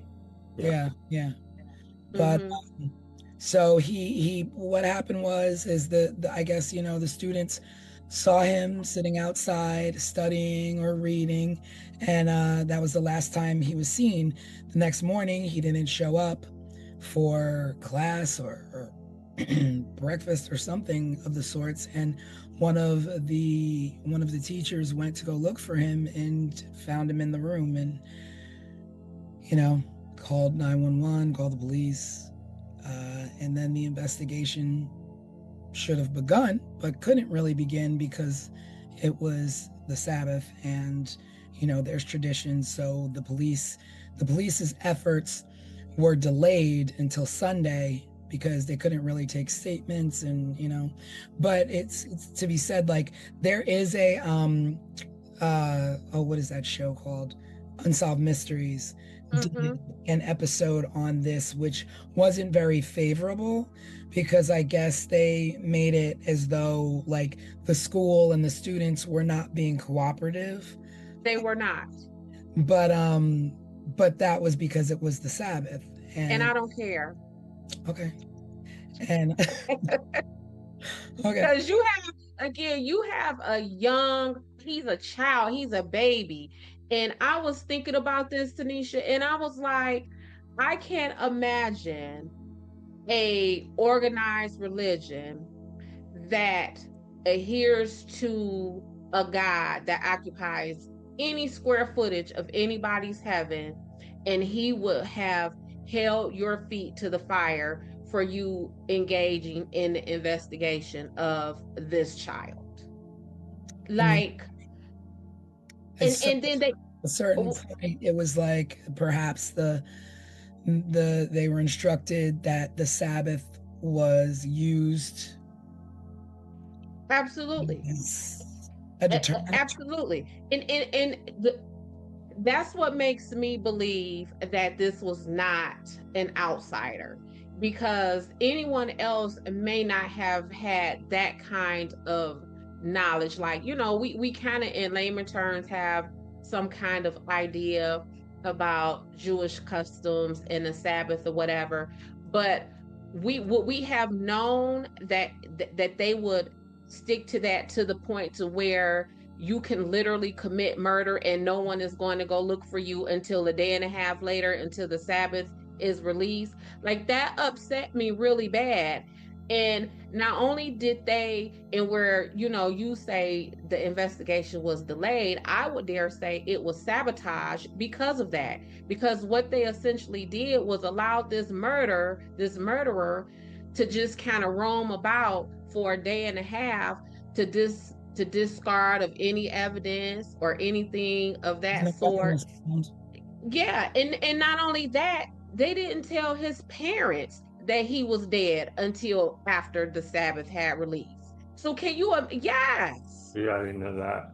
Oh wow. When I tell y'all I was upset, like angry, like my blood was boiling as I looked into this. Yes. Yes. They did not tell that young man's family that he was dead until after the Sabbath was released. Wow. And you know, it's crazy because there are just some strange things to me about the relationship that I think of the school. So Hyam was one, there were 40 students in this school, and Hyam and one other student were the only two students who had their own rooms. Why they had their own rooms, I don't know. But why they're two students and there's two students to every room. So why are these two students split up and have their own rooms? Why are they not in one room? Well, at first I kind of thought like maybe this was like some rich kid stuff. Like, you know, oh, maybe, you know, these are the kids whose families could afford to have them living in a single room, because that's kind of the case on a college campus. But as I was digging deeper, even Haim's father at one point questioned why his son had that single room. And the way they describe the location of that single room is almost like it was like a maze getting in and out of there. Like you would have had to like go past this room and that room, then hang a left and go past this room and then walk past these kids, and then boom, there they were. So it wasn't even like it was a single room that was just like on an easy path in and out of the building. It was a single room that was kind of like placed almost in a maze like way in this dormitory. And also I read that it was separate from the other kids. It was on the third floor and everybody else is on the second floor, first floor, whatever. But and when you think about it, like even in a house, when you have the layout of your house, you're like, okay, well, most of the bedrooms are upstairs. There's one bedroom downstairs. I'm not gonna have my kid in that one bedroom downstairs. Correct. I want my kids up in a bed. So when you're in a school and you're like, okay, well, you're separating children from the majority of where they could feel safe, but you have them up on a third floor unmonitored. And I don't know if they were unmonitored or not, but that's even scary for a kid. Like imagine like a 15-year-old kid having to be like, everybody else is down here. I got to go upstairs to the scary room, you know, on the third floor where I'm by myself. And so it made me think like, were they separated for some other reason that might not be correct? Because what you're saying, T, is, as I was reading up on this, the school and the security of it, the students had been getting, I guess, picked on and bullied maybe by the neighborhood kids, because these would have been Orthodox Jewish people. So they would have looked differently than the rest of the community. So they probably got teased and all that kind of stuff. But it was so bad that they actually had escorts to walk the kids to and from school, because the dormitory was like 3 blocks from the school. And so they had, and it was like more than one dormitory for the school. And so they would have someone walking the kids, you know, to the store or to the school, back and forth. So if you all thought that we needed that much security for these students, and now you have, as you're describing, these kids upstairs unattended, or let's say with less attention than the other students, why are we lax right there? Why if there were faculty staying in that dormitory with them, why not put the adult up in that weird room? And supposedly the door to get into the building, it was a coded lock. So the way I understood it was that you would have to enter in a code to get into the building. So it wasn't even like, oh, maybe he you know, put a bobby pin in the lock and got in that way. Like, this was a complete inside job, y'all. And Man, that is what angers me so much. And the people, considering that this is an inside job, then that means you're literally using your religion and your customs to hide your deed of murdering these people's child. because there were, I guess, two suspects. One was the janitor, who I don't believe he was Jewish. He wasn't. And then there were like some random, mental institution patient, but I don't know what made them think that. It was somebody that lived in the neighborhood, is what it was. It was just some like mentally So unstable say, guy. This person, Yeah, walking the and streets. once the police were actually allowed to conduct their investigation, those folks were eventually ruled out. So then what does that leave us with? That leave us with a dormitory full of suspects. Yeah. And again, a dormitory full of suspects who would know your customs, who would know how to get in that building, who would know that this is the Sabbath. But then another thing with their customs in the way they practice their religion is that they don't do gossip. And they don't speak against what someone else says. It is called, they call that Loshan Hara, is what that's called. And let me tell you, so much so that I had a client who was sitting, a Jewish Orthodox client who was sitting in prison for something he did not do. And he was like, Des, I'm here because it is against my religion, it is against my customs to really say what happened. So, yes, ma'am. Yes. So even back when we were talking about Suitland, where it was the matter of the snitches get stitches and kind of, nah, baby, they really about that life. And in the investigation, when the police were talking to them, they were sticking to that. Like, no, we're not saying because. So basically, if it was one of them in the vicinity, then it's just like, we know what happened, but we're not speaking on it because we don't. We know what. Go ahead, Craig. The clip that I took out of like Google today was that there was silence by the community attributed to the religious principle of Loshan Hara, which is avoiding gossip or harmful speech, and a belief that one should not accuse another without positive proof. Yep. So unless they actually saw the person in the act doing this. I mean, that makes sense though, because that a lot of times that's the way you convict the wrong man, by gossip or hearsay or what you think might have happened or what you think you might have saw or what you, I mean. Yeah, but that's the difference between gossip and hearsay and a good lead. Yeah.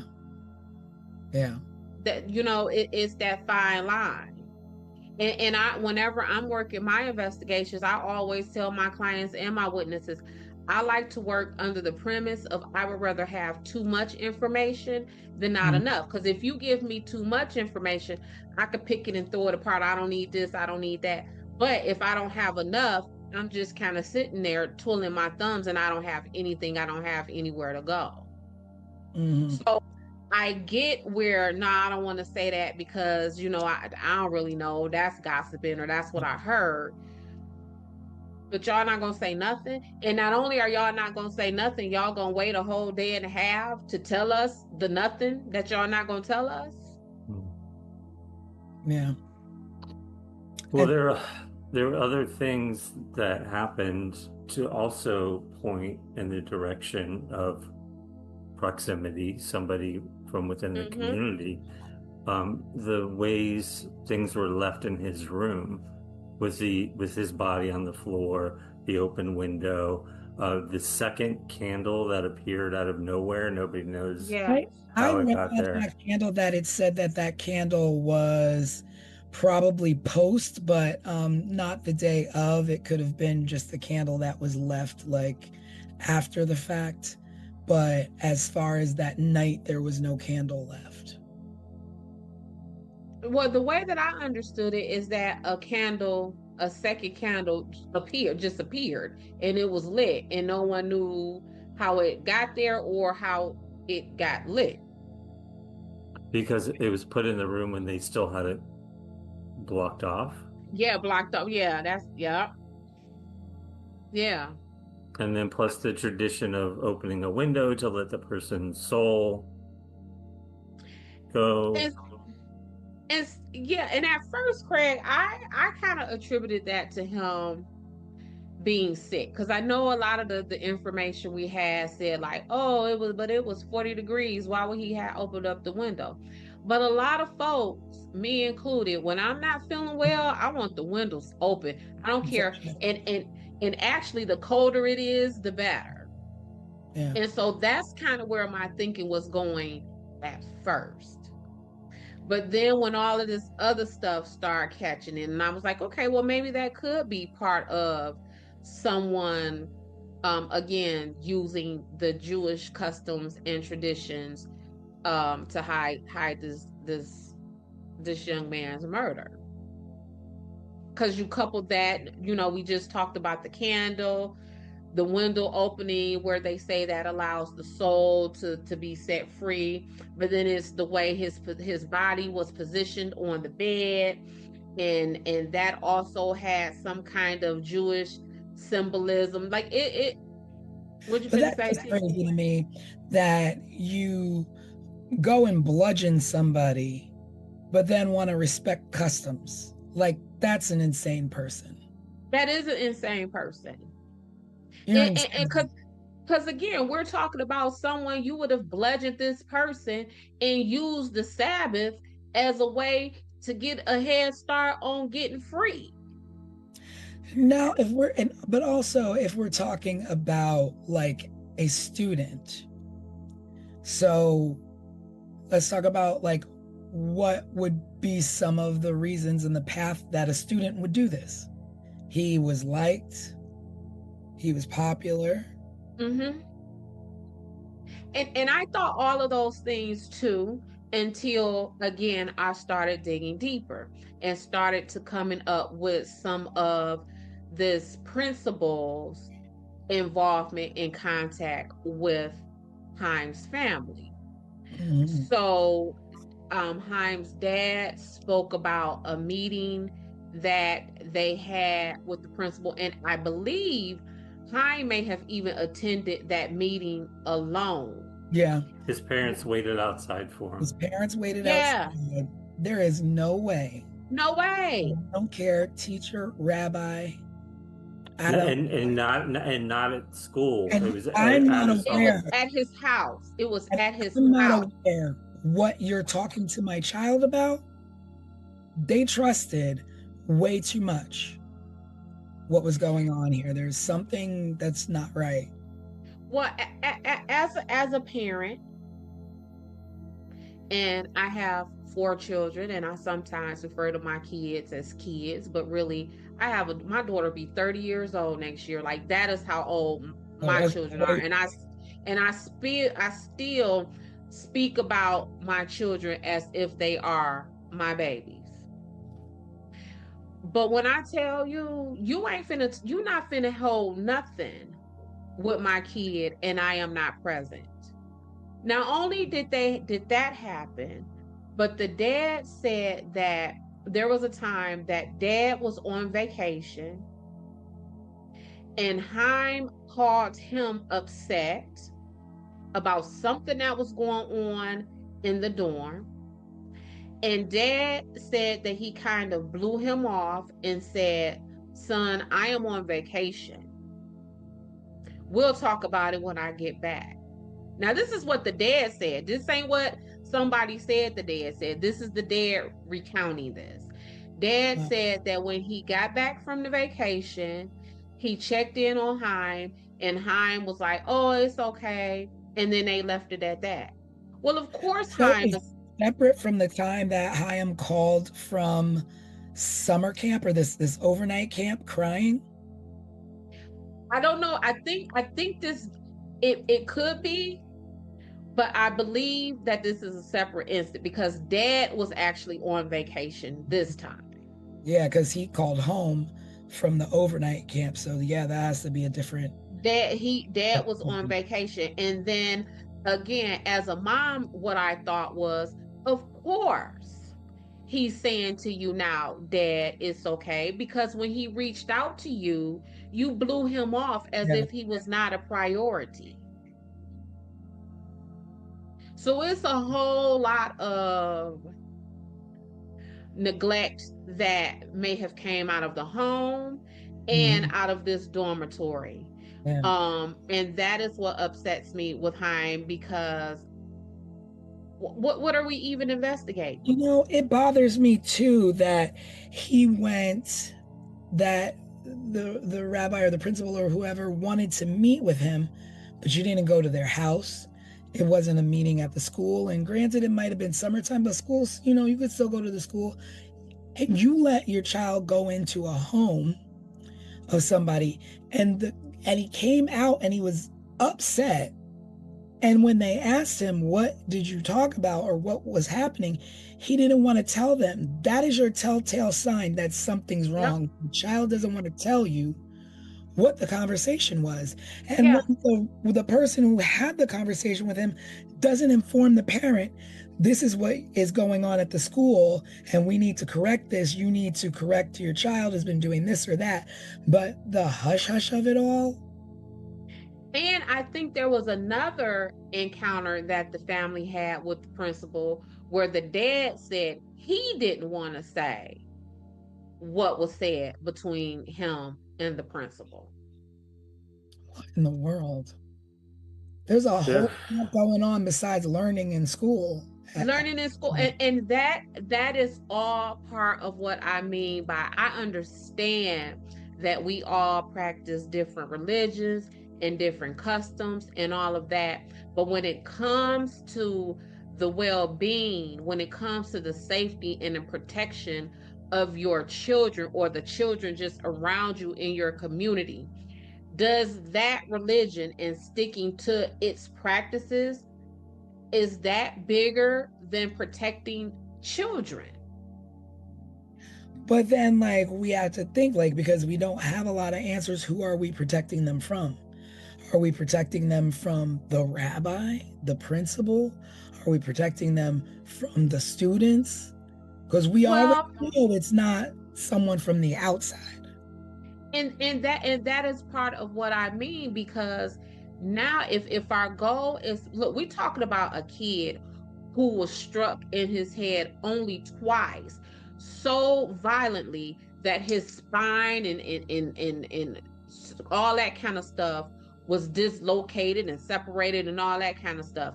If that does not make you come up off of the no snitching, if that does not make you say, listen, guy, I understand that it's the Sabbath, I don't know what will. Yeah. I don't know what will. That what happened to that little boy, I would imagine it is a prayer that we could pray to atone for breaking that Sabbath or breaking these traditions to get to the bottom of what happened to this child. Because that he was in the dormitory. Yeah. Yeah. So who are we protecting him from? People in the dormitory, because that's obviously where it happened at. And so we all know it was in the overview. There was no weapon found, but there was one singular hair that was found that is being held in evidence and waiting for a suspect before it can be tested. And you have at least 40 suspects in that school. So why And not only do you have, and what you mean, you waiting to test the hair until you get a suspect. What do you What? mean? What? That don't even make no sense. Whose decision is that anyway?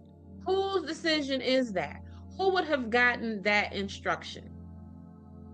And then law enforcement, I mean, I guess they tried their best to do what they could with what they had. They eventually set up like a 25-member task force Yep. to be on point, along with a mini command center outside the dormitory. So it seems, with that said, then it seems like police are like, no, we want to get to the bottom of this, but what is What prevented them from the access they needed? well, the first 28 or the first 48 is the most important of an investigation. Right. Yeah. They lost at least 24. Yeah, that's what I said, a day and a half, so maybe 36 hours. Yeah. So And- this I don't, and then I often wonder, as I was reading this stuff, is Haim's parents, are they still unorthodox? Just like, is this still their religion? Like, you know what I'm saying? Like, what has this done with their relationship with this religion? What has it done with their relationship with God as they know it? What has it done with their relationships as a couple, as a family? Because some of the stuff that I read is that the mom didn't want him there. Oh, I didn't really find much about the mother. Like, it was just all about the dad. And like, I was lucky that I found the mom's name. Yeah. She didn't want him there. And he had a younger brother and Younger his sister too. Mm-hmm. Mhm. Well, I read some weird things too. I mean, speaking about the principal, because I was wondering, I was like, up until this time period, has the father continued to press? 40 years, it's been a long time. And at one point, the father recounted the rabbi suggesting the family reflect on their own bad deeds as a reason for their misfortune. And See what I'm saying? And then so the rabbi said this to the father, and the father actually sued the school a couple of times, or tried to, for not keeping his son safe. See what I mean? Are you kidding me? Bad things happen in this world, and you're going to say to a father of a slain son, maybe you should think about your deeds and why this happened to your child? But not just that. These people were paying you. I'm sure it wasn't free for Haim to attend this school and live in that dormitory. Wow. My child died on your watch, sir. And your question to me, or your statement is to me, is Des, check yourself. That's something to that's A couple other disturbing things I read years later. Some of the students finally spoke about abuse by another rabbi at the school, and then there was also a student who committed suicide at that school. They hung themselves. By hanging. Yeah. Yep. So years even And before that's Haim's murder. that was before Haim's murder. There was someone essayed themselves before his murder. Suicide by hanging in the dormitory shower several years before Haim's murder, which some linked to a darker past within the institution. But it didn't come out until years later. I think I read somewhere in 2010 or something like recently. Because now these young men are adults and they have families and things like that of their own. Because I want to say Haim would be older than us at this point, wouldn't he? Yeah, a little bit, He was 15. right? 15 and 85, 86. Yep, he'd be like 4 years older than Yeah, me, a little bit. probably. Yeah. And let me tell you something, you still have all your faculties, so there's a lot of students out there who know what happened to him. But and not only that, T, and it's like I tell witnesses all the time. That weekend, in your brain, you may not have processed that weekend, because that weekend there would have not been anything remarkable about that weekend for your brain to attach to and to remember. But this weekend, what'd you say? Something just hit me with what you were saying, is that weekend was actually Halloween.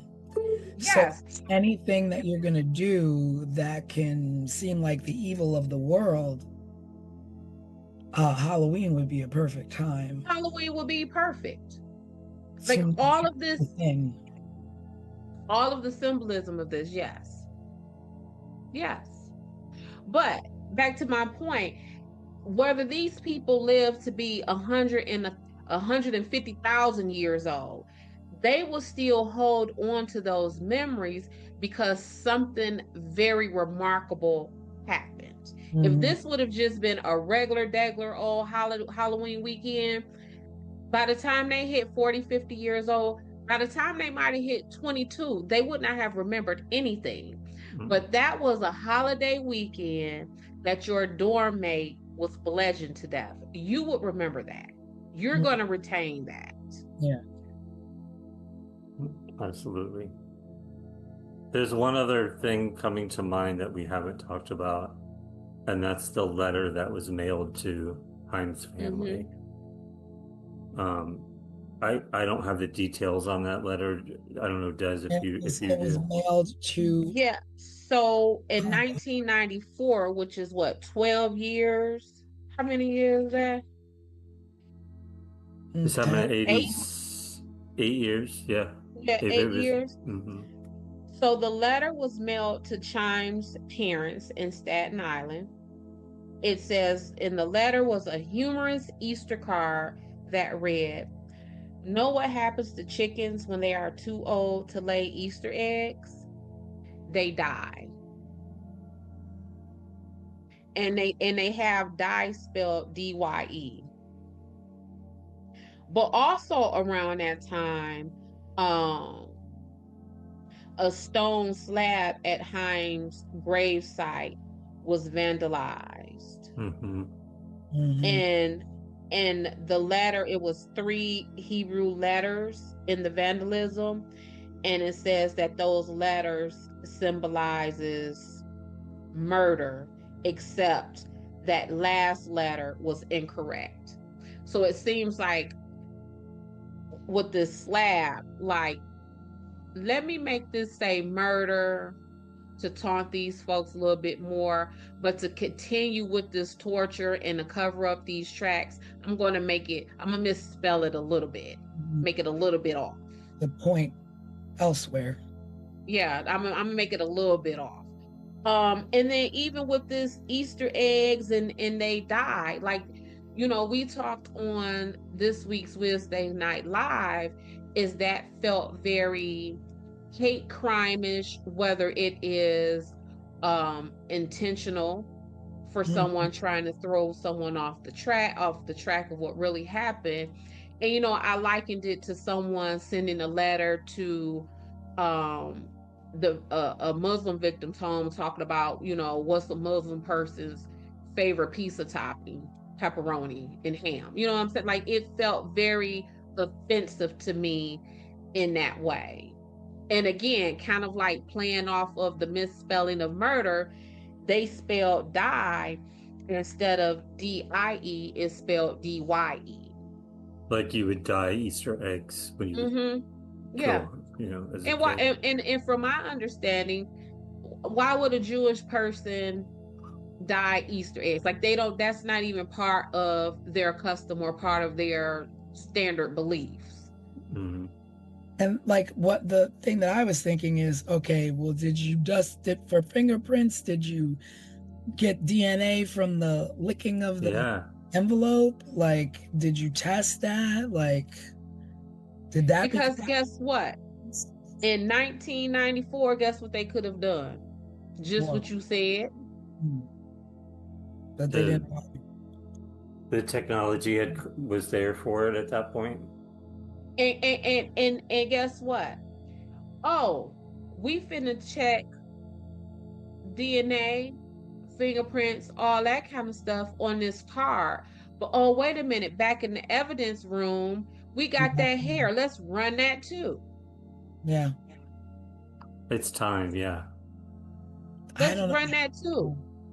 That's what the kicker is to me. It's like, what are you waiting for? How do you typically you follow the clues to the suspect. You don't wait for a suspect to test a clue. Because if you're waiting for the suspect, then why do you need the clue? It's just crazy. It's all messed up. It is like when he was 15 years old, and y'all did not tell his family about him being dead until a day and a half later. Are you what? It seems like every turn is something messed up. You know, and I wonder too, like after the overnight camp, Chaim went to stay with his grandparents in Europe. Mm-hmm. And you know that sometimes you're just a little bit more trusting with your grandparents. So it makes me wonder, did he like say anything to his grandparents about the conditions of the school or what? And if there was just that code of silence there as well. Listen, y'all. Y'all know how my brain thinks. Who was touching on this little boy? Yeah. Yeah. Yep. Who was touching on this baby that had him trying to reach out in the ways that he was reaching out? And then it makes me think, well, did he? And was he what? Did he reach out? Did he confide and say, this is what's going on at my school? But because of we're not going to accuse people, or we're not going to say, was he ignored? I don't know. Yeah. Well, Dad said that when Dad was, having a good time frolicking away on vacation, when his son contacted him in despair, Dad said, "Hold on, buddy, I'll see you when I get back from vacation." Yeah. And then also Dad sat in on a press conference and refused to answer questions. So what you here for? The father? The father. He would not answer questions? He would not answer questions. What are you aware of, like what kind of questions he wouldn't answer? Well, so if it was a specific type of question, then that would have been, well, Dad refused to answer questions related to ... But it was simply, there was a press conference and Dad refused to answer questions. So I just take that as, I don't want to answer nothing that y'all talking about. Just help me find my son under the mysterious cloak, all of the stuff that we have essentially created and presented before you. But don't ask me nothing. You know, it's funny because I saw, I don't know, it was one of the news stations went and caught up with the rabbi, or one of the rabbis, and he refused to talk. He was like, I'm not saying anything. I'm not talking about this. This is not, and it's just like, but just really mean and nasty about it. And it's just like, okay, everybody can be mean and nasty about it, but Chaim is no longer with us. Mm-hmm. Chaim's parents still don't know what happened to their child. No. And they trusted you with their child. Mm-hmm.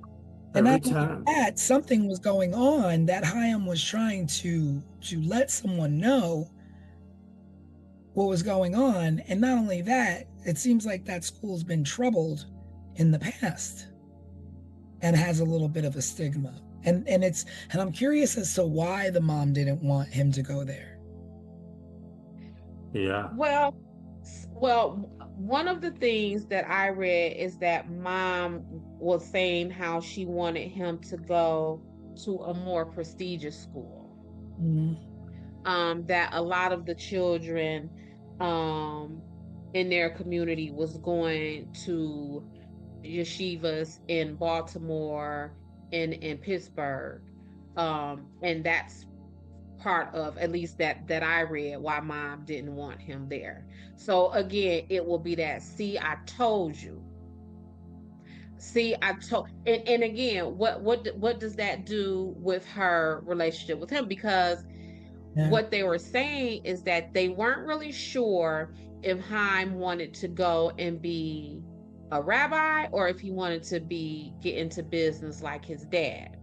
So if the family had the means, then is mom like, see what happened with my baby, and I told you I didn't want him there, and this happened to him because you somewhere being a cheapskate. Like, you know what I'm saying? Like, all you had to do was spring another couple $1,000s this semester, a couple $1,000s that semester, and would my baby have been safe? So, and those kind of like what we always be talking about with Nancy Guthrie, all of that dialogue that comes within the families as they are discussing and living through and just trying to traverse these traumas and tragedies that happens to them. Yeah. Yeah, it's hard. It's hard when you're pointing fingers at your own family members, right? Mm-hmm. Or the people who was supposed to take care of your baby is pointing the fingers at you, talking about some. Well, check your own karma, check your own behavior, and is this? Hey, that is just, my mind is blown from that. Mm-hmm. Like, You know, as I was researching this, and my mind went to Haim, but maybe he was being molested. Like maybe this is why this happened to him. And then I hear tonight we're talking about how much it seemed he was trying to reach out, but was probably yeah, being shut down by his father and people that he trusted, or feeling, shame because of it, like maybe guilt because of it. Who knows how he Yeah. was feeling? But at the end of the day, he was murdered. He was murdered for it. And when we get to this point in all of our cases that we've covered, I almost feel like crying at this point for Haim. yeah, For Haim. Yeah. For Haim and his entire family. I read an article, y'all, that stated that his grandparents were Holocaust survivors, that his father was born in a displacement camp, and that Haim died before all of them in that dormitory. Yeah. Wow. That his grandparents survived the Holocaust. Yeah. That's something that, the whole that a parent should never have to bury a child. But when your parents and your parents' parents have survived such evil in the world. Such evil. And then the people who were paid to take care of you say, your own people, your own community, not the enemy, not the outsider, own community where you're supposed to protect one another and feel safe. And even if it was an outsider, which I highly doubt it was, your goal is to protect. You all stick together. You all protect one another. What you've been through, you shield one another from the evils of this world when you can, especially when it's someone else's child. And you say something.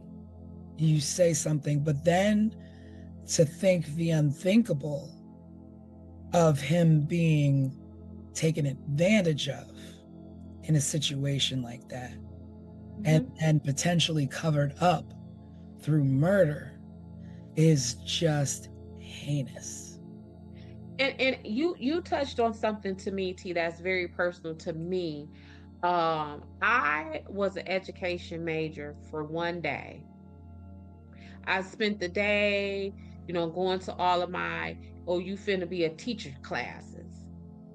And what you just said was you are entrusted with other people's children.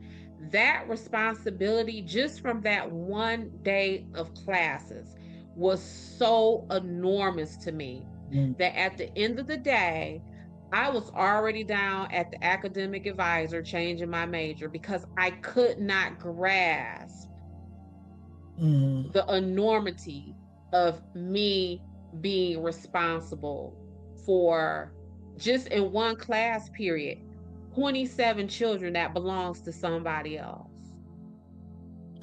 Yeah. That's a lot of lives.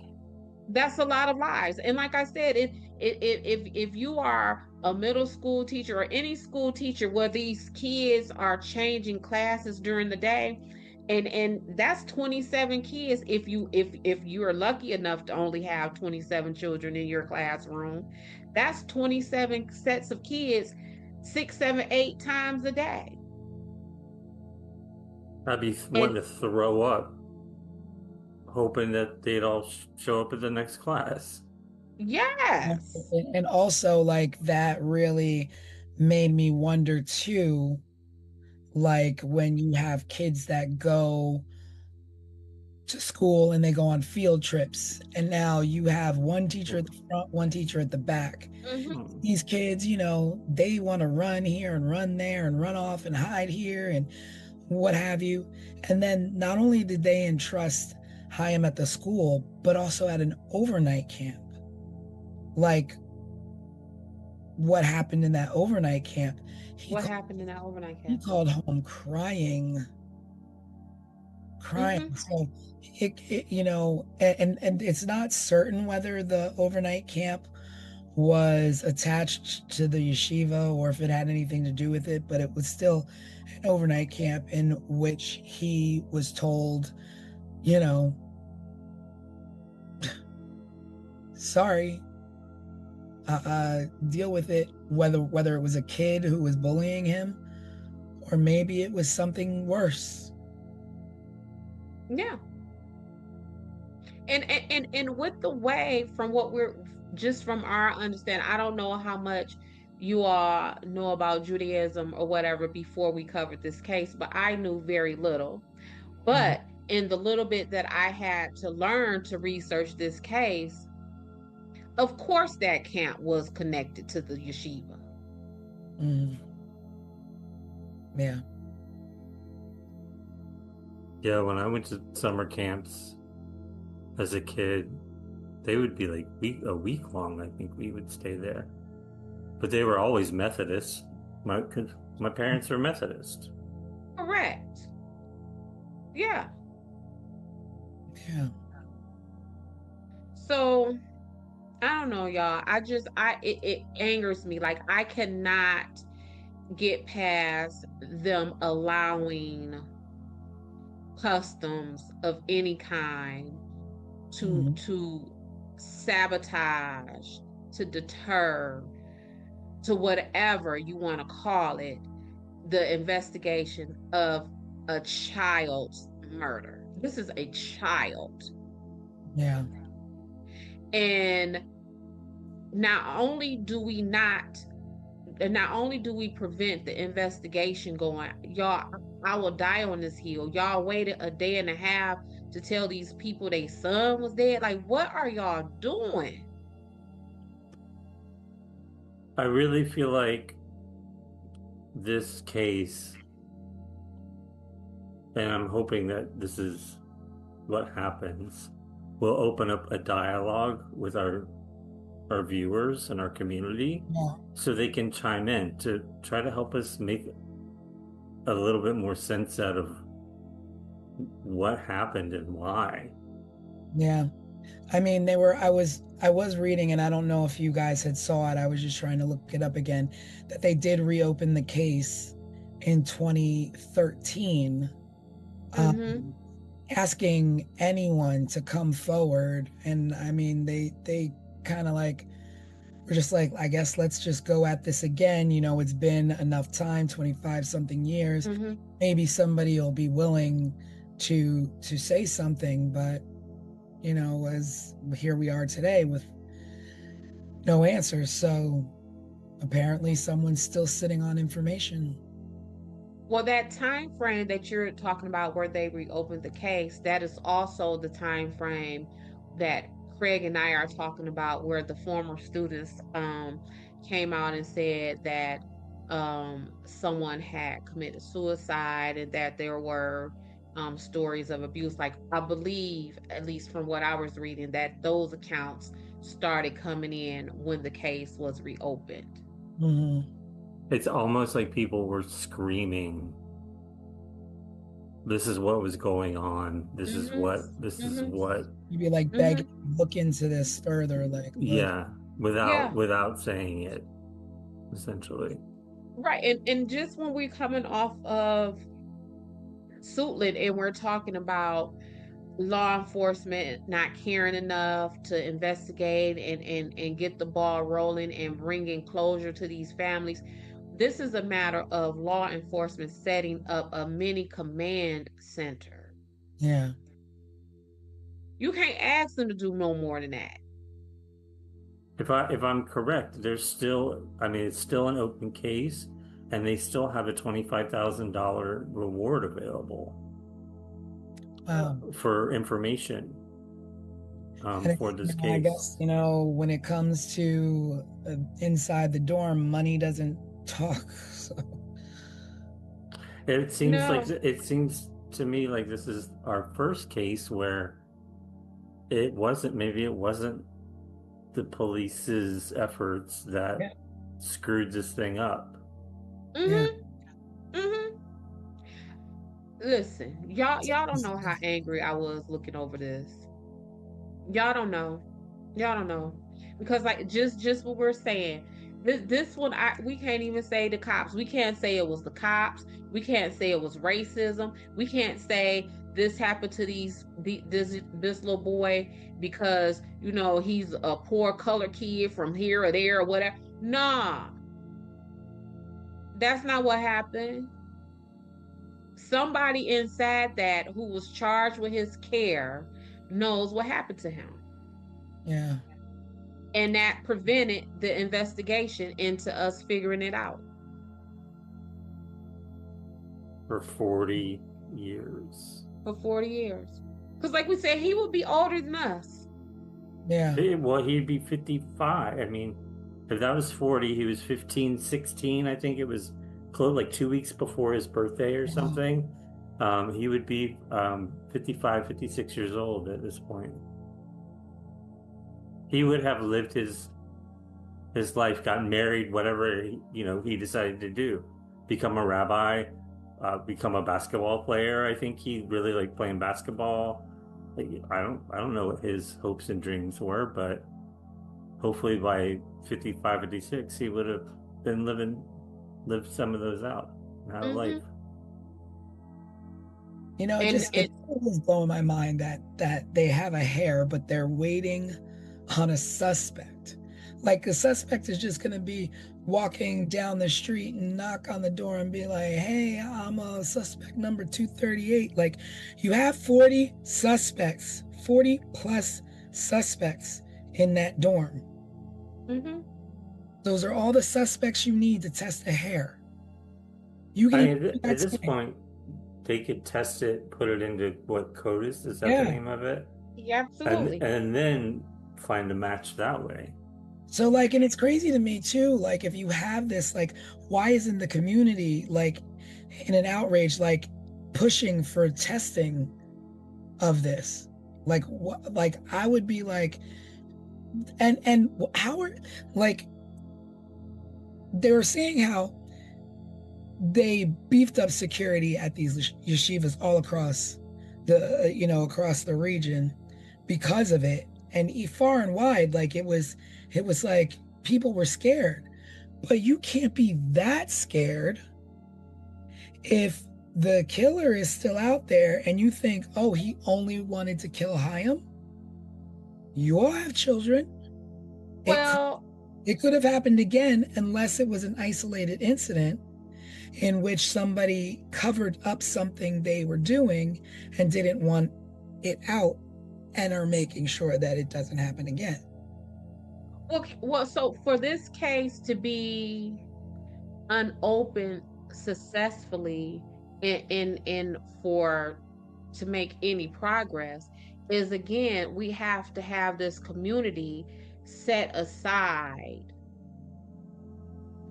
these customs and beliefs that they are holding on so tight. So again, back to Suitland. When T was doing her ranting about you can't do the snitches in the Martin Luther King, if somebody had to be brave, all of that applies here. Yeah. All of that applies here. Somebody at some point has to say, kind of what I've said, that I know I trust in the God that I honor and that I serve. And I trust that that God will forgive me from breaking against my traditions to speak, to find who bludgeoned this 15-year-old child to death. I know my God. Yeah. I trust him to give me salvation and forgiveness for that. Yeah. And if you practice a religion where you can't say that and you still practicing that religion, I don't know what to tell you. I don't know what to tell you. I don't know what to tell you because I can't. You can't. No, I don't know what to tell you. Yeah. Y'all got to say something about that. Yeah. This is I feel like that one hair can change a lot testing that. But not just that hair, T. If they still have that letter, yeah, that letter can still be processed. Yeah. I mean, you got it right in your hands. You're not looking for it. You have it. And granted, it was etched in stone. You have the hair, you have the letter. I would imagine you can still, some kind of handwriting expert can still examine those letters that were chiseled into that stone, because whether I am writing on a piece of paper or chiseling into a stone, I would imagine that there is still something there to be studied. Yeah. And it seems like, I don't know, you just wait until someone is dead and gone before you make them a suspect. Then it's like, oh, I'm not gonna, point fingers, but opinions are opinions and everybody's got one. Is that faculty? I mean, deathbed confessions sometimes never come. Mm-hmm. And I'm kind of like, I mean, keep it. Because what do we do with it now? We can't, that's not getting my family the justice that we need. I need you sitting up here on your dying bed saying, yeah, I did whatever that is. That still leaves a hole in me, because you still got to die and live all of your life in peace. And the only reason why in that moment you decided to say you did whatever it is that you did, even that's selfish, because you did that in that moment because you chose not to take that with you when you go stand before your maker. So that's a guilt. If that's the case, if it comes down to you confessing something on your deathbed, I would rather you rot with that on your soul than for you to have the release of that. There's also this thing where you can feel convicted enough to do what Des said, is that the God you serve, there's some penance that you can do, or some prayer that you can say for forgiveness. But there's also something called anonymity, where no one has to know that it was you who knows what happened. You can give your account, you can send a letter, you could send clues, you could do whatever you want, but get the information to who needs this information to find out what happened to him. Mm-hmm. Yeah, they have Maybe you don't phone. maybe you don't want that $25,000 because you don't want nobody knowing that you said anything. Anonymously drop a tip, anonymously make a phone call. Because I don't know what it's called anywhere else, but here in the Detroit area, we have the 1-800 number for Crime Stoppers. Mm-hmm. You call Crime Stoppers and you say XYZ did ABC. Mm. No one will know about that. Attorneys always say, well, Des, they said the tip came in from a Crime Stopper. But I can't access that. Yeah. I mean, And I don't know, maybe that makes me a crappy investigator, but when I tell you they don't release that information, like someone knows something, so it's it's time to let someone know what happened to this young